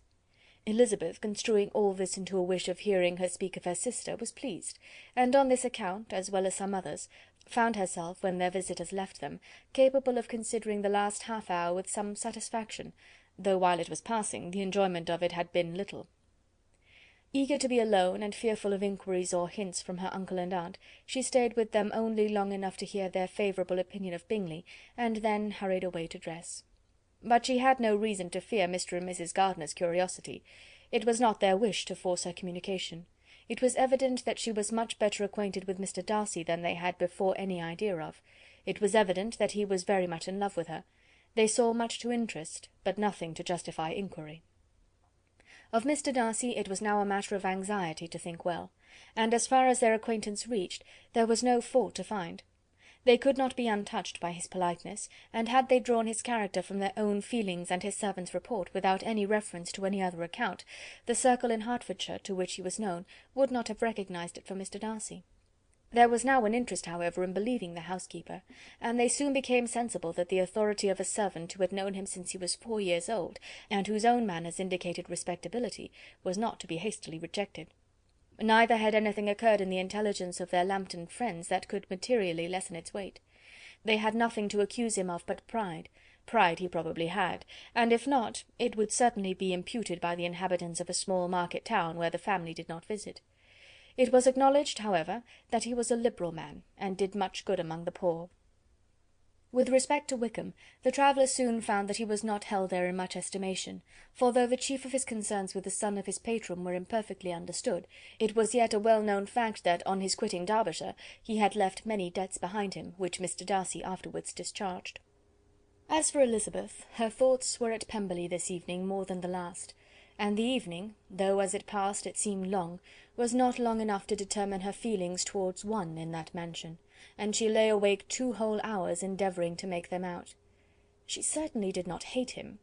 No, hatred had vanished long ago, and she had almost as long been ashamed of ever feeling a dislike against him that could so be called. The respect created by the conviction of his valuable qualities, though at first unwillingly admitted, had for some time ceased to be repugnant to her feeling, and it was now heightened into somewhat of a friendlier nature by the testimony so highly in his favour, and bringing forward his disposition in so amiable a light, which yesterday had produced. But above all, above respect and esteem, there was a motive within her of goodwill which could not be overlooked. It was gratitude. Gratitude not merely for having once loved her, but for loving her still well enough to forgive all the petulance and acrimony of her manner in rejecting him, and all the unjust accusations accompanying her rejection. He who, she had been persuaded, would avoid her as his greatest enemy, seemed on this accidental meeting most eager to preserve the acquaintance, and without any indelicate display of regard, or any peculiarity of manner, where their 2 selves only were concerned, was soliciting the good opinion of her friends, and bent on making her known to his sister.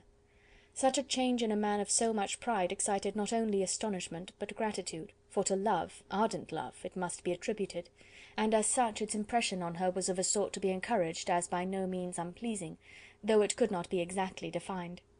She respected, she esteemed, she was grateful to him, she felt a real interest in his welfare, and she only wanted to know how far she wished that welfare to depend upon herself, and how far it would be for the happiness of both that she should employ the power, which her fancy told her she still possessed, of bringing on the renewal of his addresses.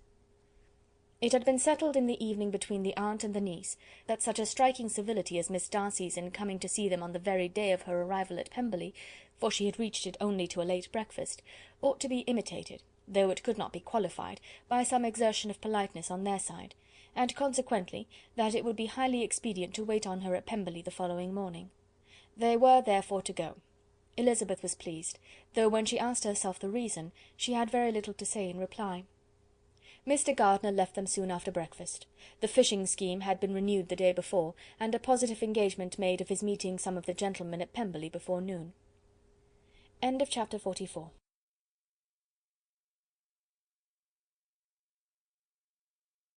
Chapter 45. Convinced as Elizabeth now was that Miss Bingley's dislike of her had originated in jealousy, she could not help feeling how unwelcome her appearance at Pemberley must be to her, and was curious to know with how much civility on that lady's side the acquaintance would now be renewed. On reaching the house, they were shown through the hall into the saloon, whose northern aspect rendered it delightful for summer. Its windows opening to the ground admitted a most refreshing view of the high woody hills behind the house, and of the beautiful oaks and Spanish chestnuts which were scattered over the intermediate lawn. In this house they were received by Miss Darcy, who was sitting there with Mrs. Hurst and Miss Bingley, and the lady with whom she lived in London. Georgiana's reception of them was very civil, but attended with all the embarrassment which, though proceeding from shyness and the fear of doing wrong, would easily give to those who felt themselves inferior the belief of her being proud and reserved. Mrs. Gardiner and her niece, however, did her justice, and pitied her. By Mrs. Hurst and Miss Bingley they were noticed only by a curtsy, and on their being seated a pause, awkward as such pauses must always be, succeeded for a few moments. It was first broken by Mrs. Annesley, a genteel, agreeable-looking woman, whose endeavour to introduce some kind of discourse proved her to be more truly well-bred than either of the others, and between her and Mrs. Gardiner, with occasional help from Elizabeth, the conversation was carried on. Miss Darcy looked as if she wished for courage enough to join in it, and sometimes did venture a short sentence when there was least danger of its being heard. Elizabeth soon saw that she was herself closely watched by Miss Bingley, and that she could not speak a word, especially to Miss Darcy, without calling her attention. This observation would not have prevented her from trying to talk to the latter, had they not been seated at an inconvenient distance, but she was not sorry to be spared the necessity of saying much. Her own thoughts were employing her. She expected every moment that some of the gentlemen would enter the room. She wished, she feared, that the master of the house might be amongst them, and whether she wished or feared it most, she could scarcely determine. After sitting in this manner a quarter of an hour without hearing Miss Bingley's voice, Elizabeth was roused by receiving from her a cold inquiry after the health of her family. She answered with equal indifference and brevity, and the others said no more. The next variation which their visit afforded was produced by the entrance of servants with cold meat, cake, and a variety of all the finest fruits in season, but this did not take place till after many a significant look and smile from Mrs. Annesley to Miss Darcy had been given, to remind her of her post. There was now employment for the whole party, for though they could not all talk, they could all eat, and the beautiful pyramids of grapes, nectarines, and peaches soon collected them around the table. While thus engaged, Elizabeth had a fair opportunity of deciding whether she most feared or wished for the appearance of Mr. Darcy, by the feelings which prevailed on his entering the room, and then, though but a moment before she had believed her wishes to predominate, she began to regret that he came. He had been some time with Mr. Gardiner, who, with 2 or 3 other gentlemen from the house, was engaged by the river, and had left him only on learning that the ladies of the family intended a visit to Georgiana that morning. No sooner did he appear than Elizabeth wisely resolved to be perfectly easy and unembarrassed, a resolution the more necessary to be made, but perhaps not the more easily kept, because she saw that the suspicions of the whole party were awakened against them, and that there was scarcely an eye which did not watch his behaviour when he first came into the room. In no countenance was attentive curiosity so strongly marked as in Miss Bingley's, in spite of the smiles which overspread her face whenever she spoke to one of its objects, for jealousy had not yet made her desperate, and her attentions to Mr. Darcy were by no means over. Miss Darcy, on her brother's entrance, exerted herself much more to talk, and Elizabeth saw that he was anxious for his sister and herself to get acquainted, and forwarded as much as possible every attempt at conversation on either side. Miss Bingley saw all this likewise, and in the imprudence of anger took the first opportunity of saying, with sneering civility, "Pray, Miss Eliza, are not the shire militia removed from Meryton? They must be a great loss to your family." In Darcy's presence she dared not mention Wickham's name, but Elizabeth instantly comprehended that he was uppermost in her thoughts, and the various recollections connected with him gave her a moment's distress, but exerting herself vigorously to repel the ill-natured attack, she presently answered the question in a tolerably detached tone. While she spoke, an involuntary glance showed her Darcy, with a heightened complexion, earnestly looking at her, and his sister, overcome with confusion, and unable to lift up her eyes. Had Miss Bingley known what pain she was then giving her beloved friend, she undoubtedly would have refrained from the hint, but she had merely intended to discompose Elizabeth by bringing forward the idea of a man to whom she believed her partial, to make her betray a sensibility which might injure her in Darcy's opinion, and perhaps to remind the latter of all the follies and absurdities by which some part of her family were connected with that corps. Not a syllable had ever reached her of Miss Darcy's meditated elopement. To no creature had it been revealed, where secrecy was possible, except to Elizabeth, and from all Bingley's connections her brother was particularly anxious to conceal it, from the very wish which Elizabeth had long ago attributed to him of their becoming hereafter her own. He had certainly formed such a plan, and without meaning that it should affect his endeavour to separate him from Miss Bennet, it is probable that it might add something to his lively concern for the welfare of his friend.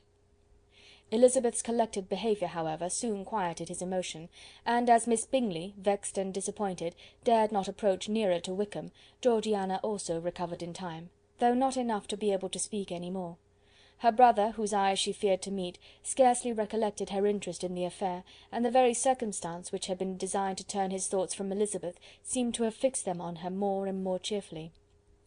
Their visit did not continue long after the question and answer above mentioned, and while Mr. Darcy was attending them to their carriage, Miss Bingley was venting her feelings and criticisms on Elizabeth's person, behaviour, and dress.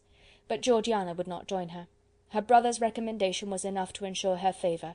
His judgment could not err. And he had spoken in such terms of Elizabeth as to leave Georgiana without the power of finding her otherwise than lovely and amiable. When Darcy returned to the saloon, Miss Bingley could not help repeating to him some part of what she had been saying to his sister. "How very ill Miss Eliza Bennet looks this morning, Mr. Darcy," she cried. "I never in my life saw any one so much altered as she is since the winter. She is grown so brown and coarse. Louisa and I were agreeing that we should not have known her again." However little Mr. Darcy might have liked such an address, he contented himself with coolly replying that he perceived no other alteration than her being rather tanned, no miraculous consequence of travelling in the summer. "For my own part," she rejoined, "I must confess that I never could see any beauty in her. Her face is too thin, her complexion has no brilliancy, and her features are not at all handsome. Her nose wants character, there is nothing marked in its lines. Her teeth are tolerable, but not out of the common way, and as for her eyes, which have sometimes been called so fine, I could never see anything extraordinary in them. They have a sharp, shrewish look, which I do not like at all, and in her air altogether there is a self-sufficiency without fashion, which is intolerable." Persuaded as Miss Bingley was that Darcy admired Elizabeth, this was not the best method of recommending herself, but angry people are not always wise, and in seeing him at last look somewhat nettled, she had all the success she expected. He was resolutely silent, however, and from a determination of making him speak, she continued. "I remember, when we first knew her in Hertfordshire, how amazed we all were to find that she was a reputed beauty, and I particularly recollect your saying one night, after they had been dining at Netherfield, 'She a beauty! I would as soon call her mother a wit.' But afterwards she seemed to improve on you, and I believe you thought her rather pretty at one time." "Yes," replied Darcy, who could contain himself no longer, "but that was only when I first saw her, for it is many months since I have considered her as one of the handsomest women of my acquaintance." He then went away, and Miss Bingley was left to all the satisfaction of having forced him to say what gave no one any pain but herself. Mrs. Gardiner and Elizabeth talked of all that had occurred during their visit, as they returned, except what had particularly interested them both. The look and behaviour of everybody they had seen were discussed, except of the person who had mostly engaged their attention. They talked of his sister, his friends, his house, his fruit, of everything but himself. Yet Elizabeth was longing to know what Mrs. Gardiner thought of him, and Mrs. Gardiner would have been highly gratified by her niece's beginning the subject. Chapter 45. Chapter 46. Elizabeth had been a good deal disappointed in not finding a letter from Jane on their first arrival at Lambton, and this disappointment had been renewed on each of the mornings that had now been spent there.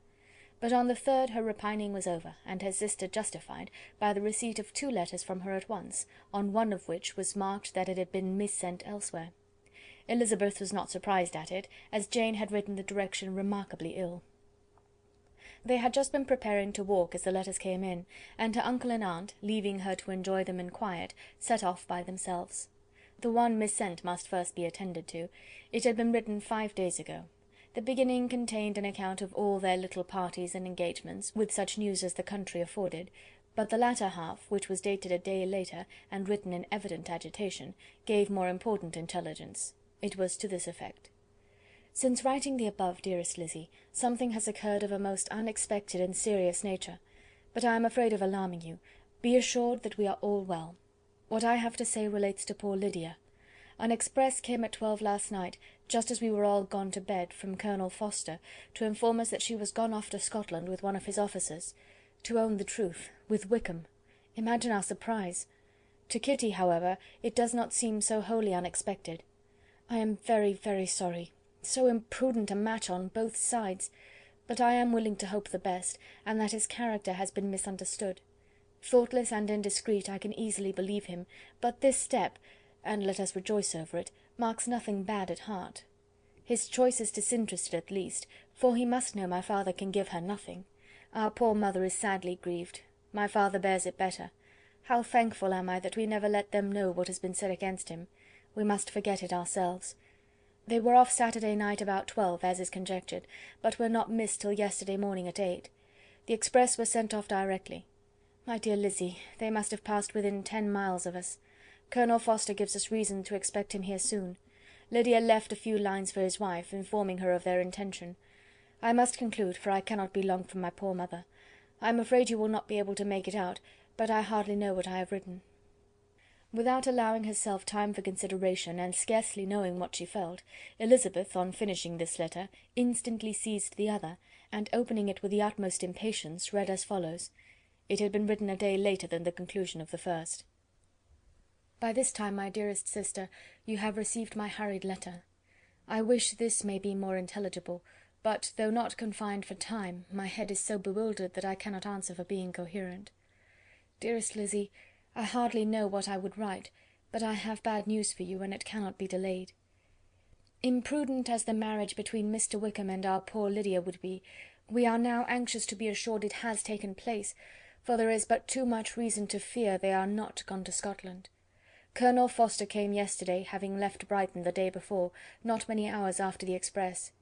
Though Lydia's short letter to Mrs. F. gave them to understand that they were going to Gretna Green, something was dropped by Denny expressing his belief that W. never intended to go there, or to marry Lydia at all, which was repeated to Colonel F., who, instantly taking the alarm, set off from B., intending to trace their route. He did trace them easily to Clapham, but no further, for on entering that place they removed into a hackney coach, and dismissed the chaise that brought them from Epsom. All that is known after this is that they were seen to continue the London road. I know not what to think. After making every possible inquiry on that side London, Colonel F. came on into Hertfordshire, anxiously renewing them at all the turnpikes, and at the inns in Barnet and Hatfield, but without any success. No such people had been seen to pass through. With the kindest concern he came on to Longbourn, and broke his apprehensions to us in a manner most creditable to his heart. I am sincerely grieved for him and Mrs. F., but no one can throw any blame on them. Our distress, my dear Lizzy, is very great. My father and mother believe the worst, but I cannot think so ill of him. Many circumstances might make it more eligible for them to be married privately in town than to pursue their first plan, and even if he could form such a design against a young woman of Lydia's connections, which is not likely, can I suppose her so lost to everything? Impossible. I grieve to find, however, that Colonel F. is not disposed to depend upon their marriage. He shook his head when I expressed my hopes, and said he feared W. was not a man to be trusted. My poor mother is really ill, and keeps her room. Could she exert herself, it would be better, but this is not to be expected. And as to my father, I never in my life saw him so affected. Poor Kitty has anger for having concealed their attachment, but as it was a matter of confidence, one cannot wonder. I am truly glad, dearest Lizzy, that you have been spared something of these distressing scenes. But now, as the first shock is over, shall I own that I long for your return? I am not so selfish, however, as to press for it, if inconvenient. Adieu. I take up my pen again to do what I have just told you I would not, but circumstances are such that I cannot help earnestly begging you all to come here as soon as possible. I know my dear uncle and aunt so well that I am not afraid of requesting it, though I have still something more to ask of the former. My father is going to London with Colonel Forster instantly, to try to discover her. What he means to do I am sure I know not, but his excessive distress will not allow him to pursue any measure in the best and safest way, and Colonel Forster is obliged to be at Brighton again to-morrow evening. In such an exigence my uncle's advice and assistance would be everything in the world. He will immediately comprehend what I must feel, and I rely upon his goodness. "Oh, where is my uncle?" cried Elizabeth, darting from her seat as she finished the letter, in eagerness to follow him without losing a moment of the time so precious. But as she reached the door it was opened by a servant, and Mr. Darcy appeared. Her pale face and impetuous manner made him start, and before he could recover himself to speak, she, in whose mind every idea was superseded by Lydia's situation, hastily exclaimed, "I beg your pardon, but I must leave you. I must find Mr. Gardiner this moment, on business that cannot be delayed. I have not an instant to lose." "Good God, what is the matter?" cried he, with more feeling than politeness. Then, recollecting himself, "I will not detain you a minute, but let me, or let the servant, go after Mr. and Mrs. Gardiner. You are not well enough. You cannot go yourself." Elizabeth hesitated, but her knees trembled under her, and she felt how little would be gained by her attempting to pursue them. Calling back the servant, therefore, she commissioned him, though in so breathless an accent as made her almost unintelligible, to fetch his master and mistress home instantly. On his quitting the room she sat down, unable to support herself, and looking so miserably ill that it was impossible for Darcy to leave her, or to refrain from saying, in a tone of gentleness and commiseration, "Let me call your maid. Is there nothing you could take to give you present relief? "A glass of wine. Shall I get you one? You are very ill." "No, I thank you," she replied, endeavouring to recover herself. "There is nothing the matter with me. I am quite well. I am only distressed by some dreadful news which I have just received from Longbourn." She burst into tears as she alluded to it, and for a few minutes could not speak another word. Darcy, in wretched suspense, could only say something indistinctly of his concern, and observe her in compassionate silence. At length she spoke again. "I have just had a letter from Jane with such dreadful news. It cannot be concealed from anyone. My younger sister has left all her friends, has eloped, has thrown herself into the power of Mr. Wickham. They are gone off together from Brighton. You know him too well to doubt the rest. She has no money, no connections, nothing that can tempt him to... She is lost for ever." Darcy was fixed in astonishment. "When I consider," she added in a yet more agitated voice, "that I might have prevented it, I who knew what he was. Had I but explained some part of it only, some part of what I learned, to my own family, had his character been known, this could not have happened.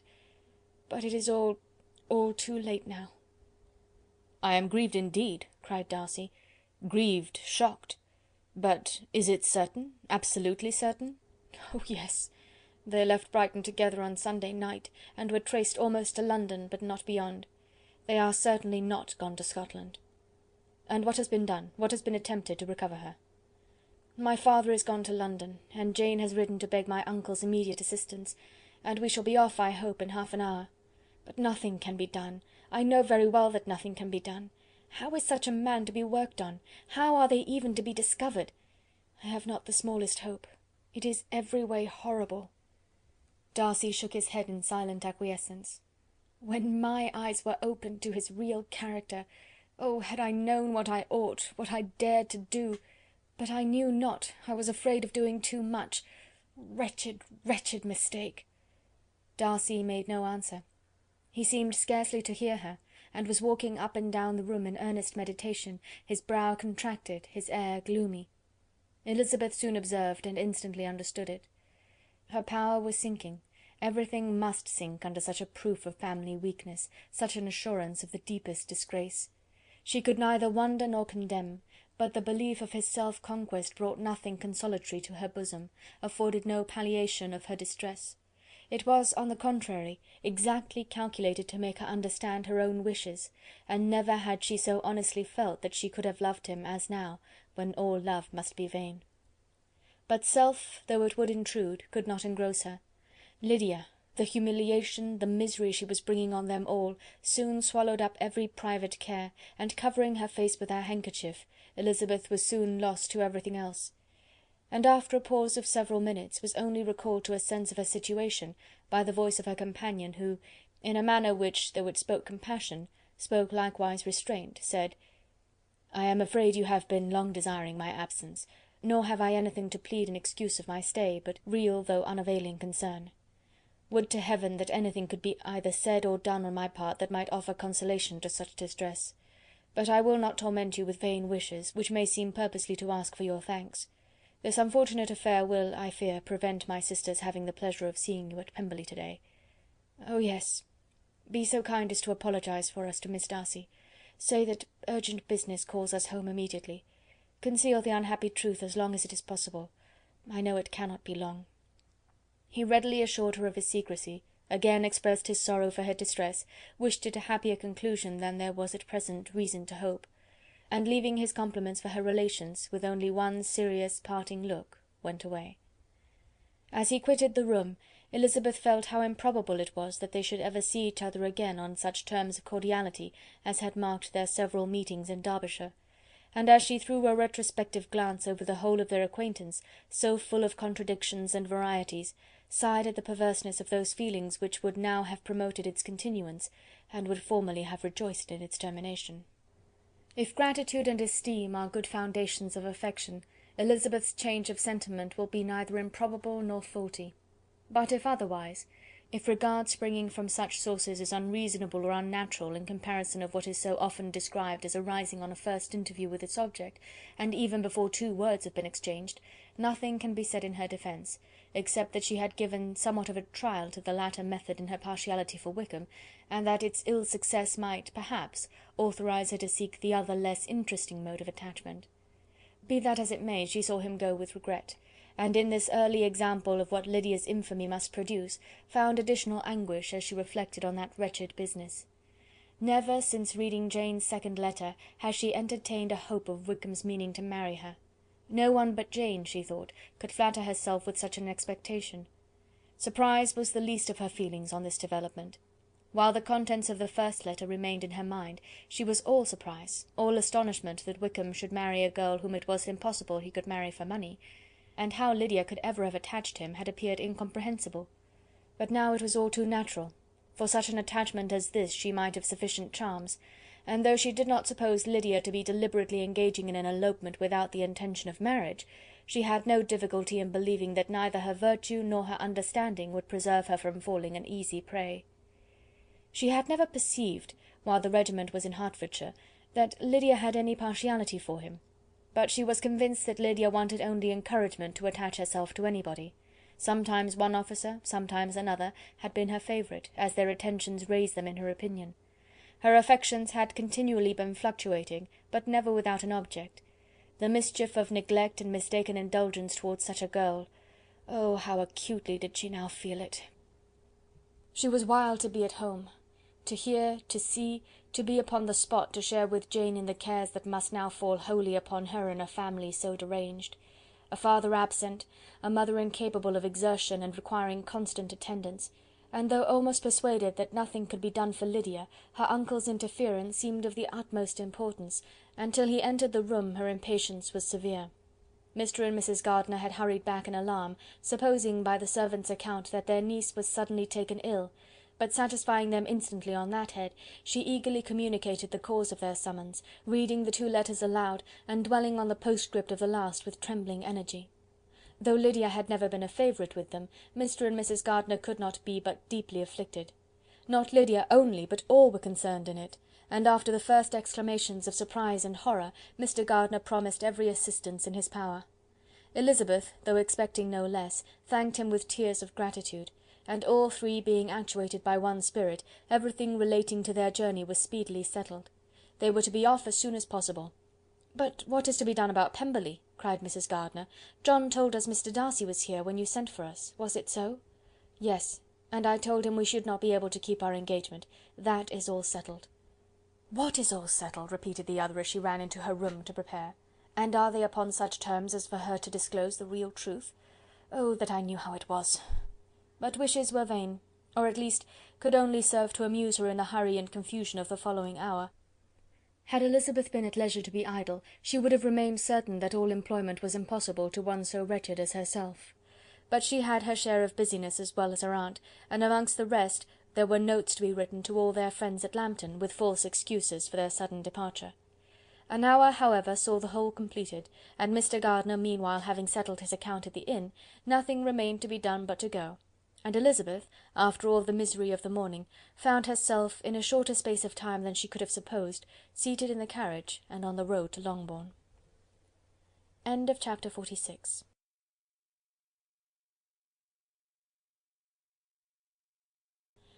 Chapter 47.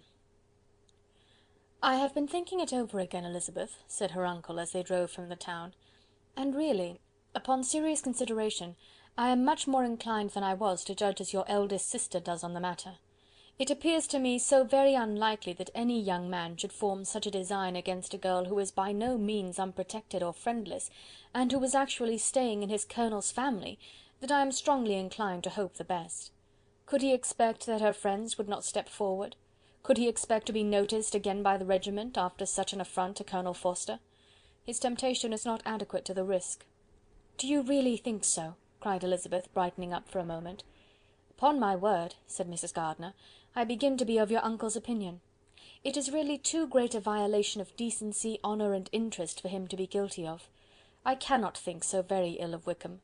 Can you yourself, Lizzy, so wholly give him up as to believe him capable of it?" Not, perhaps, of neglecting his own interest, but of every other neglect I can believe him capable, if indeed it should be so. But I dare not hope it. Why should they not go on to Scotland, if that had been the case?" "In the first place," replied Mr. Gardiner, "there is no absolute proof that they are not gone to Scotland." "Oh, but their removing from the chaise into a hackney coach is such a presumption! And besides, no traces of them were to be found on the Barnet road." "Well then, supposing them to be in London. They may be there, though for the purpose of concealment, for no more exceptional purpose.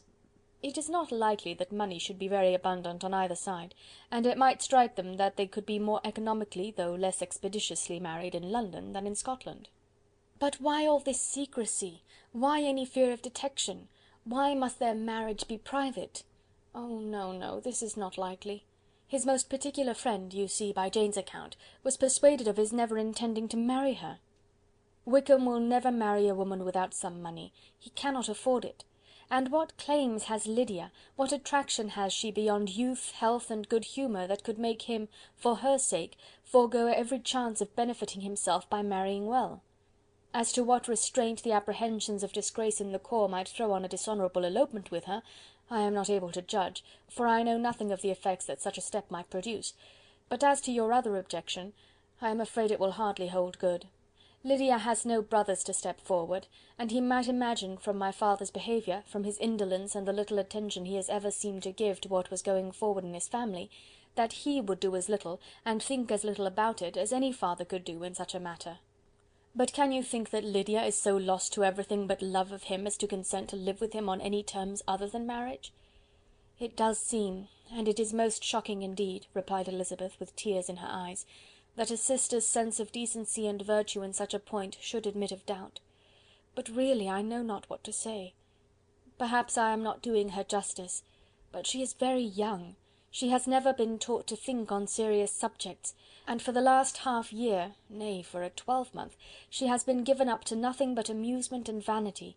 She has been allowed to dispose of her time in the most idle and frivolous manner, and to adopt any opinions that came in her way. Since the Shire were first quartered in Meryton, nothing but love, flirtation, and officers have been in her head. She has been doing everything in her power by thinking and talking on the subject, to give greater, what shall I call it, susceptibility to her feelings, which are naturally lively enough. And we all know that Wickham has every charm of person and address that can captivate a woman." "But you see that Jane," said her aunt, "does not think so very ill of Wickham as to believe him capable of the attempt." "Of whom does Jane ever think ill? And who is there, whatever might be their former conduct, that she would think capable of such an attempt, till it were proved against them? But Jane knows, as well as I do, what Wickham really is. We both know that he has been profligate in every sense of the word, that he has neither integrity nor honour, that he is as false and deceitful as he is insinuating." "And you really know all this?" cried Mrs. Gardiner, whose curiosity as to the mode of her intelligence was all alive.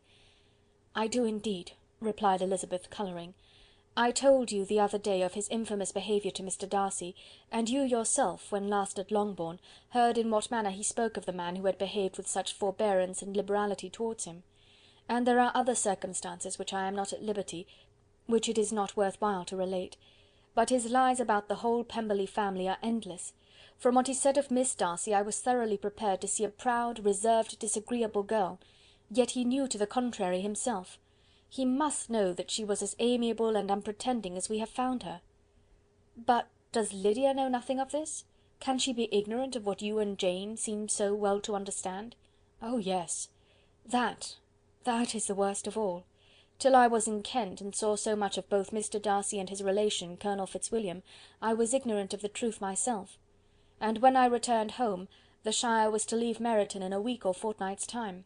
As that was the case, neither Jane, to whom I related the whole, nor I, thought it necessary to make our knowledge public, for of what use could it apparently be to anyone, that the good opinion which all the neighbourhood had of him should then be overthrown? And even if it was settled that Lydia should go with Mrs. Forster, the necessity of opening her eyes to his character never occurred to me. That she could be in any danger from the deception never entered my head. That such a consequence as this could ensue, you may easily believe, was far enough from my thoughts." "When they all removed to Brighton, therefore, you had no reason, I suppose, to believe them fond of each other?" "Not the slightest. I can remember no symptom of affection on either side, and had anything of the kind been perceptible, you must be aware that ours is not a family on which it could be thrown away.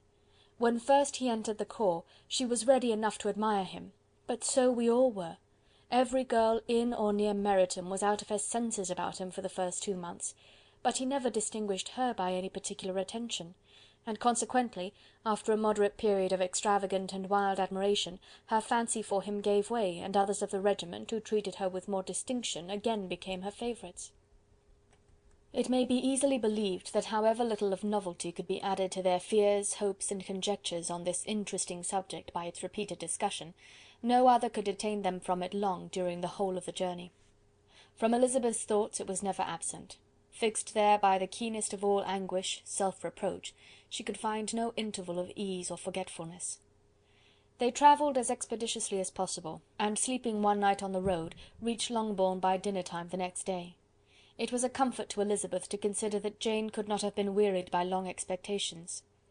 The little gardeners, attracted by the sight of a chaise, were standing on the steps of the house as they entered the paddock, and when the carriage drove up to the door, the joyful surprise that lighted up their faces and displayed itself over their whole bodies in a variety of capers and frisks was the first pleasing earnest of their welcome.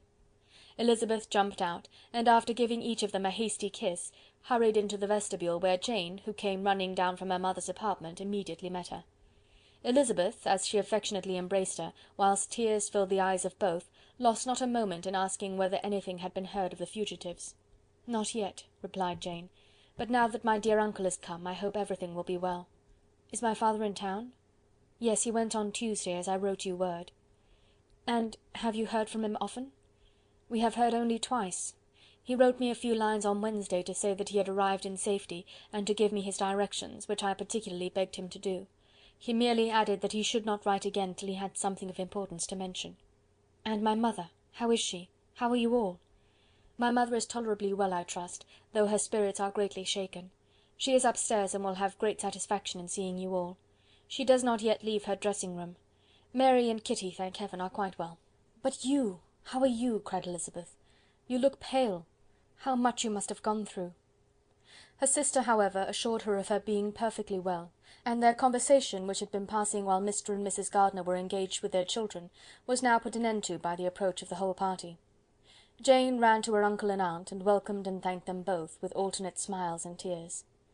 When they were all in the dining-room, the questions which Elizabeth had already asked were of course repeated by the others, and they soon found that Jane had no intelligence to give. The sanguine hope of good, however, which the benevolence of her heart suggested, had not yet deserted her. She still expected that it would all end well, and that every morning would bring some letter, either from Lydia or her father, to explain their proceedings, and perhaps announce their marriage. Mrs. Bennet, to whose apartment they all repaired after a few minutes' conversation together, received them exactly as might be expected, with tears and lamentations of regret, invectives against the villainous conduct of Wickham, and complaints of her own sufferings and ill usage, blaming everybody but the person to whose ill-judging indulgence the errors of her daughter must principally be owing. "If I had been able," said she, "to carry my point in going to Brighton with all my family, this would not have happened. But poor dear Lydia had nobody to take care of her.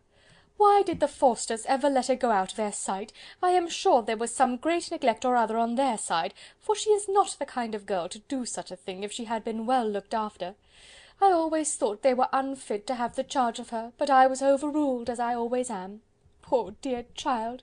And now here's Mr. Bennet gone away, and I know he will fight Wickham, wherever he meets him, and then he will be killed, and what is to become of us all?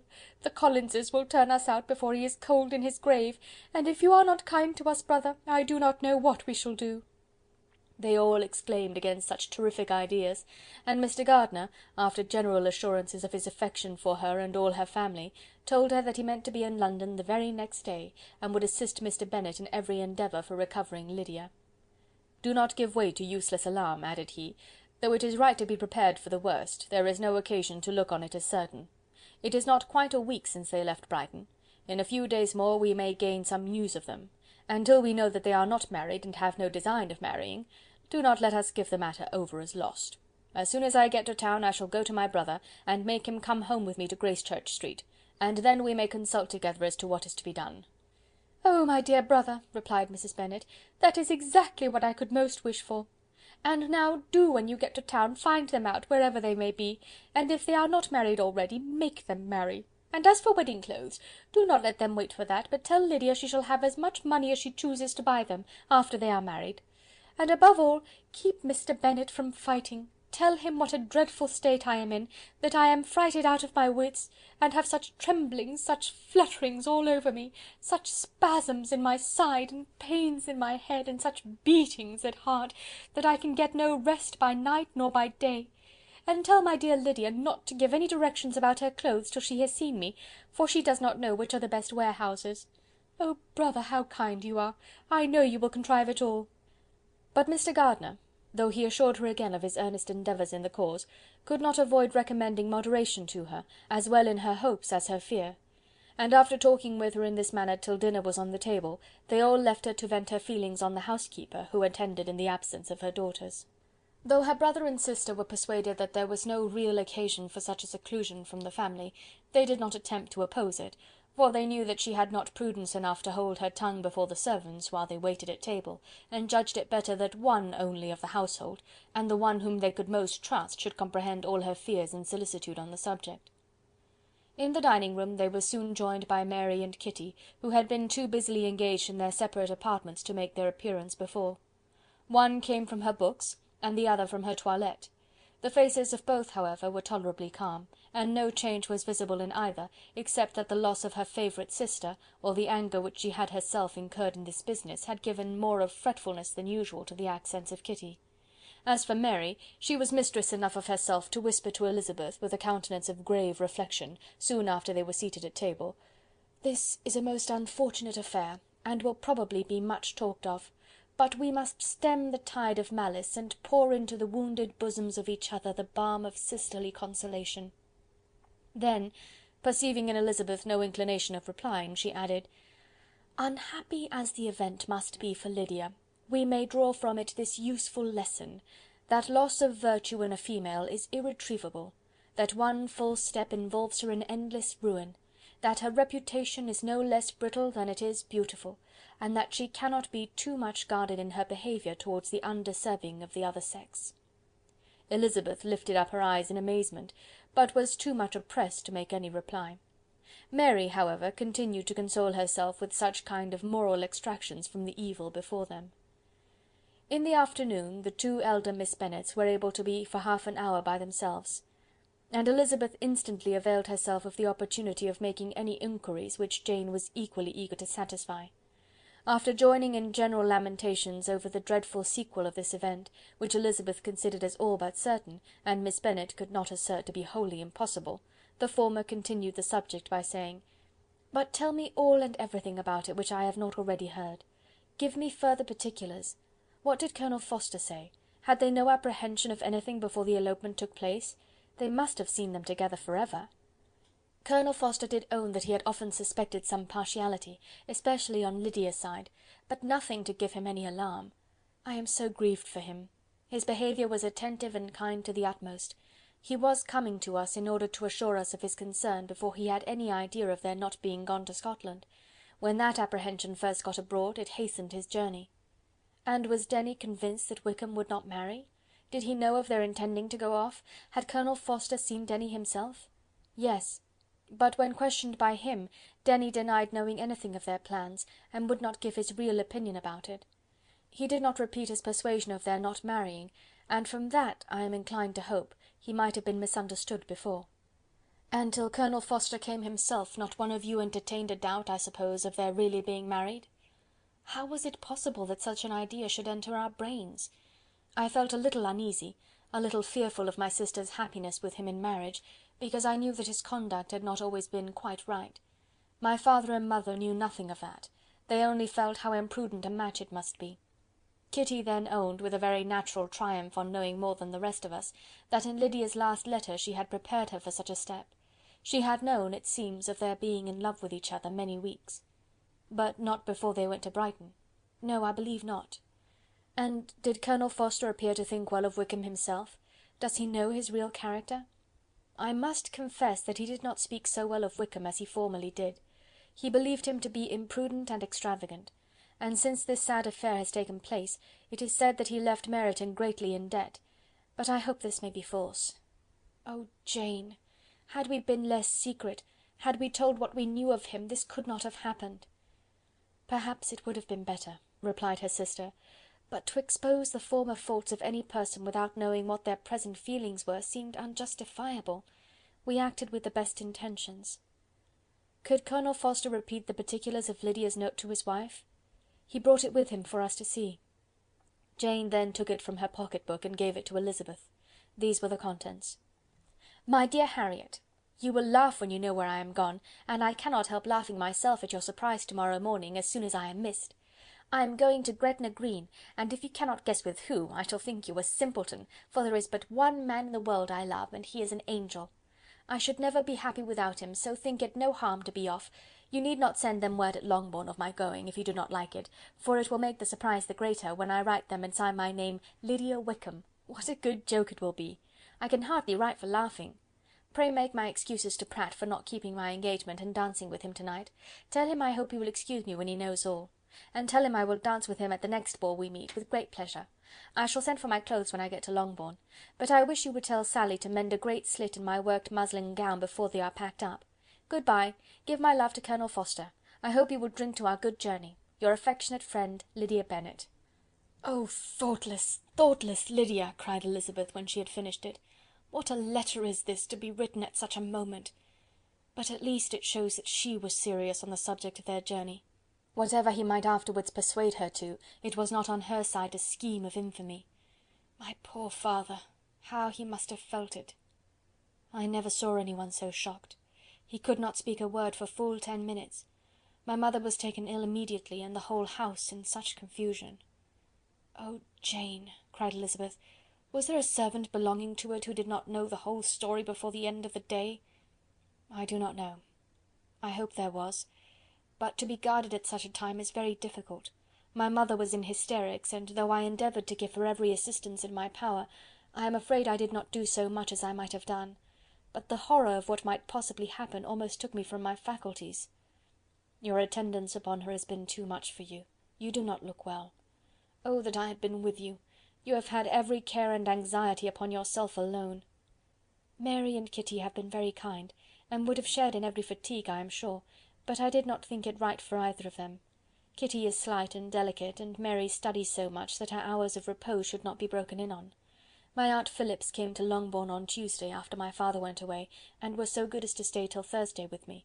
She was of great use and comfort to us all, and Lady Lucas has been very kind.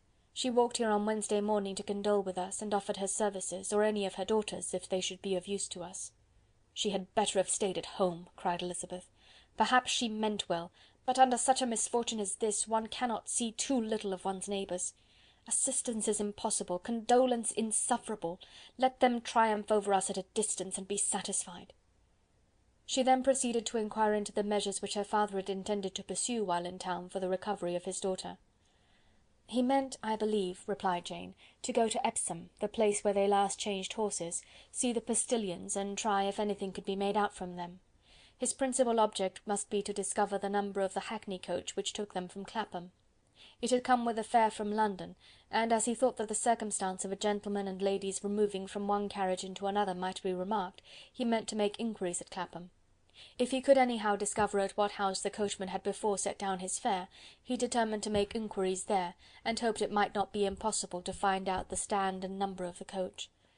I do not know of any other designs that he had formed, but he was in such a hurry to be gone, and his spirits so greatly discomposed, that I had difficulty in finding out even so much as this." Chapter 47. Chapter 48. The whole party were in hopes of a letter from Mr. Bennet the next morning, but the post came in without bringing a single line from him. His family knew him to be, on all common occasions, a most negligent and dilatory correspondent, but at such a time they had hoped for exertion. They were forced to conclude that he had no pleasing intelligence to send, but even of that they would have been glad to be certain. Mr. Gardiner had waited only for the letters before he set off. When he was gone, they were certain at least of receiving constant information of what was going on, and their uncle promised, at parting, to prevail on Mr. Bennet to return to Longbourn as soon as he could, to the great consolation of his sister, who considered it as the only security for her husband's not being killed in a duel. Mrs. Gardiner and the children were to remain in Hertfordshire a few days longer, as the former thought her presence might be serviceable to her nieces. She shared in their attendance on Mrs. Bennet, and was a great comfort to them in their hours of freedom. Their other aunt also visited them frequently, and always, as she said, with the design of cheering and heartening them up, though, as she never came without reporting some fresh instance of Wickham's extravagance or irregularity, she seldom went away without leaving them more dispirited than she found them. All Meryton seemed striving to blacken the man who, but 3 months before, had been almost an angel of light. He was declared to be in debt to every tradesman in the place, and his intrigues, all honoured with the title of seduction, had been extended into every tradesman's family. Everybody declared that he was the wickedest young man in the world, and everybody began to find out that they had always distrusted the appearance of his goodness. Elizabeth, though she did not credit above half of what was said, believed enough to make her former assurance of her sister's ruin more certain, and even Jane, who believed still less of it, became almost hopeless, more especially as the time was now come when, if they had gone to Scotland, which she had never before entirely despaired of, they must in all probability have gained some news of them. Mr. Gardiner left Longbourn on Sunday. On Tuesday his wife received a letter from him. It told them that, on his arrival, he had immediately found out his brother, and persuaded him to come to Gracechurch Street; that Mr. Bennet had been to Epsom and Clapham before his arrival, but without gaining any satisfactory information, and that he was now determined to inquire at all the principal hotels in town, as Mr. Bennet thought it possible they might have gone to one of them on their first coming to London, before they procured lodgings. Mr. Gardiner himself did not expect any success from this measure, but as his brother was eager in it, he meant to assist him in pursuing it. He added that Mr. Bennet seemed wholly disinclined at present to leave London, and promised to write again very soon. There was also a postscript to this effect: "I have written to Colonel Forster to desire him to find out, if possible, from some of the young man's intimates in the regiment, whether Wickham has any relations or connections who would be likely to know in what part of town he has now concealed himself. If there were any one that one could apply to with a probability of gaining such a clue as that, it might be of essential consequence. At present we have nothing to guide us. Colonel Forster will, I dare say, do everything in his power to satisfy us on this head. But on second thoughts, perhaps Lizzie could tell us what relations he has now living, better than any other person." Elizabeth was at no loss to understand from whence this deference to her authority proceeded, but it was not in her power to give any information of so satisfactory a nature as the compliment deserved. She had never heard of his having had any relations, except a father and mother, both of whom had been dead many years. It was possible, however, that some of his companions in the shire might be able to give more information, and though she was not very sanguine in expecting it, the application was a something to look forward to. Every day at Longbourn was now a day of anxiety, but the most anxious part of each was when the post was expected. The arrival of letters was the grand object of every morning's impatience.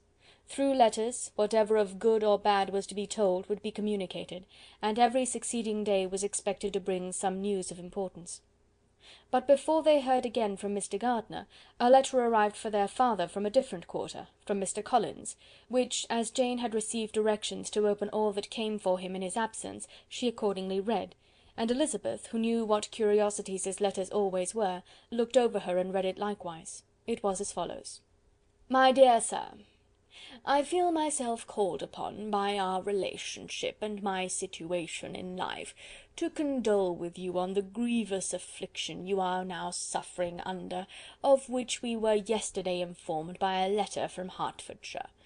Be assured, my dear sir, that Mrs. Collins and myself sincerely sympathise with you and all your respectable family in your present distress, which must be of the bitterest kind, because proceeding from a cause which no time can remove. No arguments shall be wanting on my part that can alleviate so severe a misfortune, or that may comfort you under a circumstance that must be of all others the most afflicting to a parent's mind.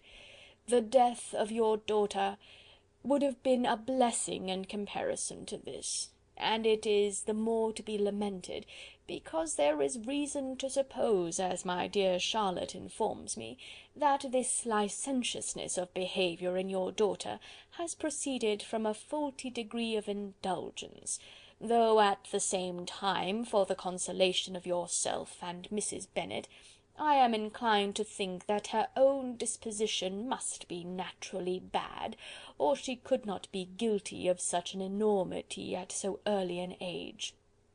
Howsoever that may be, you are grievously to be pitied, in which opinion I am not only joined by Mrs. Collins, but likewise by Lady Catherine and her daughter, to whom I have related the affair. They agree with me in apprehending that this false step in one daughter will be injurious to the fortunes of all the others. For who, as Lady Catherine herself condescendingly says, will connect themselves with such a family?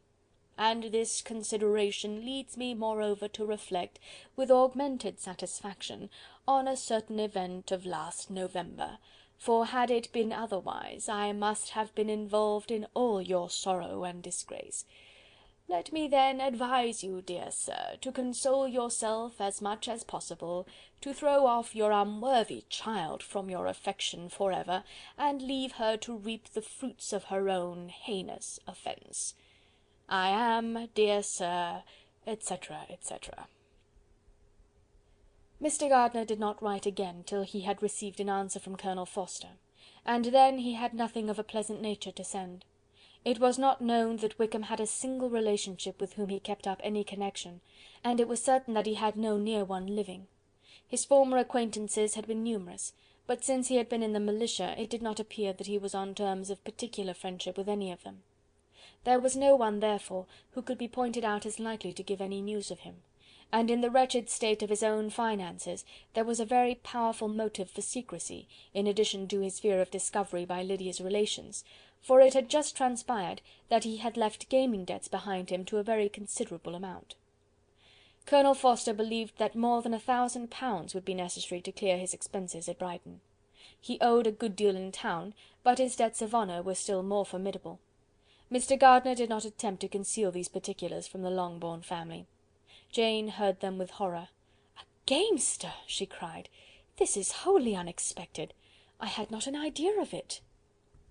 Mr. Gardiner added in his letter that they might expect to see their father at home on the following day, which was Saturday. Rendered spiritless by the ill success of all their endeavours, he had yielded to his brother-in-law's entreaty that he would return to his family, and leave it to him to do whatever occasion might suggest to be advisable for continuing their pursuit. When Mrs. Bennet was told of this, she did not express so much satisfaction as her children expected, considering what her anxiety for his life had been before. "What! Is he coming home, and without poor Lydia?" she cried. "Sure he will not leave London before he has found them. Who is to fight Wickham and make him marry her if he comes away?" As Mrs. Gardiner began to wish to be at home, it was settled that she and the children should go to London at the same time that Mr. Bennet came from it. The coach, therefore, took them the first stage of their journey, and brought its master back to Longbourn. Mrs. Gardiner went away in all the perplexity about Elizabeth and her Derbyshire friend that had attended her from that part of the world. His name had never been voluntarily mentioned before them by her niece, and the kind of half-expectation which Mrs. Gardiner had formed, of their being followed by a letter from him, had ended in nothing. Elizabeth had received none since her return that could come from Pemberley. The present unhappy state of the family rendered any other excuse for the lowness of her spirits unnecessary. Nothing, therefore, could be fairly conjectured from that, though Elizabeth, who was by this time tolerably well acquainted with her own feelings, was perfectly aware that, had she known nothing of Darcy, she would have borne the dread of Lydia's infamy somewhat better. It would have spared her, she thought, one sleepless night out of 2. When Mr. Bennet arrived, he had all the appearance of his usual philosophic composure. He said as little as he had ever been in the habit of saying, made no mention of the business that had taken him away, and it was some time before his daughters had courage to speak of it. It was not till the afternoon, when he had joined them at tea, that Elizabeth ventured to introduce the subject, and then, on her briefly expressing her sorrow for what he must have endured, he replied, "Say nothing of that. Who should suffer but myself? It has been my own doing, and I ought to feel it." "You must not be too severe upon yourself," replied Elizabeth. You may well warn me against such an evil. Human nature is so prone to fall into it. No, Lizzy, let me once in my life feel how much I have been to blame. I am not afraid of being overpowered by the impression. It will pass away soon enough." "Do you suppose them to be in London?" "Yes. Where else can they be so well concealed?" "And Lydia used to want to go to London," added Kitty. "She is happy, then," said her father drily, "and her residence there will probably be of some duration." Then, after a short silence, he continued, "Lizzy, I bear you no ill will for being justified in your advice to me last May, which, considering the event, shows some greatness of mind." They were interrupted by Miss Bennet, who came to fetch her mother's tea. "This is a parade," he cried, "which does one good. It gives such an elegance to misfortune.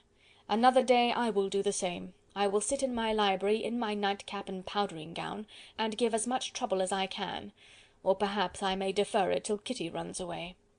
"I am not going to run away, papa," said Kitty fretfully. "If I should ever go to Brighton, I would behave better than Lydia." "You go to Brighton! I would not trust you so near it as Eastbourne for £50. No, Kitty, I have at last learnt to be cautious, and you will feel the effects of it. No officer is ever to enter into my house again, nor even to pass through the village. Balls will be absolutely prohibited, unless you stand up with one of your sisters, and you are never to stir out of doors till you can prove that you have spent 10 minutes of every day in a rational manner." Kitty, who took all these threats in a serious light, began to cry. "Well, well," said he, "do not make yourself unhappy. If you are a good girl for the next 10 years, I will take you to a review at the end of them." Chapter 48.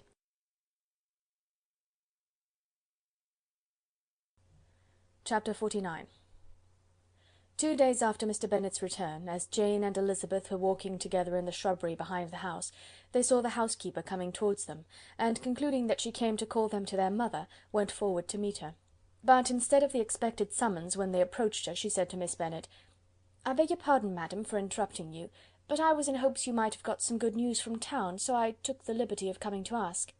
"What do you mean, Hill? We have heard nothing from town."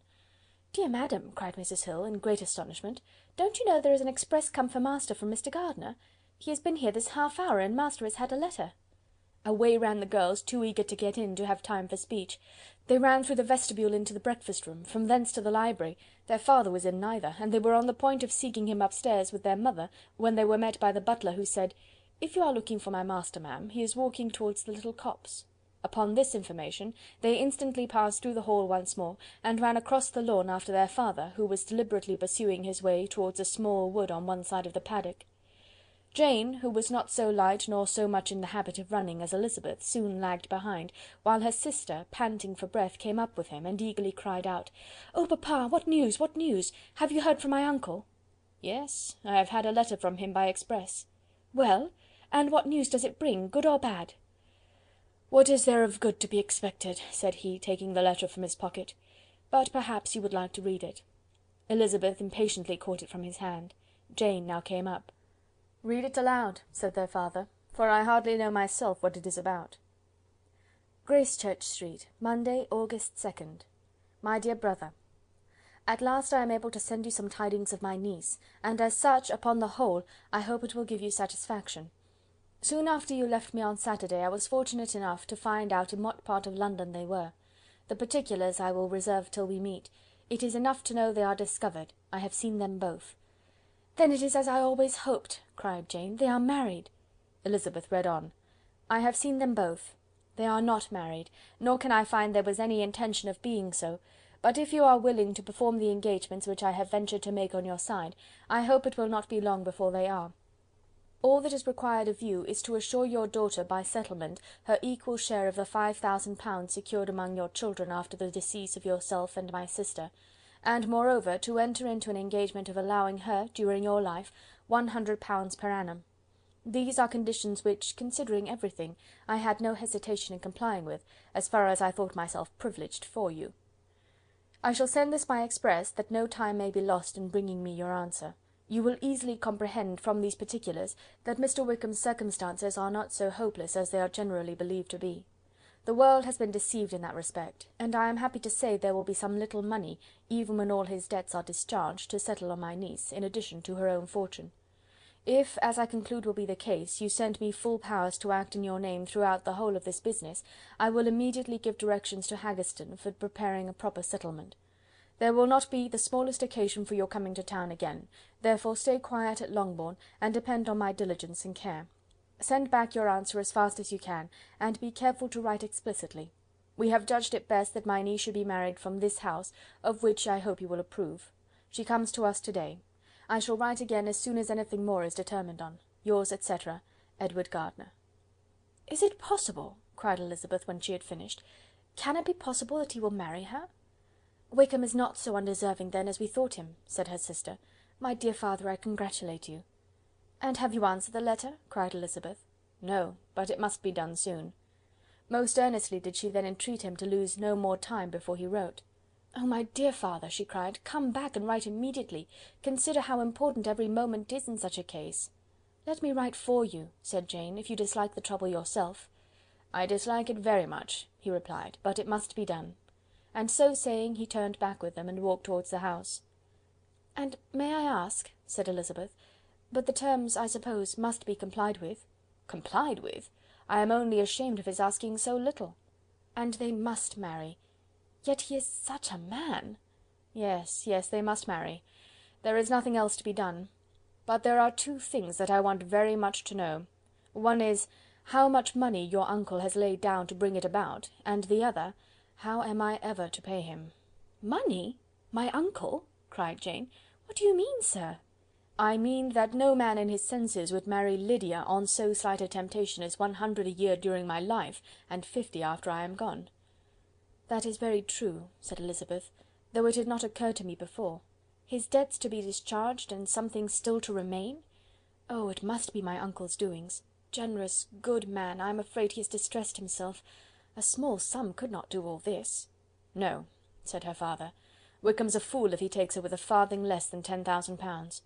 I should be sorry to think so ill of him in the very beginning of our relationship." £10,000! Heaven forbid! How is half such a sum to be repaid? Mr. Bennet made no answer, and each of them, deep in thought, continued silent till they reached the house. Their father then went on to the library to write, and the girls walked into the breakfast room. "And they are really to be married," cried Elizabeth, as soon as they were by themselves. "How strange this is! And for this we are to be thankful. That they should marry, small as is their chance of happiness, and wretched as is his character, we are forced to rejoice. Oh, Lydia!" "I comfort myself with thinking," replied Jane, "that he certainly would not marry Lydia if he had not a real regard for her. Though our kind uncle has done something towards clearing him, I cannot believe that £10,000, or anything like it, has been advanced. He has children of his own, and may have more.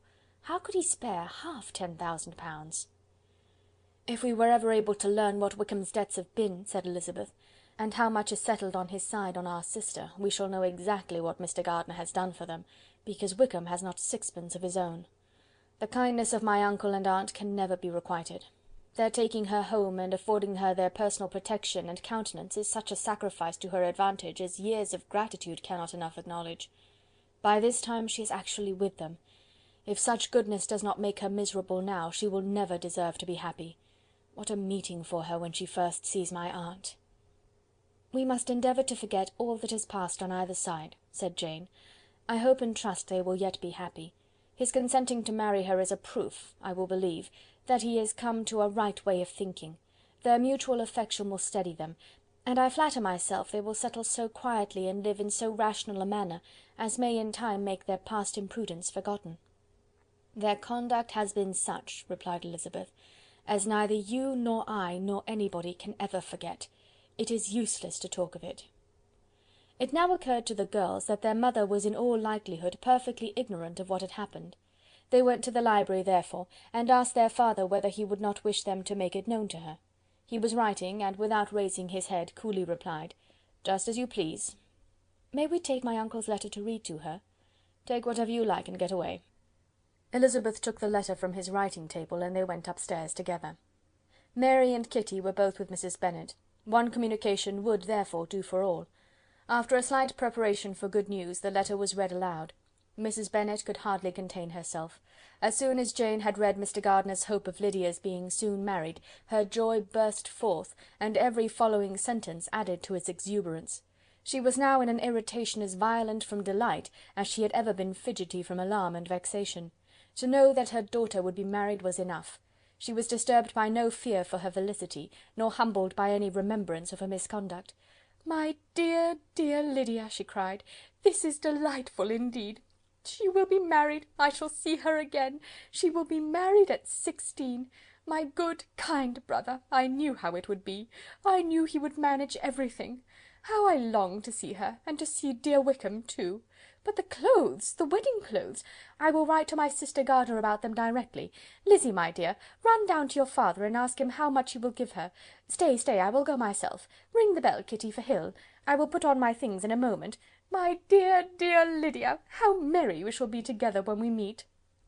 Her eldest daughter endeavoured to give some relief to the violence of these transports by leading her thoughts to the obligations which Mr. Gardiner's behaviour had laid them all under.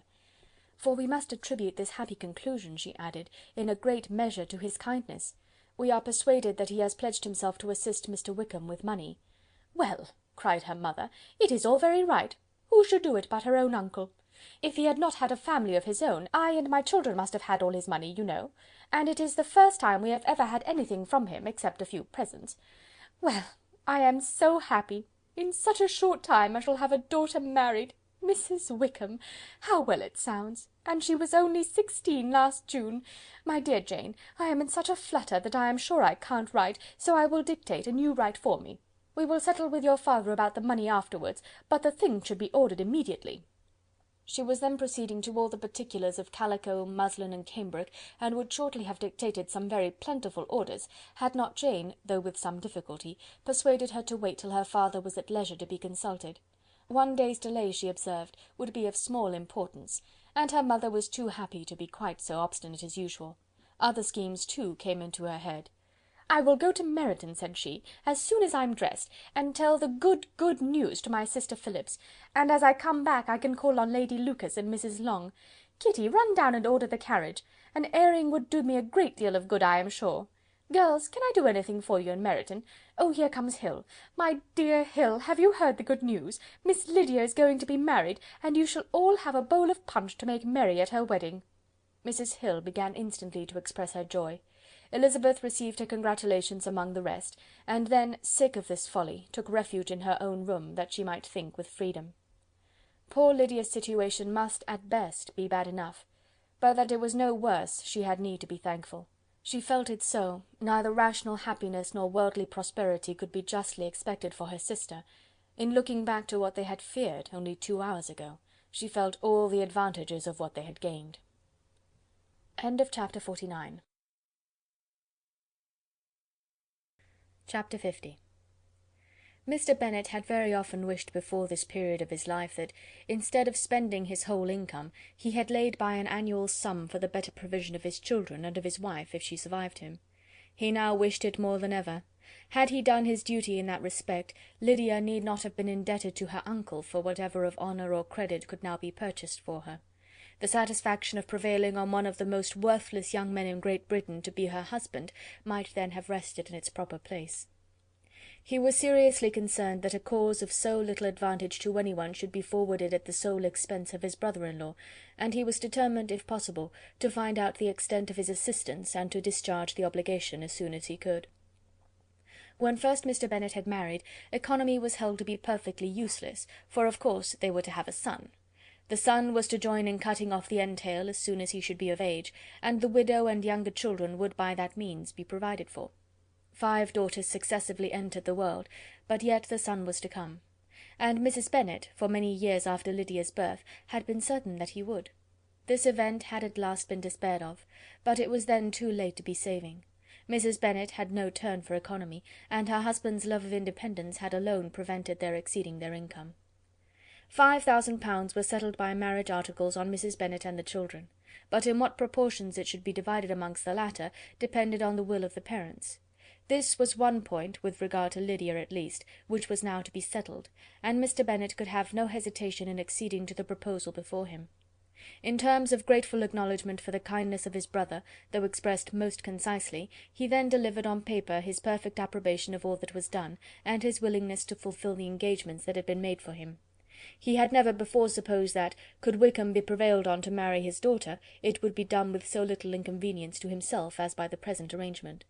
He would scarcely be £10 a year the loser by the 100 that was to be paid them; for, what with their board and pocket allowance, and the continual presents in money which passed to her through her mother's hands, Lydia's expenses had been very little within that sum. That it would be done with such trifling exertion on his side, too, was another very welcome surprise, for his wish at present was to have as little trouble in the business as possible. When the first transports of rage which had produced his activity in seeking her were over, he naturally returned to all his former indolence. His letter was soon dispatched, for, though dilatory in undertaking business, he was quick in its execution. He begged to know further particulars of what he was indebted to his brother, but was too angry with Lydia to send any message to her. The good news spread quickly through the house, and with proportionate speed through the neighbourhood. It was borne in the latter with decent philosophy. To be sure, it would have been more for the advantage of conversation had Miss Lydia Bennet come upon the town, or, as the happiest alternative, been secluded from the world in some distant farmhouse. But there was much to be talked of in marrying her, and the good-natured wishes for her well-doing which had proceeded before from all the spiteful old ladies in Meryton lost but a little of their spirit in this change of circumstances, because with such a husband her misery was considered certain. It was a fortnight since Mrs. Bennet had been downstairs, but on this happy day she again took her seat at the head of her table, and in spirits oppressively high. No sentiment of shame gave a damp to her triumph. The marriage of a daughter, which had been the first object of her wishes since Jane was 16, was now on the point of accomplishment, and her thoughts and her words ran wholly on those attendants of elegant nuptials, fine muslins, new carriages, and servants. She was busily searching through the neighbourhood for a proper situation for her daughter, and, without knowing or considering what their income might be, rejected many as deficient in size and importance. "Hay Park might do," said she, "if the Gouldings could quit it, or the great house at Stoke, if the drawing-room were larger. But Ashworth is too far off. I could not bear to have her 10 miles from me. And as for Pulvis Lodge, the attics are dreadful." Her husband allowed her to talk on without interruption while the servants remained. But when they had withdrawn, he said to her, "Mrs. Bennet, before you take any or all of these houses for your son and daughter, let us come to a right understanding. Into one house in this neighbourhood they shall never have admittance. I will not encourage the impudence of either by receiving them at Longbourn." A long dispute followed this declaration, but Mr. Bennet was firm. It soon led to another, and Mrs. Bennet found with amazement and horror that her husband would not advance a guinea to buy clothes for his daughter. He protested that she should receive from him no mark of affection whatever on the occasion. Mrs. Bennet could hardly comprehend it.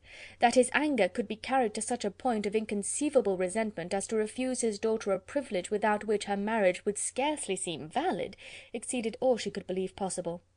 She was more alive to the disgrace which her want of new clothes must reflect on her daughter's nuptials, than to any sense of shame at her eloping and living with Wickham a fortnight before they took place. Elizabeth was now most heartily sorry that she had, from the distress of the moment, been led to make Mr. Darcy acquainted with their fears for her sister, for since her marriage would so shortly give the proper termination to the elopement, they might hope to conceal its unfavourable beginning from all those who were not immediately on the spot. She had no fear of its spreading farther through his means. There were few people on whose secrecy she could have more confidently depended, but at the same time there was no one whose knowledge of a sister's frailty would have mortified her so much, not, however, from any fear of disadvantage from it individually to herself, for at any rate there seemed a gulf impassable between them. Had Lydia's marriage been concluded on the most honourable terms, it was not to be supposed that Mr. Darcy would connect himself with a family where, to every other objection, would now be added an alliance and relationship of the nearest kind with a man whom he so justly scorned. From such a connection she could not wonder that he would shrink. The wish of procuring her regard, which she had assured herself of his feeling in Derbyshire, could not in rational expectation survive such a blow as this. She was humbled, she was grieved. She repented, though she hardly knew of what. She became jealous of his esteem, when she could no longer hope to be benefited by it. She wanted to hear of him, when there seemed the least chance of gaining intelligence. She was convinced that she could have been happy with him, when it was no longer likely they should meet. What a triumph for him, as she often thought, could he know that the proposals which he had spurned only 4 months ago would now have been most gladly and gratefully received. He was as generous, she doubted not, as the most generous of his sex, but while he was mortal there must be a triumph. She began now to comprehend that he was exactly the man who, in disposition and talents, would most suit her. His understanding and temper, though unlike her own, would have answered all her wishes. It was an union that must have been to the advantage of both. By her ease and liveliness his mind might have been softened, his manners improved, and from his judgment, information, and knowledge of the world, she must have received benefit of greater importance. But no such happy marriage could now teach the admiring multitude what connubial felicity really was. An union of a different tendency, and precluding the possibility of the other, was soon to be formed in their family. How Wickham and Lydia were to be supported in tolerable independence she could not imagine. But how little of permanent happiness could belong to a couple who were only brought together because their passions were stronger than their virtue, could she easily conjecture. Mr. Gardiner soon wrote again to his brother. To Mr. Bennet's acknowledgment he briefly replied, with assurance of his eagerness to promote the welfare of any of his family, and concluded with entreaties that the subject might never be mentioned to him again. The principal purport of his letter was to inform them that Mr. Wickham had resolved on quitting the militia. "It was greatly my wish that he should do so," he added, "as soon as his marriage was fixed on, and I think you will agree with me in considering the removal from that corps as highly advisable, both on his account and my niece's. It is Mr. Wickham's intention to go into the regulars, and among his former friends there are still some who are able and willing to assist him in the army. He has the promise of an ensigncy in General's regiment now quartered in the north. It is an advantage to have it so far from this part of the kingdom. He promises fairly, and I hope among different people, where they may each have a character to preserve, they will both be more prudent. I have written to Colonel Forster to inform him of our present arrangements, and to request that he will satisfy the various creditors of Mr. Wickham in and near Brighton, with assurances of speedy payment, for which I have pledged myself. And will you give yourself the trouble of carrying similar assurances to his creditors in Meryton, of whom I shall subjoin a list according to his information? He has given in all his debts. I hope at least he has not deceived us. Haggerston has our directions, and all will be completed in a week. They will then join his regiment, unless they are first invited to Longbourn, and I understand from Mrs. Gardiner that my niece is very desirous of seeing you all before she leaves the south. She is well, and begs to be dutifully remembered to you and her mother. Yours, etc., E. Gardiner." Mr. Bennet and his daughter saw all the advantages of Wickham's removal from the shire as clearly as Mr. Gardiner could do, but Mrs. Bennet was not so well pleased with it.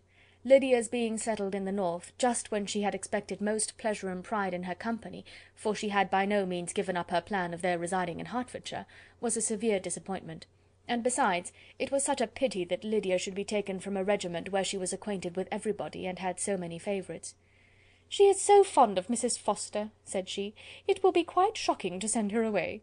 And there are several of the young men, too, that she likes very much. The officers may not be so pleasant in the General's regiment." His daughter's request, for such it might be considered, of being admitted into her family again before she set off for the north, received at first an absolute negative; but Jane and Elizabeth, who agreed in wishing, for the sake of their sister's feelings and consequence, that she should be noticed on her marriage by her parents, urged him so earnestly, yet so rationally and so mildly, to receive her and her husband at Longbourn as soon as they were married, that he was prevailed on to think as they thought, and act as they wished. And their mother had the satisfaction of knowing that she would be able to show her married daughter in the neighbourhood before she was banished to the north.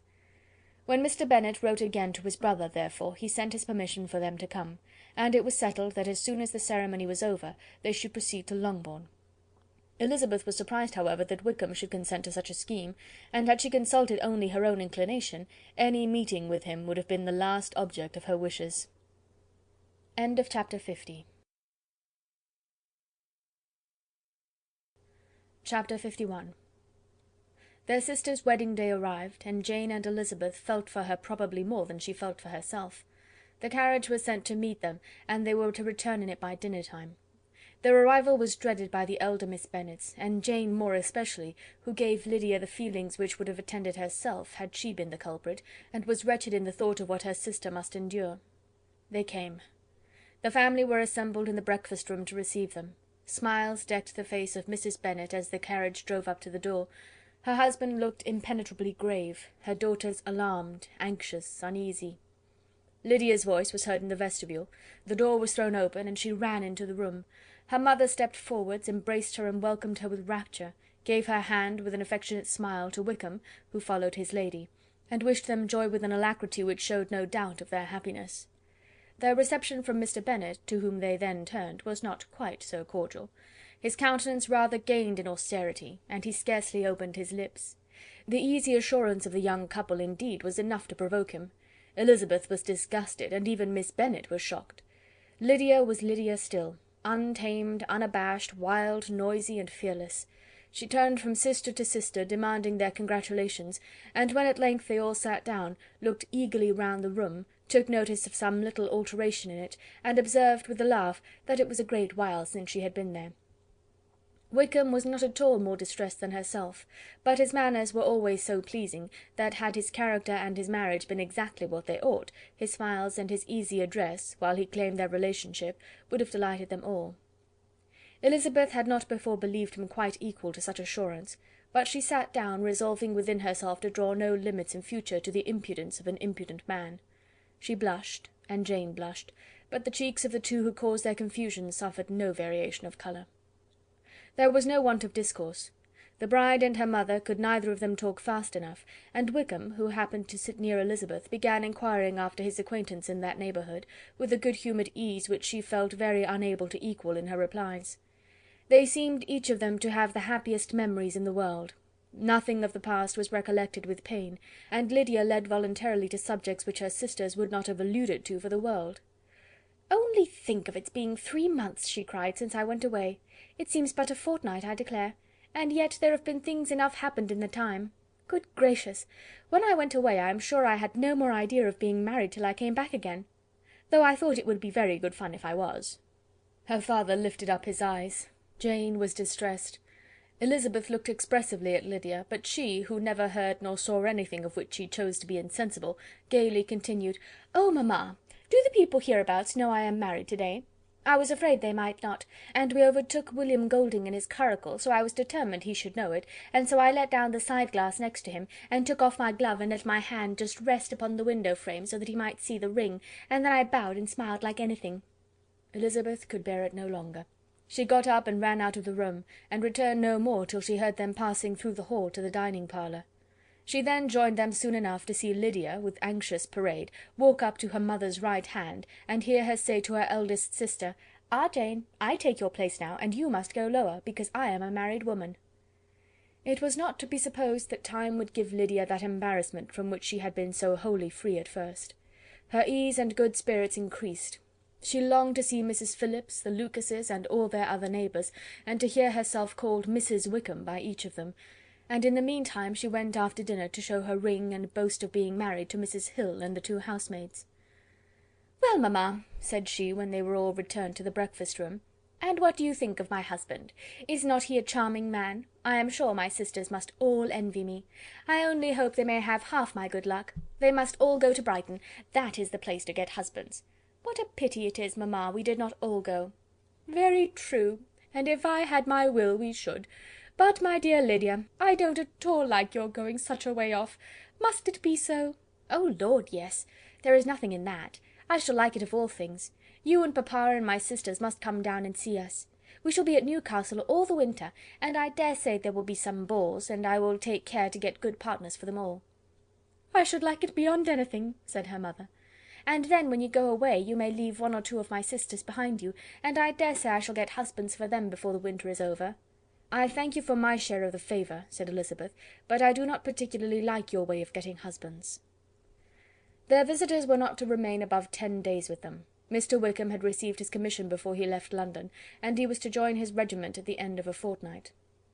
No one but Mrs. Bennet regretted that their stay would be so short, and she made the most of the time by visiting about with her daughter, and having very frequent parties at home. These parties were acceptable to all. To avoid a family circle was even more desirable to such as did think than such as did not. Wickham's affection for Lydia was just what Elizabeth had expected to find it, not equal to Lydia's for him. She had scarcely needed her present observation to be satisfied, from the reason of things, that their elopement had been brought on by the strength of her love rather than by his, and she would have wondered why, without violently caring for her, he chose to elope with her at all, had she not felt certain that his flight was rendered necessary by distress of circumstances, and if that were the case, he was not the young man to resist an opportunity of having a companion. Lydia was exceedingly fond of him. He was her dear Wickham on every occasion. No one was to be put in competition with him. He did everything best in the world, and she was sure he would kill more birds on the 1st of September than anybody else in the country. One morning, soon after their arrival, as she was sitting with her 2 elder sisters, she said to Elizabeth, "Lizzy, I never gave you an account of my wedding, I believe. You were not by when I told mamma and the others all about it. Are you not curious to hear how it was managed?" "Not really," replied Elizabeth. "I think there cannot be too little said on the subject." "La, you are so strange! But I must tell you how it went off. We were married, you know, at St. Clement's, because Wickham's lodgings were in that parish, and it was settled that we should all be there by 11 o'clock. My uncle and aunt and I were to go together, and the others were to meet us at the church. Well, Monday morning came, and I was in such a fuss, I was so afraid, you know, that something would happen to put it off, and then I should have gone quite distracted, and there was my aunt all the time I was dressing, preaching and talking away just as if she were reading a sermon. However, I did not hear above 1 word in 10, for I was thinking, you may suppose, of my dear Wickham. I longed to know whether he would be married in his blue coat. Well, and so we breakfasted at 10 as usual. I thought it would never be over, for, by the by, you are to understand, that my uncle and aunt were horrid unpleasant all the time I was with them. If you'll believe me, I did not once put my foot out of doors, though I was there a fortnight. Not one party or scheme or anything. To be sure, London was rather thin, but however, the little theatre was open. Well, and so just as the carriage came to the door, my uncle was called away upon business to that horrid man, Mr. Stone, and then, you know, when once they get together, there is no end of it. Well, I was so frightened I did not know what to do, for my uncle was to give me away, and if we were beyond the hour, we could not be married all day. But luckily he came back again in 10 minutes' time, and then we all set out. However, I recollected afterwards that if he had been prevented going, the wedding need not be put off, for Mr. Darcy might have done as well. "Mr. Darcy?" repeated Elizabeth in utter amazement. "Oh, yes, he was to come there with Wickham, you know. But gracious me, I quite forgot. I ought not to have said a word about it. I promised them so faithfully. What will Wickham say? It was to be such a secret." "If it was to be secret," said Jane, "say not another word on the subject. You may depend upon my seeking no further." "Oh, certainly," said Elizabeth, though burning with curiosity. "We will ask you no questions." "Thank you," said Lydia, "for if you did I should certainly tell you all, and then Wickham would be angry." On such encouragement to ask, Elizabeth was forced to put it out of her power by running away. But to live in ignorance on such a point was impossible, or at least it was impossible not to try for information. Mr. Darcy had been at her sister's wedding. It was exactly a scene, and exactly among people, where he had apparently least to do and least temptation to go. Conjectures as to the meaning of it, rapid and wild, hurried into her brain, but she was satisfied with none. Those that best pleased her, as placing his conduct in the noblest light, seemed most improbable. She could not bear such suspense, and hastily seizing a sheet of paper, wrote a short letter to her aunt, to request an explanation of what Lydia had dropped, if it were compatible with the secrecy which had been intended. "You may readily comprehend," she added, "what my curiosity must be to know how a person unconnected with any of us, and, comparatively speaking, a stranger to our family, should have been amongst you at such a time. Pray write instantly, and let me understand it, unless it is, for very cogent reasons, to remain in the secrecy which Lydia seems to think necessary, and then I must endeavour to be satisfied with ignorance. Not that I shall, though," she added to herself, as she finished the letter, "and, my dear aunt, if you do not tell me in an honourable manner, I shall certainly be reduced to tricks and stratagems to find it out." Jane's delicate sense of honour would not allow her to speak to Elizabeth privately of what Lydia had let fall. Elizabeth was glad of it. Till it appeared whether her inquiries would receive any satisfaction, she had rather be without a confidant. End of chapter 51.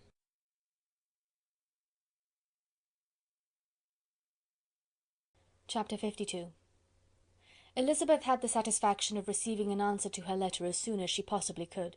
She was no sooner in possession of it than, hurrying into the little copse where she was least likely to be interrupted, she sat down on one of the benches and prepared to be happy, for the length of the letter convinced her that it did not contain a denial.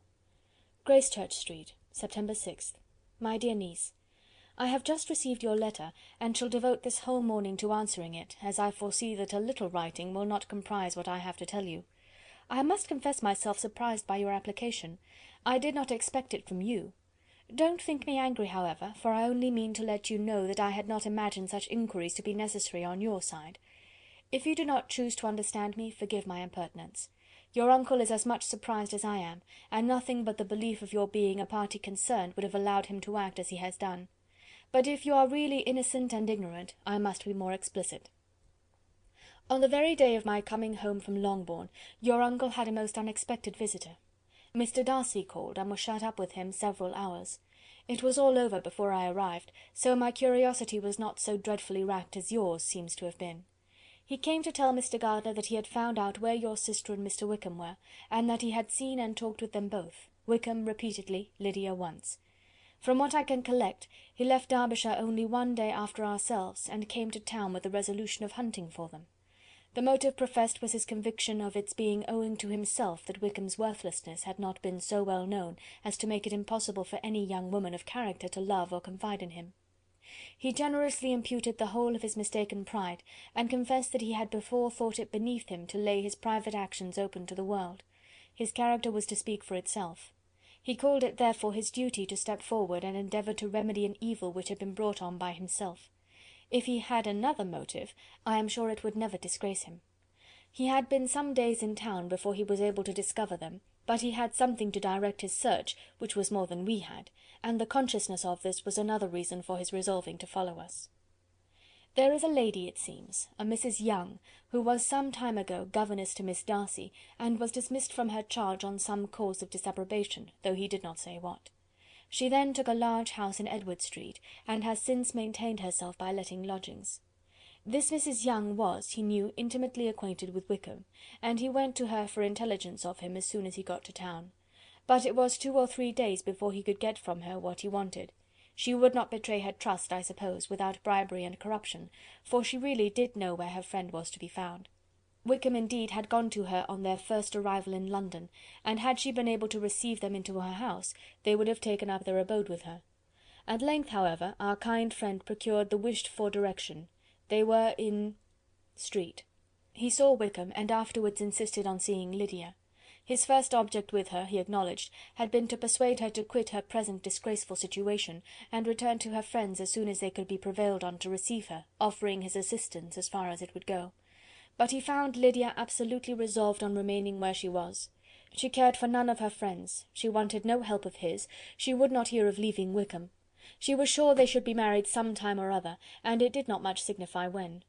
Since such were her feelings, it only remained, he thought, to secure and expedite a marriage, which, in his very first conversation with Wickham, he easily learnt had never been his design. He confessed himself obliged to leave the regiment on account of some debts of honour, which were very pressing, and scrupled not to lay all the ill consequences of Lydia's flight on her own folly alone. He meant to resign his commission immediately, and as to his future situation, he could conjecture very little about it. He must go somewhere, but he did not know where, and he knew he should have nothing to live on. Mr. Darcy asked him why he had not married your sister at once. Though Mr. Bennet was not imagined to be very rich, he would have been able to do something for him, and his situation must have benefited by marriage. But he found, in reply to this question, that Wickham still cherished the hope of more effectually making his fortune by marriage in some other country. Under such circumstances, however, he was not likely to be proof against the temptation of immediate relief. They met several times, for there was much to be discussed. Wickham, of course, wanted more than he could get, but at length was reduced to be reasonable. Everything being settled between them, Mr. Darcy's next step was to make your uncle acquainted with it, and he first called in Gracechurch Street the evening before I came home. But Mr. Gardiner could not be seen, and Mr. Darcy found, on further inquiry, that your father was still with him, but would quit town the next morning. He did not judge your father to be a person whom he could so properly consult as your uncle, and therefore readily postponed seeing him till after the departure of the former. He did not leave his name, and till the next day it was only known that a gentleman had called on business. On Saturday he came again. Your father was gone, your uncle at home, and, as I said before, they had a great deal of talk together. They met again on Sunday, and then I saw him too. It was not all settled before Monday. As soon as it was, the express was sent off to Longbourn, but our visitor was very obstinate. I fancy, Lizzie, that obstinacy is the real defect of his character after all. He has been accused of many faults at different times, but this is the true one. Nothing was to be done that he did not do himself. though I am sure, and I do not speak it to be thanked, therefore say nothing about it, your uncle would most readily have settled the whole. They battled it together for a long time, which was more than either the gentleman or lady concerned in it deserved, but at last your uncle was forced to yield, and instead of being allowed to be of use to his niece, was forced to put up with only having the probable credit of it, which went sorely against the grain, and I really believe your letter this morning gave him great pleasure, because it required an explanation that would rob him of his borrowed feathers, and give the praise where it was due. But, Lizzy, this must go no farther than yourself, or Jane at most. You know pretty well, I suppose, what has been done for the young people. His debts are to be paid, amounting, I believe, to considerably more than £1,000, another 1,000 in addition to her own settled upon her, and his commission purchased. The reason why all this was to be done by him alone was such as I have given above. It was owing to him, to his reserve and want of proper consideration, that Wickham's character had been so misunderstood, and consequently that he had been received and noticed as he was. Perhaps there was some truth in this, though I doubt whether his reserve or anybody's reserve can be answerable for the event. But in spite of all this fine talking, my dear Lizzy, you may rest perfectly assured that your uncle would never have yielded if we had not given him credit for another interest in the affair. When all this was resolved on, he returned again to his friends who were still staying at Pemberley, but it was agreed that he should be in London once more when the wedding took place, and all money matters were then to receive the last finish. I believe I have now told you everything. It is a relation which you tell me is to give you great surprise. I hope at least it will not afford you any displeasure. Lydia came to us, and Wickham had constant admission to the house. He was exactly what he had been when I knew him in Hertfordshire, but I would not tell you how little I was satisfied with her behaviour while she stayed with us, if I had not perceived, by Jane's letter last Wednesday, that her conduct on coming home was exactly of a piece with it, and therefore what I now tell you can give you no fresh pain. I talked to her repeatedly in the most serious manner, representing to her all the wickedness of what she had done, and all the unhappiness she had brought on her family. If she heard me, it was by good luck, for I am sure she did not listen. I was sometimes quite provoked, but then I recollected my dear Elizabeth and Jane, and for their sakes had patience with her. Mr. Darcy was punctual in his return, and, as Lydia informed you, attended the wedding. He dined with us the next day, and was to leave town again on Wednesday or Thursday. Will you be very angry with me, my dear Lizzy, if I take this opportunity of saying, what I was never bold enough to say before, how much I like him? His behaviour to us has, in every respect, been as pleasing as when we were in Derbyshire. His understanding and opinions all please me. He wants nothing but a little more liveliness, and that, if he marry prudently, his wife may teach him. I thought him very sly. He hardly ever mentioned your name, but slyness seems the fashion. Pray forgive me if I have been very presuming, or at least do not punish me so far as to exclude me from P. I shall never be quite happy till I have been all round the park. A low phaeton, with a nice little pair of ponies, would be the very thing. But I must write no more. The children have been wanting me this half-hour. Yours very sincerely, M. Gardiner. The contents of this letter threw Elizabeth into a flutter of spirits, in which it was difficult to determine whether pleasure or pain bore the greatest share. The vague and unsettled suspicions which uncertainty had produced of what Mr. Darcy might have been doing to forward her sister's match, which she had feared to encourage as an exertion of goodness too great to be probable, and at the same time dreaded to be just from the pain of obligation, were proved beyond their greatest extent to be true. He had followed them purposely to town, he had taken on himself all the trouble and mortification attendant on such a research, in which supplication had been necessary to a woman whom he must abominate and despise, and where he was reduced to meet, frequently meet, reason with, persuade, and finally bribe, the man whom he always most wished to avoid, and whose very name it was punishment to him to pronounce. He had done all this for a girl whom he could neither regard nor esteem. Her heart did whisper that he had done it for her, but it was a hope shortly checked by other considerations, and she soon felt that even her vanity was insufficient, when required to depend on his affection for her, for a woman who had already refused him, as able to overcome a sentiment so natural as abhorrence against relationship with Wickham.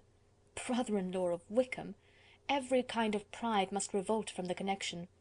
He had, to be sure, done much. She was ashamed to think how much. But he had given a reason for his interference, which asked no extraordinary stretch of belief. It was reasonable that he should feel he had been wrong. He had liberality, and he had the means of exercising it, and though she would not place herself as his principal inducement, she could perhaps believe that remaining partiality for her might assist his endeavours in a cause where her peace of mind must be materially concerned.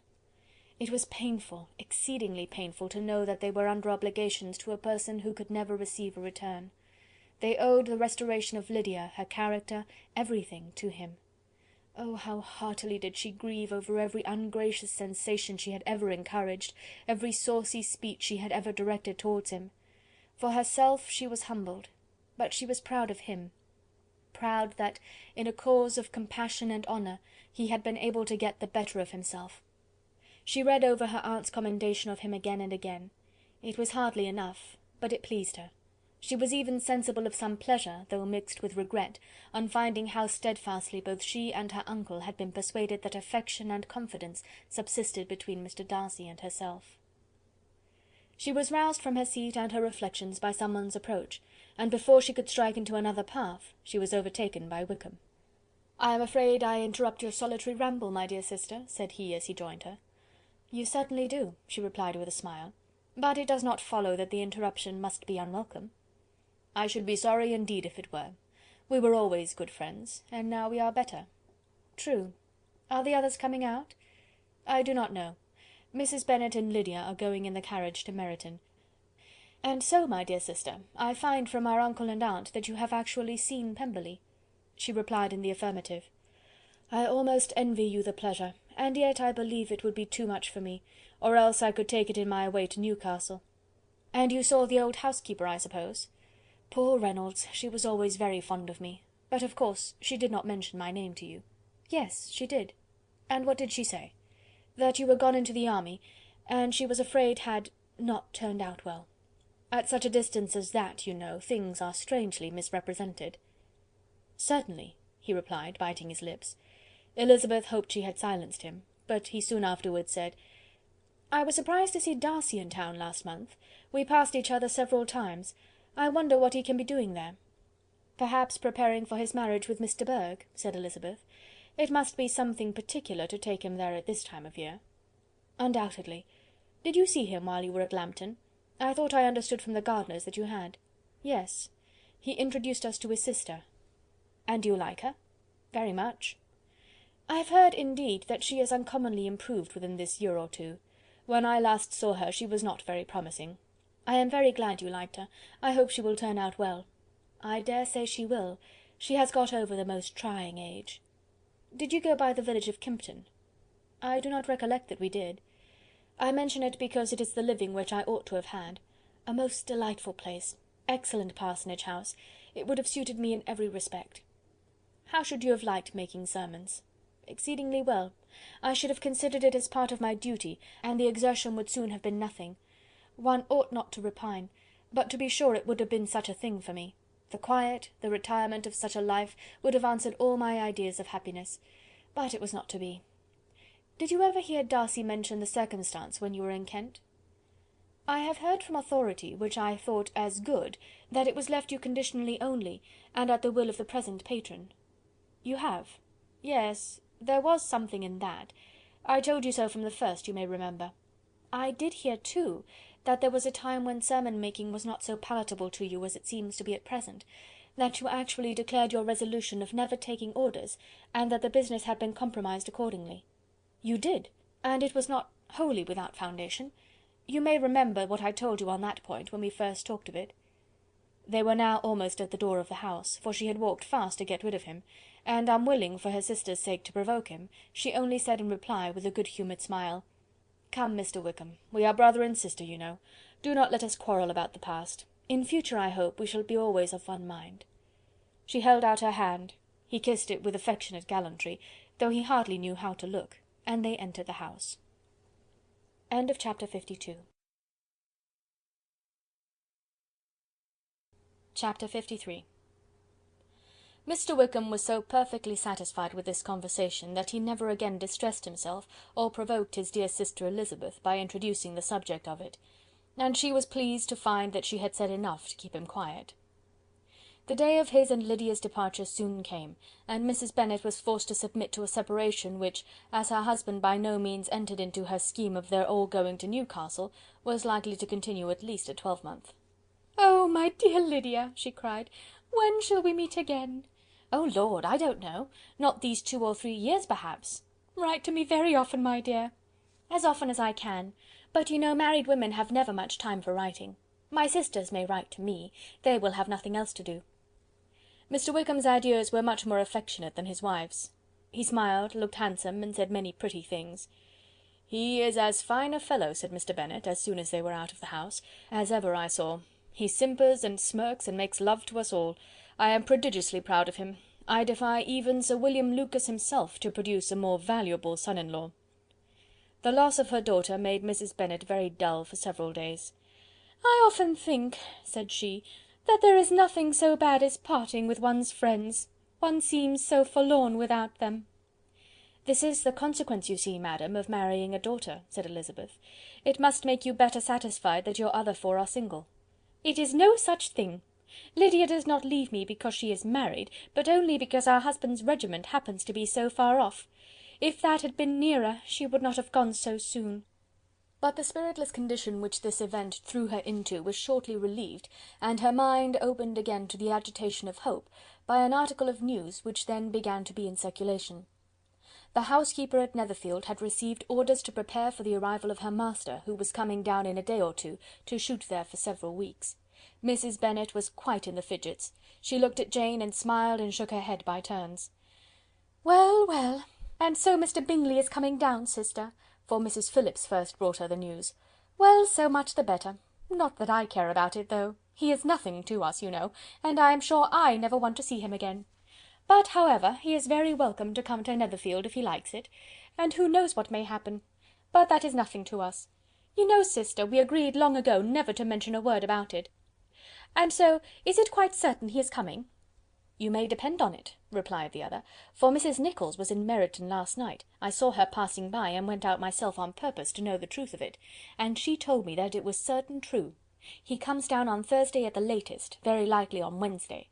She was going to the butcher's, she told me, on purpose to order in some meat on Wednesday, and she has got 3 couple of ducks, just fit to be killed." Miss Bennet had not been able to hear of his coming without changing colour. It was many months since she had mentioned his name to Elizabeth, but now, as soon as they were alone together, she said, "I saw you look at me to-day, Lizzy, when my aunt told us of the present report, and I know I appeared distressed, but don't imagine it was from any silly cause. I was only confused for the moment, because I felt I should be looked at. I do assure you that the news does not affect me either with pleasure or pain. I am glad of one thing, that he comes alone, because we shall see less of him. Not that I am afraid of myself, but I dread other people's remarks." Elizabeth did not know what to make of it. Had she not seen him in Derbyshire, she might have supposed him capable of coming there with no other view than what was acknowledged, but she still thought him partial to Jane, and she wavered as to the greater probability of his coming there with his friend's permission, or being bold enough to come without it. Yet it is hard, she sometimes thought, that this poor man cannot come to a house which he has legally hired without raising all this speculation. I will leave him to himself. In spite of what her sister declared, and really believed to be her feelings in the expectation of his arrival, Elizabeth could easily perceive that her spirits were affected by it. They were more disturbed, more unequal, than she had often seen them. The subject which had been so warmly canvassed between their parents about a twelvemonth ago, was now brought forward again. "As soon as ever Mr. Bingley comes, my dear," said Mrs. Bennet, "you will wait on him, of course." "No, no. You forced me into visiting him last year, and promised, if I went to see him, he should marry one of my daughters, but it ended in nothing, and I will not be sent on a fool's errand again." His wife represented to him how absolutely necessary such an attention would be from all the neighbouring gentlemen, on his returning to Netherfield. "'Tis an etiquette I despise," said he. "If he wants our society, let him seek it. He knows where we live. I will not spend my hours in running after my neighbours every time they go away and come back again." "Well, all I know is, that it will be abominably rude if you do not wait on him. But, however, that shan't prevent my asking him to dine here, I am determined. We must have Mrs. Long and the Gouldings soon. That will make 13 with ourselves, so there will be just room at table for him." Consoled by this resolution, she was the better able to bear her husband's incivility, though it was very mortifying to know that her neighbours might all see Mr. Bingley, in consequence of it, before they did. As the day of his arrival drew near— "I begin to be sorry that he comes at all," said Jane to her sister. "It would be nothing. I could see him with perfect indifference, but I can hardly bear to hear it thus perpetually talked of. My mother means well, but she does not know, no one can know, how much I suffer from what she says. Happy shall I be when his stay at Netherfield is over." "I wish I could say anything to comfort you," replied Elizabeth, "but it is wholly out of my power. You must feel it, and the usual satisfaction of preaching patience to a sufferer is denied me, because you have always so much." Mr. Bingley arrived. Mrs. Bennet, through the assistance of servants, contrived to have the earliest tidings of it, that the period of anxiety and fretfulness on her side might be as long as it could. She counted the days that must intervene before their invitation could be sent, hopeless of seeing him before. But on the third morning after his arrival in Hertfordshire, she saw him, from her dressing-room window, enter the paddock and ride towards the house. Her daughters were eagerly called to partake of her joy. Jane resolutely kept her place at the table, but Elizabeth, to satisfy her mother, went to the window. She looked, she saw Mr. Darcy with him, and sat down again by her sister. "There is a gentleman with him, mamma," said Kitty. "Who can it be?" "Some acquaintance or other, my dear, I suppose. I am sure I do not know." "La!" replied Kitty, "it looks just like that man that used to be with him before, Mr. What's his name, that tall, proud man." "Good gracious! Mr. Darcy, and so it does, I vow. Well, any friend of Mr. Bingley's will always be welcome here, to be sure, but else I must say that I hate the very sight of him." Jane looked at Elizabeth with surprise and concern. She knew but little of their meeting in Derbyshire, and therefore felt for the awkwardness which must attend her sister in seeing him almost for the first time after receiving his explanatory letter. Both sisters were uncomfortable enough. Each felt for the other, and of course for themselves; and their mother talked on of her dislike of Mr. Darcy, and her resolution to be civil to him only as Mr. Bingley's friend, without being heard by either of them. But Elizabeth had sources of uneasiness which could not be suspected by Jane, to whom she had never yet had courage to show Mrs. Gardiner's letter, or to relate her own change of sentiment towards him. To Jane he could be only a man whose proposals she had refused, and whose merit she had undervalued; but to her own more extensive information, he was the person to whom the whole family were indebted for the first of benefits, and whom she regarded herself with an interest, if not quite so tender, at least as reasonable and just as what Jane felt for Bingley. Her astonishment at his coming to Netherfield, to Longbourn, and voluntarily seeking her again, was almost equal to what she had known on first witnessing his altered behaviour in Derbyshire. The colour which had been driven from her face returned for half a minute with an additional glow, and a smile of delight added lustre to her eyes, as she thought for that space of time that his affection and wishes must still be unshaken. But she would not be secure. "Let me first see how he behaves," said she. "It will then be early enough for expectation." She sat intently at work, striving to be composed, and without daring to lift up her eyes, till anxious curiosity carried them to the face of her sister as the servant was approaching the door. Jane looked a little paler than usual, but more sedate than Elizabeth had expected. On the gentlemen's appearing, her colour increased, yet she received them with tolerable ease, and with a propriety of behaviour equally free from any symptom of resentment or any unnecessary complaisance. Elizabeth said as little to either as civility would allow, and sat down again to her work with an eagerness which it did not often command. She had ventured only one glance at Darcy. He looked serious as usual, and, she thought, more as he had been used to look in Hertfordshire than as she had seen him at Pemberley. But perhaps he could not, in her mother's presence, be what he was before her uncle and aunt. It was a painful, but not an improbable conjecture.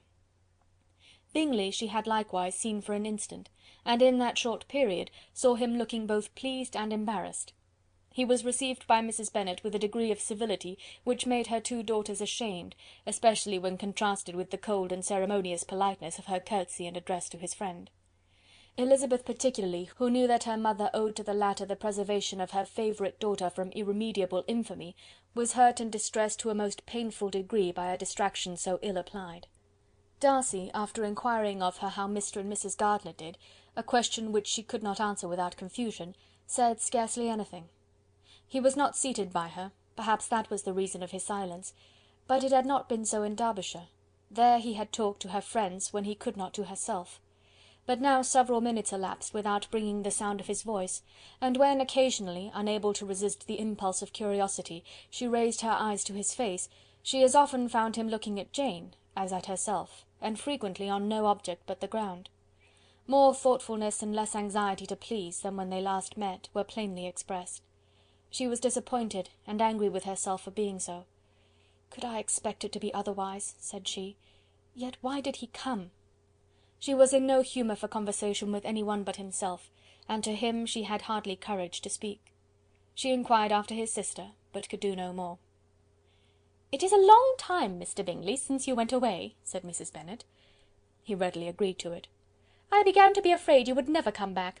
People did say you meant to quit the place entirely at Michaelmas, but, however, I hope it is not true. A great many changes have happened in the neighbourhood since you went away. Miss Lucas is married and settled, and one of my own daughters. I suppose you have heard of it. Indeed, you must have seen it in the papers. It was in the Times and the Courier, I know, though it was not put in as it ought to be. It was only said, 'Lately George Wickham, Esquire, to Miss Lydia Bennet,' without there being a syllable said of her father or the place where she lived, or anything. It was my brother Gardiner's drawing up too, and I wonder how he came to make such an awkward business of it. Did you see it?" Bingley replied that he did, and made his congratulations. Elizabeth dared not lift up her eyes. How Mr. Darcy looked, therefore, she could not tell. "It is a delightful thing, to be sure, to have a daughter well married," continued her mother, "but at the same time, Mr. Bingley, it is very hard to have her taken such away from me. They are gone down to Newcastle, a place quite northward it seems, and there they are to stay I do not know how long. His regiment is there, for I suppose you have heard of his leaving the shire, and of his being gone into the regulars. Thank heaven he has some friends, though perhaps not so many as he deserves." Elizabeth, who knew this to be levelled at Mr. Darcy, was in such a misery of shame that she could hardly keep her seat. It drew from her, however, the exertion of speaking, which nothing else had so effectually done before, and she asked Bingley whether he meant to make any stay in the country at present. A few weeks, he believed. "When you have killed all your own birds, Mr. Bingley," said her mother, "I beg you will come here and shoot as many as you please on Mr. Bennet's manor.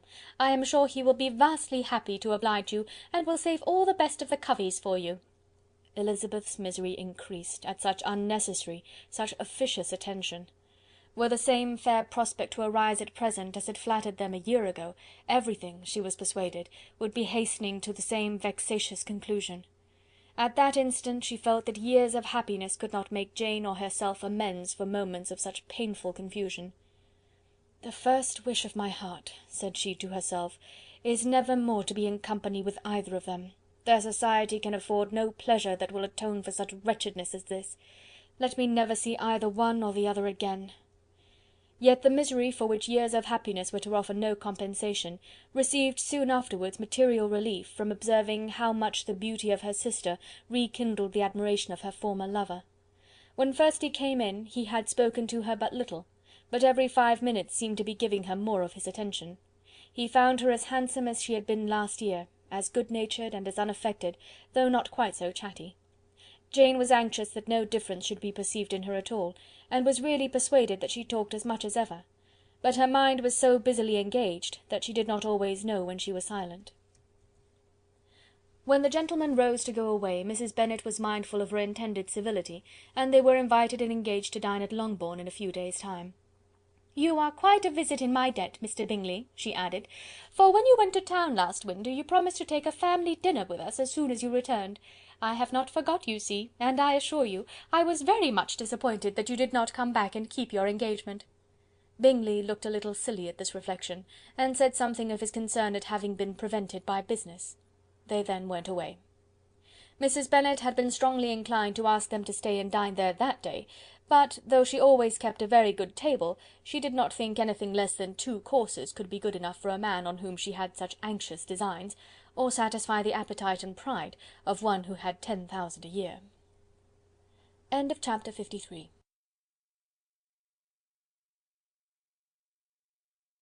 Chapter 54. As soon as they were gone, Elizabeth walked out to recover her spirits, or in other words, to dwell without interruption on those subjects that must deaden them more. Mr. Darcy's behaviour astonished and vexed her. "Why, if he came only to be silent, grave, and indifferent," said she, "did he come at all?" She could settle it in no way that gave her pleasure. He could be still amiable, still pleasing to my uncle and aunt when he was in town, and why not to me? If he fears me, why come hither? If he no longer cares for me, why silent? Teasing, teasing man! I will think no more about him. Her resolution was for a short time involuntarily kept by the approach of her sister, who joined her with a cheerful look, which showed her better satisfied with their visitors than Elizabeth. "Now," said she, "that this first meeting is over, I feel perfectly easy. I know my own strength, and I shall never be embarrassed again by his coming. I am glad he dines here on Tuesday. It will then be publicly seen that, on both sides, we meet only as common and indifferent acquaintance." "Yes, very indifferent indeed," said Elizabeth laughingly. "Oh, Jane, take care." "My dear Lizzy, you cannot think me so weak as to be in danger now." "I think you are in very great danger of making him as much in love with you as ever." They did not see the gentleman again till Tuesday, and Mrs. Bennet, in the meanwhile, was giving way to all the happy schemes which the good humour and common politeness of Bingley, in half an hour's visit, had revived. On Tuesday there was a large party assembled at Longbourn, and the two who were most anxiously expected, to the credit of their punctuality as sportsmen, were in very good time. When they repaired to the dining-room, Elizabeth eagerly watched to see whether Bingley would take the place which, in all their former parties, had belonged to him, by her sister. Her prudent mother, occupied by the same ideas, forbore to invite him to sit by herself. On entering the room he seemed to hesitate, but Jane happened to look round, and happened to smile. It was decided. He placed himself by her. Elizabeth, with a triumphant sensation, looked towards his friend. He bore it with noble indifference, and she would have imagined that Bingley had received his sanction to be happy, had she not seen his eyes likewise turn towards Mr. Darcy, with an expression of half-laughing alarm. His behaviour to her sister was such, during dinner-time, as showed an admiration of her, which, though more guarded than formerly, persuaded Elizabeth that, if left wholly to himself, Jane's happiness and his own would be speedily secured. Though she dared not depend upon the consequence, she yet received pleasure from observing his behaviour. It gave her all the animation that her spirits could boast, for she was in no cheerful humour. Mr. Darcy was almost as far from her as the table could divide them. He was on one side of her mother. She knew how little such a situation would give pleasure to either, or to make either appear to advantage. She was not near enough to hear any of their discourse, but she could see how seldom they spoke to each other, and how formal and cold was their manner whenever they did. Her mother's ungraciousness made the sense of what they owed him more painful to Elizabeth's mind, and she would at times have given anything to be privileged to tell him that his kindness was neither unknown nor unfelt by the whole of the family. She was in hopes that the evening would afford some opportunity of bringing them together, that the whole of the visit would not pass away without enabling them to enter into something more of conversation than the mere ceremonious salutation attending his entrance. Anxious and uneasy, the period which passed in the drawing-room before the gentlemen came was wearisome and dull to a degree that almost made her uncivil. She looked forward to their entrance as the point on which all her chance of pleasure for the evening must depend. "If he does not come to me then," said she, "I shall give him up for ever." The gentleman came, and she thought he looked as if he would have answered her hopes, but alas! the ladies had crowded round the table, where Miss Bennet was making tea, and Elizabeth pouring out the coffee, in so close a confederacy that there was not a single vacancy near her which would admit of a chair. And on the gentleman's approaching, one of the girls moved closer to her than ever, and said in a whisper, "The men shan't come and part us, I am determined. We want none of them, do we?" Darcy had walked away to another part of the room. She followed him with her eyes, envied everyone to whom he spoke, had scarcely patience enough to help anybody to coffee, and then was enraged against herself for being so silly. A man who has once been refused! How could I ever be foolish enough to expect a renewal of his love? Is there one among the sex who would not protest against such a weakness as a second proposal to the same woman? There is no indignity so abhorrent to their feelings. She was a little revived, however, by his bringing back his coffee-cup himself, and she seized the opportunity of saying, "Is your sister at Pemberley still?" "Yes, she will remain there till Christmas." "And quite alone? Have all her friends left her?" "Mrs. Annesley is with her. The others have gone on to Scarborough these 3 weeks." She could think of nothing more to say, but if he wished to converse with her, he might have better success. He stood by her, however, for some minutes in silence, and at last, on the young lady's whispering to Elizabeth again, he walked away. When the tea-things were removed and the card-tables placed, the ladies all rose, and Elizabeth was then hoping to be soon joined by him, when all her views were overthrown by seeing him fall a victim to her mother's rapacity for whist-players, and in a few moments after seated with the rest of the party. She now lost every expectation of pleasure. They were confined for the evening at different tables, and she had nothing to hope but that his eyes were so often turned towards her side of the room as to make him play as unsuccessfully as herself. Mrs. Bennet had designed to keep the two Netherfield gentlemen to supper, but their carriage was unluckily ordered before any of the others, and she had no opportunity of detaining them. "Well, girls," said she, as soon as they were left to themselves, "what say you to the day? I think everything has passed off uncommonly well, I assure you. The dinner was as well dressed as any I ever saw. The venison was roasted to a turn, and everybody said they never saw so fat a haunch. The soup was 50 times better than what we had at the Lucases last week, and even Mr. Darcy acknowledged that the partridges were remarkably well done, and I suppose he has 2 or 3 French cooks at least. And, my dear Jane, I never saw you look in greater beauty. Mrs. Long said so too, for I asked her whether you did not.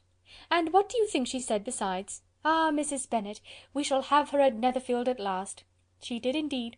I do think Mrs. Long is as good a creature as ever lived, and her nieces are very pretty behaved girls, and not at all handsome. I like them prodigiously."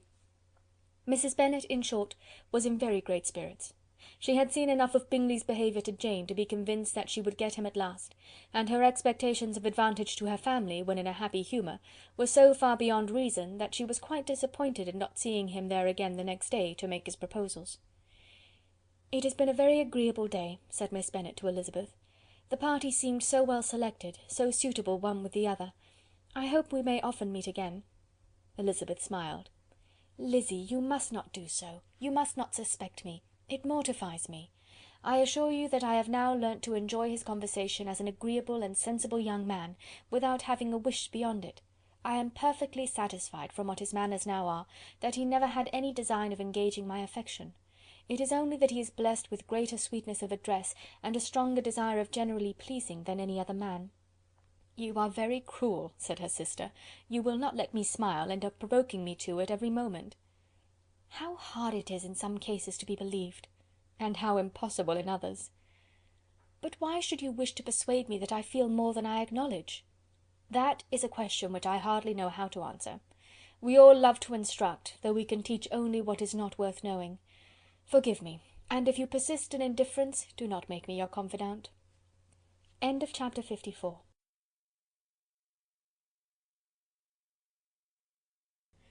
Chapter 55.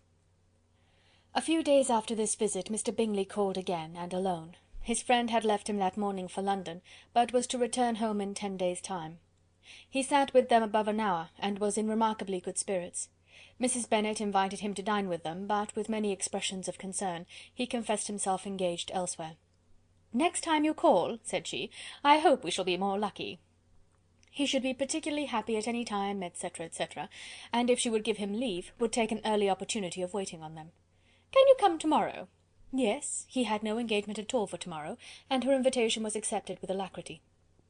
He came, and in such very good time, that the ladies were none of them dressed. In ran Mrs. Bennet to her daughter's room, in her dressing gown, and with her hair half finished, crying out, "My dear Jane, make haste and hurry down. He is come, Mr. Bingley is come, he is indeed. Make haste, make haste. Here, Sarah, come to Miss Bennet this moment, and help her on with her gown. Never mind Miss Lizzie's hair." "We will be down as soon as we can," said Jane, "but I dare say Kitty is forwarder than either of us, for she went upstairs half an hour ago." "Oh, hang Kitty! What has she to do with it? Come, be quick, be quick. Where is your sash, my dear?" But when her mother was gone, Jane would not be prevailed on to go down without one of her sisters. The same anxiety to get them by themselves was visible again in the evening. After tea, Mr. Bennet retired to the library, as was his custom, and Mary went upstairs to her instrument. 2 obstacles of the 5 being thus removed, Mrs. Bennet sat looking and winking at Elizabeth and Catherine for a considerable time, without making any impression on them. Elizabeth would not observe her, and when at last Kitty did, she very innocently said, "What is the matter, mamma? What do you keep winking at me for? What am I to do?" "Nothing, child, nothing. I did not wink at you." She then sat still 5 minutes longer, but unable to waste such a precious occasion, she suddenly got up, and saying to Kitty, "Come here, my love, I want to speak to you," took her out of the room. Jane instantly gave a look at Elizabeth which spoke her distress at such premeditation, and her entreaty that she would not give in to it. In a few minutes Mrs. Bennet half opened the door and called out, "Lizzie, my dear, I want to speak with you." Elizabeth was forced to go. "We may as well leave them by themselves, you know," said her mother as soon as she was in the hall. "Kitty and I are going upstairs to sit in my dressing-room." Elizabeth made no attempt to reason with her mother, but remained quietly in the hall till she and Kitty were out of sight, then returned into the drawing-room. Mrs. Bennet's schemes for this day were ineffectual. Bingley was everything that was charming except the professed lover of her daughter. His ease and cheerfulness rendered him a most agreeable addition to their evening party, and he bore with the ill-judged officiousness of the mother, and heard all her silly remarks with a forbearance and command of countenance particularly grateful to the daughter. He scarcely needed an invitation to stay to supper, and before he went away an engagement was formed, chiefly through his own and Mrs. Bennet's means, for his coming next morning to shoot with her husband. After this day, Jane said no more of her indifference. Not a word passed between the sisters concerning Bingley, but Elizabeth went to bed in the happy belief that all must speedily be concluded, unless Mr. Darcy returned within the stated time. Seriously, however, she felt tolerably persuaded that all this must have taken place with that gentleman's concurrence. Bingley was punctual to his appointment, and he and Mr. Bennet spent the morning together, as had been agreed on. The latter was much more agreeable than his companion expected.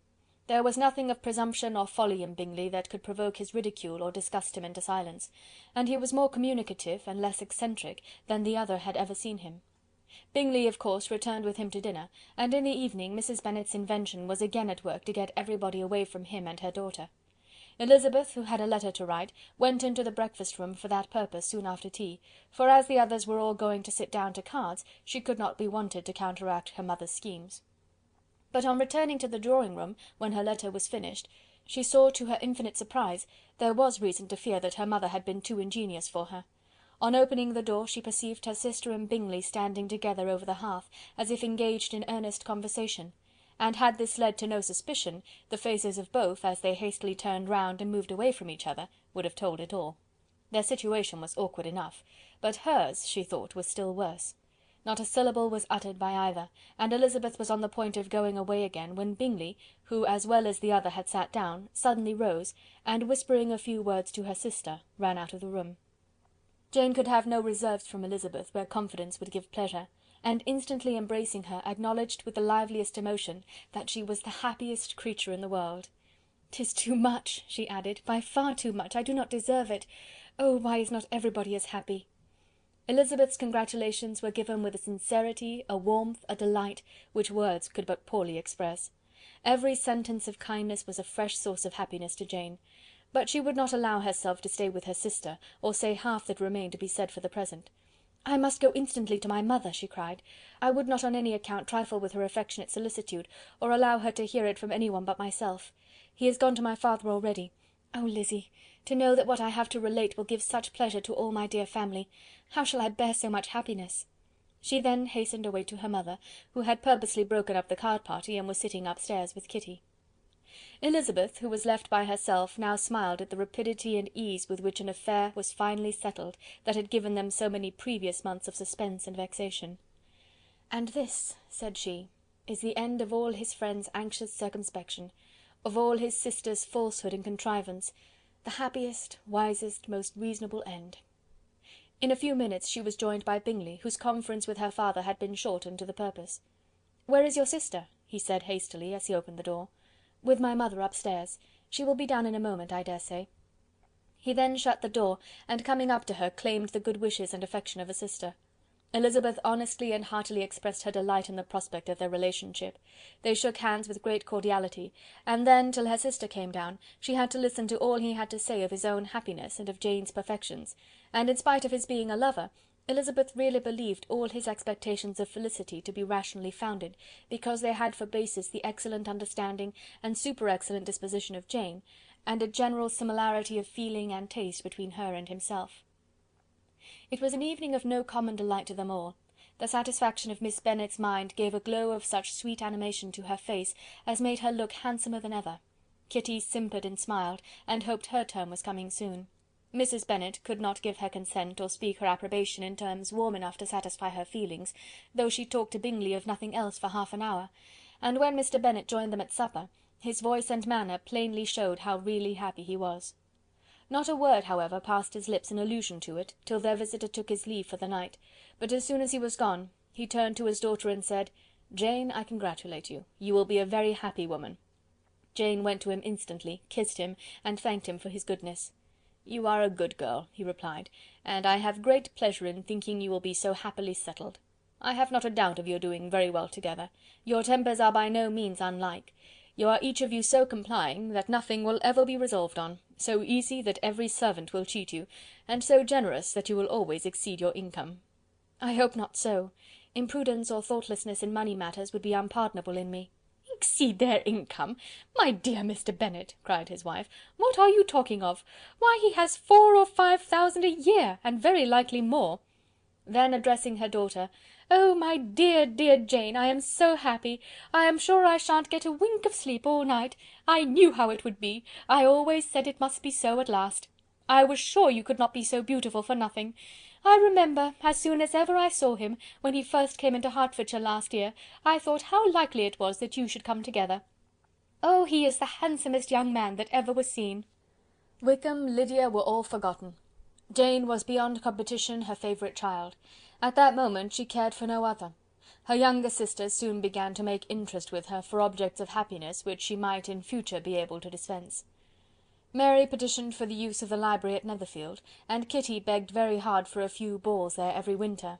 Bingley from this time was of course a daily visitor at Longbourn, coming frequently before breakfast, and always remaining till after supper, unless when some barbarous neighbour, who could not be enough detested, had given him an invitation to dinner which he thought himself obliged to accept. Elizabeth had now but little time for conversation with her sister, for while he was present, Jane had no attention to bestow on anyone else. But she found herself considerably useful to both of them in those hours of separation that must sometimes occur. In the absence of Jane, he always attached himself to Elizabeth for the pleasure of talking of her, and when Bingley was gone, Jane constantly sought the same means of relief. "He has made me so happy," said she one evening, "by telling me that he was totally ignorant of my being in town last spring. I had not believed it possible." "I suspected as much," replied Elizabeth, "but how did he account for it?" "It must have been his sisters' doing. They were certainly no friends to his acquaintance with me, which I cannot wonder at, since he might have chosen so much more advantageously in many respects. But when they see, as I trust they will, that their brother is happy with me, they will learn to be contented, and we shall be on good terms again, though we can never be what we once were to each other." "That is the most unforgiving speech," said Elizabeth, "that I ever heard you utter. Good girl! It would vex me indeed to see you again the dupe of Miss Bingley's pretended regard." "Would you believe it, Lizzy, that when he went to town last November he really loved me, and nothing but a persuasion of my being indifferent would have prevented his coming down again?" "He made a little mistake, to be sure, but it is to the credit of his modesty." This, naturally, introduced a panegyric from Jane on his diffidence, and the little value he put on his own good qualities. Elizabeth was pleased to find that he had not betrayed the interference of his friend, for though Jane had the most generous and forgiving heart in the world, she knew it was a circumstance which must prejudice her against him. "I am certainly the most fortunate creature that ever existed," cried Jane. "Oh, Lizzy, why am I thus singled from my family and blessed above them all? If I could but see you as happy, if there were but such another man for you! If you were to give me 40 such men, I never could be so happy as you. Till I have your disposition, your goodness, I never can have your happiness.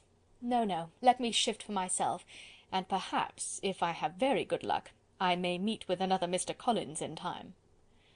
The situation of affairs in the Longbourn family could not long be a secret.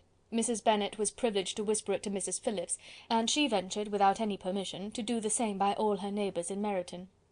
The Bennets were speedily pronounced to be the luckiest family in the world, though only a few weeks before, when Lydia had first run away, they had been generally proved to be marked out for misfortune. End of chapter 55. Chapter 56.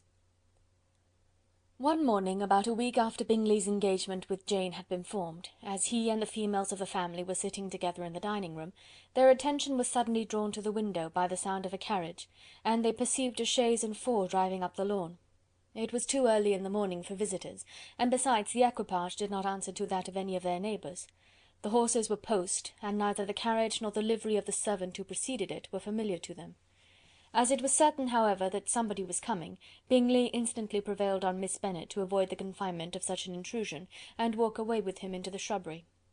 They both set off, and the conjectures of the remaining three continued, though with little satisfaction, till the door was thrown open, and their visitor entered. It was Lady Catherine de Bourgh.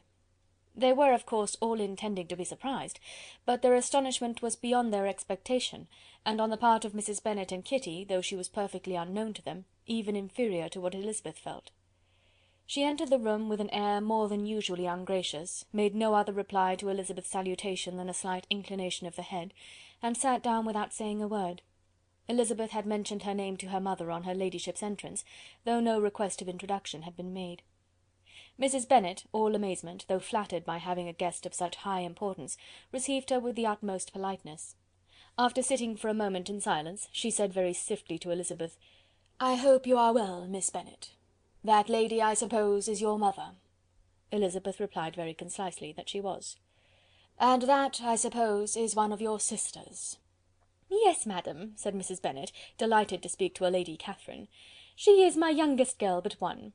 My youngest of all is lately married, and my eldest is somewhere about the grounds, walking with a young man who, I believe, will soon become a part of the family."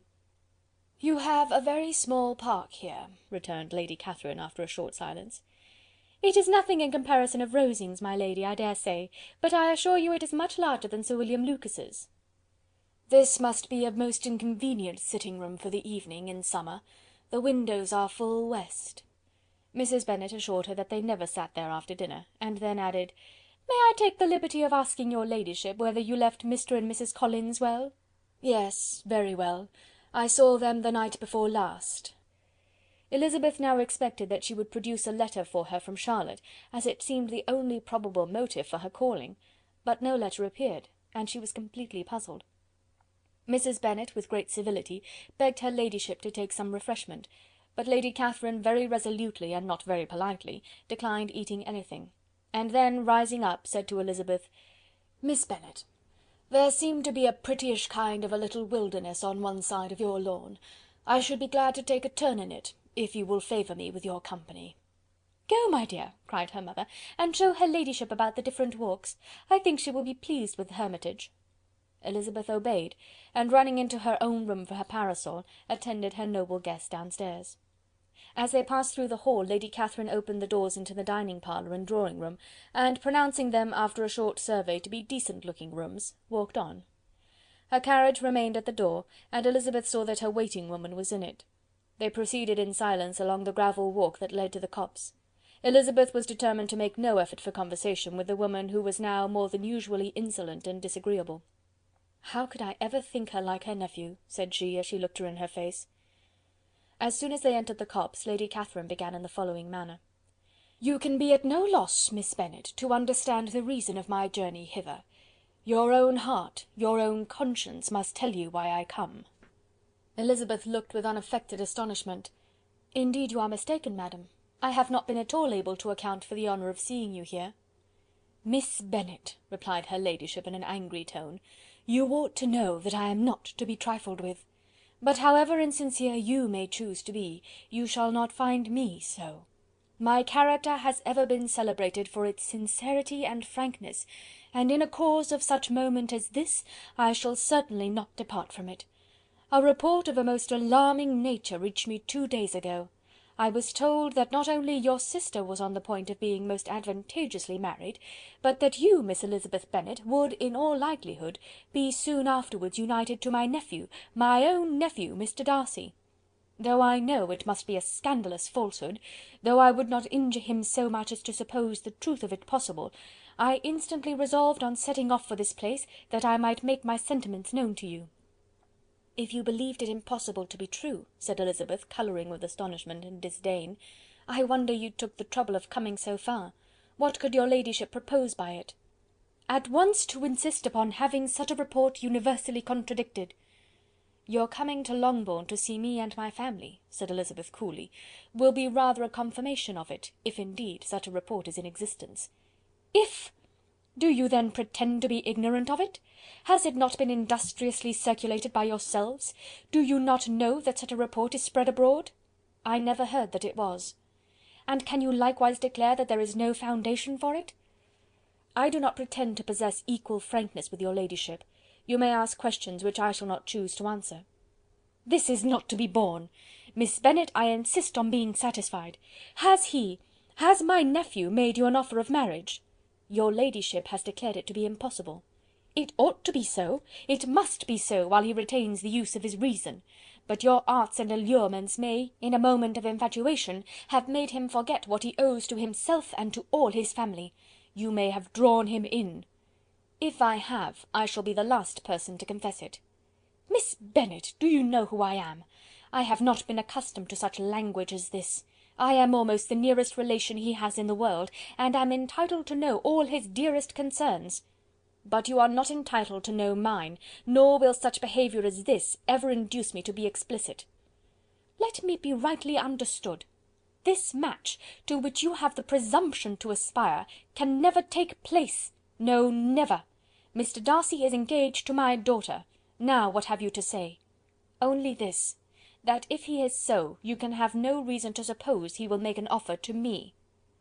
Lady Catherine hesitated for a moment, and then replied: "The engagement between them is of a peculiar kind. From their infancy they have been intended for each other. It was the favourite wish of his mother as well as of hers. While in their cradles we planned the union, and now, at the moment when the wishes of both sisters would be accomplished in their marriage, to be prevented by a young woman of inferior birth, of no importance in the world, and wholly unallied to the family.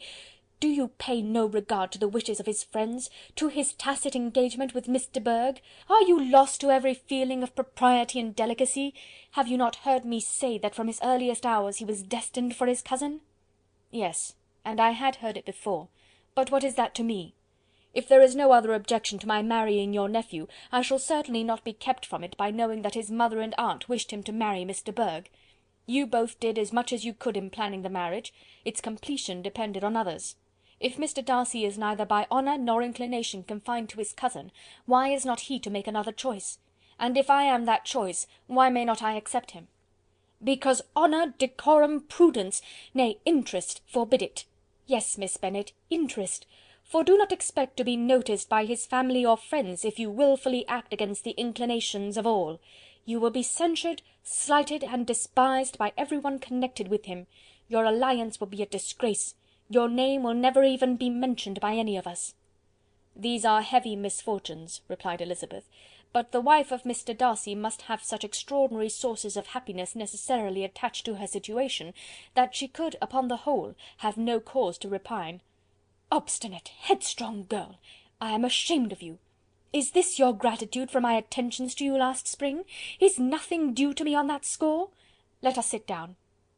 You are to understand, Miss Bennet, that I came here with the determined resolution of carrying my purpose, nor will I be dissuaded from it. I have not been used to submit to any person's whims. I have not been in the habit of brooking disappointment. That will make your ladyship's situation at present more pitiable, but it will have no effect on me." "I will not be interrupted. Hear me in silence. My daughter and my nephew are formed for each other. They are descended, on the maternal side, from the same noble line, and on the father's, from respectable, honourable, and ancient, though untitled families. Their fortune on both sides is splendid. They are destined for each other by the voice of every member of their respective houses, and what is to divide them? The upstart pretensions of a young woman without family, connections, or fortune? Is this to be endured? But it must not, shall not be. If you were sensible of your own good, you would not wish to quit the sphere in which you have been brought up. In marrying your nephew, I should not consider myself as quitting that sphere. He is a gentleman, I am a gentleman's daughter. So far we are equal. True. You are a gentleman's daughter, but who was your mother? Who are your uncles and aunts? Do not imagine me ignorant of their condition." "Whatever my connections may be," said Elizabeth, "if your nephew does not object to them, they can be nothing to you. Tell me once and for all, are you engaged to him?" Though Elizabeth would not, for the mere purpose of obliging Lady Catherine, have answered this question, she could not but say, after a moment's deliberation, "I am not." Lady Catherine seemed pleased. "And will you promise me never to enter into such an engagement?" "I will make no promise of the kind." "Miss Bennet, I am shocked and astonished. I expected to find a more reasonable young woman. But do not deceive yourself into a belief that I will never recede. I shall not go away until you have given me the assurance I require." and I certainly never shall give it. I am not to be intimidated into anything so wholly unreasonable. Your ladyship wants Mr. Darcy to marry your daughter, but would my giving you the wished-for promise make their marriage at all more probable? Supposing him to be attached to me, would my refusing to accept his hand make him wish to bestow it on his cousin?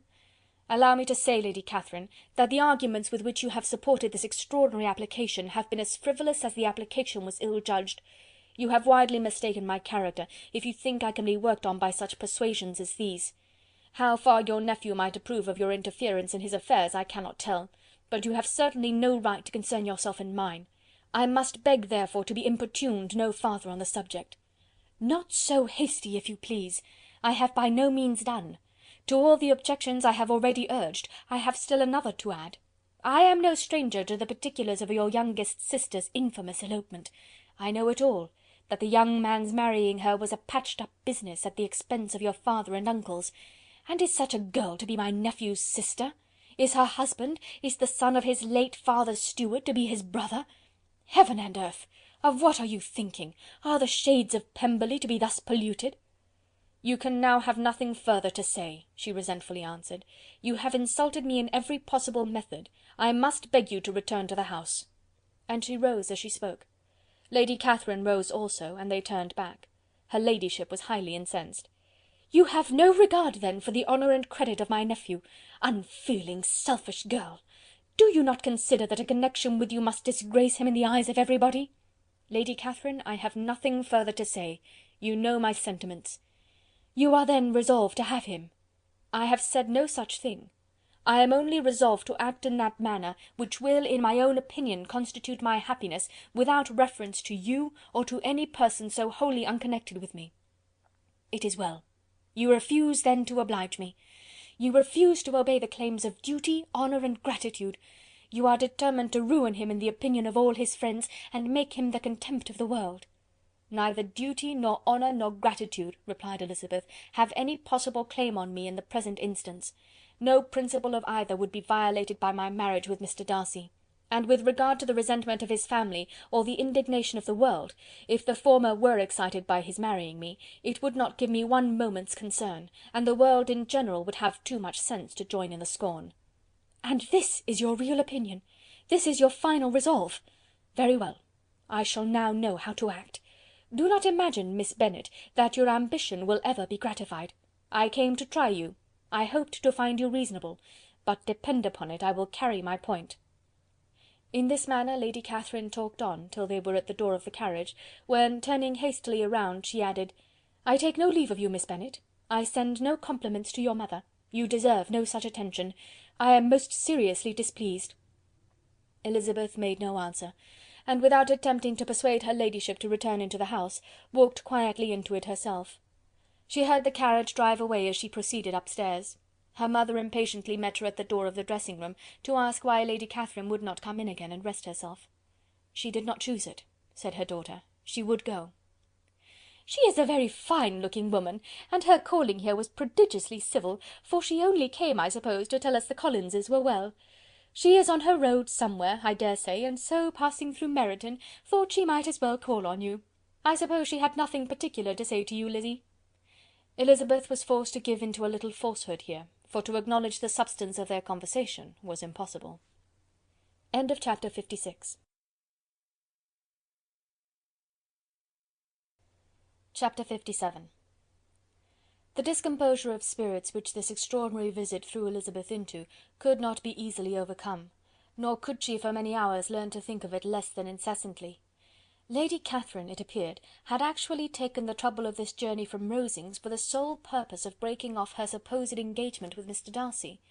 It was a rational scheme, to be sure, but from what the report of their engagement could originate, Elizabeth was at a loss to imagine, till she recollected that his being the intimate friend of Bingley, and her being the sister of Jane, was enough, at a time when the expectation of one wedding made everybody eager for another, to supply the idea.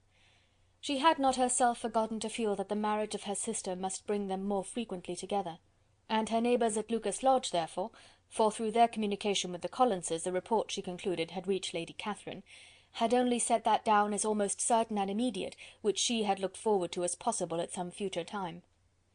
In revolving Lady Catherine's expectations, however, she could not help feeling some uneasiness as to the possible consequence of her persisting in this interference. From what she had said of her resolution to prevent their marriage, it occurred to Elizabeth that she must meditate an application to her nephew, and how he might take a similar representation of the evils attached to a connection with her, she dared not pronounce. She knew not the exact degree of his affection for his aunt, or his dependence on her judgment, but it was natural to suppose that he thought much higher of her ladyship than she could do, and it was certain that, in enumerating the miseries of a marriage with one whose immediate connections were so unequal to his own, his aunt would address him on his weakest side. With his notions of dignity, he would probably feel that the arguments, which to Elizabeth had appeared weak and ridiculous, contained much good sense and solid reasoning. If he had been wavering before as to what he should do, which had often seemed likely, the advice and entreaty of so near a relation might settle every doubt, and determine him at once to be as happy as dignity unblemished could make him. In that case he would return no more. Lady Catherine might see him in her way through town, and his engagement to Bingley of coming again to Netherfield must give way. If, therefore, an excuse for not keeping his promise should come to his friend within a few days, she added, I shall know how to understand it. I shall then give over every expectation, every wish of his constancy. If he is satisfied with only regretting me, when he might have obtained my affections and hand, I shall soon cease to regret him at all. The surprise of the rest of the family on hearing who their visitor had been was very great, but they obligingly satisfied it with the same kind of supposition which had appeased Mrs. Bennet's curiosity, and Elizabeth was spared from much teasing on the subject. The next morning, as she was going downstairs, she was met by her father, who came out of his library with the letter in his hand. "Lizzy," said he, "I was going to look for you. Come into my room." She followed him thither, and her curiosity to know what he had to tell her was heightened by the supposition of its being in some manner connected with the letter he held. It suddenly struck her that it might be from Lady Catherine, and she anticipated with dismay all the consequent explanations. She followed her father to the fireplace, and they both sat down. He then said, "I have received a letter this morning that has astonished me exceedingly. As it principally concerns yourself, you ought to know its contents. I did not know before that I had 2 daughters on the brink of matrimony. Let me congratulate you on a very important conquest." The colour now rushed into Elizabeth's cheeks in the instantaneous conviction of its being a letter from the nephew instead of the aunt, and she was undetermined whether most to be pleased that he had explained himself at all, or offended that his letter was not rather addressed to herself, when her father continued, "You look conscious. Young ladies have great penetration in such matters as these, but I think I may defy even your sagacity to discover the name of your admirer. This letter is from Mr. Collins." "From Mr. Collins? And what can he have to say?" "Something very much to the purpose, of course. He begins with congratulations on the approaching nuptials of my eldest daughter, of which, it seems, he has been told by some of the good-natured gossiping Lucases. I shall not sport with your impatience by reading what he says on that point. What relates to yourself is as follows: "Having thus offered you the sincere congratulations of Mrs. Collins and myself on this happy event, let me now add a short hint on the subject of another, of which we have been advertised by the same authority. Your daughter Elizabeth, it is presumed, will not long bear the name of Bennet after her eldest sister has resigned it, and the chosen partner of her fate may be reasonably looked up to as one of the most illustrious personages in this land." "Can you possibly guess, Lizzy, who is meant by this?" "This young gentleman is blessed in a peculiar way with everything the heart of mortal can most desire: splendid property, noble kindred, and extensive patronage. Yet, in spite of all these temptations, let me warn my cousin Elizabeth, and yourself, of what evils you may incur by a precipitate closure with this gentleman's proposals, which, of course, you will be inclined to take immediate advantage of." "Have you any idea, Lizzy, who this gentleman is? But now it comes out." "My motive for cautioning you is as follows. We have reason to imagine that his aunt, Lady Catherine de Bourgh, does not look on the match with a friendly eye. Mr. Darcy, you see, is the man. Now, Lizzy, I think I have surprised you. Could he or the Lucases have pitched on any man within the circle of our acquaintance, whose name would have given the lie more effectually to what they related? Mr. Darcy, who never looks at any woman but to see a blemish, and who probably never looked at you in his life. It is admirable." Elizabeth tried to join in her father's pleasantry, but could only force one most reluctant smile. Never had his wit been directed in a manner so little agreeable to her. "Are you not diverted?" "Oh, yes! Pray read on."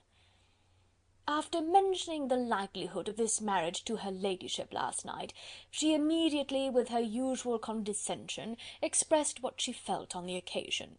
When it became apparent that on the score of some family objections on the part of my cousin, she would never give her consent to what she termed so disgraceful a match, I thought it my duty to give the speediest intelligence of this to my cousin, that she and her noble admirer may be aware of what they are about, and not run hastily into a marriage which has not been properly sanctioned." Mr. Collins moreover adds, "I am truly rejoiced that my cousin Lydia's sad business has been so well hushed up, and am only concerned that their living together before the marriage took place should be so generally known. I must not, however, neglect the duties of my station, nor refrain from declaring my amazement at hearing that you received the young couple into your house as soon as they were married. It was an encouragement of vice, and had I been the rector of Longbourn, I should very strenuously have opposed it. You ought certainly to forgive them as a Christian, but never to admit them in your sight, or allow their names to be mentioned in your hearing." That is his notion of Christian forgiveness. The rest of his letter is only about his dear Charlotte's situation, and his expectation of a young olive branch. But, Lizzy, you look as if you did not enjoy it. You are not going to be missish, I hope, and pretend to be affronted at an idle report. For what do we live but to make sport for our neighbours, and laugh at them in our turn? "Oh!" cried Elizabeth, "I am excessively diverted, but it is so strange." "Yes, that is what makes it amusing.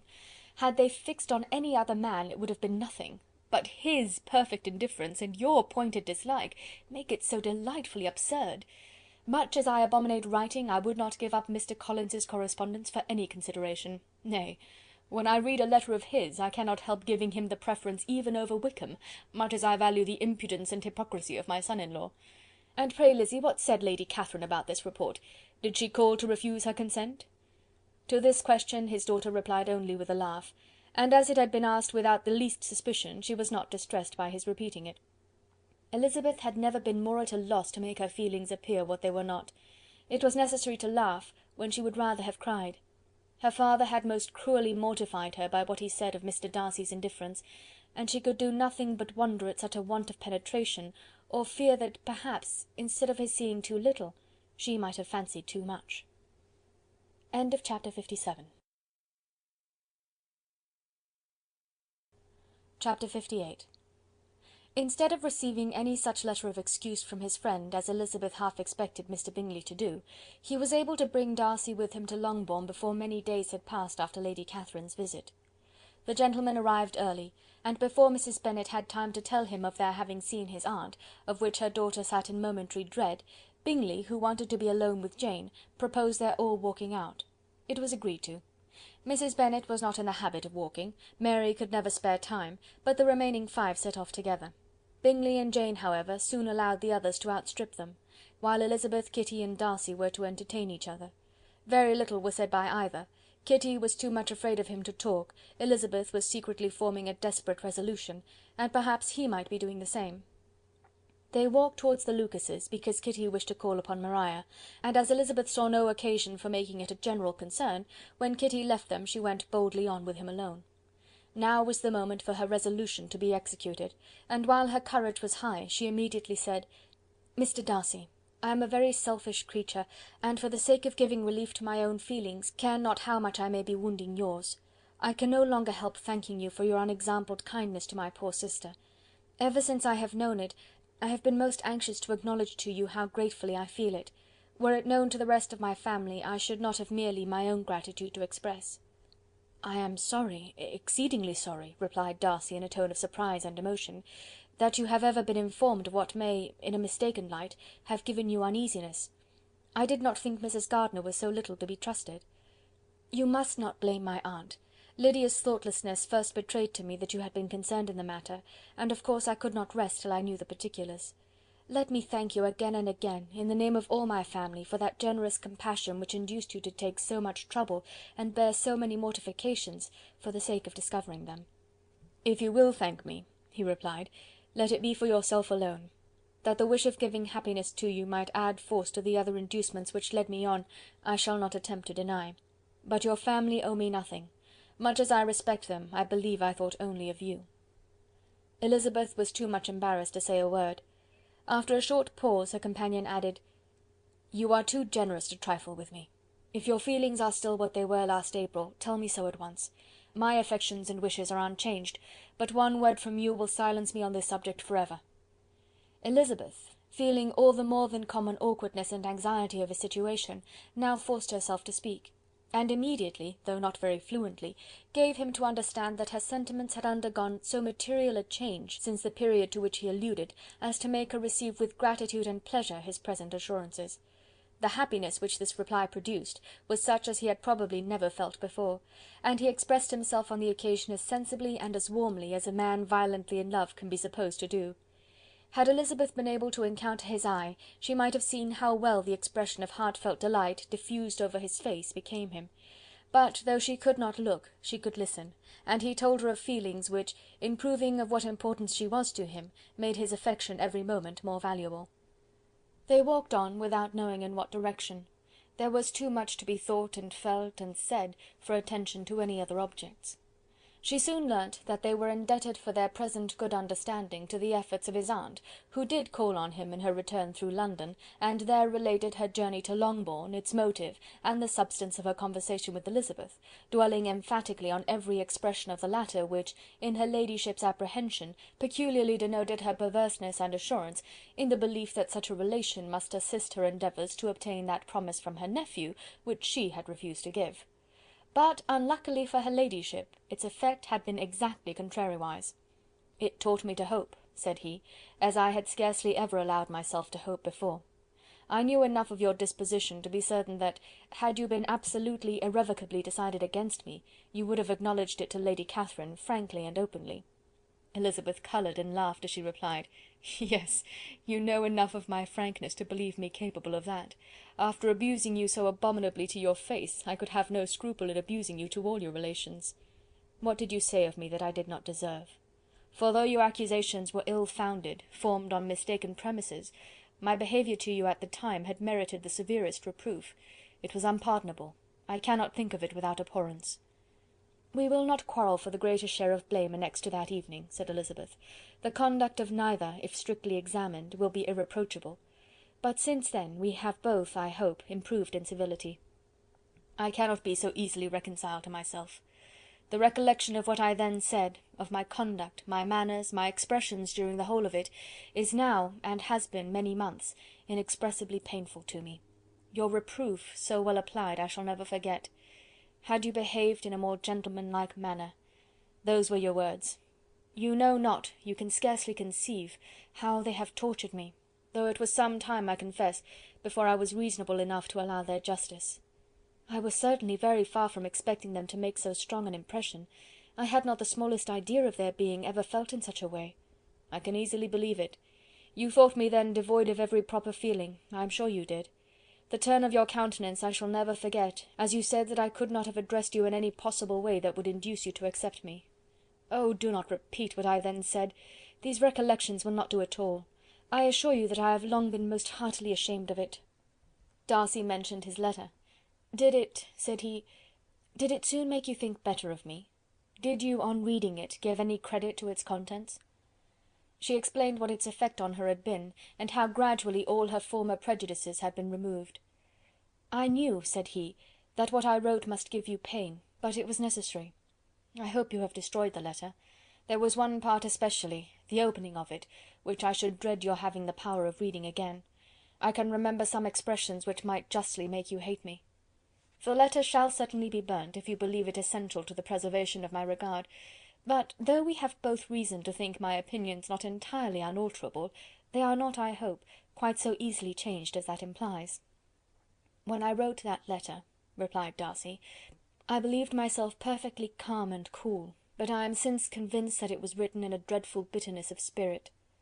The letter perhaps began in bitterness, but it did not end so. The adieu is charity itself. But think no more of the letter. The feelings of the person who wrote and the person who received it are now so widely different from what they were then, that every unpleasant circumstance attending it ought to be forgotten. You must learn some of my philosophy. Think only of the past as its remembrance gives you pleasure. I cannot give you credit for any philosophy of the kind.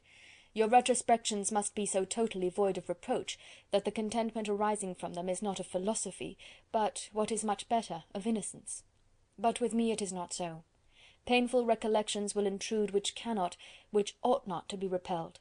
I have been a selfish being all my life, in practice though not in principle. As a child I was taught what was right, but I was not taught to correct my temper. I was given good principles, but left to follow them in pride and conceit.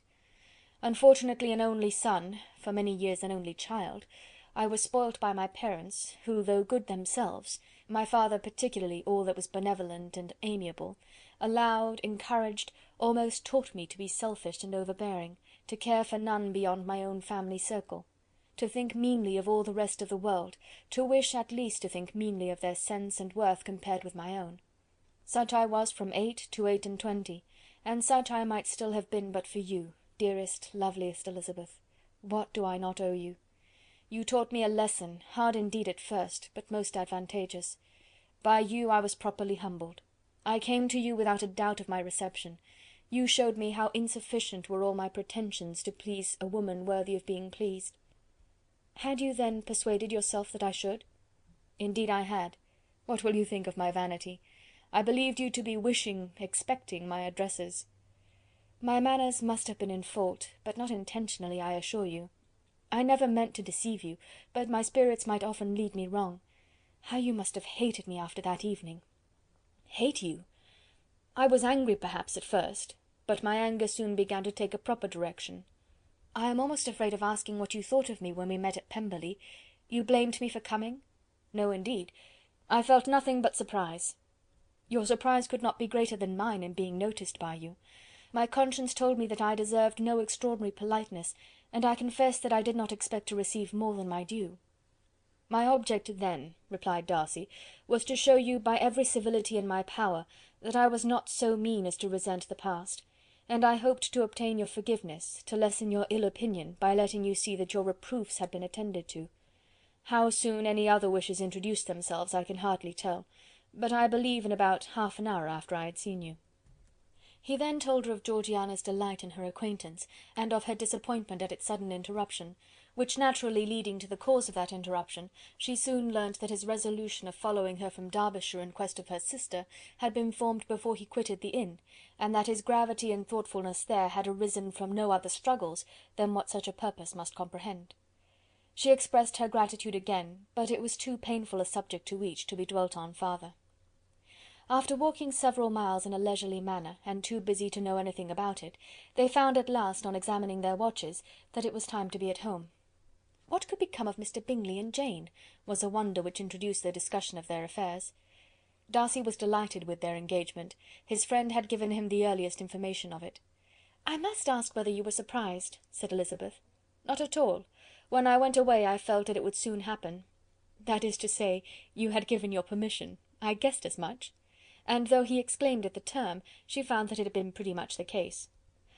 "On the evening before my going to London," said he, "I made a confession to him, which I believe I ought to have made long ago. I told him of all that had occurred to make my former interference in his affairs absurd and impertinent. His surprise was great.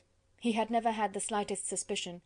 I told him, moreover, that I believed myself mistaken in supposing, as I had done, that your sister was indifferent to him, and as I could easily perceive that his attachment to her was unabated, I felt no doubt of their happiness together."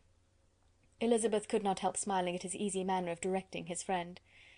"Did you speak from your own observation," said she, "when you told him that my sister loved him, or merely from my information last spring?" "From the former. I had narrowly observed her during the 2 visits which I had lately made here, and I was convinced of her affection." "And your assurance of it, I suppose, carried immediate conviction to him?" "It did. Bingley is most unaffectedly modest.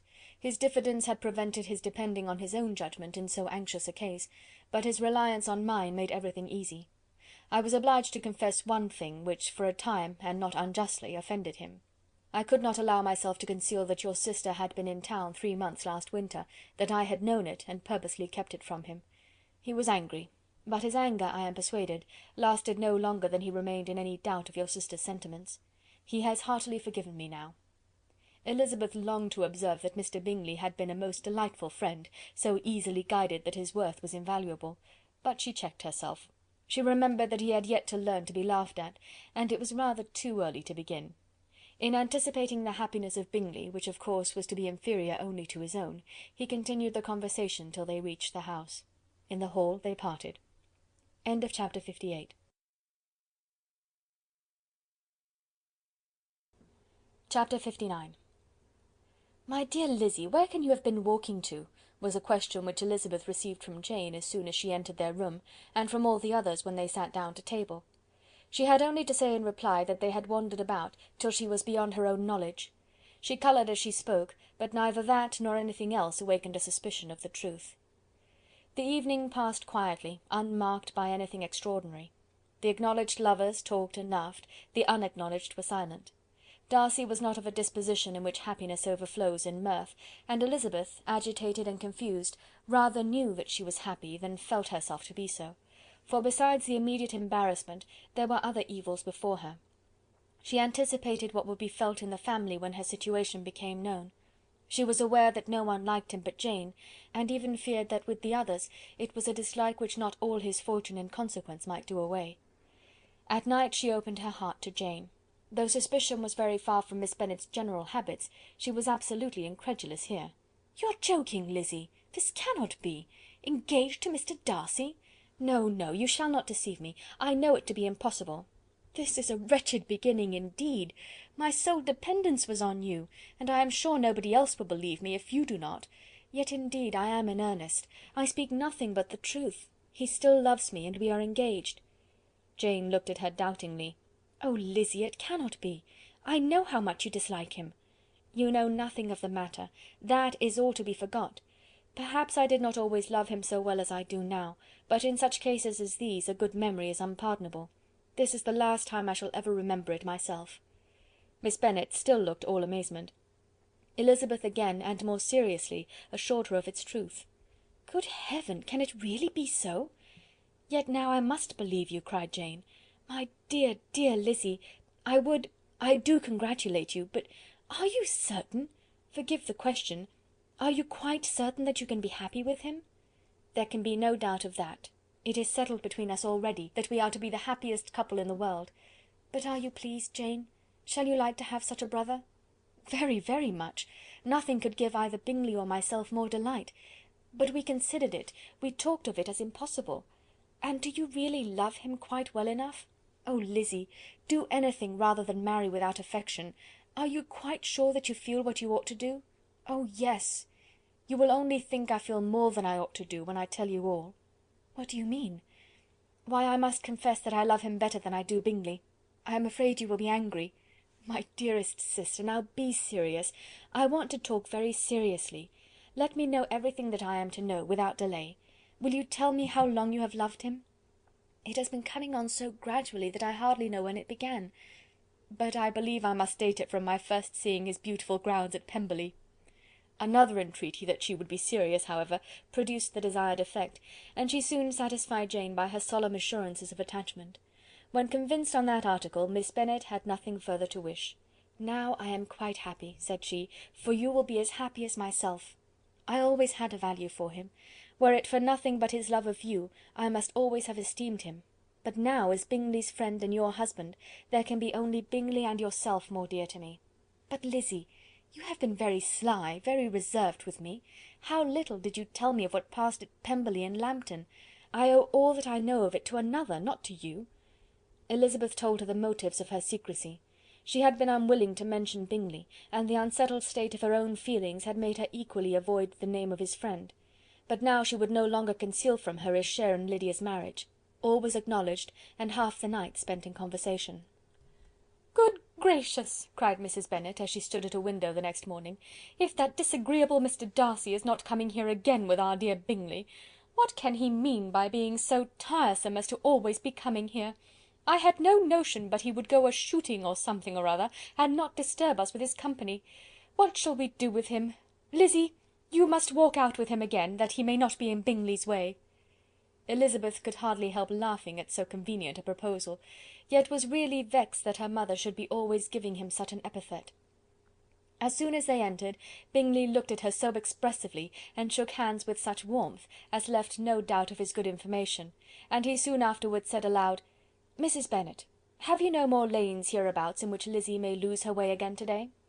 "I advise Mr. Darcy and Lizzy and Kitty," said Mrs. Bennet, "to walk to Oakham Mount this morning. It is a nice long walk, and Mr. Darcy has never seen the view." "It may do very well for the others," replied Mr. Bingley, "but I am sure it will be too much for Kitty. Won't it, Kitty?" Kitty owned that she had rather stay at home. Darcy professed a great curiosity to see the view from the Mount, and Elizabeth silently consented.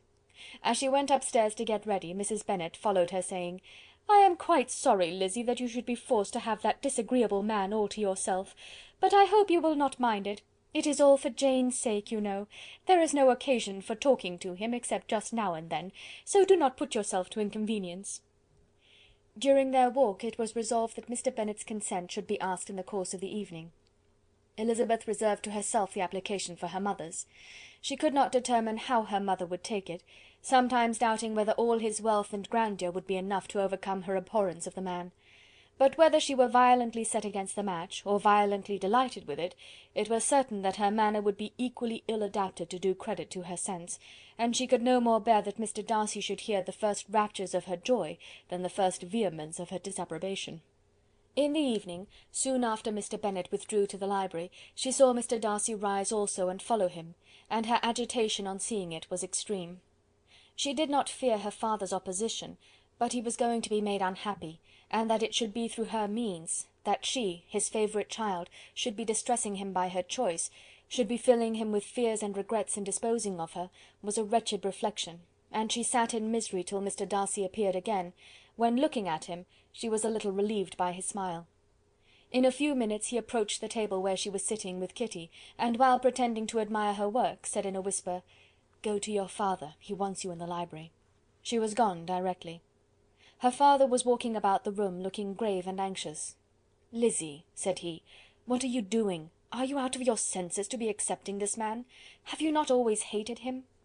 How earnestly did she then wish that her former opinions had been more reasonable, her expressions more moderate! It would have spared her from explanations and professions which it was exceedingly awkward to give, but they were now necessary, and she assured him, with some confusion, of her attachment to Mr. Darcy. "Or, in other words, you are determined to have him. He is rich, to be sure, and you may have more fine clothes and fine carriages than Jane, but will they make you happy?" "Have you any other objection," said Elizabeth, "than your belief in my indifference?" "None at all. We all know him to be a proud, unpleasant sort of man, but this would be nothing if you really liked him." "I do like him," she replied, with tears in her eyes. "I love him. Indeed, he has no improper pride. He is perfectly amiable. You do not know what he really is. Then pray do not pain me by speaking of him in such terms." "Lizzy," said her father, "I have given him my consent. He is the kind of man indeed to whom I should never dare refuse anything which he condescended to ask. I now give it to you, if you are resolved on having him. But let me advise you to think better of it. I know your disposition, Lizzy. I know that you could be neither happy nor respectable unless you truly esteemed your husband, unless you looked up to him as a superior. Your lively talents would place you in the greatest danger in an unequal marriage. You could scarcely escape discredit and misery. My child, let me not have the grief of seeing you unable to respect your partner in life. You know not what you are about." Elizabeth, still more affected, was earnest and solemn in her reply, and at length, by repeated assurances that Mr. Darcy was really the object of her choice, by explaining the gradual change which her estimation of him had undergone, relating her absolute certainty that his affection was not the work of a day, but had stood the test of many months' suspense, and enumerating with energy all his good qualities, she did conquer her father's incredulity, and reconcile him to the match.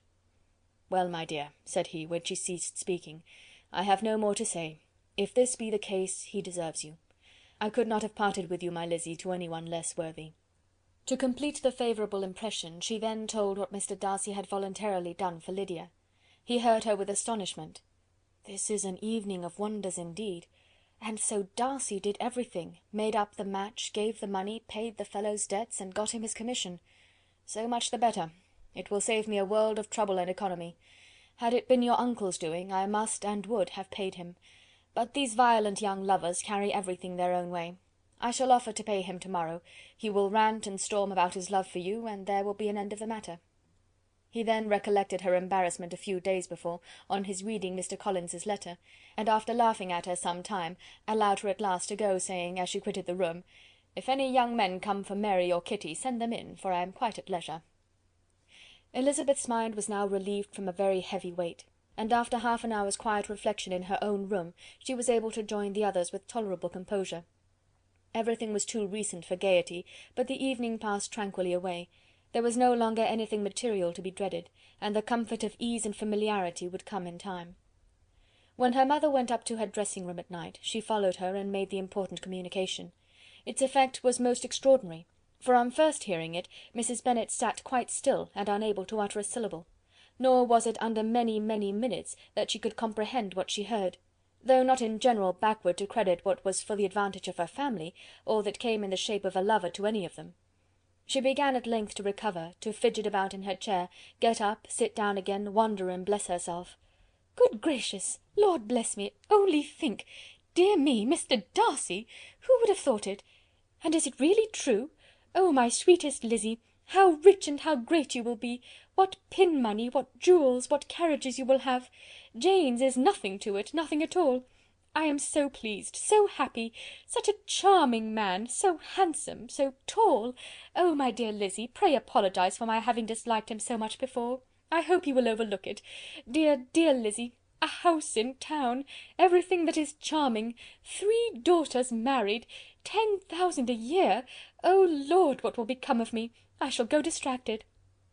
This was enough to prove that her approbation need not be doubted, and Elizabeth, rejoicing that such an effusion was heard only by herself, soon went away. But before she had been 3 minutes in her own room, her mother followed her. "My dearest child," she cried, "I can think of nothing else. 10,000 a year, and very likely more. 'Tis as good as a lord. And a special licence. You must and shall be married by a special licence. But, my dearest love, tell me what dish Mr. Darcy is particularly fond of, that I may have it to-morrow."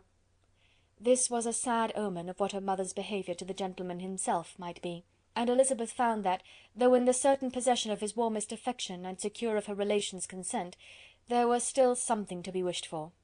But the morrow passed off much better than she expected, for Mrs. Bennet luckily stood in such awe of her intended son-in-law, that she ventured not to speak to him, unless it was in her power to offer him any attention, or mark her deference for his opinion.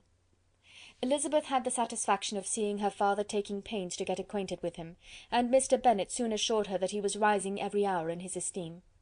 "I admire all my 3 sons-in-law highly," said he. "Wickham, perhaps, is my favourite, but I think I shall like your husband quite as well as Jane's." Chapter 59. Chapter 60. Elizabeth's spirits soon rising to playfulness again, she wanted Mr. Darcy to account for his ever having fallen in love with her.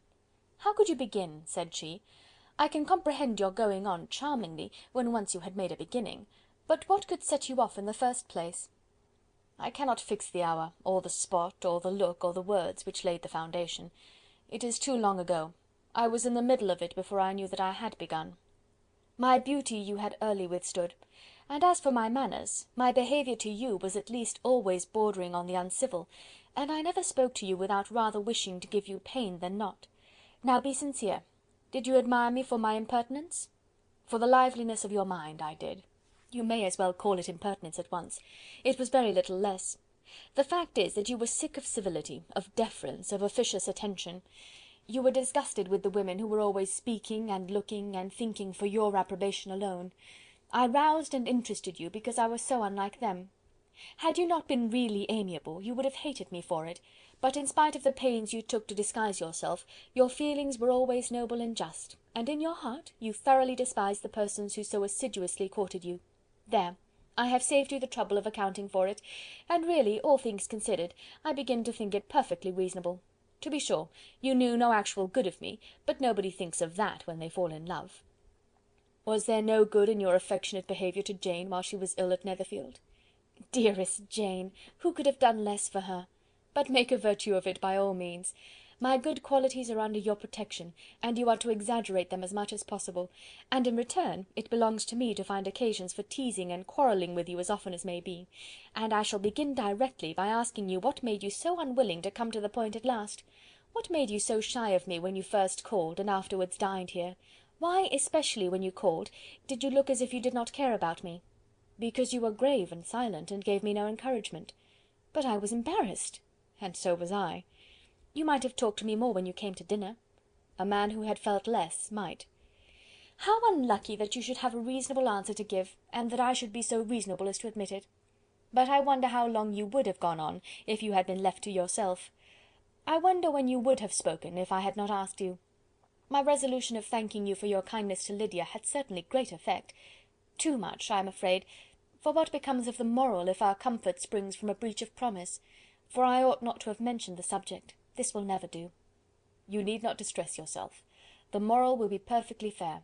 Lady Catherine's unjustifiable endeavours to separate us were the means of removing all my doubts. I am not indebted for my present happiness to your eager desire of expressing your gratitude. I was not in a humour to wait for any opening of yours. My aunt's intelligence had given me hope, and I was determined at once to know everything." "Lady Catherine has been of infinite use, which ought to make her happy, for she loves to be of use. But tell me, what did you come down to Netherfield for? Was it merely to write to Longbourn and be embarrassed, or had you intended any more serious consequence?" "My real purpose was to see you, and to judge, if I could, whether I might ever hope to make you love me. My avowed one, or what I avowed to myself, was to see whether your sister was still partial to Bingley, and if she were, to make the confession to him which I have since made." "Shall you ever have the courage to announce to Lady Catherine what is to befall her?" "I am more likely to want time than courage, Elizabeth, but it ought to be done, and if you will give me a sheet of paper, it shall be done directly." "And if I had not a letter to write myself, I might sit by you and admire the evenness of your writing, as another young lady once did. But I have an aunt too, who must not be longer neglected." From an unwillingness to confess how much her intimacy with Mr. Darcy had been overrated, Elizabeth had never yet answered Mrs. Gardiner's long letter; but now, having that to communicate which she knew would be most welcome, she was almost ashamed to find that her uncle and aunt had already lost 3 days of happiness, and immediately wrote as follows: "I would have thanked you before, my dear aunt, as I ought to have done, for your long, kind, satisfactory detail of particulars; but to say the truth, I was too cross to write. You supposed more than really existed. But now, suppose as much as you choose.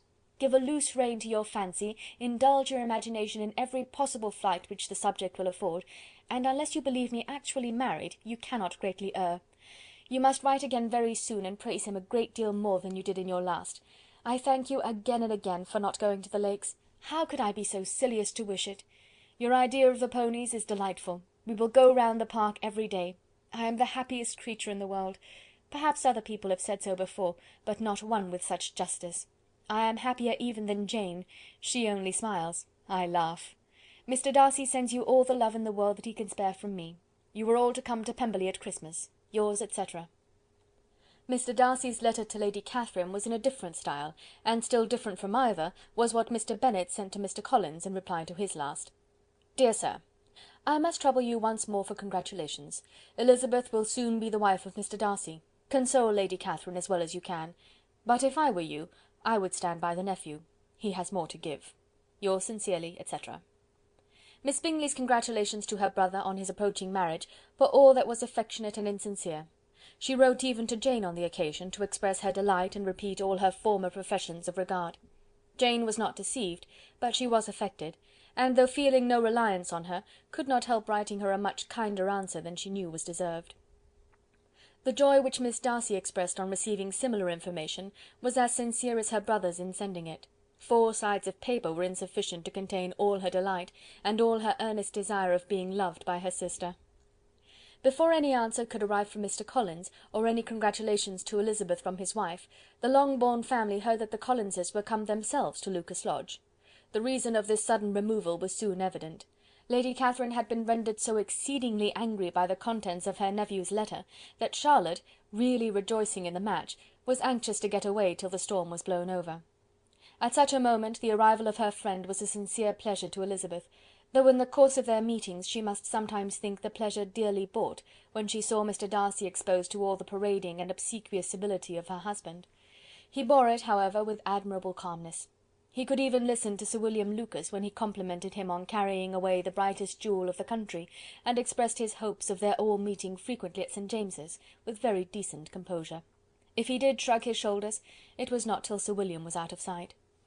Mrs. Phillips's vulgarity was another and perhaps greater tax on his forbearance, and though Mrs. Phillips, as well as her sister, stood in too much awe of him to speak with the familiarity which Bingley's good humour encouraged, yet whenever she did speak she must be vulgar.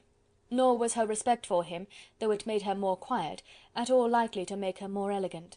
Elizabeth did all she could to shield him from the frequent notice of either, and was ever anxious to keep him to herself, and to those of her family with whom he might converse without mortification; and though the uncomfortable feelings arising from all this took from the season of courtship much of its pleasure, it added to the hope of the future, and she looked forward with delight to the time when they should be removed from society so little pleasing to either, to all the comfort and elegance of their family party at Pemberley.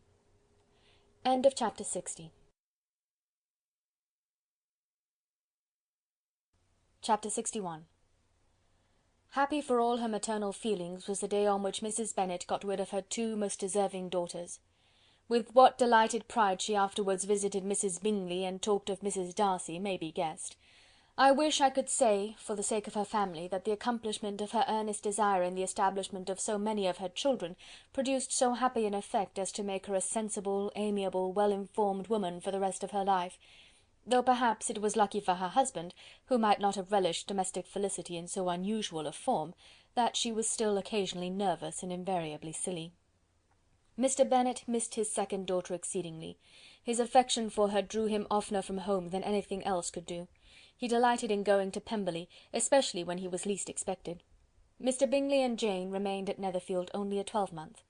So near a vicinity to her mother in merit and relations was not desirable even to his easy temper, or her affectionate heart. The darling wish of his sisters was then gratified. He bought an estate in a neighbouring county to Derbyshire, and Jane and Elizabeth, in addition to every other source of happiness, were within 30 miles of each other. Kitty, to her very material advantage, spent the chief of her time with her two elder sisters. In society so superior to what she had generally known, her improvement was great. She was not of so ungovernable a temper as Lydia, and removed from the influence of Lydia's example, she became, by proper attention and management, less irritable, less ignorant, and less insipid. From the further disadvantage of Lydia's society she was, of course, carefully kept, and though Mrs. Wickham frequently invited her to come and stay with her, with the promise of balls and young men, her father would never consent to her going. Mary was the only daughter who remained at home, and she was necessarily drawn from the pursuit of accomplishments by Mrs. Bennet's being quite unable to sit alone. Mary was obliged to mix more with the world, but she could still moralize over every morning visit, and as she was no longer mortified by comparisons between her sister's beauty and her own, it was suspected by her father that she submitted to the change without much reluctance. As for Wickham and Lydia, their characters suffered no revolution from the marriage of her sisters. He bore with philosophy the conviction that Elizabeth must now become acquainted with whatever of his ingratitude and falsehood had before been unknown to her, and in spite of everything was not wholly without hope that Darcy might yet be prevailed on to make his fortune. The congratulatory letter which Elizabeth received from Lydia on her marriage explained to her that, by his wife at least, if not by himself, such a hope was cherished. The letter was to this effect: "My dear Lizzy, I wish you joy. If you love Mr. Darcy half as well as I do my dear Wickham, you must be very happy. It is a great comfort to have you so rich, and when you have nothing else to do, I hope you will think of us. I am sure Wickham would like a place at court very much, and I do not think we shall have quite enough money to live upon without some help. Any place would do, of about 300 or 400 a year, but however, do not speak to Mr. Darcy about it, if you had rather not. Yours, etc." As it happened that Elizabeth had much rather not, she endeavoured in her answer to put an end to every entreaty and expectation of the kind. Such relief, however, as it was in her power to afford, by the practice of what might be called economy in her own private expenses, she frequently sent them. It had always been evident to her that such an income as theirs, under the direction of two persons so extravagant in their wants, and heedless of the future, must be very insufficient to their support, and whenever they changed their quarters, either Jane or herself were sure of being applied to for some little assistance towards discharging their bills. Their manner of living, even when the restoration of peace dismissed them to a home, was unsettled in the extreme. They were always moving from place to place in quest of a cheap situation, and always spending more than they ought. His affection for her soon sunk into indifference, hers lasted a little longer, and in spite of her youth and her manners, she retained all the claims to reputation which her marriage had given her. Though Darcy could never receive him at Pemberley, yet for Elizabeth's sake he assisted him further in his profession. Lydia was occasionally a visitor there, when her husband was gone to enjoy himself in London or Bath, and with the Bingleys they both of them frequently stayed so long, that even Bingley's good humour was overcome, and he proceeded so far as to talk of giving them a hint to be gone. Miss Bingley was very deeply mortified by Darcy's marriage, but as she thought it advisable to retain the right of visiting at Pemberley, she dropped all her resentment, was fonder than ever of Georgiana, almost as attentive to Darcy as heretofore, and paid off every arrear of civility to Elizabeth. Pemberley was now Georgiana's home, and the attachment of the sisters was exactly what Darcy had hoped to see. They were able to love each other even as well as they intended. Georgiana had the highest opinion in the world of Elizabeth, though at first she often listened with an astonishment bordering on alarm at her lively, sportive manner of talking to her brother. He, who had always inspired in herself a respect which almost overcame her affection, she now saw the object of open pleasantry. Her mind received knowledge which had never before fallen in her way. By Elizabeth's instructions she began to comprehend that a woman may take liberties with her husband, which a brother will not always allow in a sister more than 10 years younger than himself. Lady Catherine was extremely indignant on the marriage of her nephew, and as she gave way to all the genuine frankness of her character in her reply to the letter which announced its arrangement, she sent him language so very abusive, especially of Elizabeth, that for some time all intercourse was at an end. But at length, by Elizabeth's persuasion, he was prevailed on to overlook the offence, and seek a reconciliation; and after a little further resistance on the part of his aunt, her resentment gave way, either to her affection for him, or her curiosity to see how his wife conducted herself, and she condescended to wait on them at Pemberley, in spite of that pollution which its woods had received, not merely from the presence of such a mistress, but the visits of her uncle and aunt from the city. With the Gardiners they were always on the most intimate terms. Darcy as well as Elizabeth really loved them, and they were both ever sensible of the warmest gratitude towards the persons who, by bringing her into Derbyshire, had been the means of uniting them. End of Chapter 61. End of Pride and Prejudice by Jane Austen.